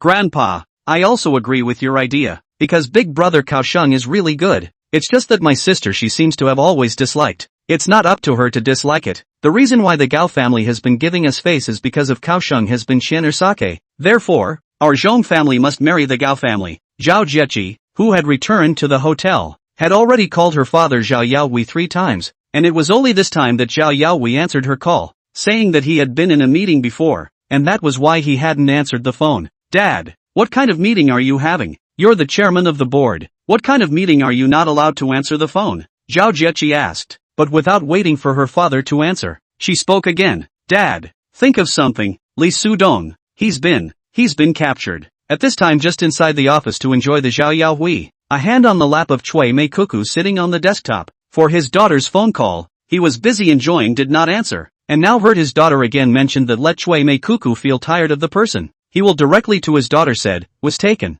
Then the police. "Ah, you're a good person. Help him call the police." After the police, "You're the good guy. You're the good guy. Help him call the police. And after you call the police, you'll hurry back." Her father's sudden attitude made Zhao Jiechi still puzzled. "Dad, what are you talking about? Didn't I tell you already? Li Sudong he is not an ordinary person." "If our company, not an ordinary person? Yes, I know that he has a little bit of treasure identification ability, but so what? Didn't our company develop well without him before? Well, don't mention him to me anymore. This is his own way of leaving, so in the future, this person won't be part of our company anymore. Dad, you come back soon. The company still has a lot of things waiting for you to handle, that's all." After hearing a busy tone coming from the phone, Zhao Jiechi didn't put the phone down. She really couldn't believe what her ears were hearing, because before, she had clearly agreed with her dad that if she could persuade Li Sudong back to Yaohui Group, then she would have to give him the position of assistant manager, and at that time her father had also agreed to do so. But now, after putting the cell phone down,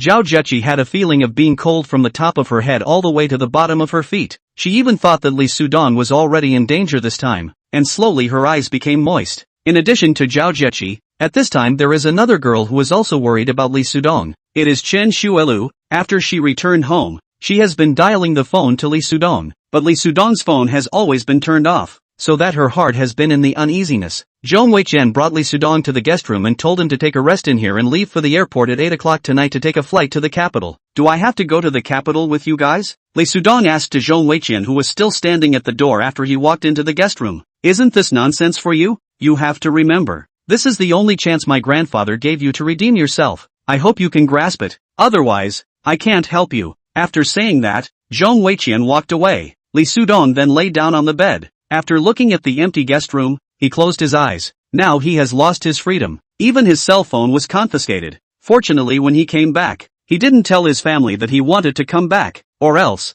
they will definitely be worried because he hasn't been able to reach home. As a human son, Li Sudong is already an adult. He does not want his family to worry about him. This time he came back, is to want to do a good job of filial piety, but did not think of this kind of thing happened. Time came to 8 o'clock in the evening. Zhong Weiqian, who had packed her luggage, while walking down the stairs, opened his mouth to Li Sudong, who was walking behind him. "By the way, I forgot your current identity. You don't have to worry. After going to the capital, I will take you to buy clothes." "Thanks," Li Sudong responded. "You're welcome." After getting into the car and looking at the driver who had already put the car in motion, Zhong Weiqian then handed her cell phone towards Li Sudong. On the screen was a well-written message. "After meeting that man later, I hope you can cooperate with me. Just say that you are my boyfriend." Chapter 69. This is not acting. After reading the message, Lee Sudong directly took the cell phone in Zhong Weiqian's hand and compiled a message. Do you think the other party will believe it? Your grandfather will definitely tell the other party what my identity is. After reading Lee Sudong's message,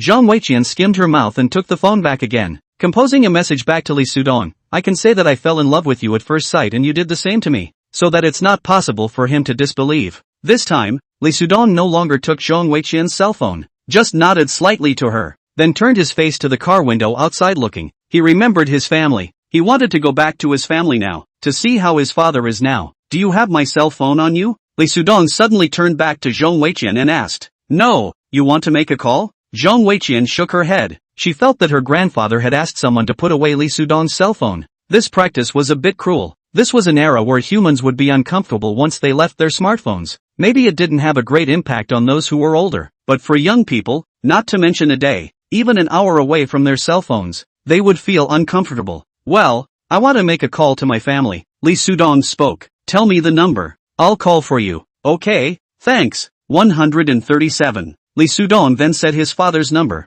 His family should not be asleep at this time, as they usually fall asleep at night after 10 o'clock. Hey, hello uncle, I'm Lee Sudong's girlfriend. I'll let him speak to you now. After the phone was connected, Zhong Weiqian concluded that this must be Lee Sudong's father after hearing a man feeding him. So she opened her mouth like this and then handed the phone to Lee Sudong. Lee Sudong took the cell phone in dismay, and then heard his father's obviously happy voice say, Sudong ah, you have a girlfriend here ah? The voice is good ah. The person looks also very beautiful right? This girl family, looks passable on the line. The most important thing is the character is good. Dad, I also just established a relationship with her. Looks pretty good. There is a chance. I will take her back to let you and mom through the eyes. Lee Sudong could only echo Zhong Weiqian's lie just now. This made Zhong Weiqian listen. Her face was already the emergence of a smile. The two of them started the rehearsal of the love relationship from now on, and it looks like the effect is quite good. When the time comes to see Kaohsiung then, it should not be difficult to make him believe that he and Lee Sudong is a couple's relationship. Dad, I'll come home in a few days. You and mom take care of your health. Wait until I get home. You rest early. Bye. After putting the cell phone down, Lee Sudong was suddenly a bit melancholy, because he didn't know if he still had the life to come back after he went to the capital this time, and once he had any accidents, then it would be the biggest unfiliality to his family, because he hadn't even done his filial piety yet. The car stopped at the entrance of the airport. The two of them got out of the car and saw a tall man walking over in front of them, and from a distance, he revealed a smile to Zhong Weiqian. This man is Gao Xiong. After he walked in front of Zhong Weiqian, he just swept a glance at Lee Sudong, and then spoke to Zhong Weiqian. Qianqian, you have arrived. Let's go in and sit down in the waiting room and talk about it. Come on, give me your luggage, said. Kaohsiung reached out to take over the suitcase in Zhong Weiqian's hand. Zhong Weiqian then immediately touched Lee Sudong's shoulder and opened his mouth. No need, my boyfriend will take it for me. Lee Sudong immediately reacted and hurriedly reached out to take the suitcase in Zhong Weiqian's hand. In fact, when he just got off the car, he wanted to help Zhong Weiqian take the suitcase but was politely refused by the other party. Let me introduce. This is Kaohsiung, my college classmate. After seeing Lee Sudong take the suitcase, Zhong Weiqian started the introduction. This is Lee Sudong, my boyfriend. Kaohsiung, you should have heard about it. This time it was Grandpa who gave this task to the three of us, to Sudong to be precise. I know, Grandpa Zhong did tell me about it, but it seems that what he said wasn't like this. Let's go in first and talk about it. Zhong Weiqian interrupted Kaohsiung's speech. Reached out and grabbed one of Lee Sudong's hands, pulling Lee Sudong towards the inside. Suddenly being grabbed by a beautiful woman's hand made Lee Sudong a little stunned, but he did not show this reaction on his face. Instead he gave Zhong Weiqian a smile. Kaohsiung, who was following behind the two, couldn't believe his eyes and hurriedly followed. Speaking, Qianqian, your grandfather said that this guy has caused your Zhong family to suffer serious losses. How can you? Kaohsiung, haven't I already told you? Lee Sudong and I are a couple. Although we have only known each other for a short while, the two of us fell in love at first sight. So I hope that you will stop saying things that I don't like to hear in front of me. Zhong Weiqian stopped her steps and spoke in a calm tone. In this situation, Zhong Weiqian knew that the calmer she acted, the more she would be able to convince Kaohsiung of her relationship with Lee Sudong. This is impossible. You are purposely doing it in front of me for me to see. I know you don't like me, but you don't have to act with this guy in front of me, right? Kaohsiung said in a cold voice. Brother, we are not acting. Qianqian and I really fell in love at first sight. So I hope you won't call her Qianqian in the future, because this name is only for me to call. Lee Sudong also opened his mouth, looking at Kaohsiung with a serious face. Kaohsiung laughed and opened his mouth. Do you know what will happen if you do this? I will allow you to take back what you have just said and then admit that this is acting on your part. In Cao Sheng's eyes, Li Sudong had no qualifications to be his opponent at all, much less would be his love rival, because he had a sense of self-superiority by virtue of his status as a martial artist. He did not think that Li Sudong was a practiced martial artist, so as long as he wanted to, that was any time that he could make Li Sudong become a wasted or a dead man in front of him. I'm sorry, we really aren't acting here. I know that this makes it hard for you to accept, but this is the truth. You have to accept it even if you don't want to. Li Sudong, or just now that kind of tone of voice, opened his mouth. After saying that, he then suddenly loosened the hand that grabbed the suitcase, probed his hand towards Zhong Weiqian's small savage waist and reached over. A hand embraced her, letting her body rely on his own embrace, and his mouth kissed fiercely in the past. Chapter 70, Cao Sheng's Threat. After seeing that Li Sudong's mouth and Zhong Weiqian's lips were already in zero-distance contact, Cao Sheng's face instantly reddened. He had previously decided that the relationship between the two must be fake, and that this was definitely Zhong Weiqian's idea, but he didn't expect that even though Li Sudong was kissing her like this, she still didn't have any intention to push Li Sudong away, and she even closed her eyes, and it looked as if she was really enjoying her lover's kiss. This made Cao Sheng's heart instantly fall to pieces. He thought about leaving from here right now and no longer going to the capital with these two, but very quickly, a wicked smile flashed across the corner of his mouth, and then he quickly walked towards the airport's waiting hall. I'm sorry, I didn't want this either. It's just that if we don't add this drama, I think he will definitely not believe in our relationship. Li Sudong glanced at Cao Sheng's back before speaking to Zhong Weiqian. Zhong Weiqian didn't say anything, she just looked fixedly at Li Sudong. At this moment, her face was already in the midst of burning. She never thought that Li Sudong would even use this kind of action on himself for the sake of acting. This was really too much, but one couldn't blame him because it was her own suggestion for him to pretend to be his boyfriend. If you feel that this is me violating you, then later we can go to the restroom and I can give you a chance to get back at me. Li Sudong spoke again. No, it's fine, you're also doing this to help me. But in the future, you can't do this kind of action to me again. Zhong Weiqian opened her mouth with a blushing face, and after saying that, she quickly walked towards the inside. Li Sudong, however, immediately opened his mouth and called out to her, "Don't go yet. If you go in by yourself like this, he will definitely suspect that we are acting." Zhong Weiqian stopped her footsteps. At this time she already did not want to act with Li Sudong anymore, because she did not feel that this could really achieve the effect she wanted. If she continued, it would only allow Li Sudong to continue to mooch off of himself. But this drama has been played at the beginning. If not continue to act, then the person who ends up with a double loss is still himself. Therefore, after Li Sudong came to his side, Zhong Weiqian reached out and grabbed Li Sudong's hand again, and the two of them continued to walk inside as a so-called couple. Two people in the waiting room chose a distance from Cao Sheng, some distance from the location, sat down. Zhong Weiqian took out the cell phone to read up. Li Sudong is into the thinking. He was thinking, the next thing he will face. When this Cao Sheng just looked at himself, those eyes obviously had some bad thoughts about himself. So, don't rule out the possibility that he will want to take his own life at that time. He won't be afraid of that. It's just that he did ruin the treasure appreciation meeting of the Zhong family. So, even if he really helped them to complete this mission, they won't let himself go. Before his own cell phone was confiscated, Li Sudong received a message from Chen Xuelu, telling himself that the Zhong family's people would definitely not let him go. And the reason why Chen Xuelu knew about this news, this must have been because her grandfather had told her that Chen Weiguan was a big shot, and that what he recognized. Then it couldn't be wrong. There was also the tone that Zhong Wangu spoke to himself at that time. He looked a bit calm, but in reality, he was an old fox, coupled with the depth of this person's city. So the so-called opportunity to redeem himself for his crimes that he had said was nothing more than just words. Once he really helped their Zhong family, in the end, he would definitely not have a good ending. Hey, girlfriend, what exactly is the mission that your grandfather has given us this time? Do you know? Li Sudong spoke to Zhong Weiqian. I don't know either. By the time we go over to the capital, there will be someone who will contact us. By then they will tell us what exactly the mission is. However, no matter what the mission is, I advise you to still not be too optimistic. Zhong Weiqian thought for a moment before speaking. However, there is one mission that I already know about, and that is the second mission, which is the treasure appraisal conference that will be held in the capital 4 days from now. And at that time,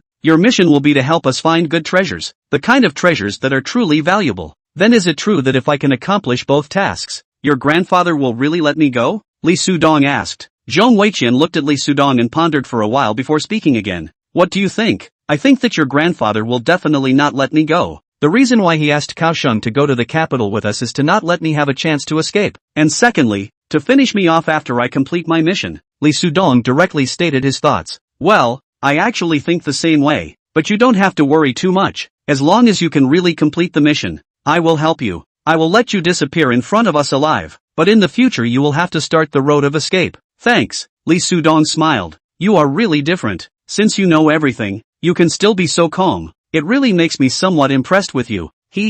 Actually I don't know why I can be like this. Li Sudong still smiled. I feel as if you have a favorable impression of me, right? You mustn't be like this, because if you really like me, this will cause you a lot of pain. Zhong Weiqian almost didn't laugh out loud. She just sneered a cold smile and then turned her face to stop looking at Li Sudong. She had seen arrogant ones, but she had never seen such an arrogant one. However, he was indeed very special. The other boys don't say that they say this kind of arrogant words in front of themselves. That is to say that the other party likes them. That would require an unknown amount of courage. After getting on the airplane, Li Sudong and Zhong Weiqian sat in the same row of seats, while Gao Xiong was sitting next to Li Sudong with an aisle. When Zhong Weiqian went to the restroom, Gao Xiong smiled at Li Sudong and opened his mouth. Kid, your guts are also really big enough, since you dare to do that kind of action to Qianqian. By the time you get to the capital city, you'd better get the job done or else I'll let you have no chance to leave from there ever again. Are you threatening me? Li Sudong asked. Gao Xiong shook his head and laughed. Threatening? Do I need to?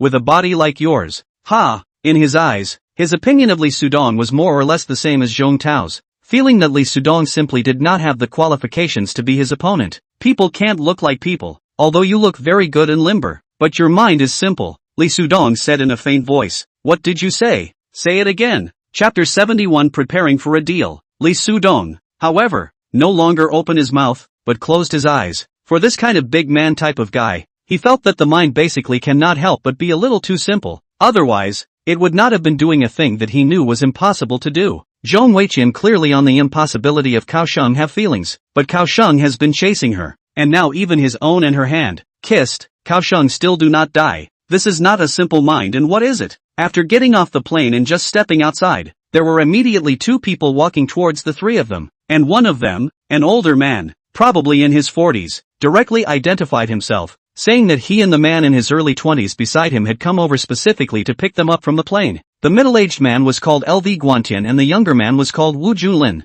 The middle-aged man had a smile on his face all the time, but the younger man beside him had an icy face all the time, and also never said anything, presumably a bodyguard-like status. After taking Li Sudong and his party of three to have a midnight snack, and then taking them to the hotel room to put their luggage, Lu Guantian told them to have a good rest first, and wait for tomorrow morning. They would come over to the hotel to pick up the three of them from his door, and then take them over to the place where they carried out their mission. At this time, it was already 12 o'clock in the night. The three of them could sleep well for a few hours before starting the execution of the mission. Only when Li Sudong knew that he and Gao Xiong were in the same room, he did not feel that he would have the opportunity to sleep peacefully for a few hours. He didn't need to know that this must be Zhong Wengu's intention, because he had to prevent himself from the possibility of suddenly escaping, and by arranging for Gao Xiong to be by his side, this worry could be dispensed with. It wasn't that Li Sudong was afraid of Gao Xiong, but the other party was clearly unfriendly towards himself. Staying in the same room with someone who had some hatred towards him, for any normal person,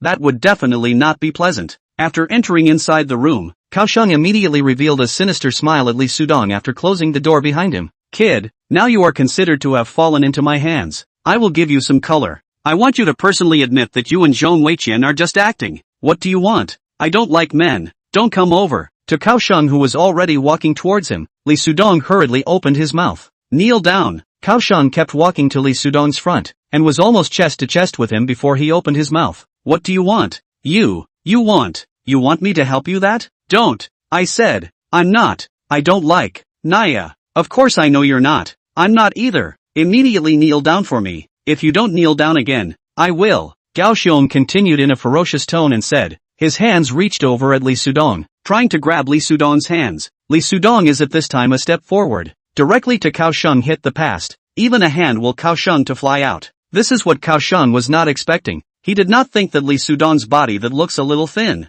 actually has so much strength. If not for his martial arts background, by Li Sudong such a collision, sure to fall down, but also staggered back a few steps before standing still. When Gao Xiong came back to his senses, Li Sudong had already walked into the restroom and closed the door behind him. Damn, what the hell is this kid? This strength cannot be something an ordinary person would have. Could he also be? After thinking that Li Sudong could also be a martial artist, Gao Xiong couldn't help but be more wary of Li Sudong, while no longer having that superiority feeling he had before. Therefore, when Li Sudong came out from the restroom, Gao Xiong was already half lying on the bed, playing with his cell phone with his head down. As a junior martial artist, Gao Xiong knew that his sense of superiority was only for ordinary people. If Li Sudong was also a martial artist, even if he wasn't a more advanced martial artist than himself, then he was definitely a martial artist at the same level as himself. So once he really fought with him, he didn't have any chance of winning. For this reason, it was better to figure out Li Sudong's bottom line before saying anything. Don't worry, from now on, I won't target you anymore, because we are now on the same front. We must work together to get the mission accomplished. After seeing Li Sudong lying down on the bed, Gao Xiong then suddenly turned his face to him and spoke. You can put Qian Qian down now? Li Sudong asked. Aren't you guys already in a couple's relationship? Even if I like her again, I can only put her down now because I don't have a chance anymore. I can see that she truly likes you. Gao Xiong smiled. This made Li Sudong slightly surprised. After he himself came out from the restroom, Gao Xiong was like a different person. I just saw that your stance is quite good. Which sect did you learn from? Who is your master? Gao Xiong, a topic shift. This is a secret. After all, the two of us are not really familiar with each other right now. When the two of us can call each other as buddies, I will tell you. Li Sudong smiled. It turned out that this guy was wary of himself because he had just been bumped by himself like that, and then decided that he was a practitioner, and therefore, changed his attitude. Since this was the case, Li Sudong had no reason not to go along with the other party's idea and let the other party decide that he was a practitioner of some sect. Oh, good. Although disappointed with this answer from Li Sudong, Gao Xiong was not in a position to say anything more and could only nod his head. I'll take a rest first. Li Sudong opened his mouth and closed his eyes. Just now when he was sitting on the airplane, he also closed his eyes for a while, but because he had been holding Zhong Weiqian's hand, it made it impossible for him to really enter into sleep at all, so it was necessary to take a rest now because when the time came, he would surely need to use his penetrating eye, and once this penetrating eye was used, it would all be a kind of consumption. Time came to 9 o'clock in the evening. The car appeared in front of the hotel on time. The three of them got into the car, and were directly sent to a 3-story villa building that was roughly 20 kilometers away from the hotel. After entering into this, one could see that there were already several people here waiting with guns in their hands. Li Sudong then realized that they had come over to make a deal with someone else. Let me introduce you both. This is boss Ma Hongbiao. After the two sides of the transaction met, Lu Guantian smiled and started the introduction of the characters from both sides. This is boss Zhong's granddaughter Zhong Weiqian. MS. Zhong is so beautiful. This is the first time I've seen such a beautiful beauty. Ma Hongbiao's pair of colorful eyes immediately began to wander up and down towards Zhong Weiqian, finally settling on her chest position. Looking at this pair of beauties. Chapter 72, 3 Fakes. Hello, boss Ma. I'm glad that our Zhong family has the opportunity to work with you. Zhong Weiqian smiled and reached out her hand. MS. Zhong, you really look good. Without exaggeration, you are the best looking woman that I, Ma, have seen so far. Do you know what kind of feeling you are giving me right now? It's a fairy. You're like a woman who descended from a fairy. Ma Hongbiao held Zhong Weiqian's hand, but never had the intention of letting go, and even deliberately used a little bit of strength. If this was considered mooching, then the current him had already done a good mooching once. Boss Ma, you flatter me. My daughter is just a mere mortal. Zhong Weiqian still had a subdued smile on her face, wanting to let go of Ma Hongbiao's hand, but realizing that the other party was deliberately not wanting to let go, making her momentarily at a loss as to what to do. Li Sudong noticed that Ma Hongbiao this is intentionally do not want to let go of Zhong Weiqian's hand. This will only make the atmosphere more awkward. He then immediately reached out his hand to Ma Hongbiao and said, Boss Ma, how are you? I'm Qianqian's boyfriend, and also very pleased to know you. Ma Hongbiao looked at Li Sudong and gave a cold smile, before letting go of Zhong Weiqian's hand, but did not reach over to Li Sudong, but instead opened his mouth and said, I can't imagine that mess. Zhong is so beautiful, but actually found such a boyfriend. It seems that this love really isn't something that a person of my age can think through. As he spoke, he also purposely swept a glance at Li Sudong, his eyes filled with a strong color of contempt. Boss Ma, I wonder if we can start trading now. Zhong Weiqian opened her mouth again, looking at this disgusting look of Ma Hongbiao. She was not wanting to stay here even for a minute. She just wanted to finish the deal as soon as possible and leave. The transaction can start any time, but since you all came, then don't be in a hurry. First sit down and have a cup of tea that I specially brewed for you before saying anything. With that, Ma Hongbiao sat down and started fiddling with the tea table in front of him. After pouring 3 cups of tea on the teacups in front of him, Ma Hongbiao signaled Zhong Weiqian and the three of them to sit down. MS. Zhong, and these two beside you. All sit down. Try this 50-year-old dragon well tea. This tea, I spent $2 million to get it. Ma Hongbiao made a gesture to Zhong Weiqian and the three of them to signal them to take their seats, but his pair of eyes were always looking at Zhong Weiqian. Zhong Weiqian sat down first, and Li Sudong and Cao Sheng followed suit. Come, taste this tea. After drinking this cup of tea, we'll start trading. Ma Hongbiao smiled, raised the teapot, poured a cup into a large cup in front of him, put it to his mouth and took a sip, then slowly put it down. Zhong Weiqian grabbed the teacup, put it to his mouth, closed his eyes, and sniffed it with all his heart, before putting the tea to his mouth, but also only gently sipped it before putting it down. Seeing this, Cao Sheng just followed Zhong Weiqian's example and also sniffed with his nose first before taking a sip of the tea. Li Sudong, on the other hand, just looked at the tea and never reached out to grab the teacup. As Ma Hongbiao looked at Li Sudong, his face slightly changed as he spoke. What did I just say? I said that the deal can start after I let the three of you finish tasting this cup of tea, but by the looks of it, it seems like some of you aren't interested in the tea I made. Zhong Weiqian also noticed that it was Li Sudong who had yet to move his cup, so he immediately glanced at him. Li Sudong then grabbed the teacup and took a sip of the tea. Ms. Zhong, this tea I made with my own hands is not good? After seeing Li Sudong drink the tea down, Ma Hongbiao returned his gaze to Zhong Weiqian and smiled.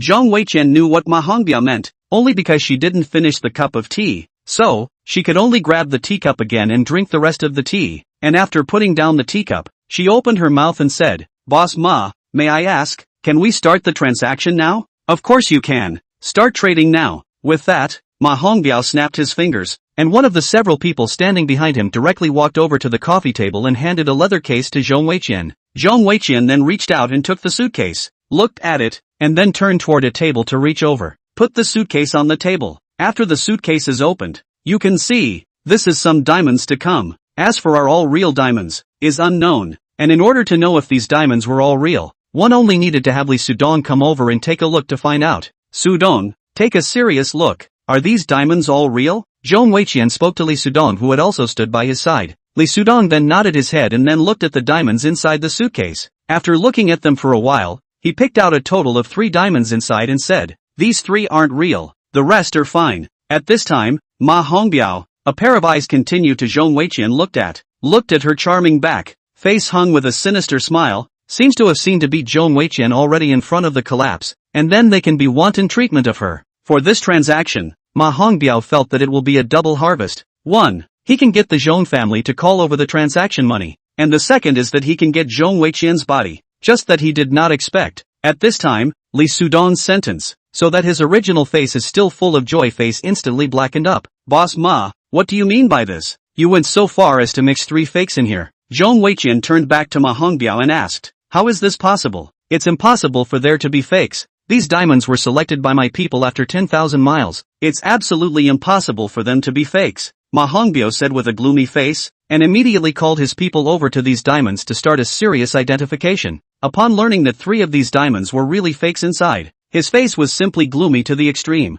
and he then called for those 3 fakes to be replaced. Given that Ma Hongbiao's this kind of transaction there was deception to begin with, so the final transaction price was also a 20% discount on the original agreed price, which made Ma Hongbiao feel unhappy, but he did not get angry because of this. But after seeing Zhong Weiqian suddenly put a hand over her forehead, a lecherous smile appeared on her face once again. What's wrong with me? How does it feel that the head? Zhong Weiqian suddenly felt that the consciousness of her head was disappearing. The medicine on the beautiful woman is going to start to take effect, then I will savor her properly before finding out the inner ghost. Nima, it actually caused me to lose 20% of my losses. Thinking so, Ma Hongbiao's lecherous face was mixed with a touch of viciousness. Chapter 73 The original cause of the matter. At this moment, Cao Sheng and Li Sudong, the two of them also felt that the consciousness in their heads was disappearing, and after Zhong Weiqian collapsed, the two of them also collapsed one after another, both of them losing consciousness, and at this moment, the two of them, Lu Guantian and Wu Junlin,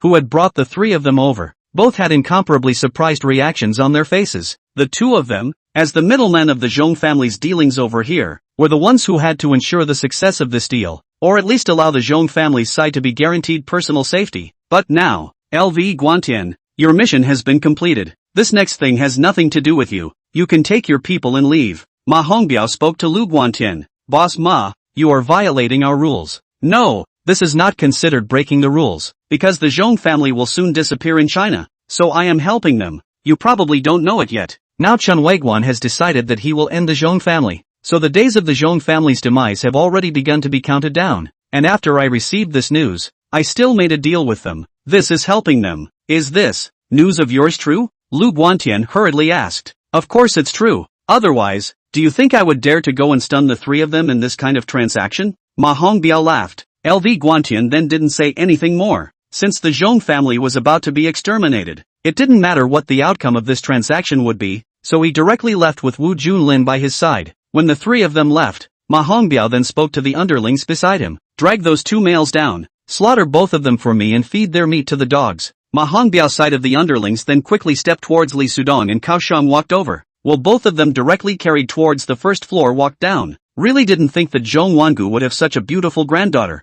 However, this is also my luck just happened to coincide with a good day when the Zhong family was going to be destroyed. So, Ma Hongbiao muttered to himself while walking over to Zhong Weiqian. Squatting beside Zhong Weiqian, he first carefully scrutinized Zhong Weiqian's face, and then looked at the rest of her body before speaking again. What will turn off the lights after all women are the same? The person who invented this sentence. That's the person who has a problem with his head. Ma Hongbiao could be said to be a very patient person, as he was not in a hurry to make a move on Zhong Weiqian. Anyway, the effect of this medicine on Zhong Weiqian's body would not disappear until at least an hour later, so he first fetched a bottle of red wine, poured a glass of it, and drank another sip of it, before he hugged Zhong Weiqian up, placed her on the sofa, and then started to undo his clothes. Just when he had stripped off his clothes to the point where only the last piece of covering was left, and one hand was touching his rounded stomach that looked like a pregnant woman who was carrying a child for 9 months, he heard footsteps that seemed to be coming from his outstretched hand. Nima, who is it? Didn't I say that no one can come up at this time? Ma Hongbiao said with a black face, but when he heard that behind him continued to be the sound of footsteps approaching, he made a sudden turn back, just that he didn't have the chance to see who this person coming up to him was. He heard a bang,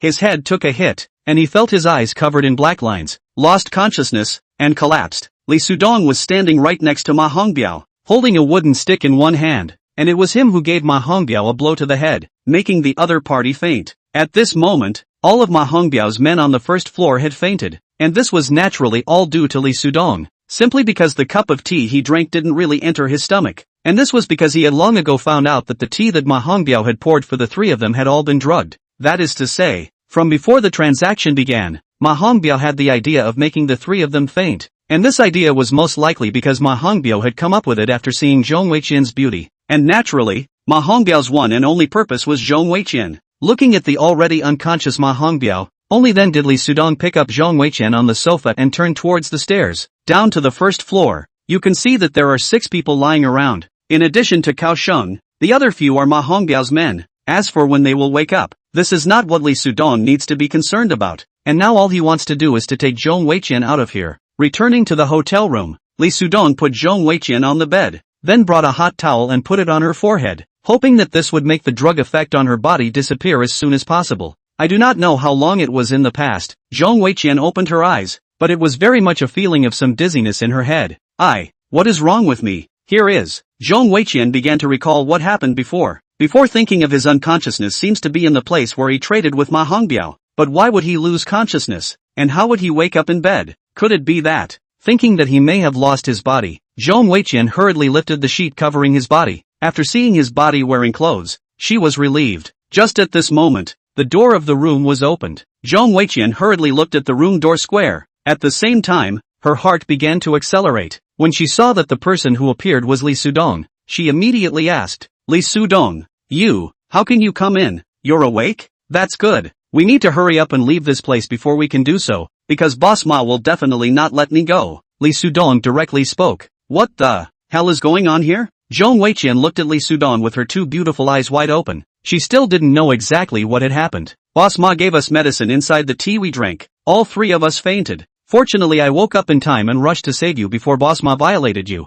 then sent you back here. Are you telling the truth? Zhong Weiqian asked. It occurred to her that if things were really like what Li Sudong said, then she had really escaped. Yes, what I said is true. If you don't believe me, you can call and ask Boss Ma yourself at that time. Li Sudong's words just finished. Zhong Weiqian heard the cell phone on the table beside her bed ringing, so she immediately grabbed the phone. Seeing that it was her grandfather calling, she wanted to tell her grandfather about what happened to her here, but she didn't expect her grandfather to open his mouth first. Xianer, Don't come back because our Zhong family is now encountering a big problem. And this problem might make our Zhong family completely disappear from Huaxia disappearance. Chapter 74, Kaosheng's Anger. Zhong Weiqian couldn't believe what her ears had heard. She hadn't yet recovered from what Li Sudong had just said. She didn't expect her grandfather to tell her another news that was nothing short of a bolt from the blue. Grandpa.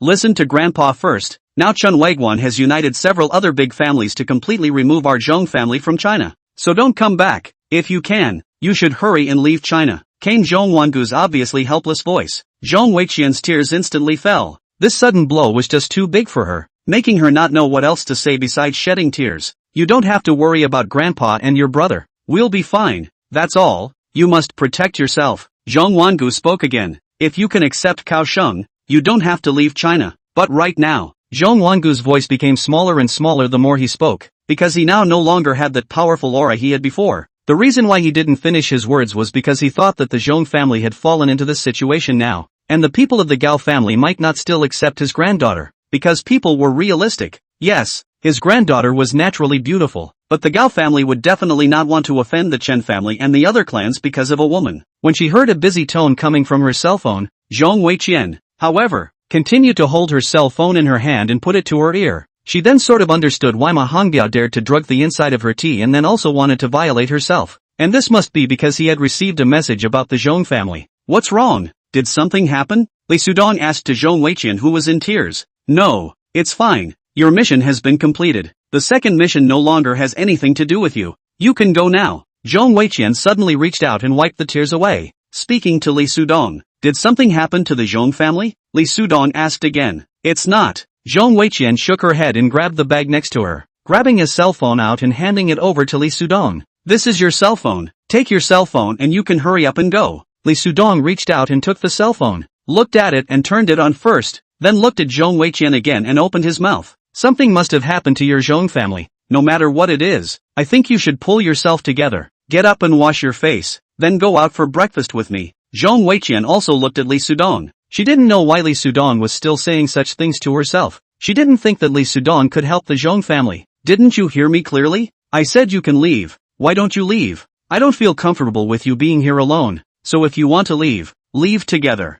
Li Sudong spoke again. Li Sudong, you don't really like me, do you? Zhong Weiqian suddenly said in a cold voice. Even if you really like me, it's useless because there's no way I'll like you. So just go. I don't like you. I just think you are nice. That's all. Li Sudong shrugged his shoulders and said, since you want me to leave so much, then I'll leave. Take care of yourself. After saying that, Li Sudong turned around and walked out towards the door of the room. Seeing Li Sudong's back as he left, until he disappeared in front of him, Zhong Weiqian suddenly had a sense of loss, as if she had suddenly lost something in her life, making her feel even worse. At this time in the Ma Hongbiao where they are inside the apartment building, the first person to wake up is Ma Hongbiao. When he found himself covered just wearing a covering cloth lying on the floor above, he hurriedly climbed up, and then began to recall. Grass! Who the hell did this? How dare you sneak attack me, badgering me? Let me know who did it. I will definitely tear off his skin. In the heart of the ruthless curse to pass, Ma Hongbiao only rushed to bed clothes,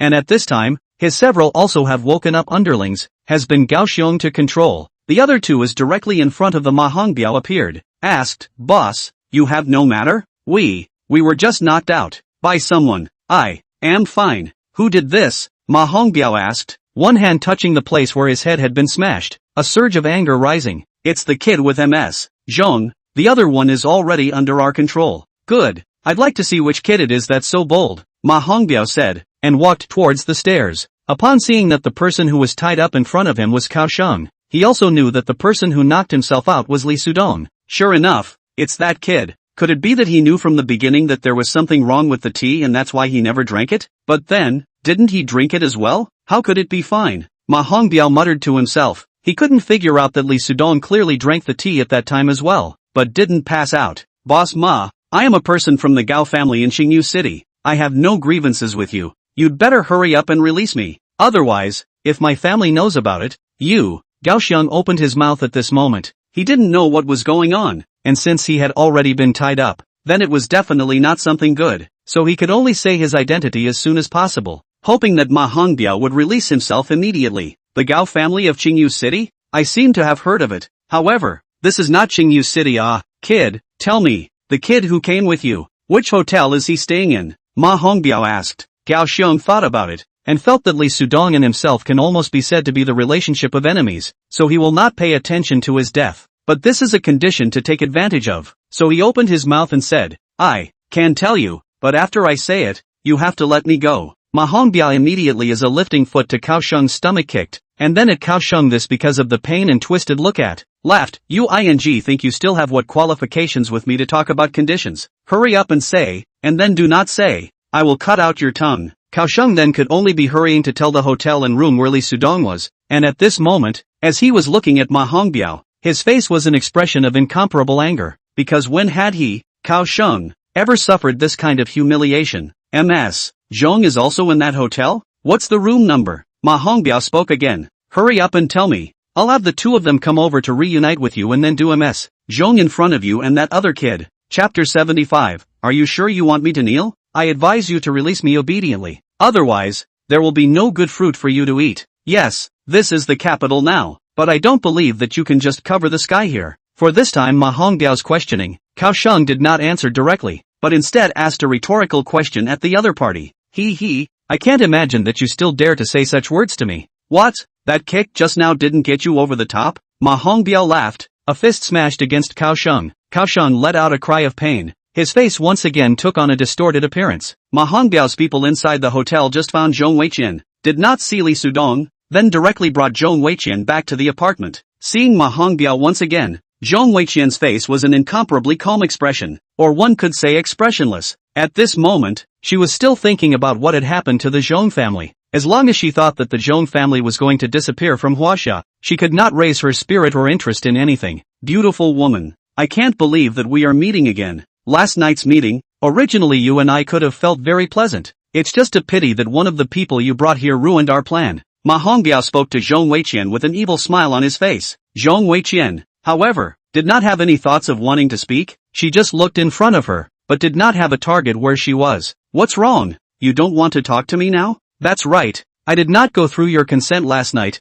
just want to you that. This is indeed a little excessive, but I am also for your good because I know that if I do not do that, you certainly will not give in to. Bastard, quickly release Qianqian. You can charge at me if you want to do anything. Release Qianqian. Cao Sheng suddenly opened his mouth. He felt that this was a good opportunity to show himself in front of Zhong Weiqian. Shut your mouth. Do you still want to taste the taste of fists and feet? Ma Hongbiao immediately opened his mouth at Cao Sheng, causing Cao Sheng to be instantly dumbfounded. Do whatever you want. I won't resist. Zhong Weiqian finally opened her mouth, looking at Ma Hongbiao with a bashful face. That's right, she used to think that she was lonely and proud, with a beauty that made her feel incredibly confident. But these were so bad in front of the Zhong family being destroyed, giving her a very negative thought that she didn't want to continue living anymore. Oh, is this true? You really won't resist? Ma Hongbiao smiled, somewhat skeptical of what his ears had heard. Yes, what I said is true. I won't resist.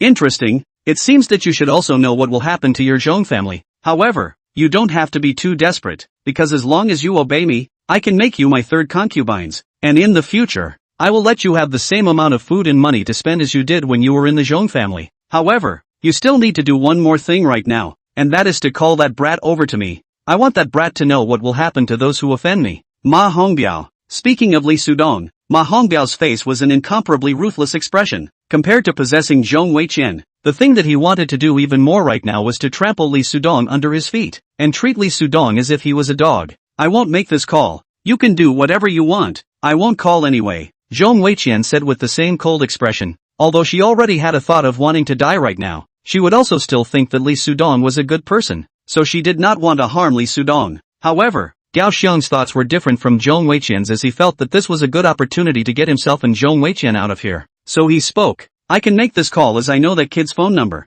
Ma Hongbiao then agreed to this statement from happiness and told him to make the call to Li Sudong. After receiving the call, Li Sudong felt a little surprised as he did not expect Ma Hongbiao's people to take Zhong Weiqian away so quickly. Putting down his cell phone, he directly took a cab towards the apartment. In fact, Li Sudong had thought of calling the police, but considering that once the police, then there may be a kind of bad consequences that are not what he thought. So he did not call the police, because Ma Hongbiao, this kind of person, is capable of doing anything. Came to the door of the apartment. See, the door is closed. Li Sudong reached over and knocked on the door. Soon, the door opened a gap, The person inside first looked at Lee Sudong, and then looked around, before letting Lee Sudong come in. At this moment, Lee Sudong still felt calm inside. He knew very well what the consequences of his return would be this time. However, he was not worried at all about the upcoming consequences as he felt that he could change them. Kid, you have quite a lot of guts. I can't believe that you actually came back. Not bad, a righteous person. I haven't misjudged you. Looking at Lee Sudong who was walking towards himself,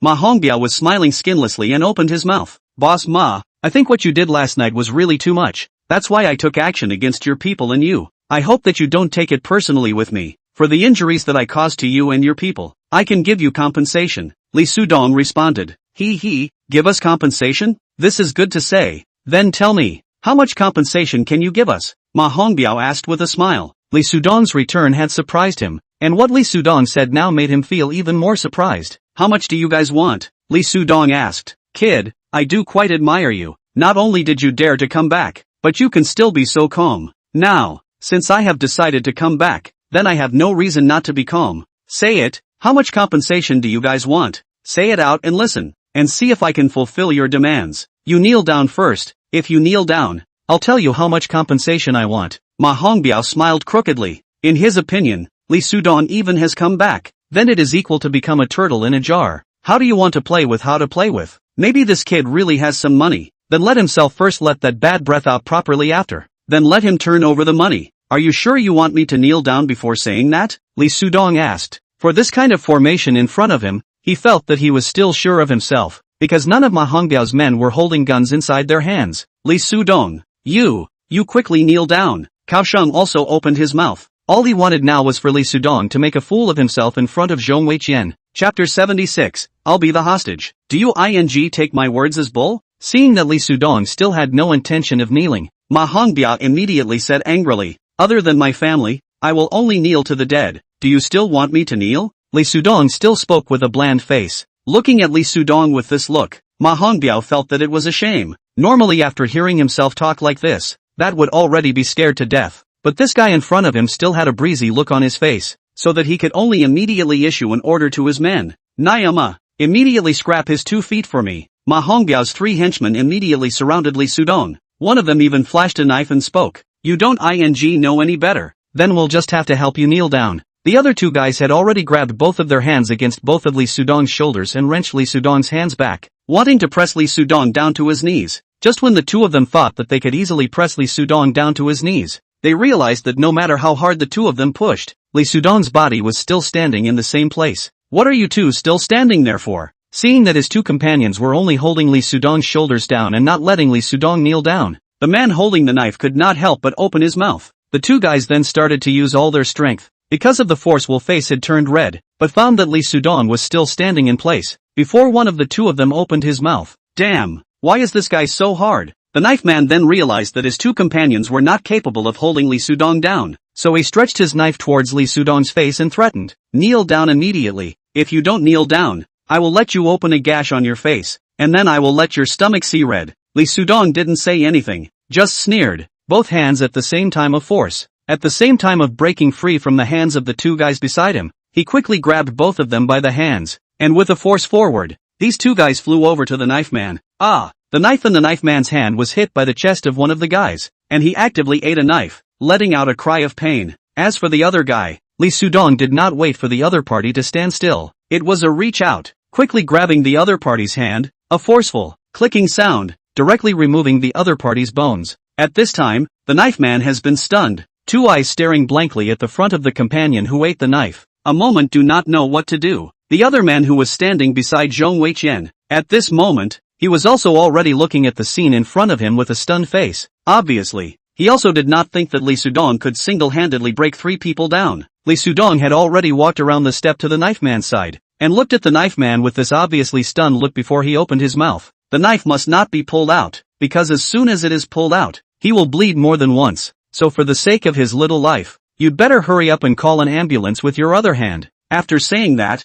Lee Sudong turned to Ma Hongbiao, who at this time also had an unbelievable expression on his face. Boss Ma, you are a businessman. The most important thing for this businessman is to pay attention to credit. But you have already broken your trust last night, and you are not only as simple as breaking your trust, but you also had thoughts that you shouldn't have towards your collaborator. although the final act didn't work out, but you have already broken a big commandment. Li Sudong stood fixed in front of Ma Hongbiao and said in a faint voice, in order to make Ma Hongbiao extinguish the idea of dealing with himself, merely subduing the people he has here now, that is far from being enough. So Li Sudong spoke again. However, seeing as I gave your head a blow without your consent, I can apologize to you, and at the same time satisfy one of your conditions. I don't know if you whether it is acceptable? Although Ma Hongbiao felt baffled, he knew that the other party was not to be messed with and could only speak. What condition? Is it possible for me to say whatever I want? I'll apologize to you first, and I hope you won't take it personally. As for this condition, I can help you find a treasure at the treasure appraisal conference 3 days later as a gift of apology. On what basis can you guarantee that you will be able to help me find a treasure?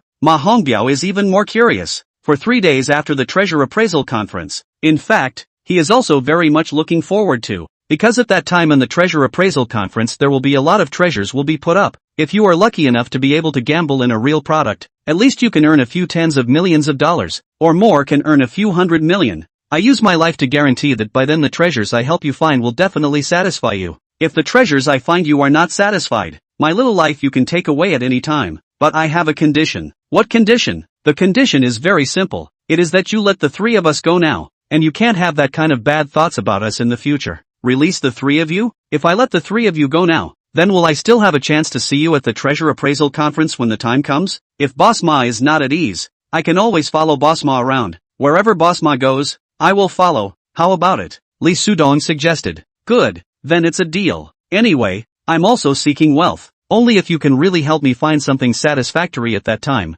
then I will do the conditions you proposed. Li Sudong, there's no need for you to do this. We don't have any relationship with you. You're free now. Why do you still need to come back? Zhong Weiqian opened her mouth, her face still without any expression. Li Sudong just glanced at Zhong Weiqian and walked over to Cao Sheng and started to untie him. What are you doing? I don't need you to help me. You go away. Cao Sheng opened his mouth loudly. Li Sudong had saved himself once like this, and he didn't want to do that. He didn't want to owe Li Sudong a favor. He didn't want him to take all the bets. You don't want to go? Then I'll let you stay. How about you follow Boss Ma instead of me? Li Sudong stopped his hand movements and asked at Cao Sheng. Cao Sheng was instantly dumbfounded. He didn't want to stay by Ma Hongbiao's side as a wandering hostage. Being tied up like this right now was an unprecedented humiliation for him. There was no way he could accept any other humiliation. Seeing that Cao Sheng stopped talking, Li Sudong continued to untie the ropes from his body, and when he was done, he opened his mouth to him. Cao Sheng, you take Qianqian out of here.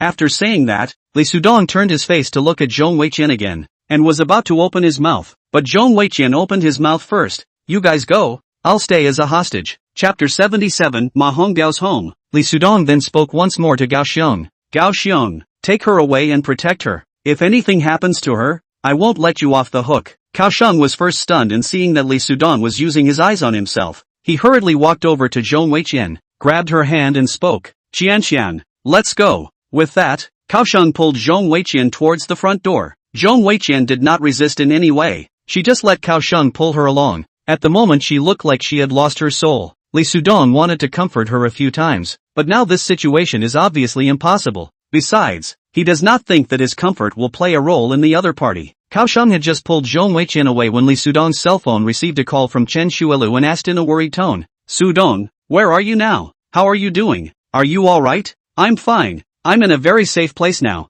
You don't need to worry about me. Li Sudong replied in a faint voice. It's good that you are fine. Then are you still with the Zhong family now? I called your phone many times. Your phone is off. I'm not with the Zhong family now. That's good. I have good news for you. That is, my grandfather has decided to make a move against the Zhong family. So if you're not with the Zhong family right now, then I'm relieved. So can you tell me your exact location? I want to see you. I am now in the capital. Thank you for your concern. We'll meet again if we have the chance. I have something to be busy with. Let's talk about it some other day. After saying that, Li Sudong put his cell phone down and whirled around to look at Ma Hongbiao, who had a face in deep thought. So fixed eyes on the Ma Hongbiao looked. Li Sudong actually heard the other side in the heart of the speech. I believe that this kid is good, or do not believe that he is good. However, he seems to be really a bit of ability. First of all is that he can still be so calm even now. There is also the fact that he last night just simply with the eyes can see that the 3 diamonds are fake. This kind of ability is not the average person has. Reading Massachusetts Hongbiao's thoughts in this way made Li Sudong couldn't help but start to feel a little dizzy in his head. He then hurriedly blinked his eyes and spoke.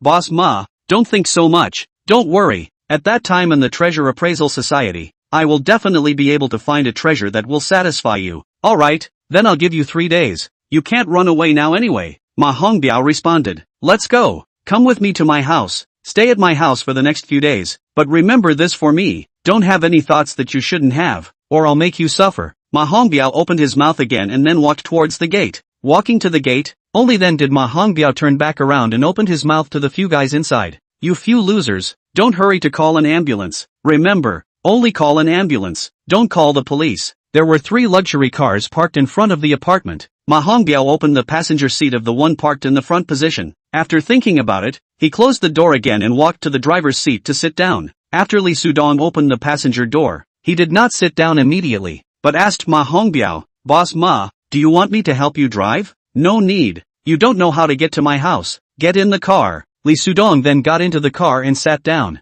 Fortunately the other party did not say that he wanted to let himself drive, because he had not yet obtained a driver's license. It seems that it is time for him to get a driver's license. Otherwise, this bought a beautiful car also dare not drive off. Kid, let me ask you, how did you tell last night that the diamonds inside that box had 3 fakes? Ma Hongbiao asked while driving. Li Sudong responded, with my eyes. You can tell that there are fakes inside with your eyes? And you can also accurately identify those 3 fakes. Then your eyes are indeed extraordinary. Are you a treasure connoisseur? Sort of, but I'm the kind of treasure connoisseur that doesn't have a certificate. Oh, that certificate are used to scare people. The most important thing is to really have the strength, not to have a certificate. Now in this era, to what certificate is to use money cannot get? You mean to say, those treasure connoisseurs in CCAV, their certificates are all fake? Most of them are fraudulent stuff. Anyway, this on TV treasure appreciation water are very deep. As the two chatted like this, the car drove to the front gate of a villa building with a large garden.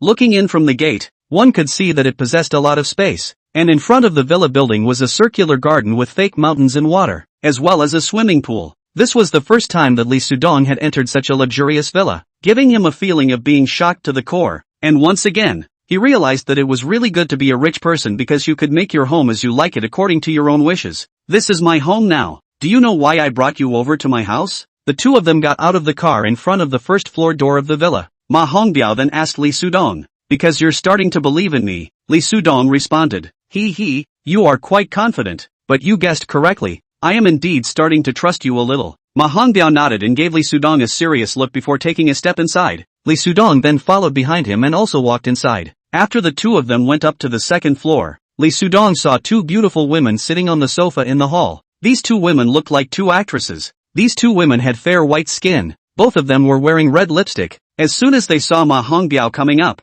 the 2 of them immediately got up from the sofa, and both of them smiled at Ma Hongbiao and said, Hubby, you're back. I'll go. Li Sudong immediately cursed in his heart, because he did not think that these 2 women who looked about the same age as himself were actually Ma Hongbiao's wives. Ma Hongbiao was already in his 50s and was dragging a big belly, but he had 2 such young wives, so it was obvious that it was really good to be a rich man. Think of yourself if you can also be as rich as Ma Hongbiao. Then at that time their own home sofa sitting on 5 such level of beauty is not too much, right? You two now tell the kitchen to prepare. I'm going to dine with this young man later. Ma Hongbiao opened his mouth to the 2 young beauties and immediately led Li Shuyun towards the 3rd floor. I and a few of my women live on this floor. The 4th floor is the guest room floor. You can go up right now and stay in whichever one you want, but other than meal times, you can't leave the 4th floor. After seeing Li Sudong nod, Ma Hongbiao spoke again. You go up first. Later I will ask you to look at a few things for me to see if they are authentic. Chapter 78 Respectful Attitude. Boss Ma, I have a question for you. How many wives do you have in total? Like those 2 just now, that kind of. Li Sudong didn't go up right away, but asked did Ma Hongbiao. Ma Hongbiao was a bit puzzled. There are a dozen of them, but some of them have been divorced, and now there are only 4. What?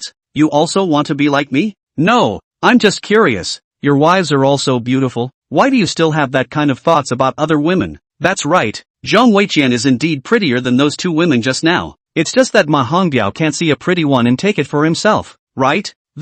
When you are in my position, you will know. For beautiful things, no one does not like to pursue. I am the same. I like all beautiful things, including beautiful women. Oh, I understand. Li Sudong nodded, before turning around and walking up towards the 4th floor. Although this 4th floor was said to be for guests, there was also a large screen in here to show home movies and a wine rack with many kinds of wines on it, which was no different from the master floor. Li Sudong walked towards the wine cabinet and looked at the wines. These looked like very high-class wines, but there were not many bottles inside that were genuine. After shaking his head, Lee Sudong took one of the bottles of wine down and grabbed another glass before walking over to the sofa and sitting down, starting to sip wine and watch a movie. It didn't take long for Ma Hongbiao to come up. He brought his 2 women up with him. All 3 of them were holding things in their hands. There were vases, paintings, and jadeite. Seeing Lee Sudong is leisurely watching a movie while drinking a fine wine, Ma Hongbiao can't help but frown, and then smiled, thinking, this kid is really not an ordinary person. However, if he can't even see the authenticity of a few things, then I'll just direct people here to collect his body. You two will put things down and go down. Be careful. Ma Hongbiao spoke to his 2 wives, and after seeing them place the items in their hands on the table in front of them, he also placed the 2 bottles in his hands down. Lee Sudong's eyes lingered on the 2 beauties for a while before looking at Ma Hongbiao. He knew that Ma Hongbiao was most likely intentionally trying to test out his treasure identification ability. Since this was the case, then he must not let Ma Hongbiao down even if he was to be exhausted today, because just now when reading out Ma Hongbiao's thoughts, Lee Sudong has consumed a lot. If the 5 things in front of him are given a thorough perspective, this is afraid to directly lie in bed to sleep. Hey, is there any way to make one's perspective I not feel tired no matter how many times one uses it? Lee Sudong, take a good look at a few things for me and see which of them are real and which are fake, Ma Hongbiao said, pointing one hand towards the 5 items placed on the circular tabletop. Lee Sudong got up from the sofa and walked over to the circular table, looking carefully at the 5 items, and when he saw the last item, he felt his head spinning a little. It seems that just now, reading out the ideas inside his head to Ma Hong Standard really consumed a lot of. Lee Sudong reached out to cover his forehead and slowed down before speaking. These 5 items are all fake. Ma Hongbiao first looked at Lee Sudong and smiled before speaking. How is this possible? These 5 things, 3 of them are real. You simply don't pretend to understand. You just this kind of treasure appreciation ability. How do you let me believe that you can help me at that time? Who told you that these 5 things are real? Lee Sudong interrupted Ma Hongbiao's words. First of all, this painting, if you want to know that it's fake, it's very simple. You just need to tear it apart in this position. And this jade, this should be the kind of certificate treasure connoisseur can also see the fake. However, its simulation degree is really high. To know it's true or false, you just need to be in the night. The light will be turned off, and then it will be put into the peroxide water inside the immersion for 5 minutes can know. If it is true, 5 minutes later, it will not have any color changes, but if it is false, by then the green color will appear inside the water. Next is this. Lee Sudong said all the methods of recognizing the authenticity of the 5 things,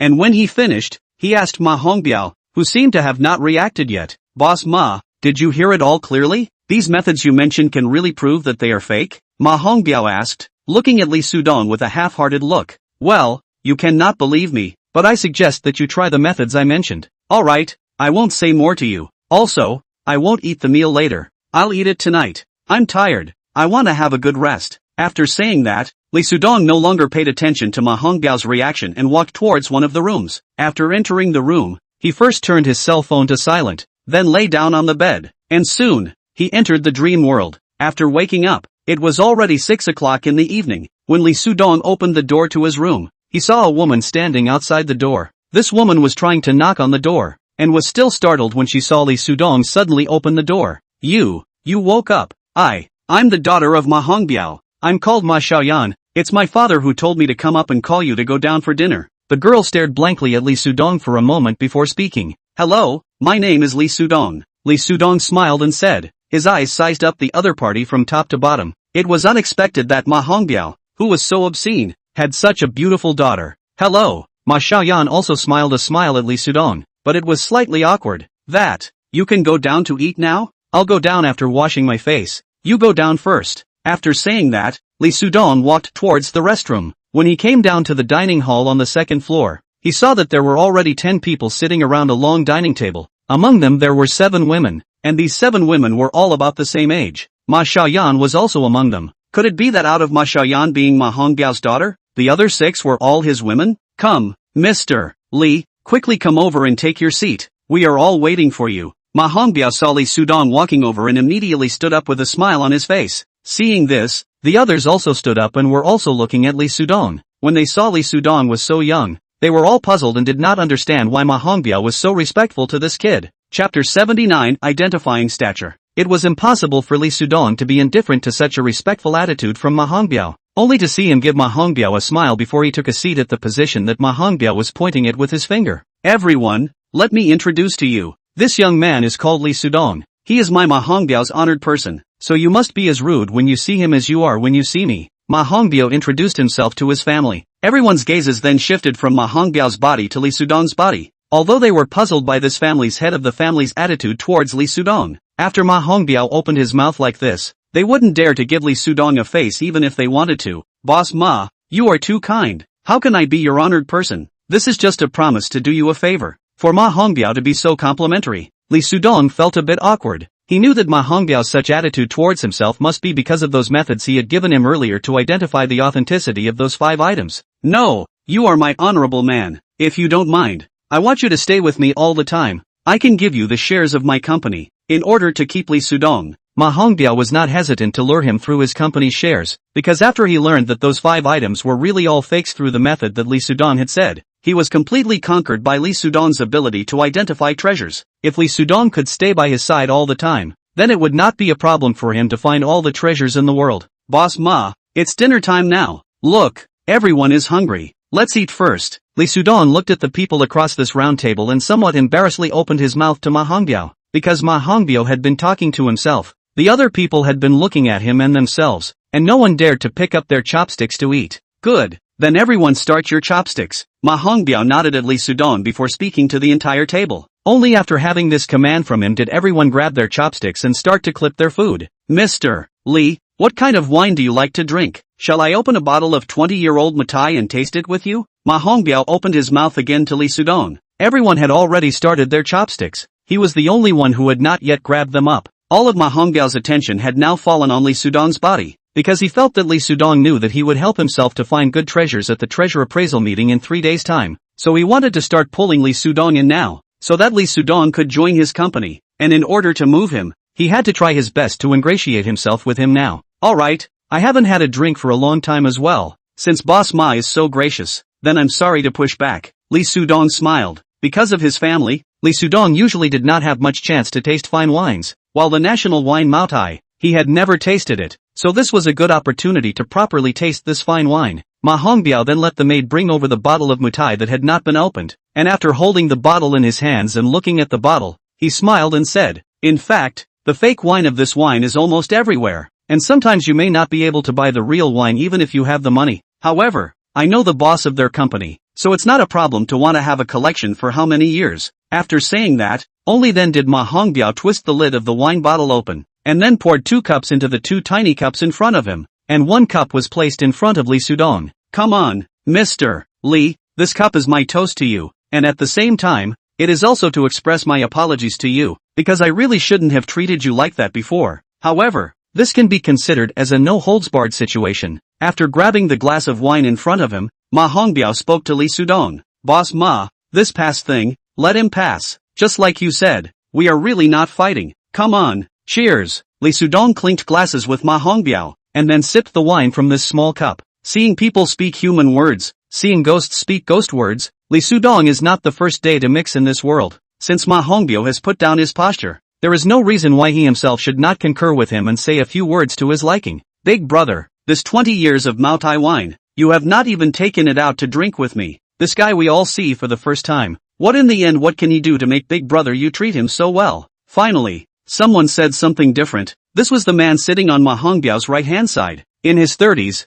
sitting directly opposite Li Sudong. Ma Jian, what kind of attitude is this? What did I just say to all of you? I want all of you to treat Mr. Li just like you treat me. Do you take my words as a whisper? Ma Hongbiao showed slight anger. Big brother, I really don't understand. This kid looks like nothing more than a college graduate who hasn't graduated for a long time. You give me to shut up. What do you understand? But where you have half of Mr. Li's ability, you do not need to stay at home all day as a rice bucket. You still have the nerve to say such words. You've had enough, haven't you? Get out of here when you're full. This time, Ma Hongbiao was already expressionless. Ma Jian's face was also ugly. He didn't expect his elder brother to treat himself like this for an outsider. He wanted to say something more, just knowing that if he said anything more, he would only get an even more vicious counterattack from his elder brother. So he glared angrily at Li Sudong before standing up and walking away. Ma Hongbiao no longer looked at Ma Jian, but directly spoke to Li Sudong. Mr. Li, you do not want to bother with my younger brother. This person has no cultural qualities. All day long he knows to loiter. If not for me, Boss Ma, There is no need for you to say that kind of thing to your brother just for me. I am an outsider after all. What outsider? I already consider you as my own family. Ma Hongbiao opened his mouth very seriously and raised his wine glass again to drink a toast with Li Sudong. After the two of them had finished the entire bottle of wine, they didn't know whether Ma Hongbiao was really drunk or fake drunk. And after looking at those women who had already put down their chopsticks but were still sitting around the table, he spoke to Li Sudong. Mr. Li, your ability to identify treasures is unquestionable. And since you can tell the authenticity of those treasures, then I wonder if you can also tell that these women of mine, who among them has a fake body? After saying that, Ma Hongbiao looked at Li Sudong with an expectant face, waiting for his answer, and seeing that Li Sudong seemed to be embarrassed to look at the women in front of him, he opened his mouth again. I'll let them all stand up, so that you can take a good look at them. Chapter 80 are whole. Li Sudong felt very inexplicable. Do not know Ma Hongbiao this in the end. What is the meaning of this? How can this person and things equally go to carry out identification?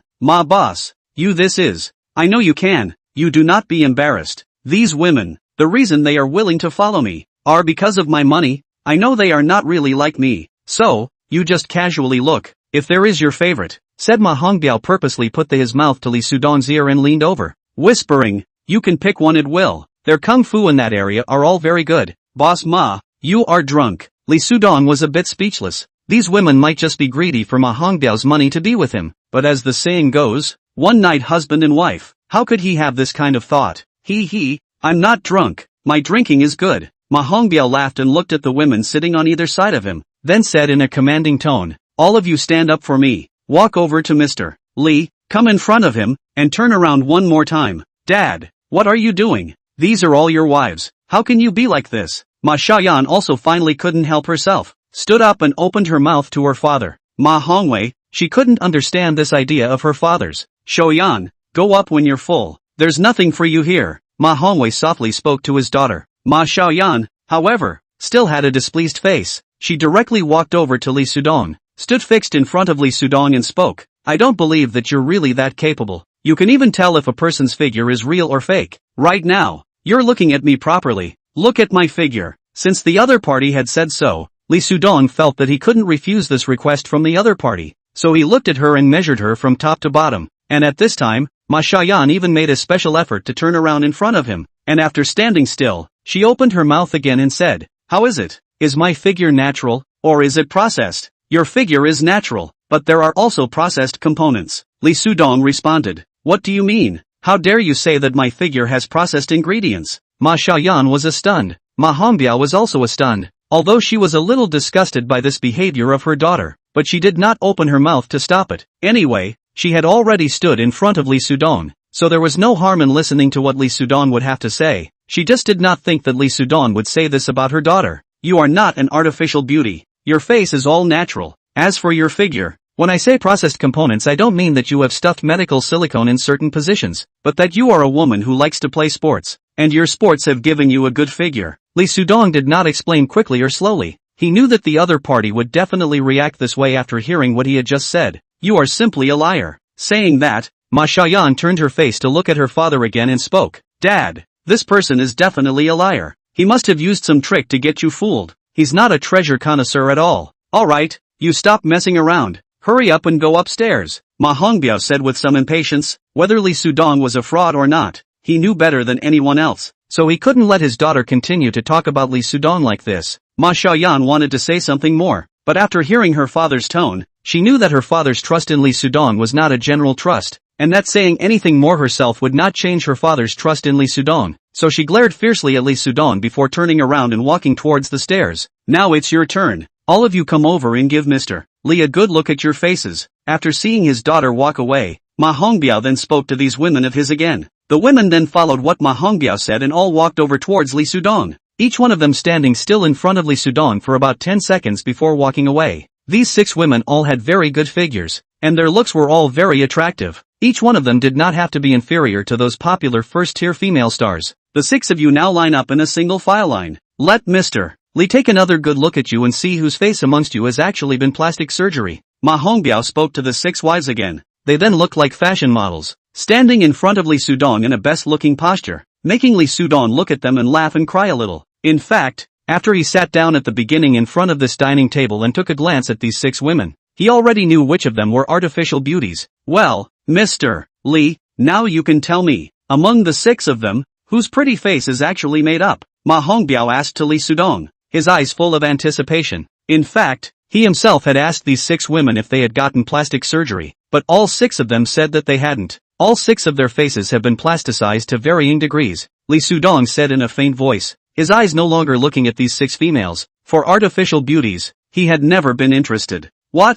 Ma Hongbiao immediately opened his mouth, his eyes fixed on Lee Sudong, as if the people whose faces had been plasticized were not his 6 women, but Lee Sudong. They are all plastic surgery beauties. It can be said that their current appearance can be compared to their previous appearance. Lee Sudong nodded and said, he wasn't afraid of offending these 6 women as he historically had no good feelings towards plastic surgery beauties. Ma Hongbiao shook his head while speaking. This, 6 of you immediately tell me the truth. Is your current appearance all plastic surgery? All 6 women didn't say anything, but the expressions on their faces were no longer calm. Obviously, none of them had expected that Lee Sudong could tell that all 6 of them were plastic surgery beauties. Hubby, you've seen and kissed my face for I don't know how many times. Could it be that you don't know yourself if my face is natural or not? This person even said that my face is plastic surgery. What kind of heart does he have? One of the beauties finally opened her mouth, but it could be clearly felt that she was speaking under the pretense of composure. It was just that her pretense of composure was something that Ma Hongbiao could not see. So after Ma Hongbiao looked at the woman,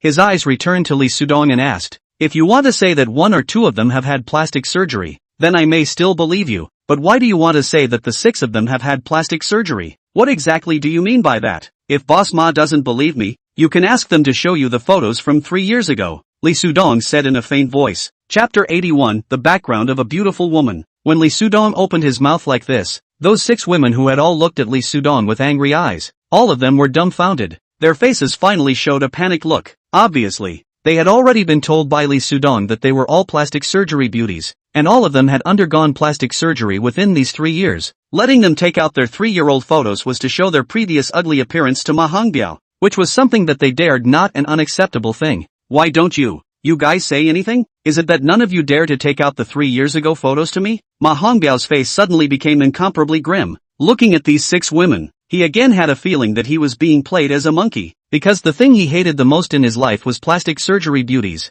Boss Ma, if there's nothing else, I'll go down for a walk first. You take your time to deal with your family matters. Considering that this matter originally had nothing to do with himself, Lee Sudong felt that it was time for him to bow out, and after saying that, without waiting for Ma Hongbiao's response, he walked towards the stairway. In this kind of rich people's home living, this is simply with living in the park inside no different. After dinner, simply do not need to go outside to walk, because here has a large place for you to walk, and around the landscape is not at all lost to the park. After strolling around here, Lee Sudong wanted to jump directly into the pool to enjoy himself, but considering that this is not his home after all, he cancelled this idea. At 9 o'clock in the evening, Lee Sudong had just come out of the shower when he saw Ma Hongbiao already sitting on the sofa in the hall. Mr. Lee, you finished your bath. Then hurry up and change your clothes. We're going out now. Ma Hongbiao immediately stood up and spoke to Lee Sudong. It's so late. Boss Ma, this is too. Wait a moment, I will take you to see a thing that I have always wanted to buy down. Only I have never dared to determine whether that thing is really worth that price. Only then I have never made a move. So, wait a moment, you trouble you to help me see. Half an hour later, Ma Hongbiao brought Lee Sudong to a place called Midnight Pavilion. At first Lee Sudong thought that this place is a nightclub or bar, but seeing that there seems to be no one walking around outside, and there is no noisy people and music inside, so he rejected this idea. After entering into this inside, only to know, this is a senior club. The so-called senior club. Is this inside only VIP members can come in? Although Lee Sudong is not a VIP member, but because the owner of this place is Ma Hongbiao, so he naturally has the right to freely come in and out of this place. A beautiful woman in an OL professional suit greeted Ma Hongbiao and smiled. Boss, you're here. Well, I'm going up to the office now. You wait and ask someone to bring up the drinks. Ma Hongbiao said expressionlessly, but a pair of eyes were fixedly looking at the beauty in front of him. The beauty was being looked at like this, but didn't take it seriously, but directly nodded, still with a smile on her face, and said, okay, I'll go and arrange it. After walking into the elevator, Ma Hongbiao turned to Lee Sudong and asked, that woman just now, you saw her, right? Did she have her face plasticized? Saw it, no plastic surgery, a natural beauty, quite temperamental and with a superb figure. Lee Sudong responded in a light voice, in the face of beautiful women, who do not want to see more eyes, so, they will not miss and just now this woman is really awesome. She just stood at a distance of only less than 2 meters away from herself, so that she can see her full body very clearly. A normal man is very difficult to look at. Such a woman will have no fantasies. I also think that she could not have been whole, because I look at her, and look at my home inside those women, really is two kinds of feeling. I do not know if I am because I have been tired of playing the home of those women or what other reasons. Ma Hongbiao words did not finish, then sighed a mouthful and shook his head before speaking again. It's a pity that this woman is something I can never get. Boss Ma, this woman is already married? Li Sudong asked with some curiosity, because after the previous incident of Ma Hongbiao drugging the inside of the tea, he didn't feel that there was still a woman in this world that he, Ma Hongbiao, had his eyes on that he couldn't get. No, she looks about the same age as you, graduated from college less than 2 years ago. I do like her, but I can only like her silently. Go after her if you like her. Li Sudong is even more curious. Can't imagine that the hall of big boss, do things can be said to be unscrupulous big boss, actually will also this kind of emotion, just silently like, but do not dare to go after each other. I don't want to play it out so quickly. This female comes from a very fierce place. Once I provoke her, then I don't want to still have a chance to mix in the capital. The reason why she is working for me is because she wants to accumulate a little bit of work experience, and in the future, she will also open a clubhouse like mine. Regarding what Ma Hongbiao said, Li Sudong just nodded and stopped asking. Unexpectedly, that woman even has a kind of background that makes Ma Hongbiao feel afraid of taboo. So it seems that this capital city is really a place of hidden tigers and dragons. So, they are here is the need to be more cautious. However, there is no need to be overly cautious.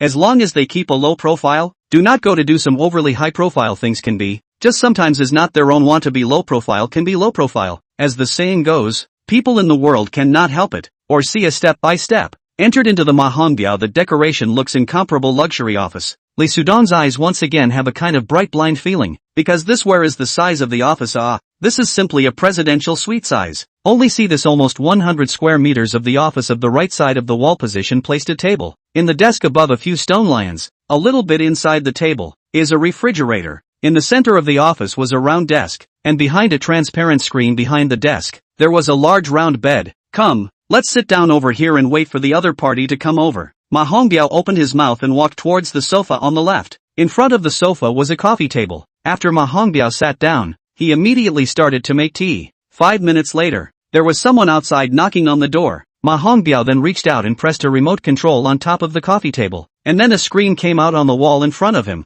displaying the situation outside the doorway, and it could be clearly seen that there were 2 people standing outside, a man and a woman, and the woman's hand was holding a box. They brought the stuff. Ma Hongbiao spoke, and with that, he pressed the remote control in his hand again, and the door to the office opened. Chapter 82 Aura of the Brave? Outside the doorway of the 2 people came in. Ma Hongbiao let them sit down. It's just that professional dress of the woman came up. This time she is directly on the reach out, the door pushed open into her side, followed by 2 women. Will be a bottle of XO? There are a few snacks put in front of the Ma Hongbiao them. Li Sudong's eyes on the woman once again looked up, and this time he looked at each other, directly with each other's eyes collision. What made Li Sudong feel a little surprised was that after realizing that he was also looking at her, this woman did not have any embarrassment, nor did she have the intention to turn her face away, but continued to look at herself. Could it be that she also had perspective eyes? Otherwise, why could she keep looking at herself like this without feeling the slightest bit embarrassed? What Li Sudong knew very well was that ever since he possessed the penetrating eyes,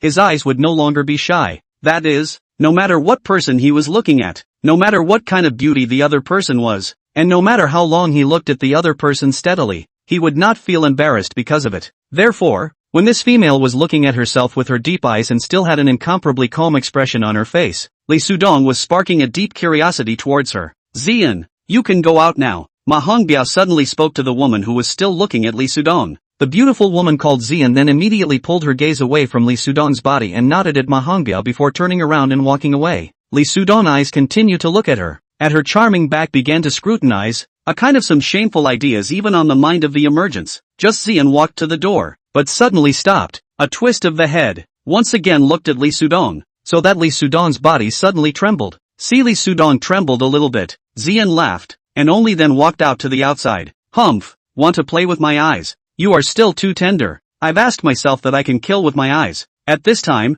Ziyan's heart was incomparably pleased. At first, when she found Li Sudong looking at herself, she didn't feel anything. Only when she also looked at Li Sudong, but the other party didn't have the intention of removing his eyes. Then she thought, this guy might also be a master of eye-to-eye staring, and so, she started to stare at Lee Sudong. Therefore, that look back just now made Lee Sudong's body tremble and gave her a sense of pride as a victor. Just what she didn't think of was that at this time, the reason why Lee Sudong would suddenly tremble was not because of the power of this look back from her, but because Lee Sudong couldn't help but start to see through her clothes at that time. Lee Sudong, Lee Sudong, are you sick? How can you do such shameless things? You are not afraid that the perspective function of your eyes will suddenly disappear, and then you will return to your previous identity. Lee Sudong condemned himself in his heart before he let out a sigh of relief and swore that he would never again conduct perspective on any woman's clothes in the future. Mr. Deng, please bring out your treasure. I want to take a good look at it now. This time, I will give you a clear answer. After personally pouring a cup of wine for the man in front of him,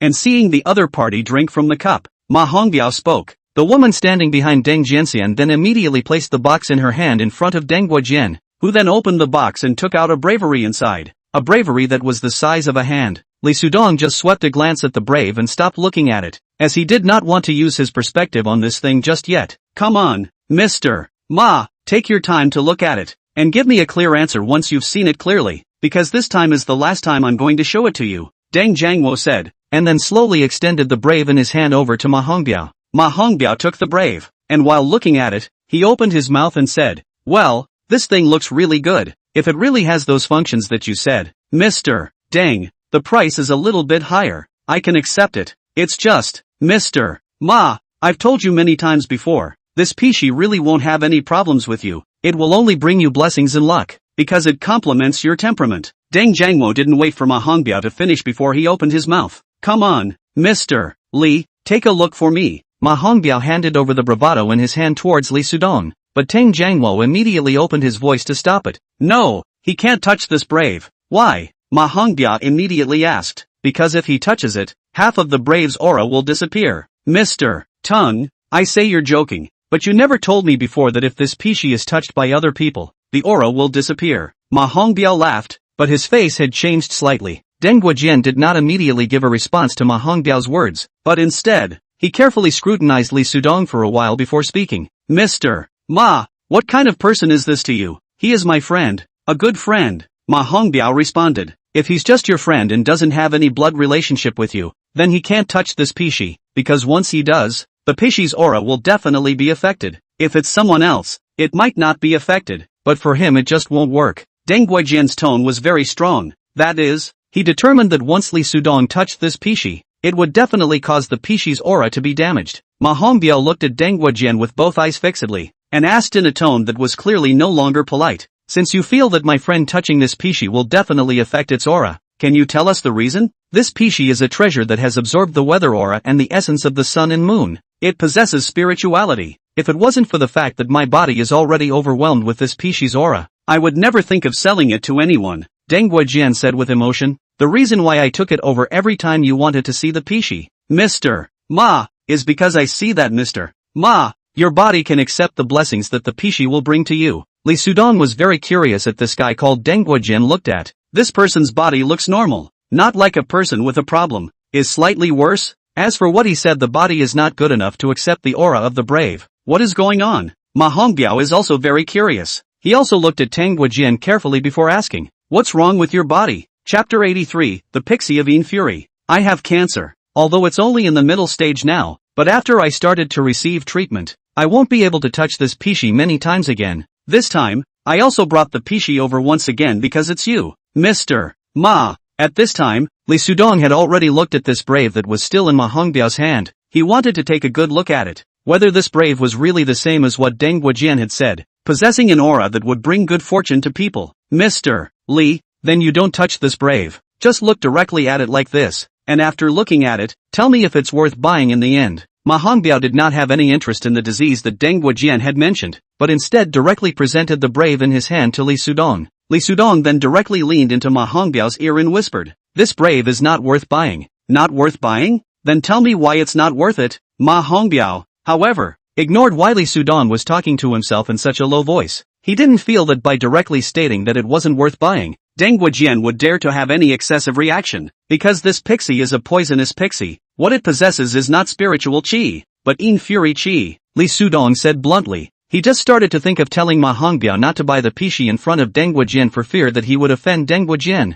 because he didn't know what Deng Wujian was really about. So one more enemy is like one less enemy. A bunch of nonsense. Li Sudong had just finished speaking, and Deng Wujian immediately chimed back. Mr. Deng, don't get excited. Since Mr. Li said this, then I think there must be a reason for him to say this. So it's better to let him finish his sentence first. After saying that, Ma Hongbiao dropped his eyes to Li Sudong's body. When he saw Li Sudong's eyes fall back to the brave in his hand, he seemed to suddenly remember what Li Sudong just said, which hurriedly returned the brave in his hand to Deng Wujian. Mr. Deng, this brave, you first put it away. Deng Wujian will brave received, put back inside the box, also looked at Li Sudong. See, Li Sudong still did not want to speak, then asked, you said I this brave poison, there is insha gas, that you give us all said, you said this insha gas, how do you see out? I can see it, but you guys can't, so I don't know what I should tell you, but one thing is for sure, you got cancer because of prolonged exposure to this pixie. Li Sudong responded, you're saying that I got cancer because of this pixie? You're quite good at saying that. I don't have cancer at all, so this is a bunch of nonsense, Deng Wujian said in a cold voice. Mr. Tung, what do you mean by that? You just said that you have cancer again. Are you fooling me? Ma Hongbiao directly questioned Deng Wujian. Yes, you don't have cancer, but you really have a disease. This disease of yours has left you in a trance-like state for a long time, and you often feel irritable and can't control your temper, which you weren't like this before. Li Sudong spoke again. This time, Deng Wujian stopped talking. He looked at Li Sudong and recalled his condition, which was really the same as what Li Sudong had said. Seeing that Deng Wujian's expression obviously changed because of what he said, Li Sudong then continued, in fact, when this brave started, it was really a brave with spiritual chi, but later on, because it was touched by some evil people, and then it absorbed the evil people's sinister chi. So anyone, it is impossible to get blessings from this brave's body. The only thing that can get the way is bad luck and bad luck. The only thing that can get the way is bad luck and bad luck. The only things that can be attained are bad luck and illness. Mr. Deng, why are you silent? Didn't you say, Mr. Li, that what he said is all nonsense? Ma Hongbiao listened to what Li Sudong said, unable to judge whether what Li Sudong said is true, but after seeing Deng Wujian this way, he thought that what Li Sudong said should not be wrong. That is to say, this piece of bravery is really a bravery that has bad luck, and it is this kind of bravery. Deng Wujian even wanted to let himself buy it at a high price. Mr. Li, is there any way that I can get better? Deng Wujian suddenly asked at Li Sudong, his eyes filled with an expectant glow. It's not that there is no method, it's just that it's a bit difficult. What method? Please say. No matter how difficult it is, I will definitely do it. First of all, you have to smash this pixie with your own hands, then find a pixie that really has aura, and carry the pixie on your body for an hour every day, and after a month, you'll be cured. After listening to the method Li Sudong said, Deng Wujian first thanked Li Sudong, then said sorry to Ma Hongbiao, then asked the woman behind him to pick up the brave and then left. Mr. Li, that brave man really does have a yin fury chi? Only after seeing Deng Wujian leave and the office door close again did Ma Hongbiao ask Li Sudong. Yes, that is an ominous object. I just don't know why he would treat it as a treasure. It really seems to be the case. Fortunately today I have you to help me to pass the eyes. Otherwise, if I really buy this bravery, then the one who suffers will be me. Ma Hongbiao's tone was tinged with celebration. He had now fully believed in what Li Sudong had said. In fact, Li Sudong also thought not to tell the real situation of the brave Ma Hongbiao, but chose to lie to him. Let him buy the brave. In this case, when the person who suffered is definitely him, because Ma Hongbiao before in the tea inside the drug, and then also wanted directly on the Zhong Weiqian to the strong. In terms of this point, so that Li Sudong gave him a conclusion. Think Ma Hongbiao is a damned person. It was just the thought that it was too immoral to do so, as it was tantamount to doing a sinister and incomparably dark thing, and Li Sudong thought of himself as a bright person, so that's why he didn't do that.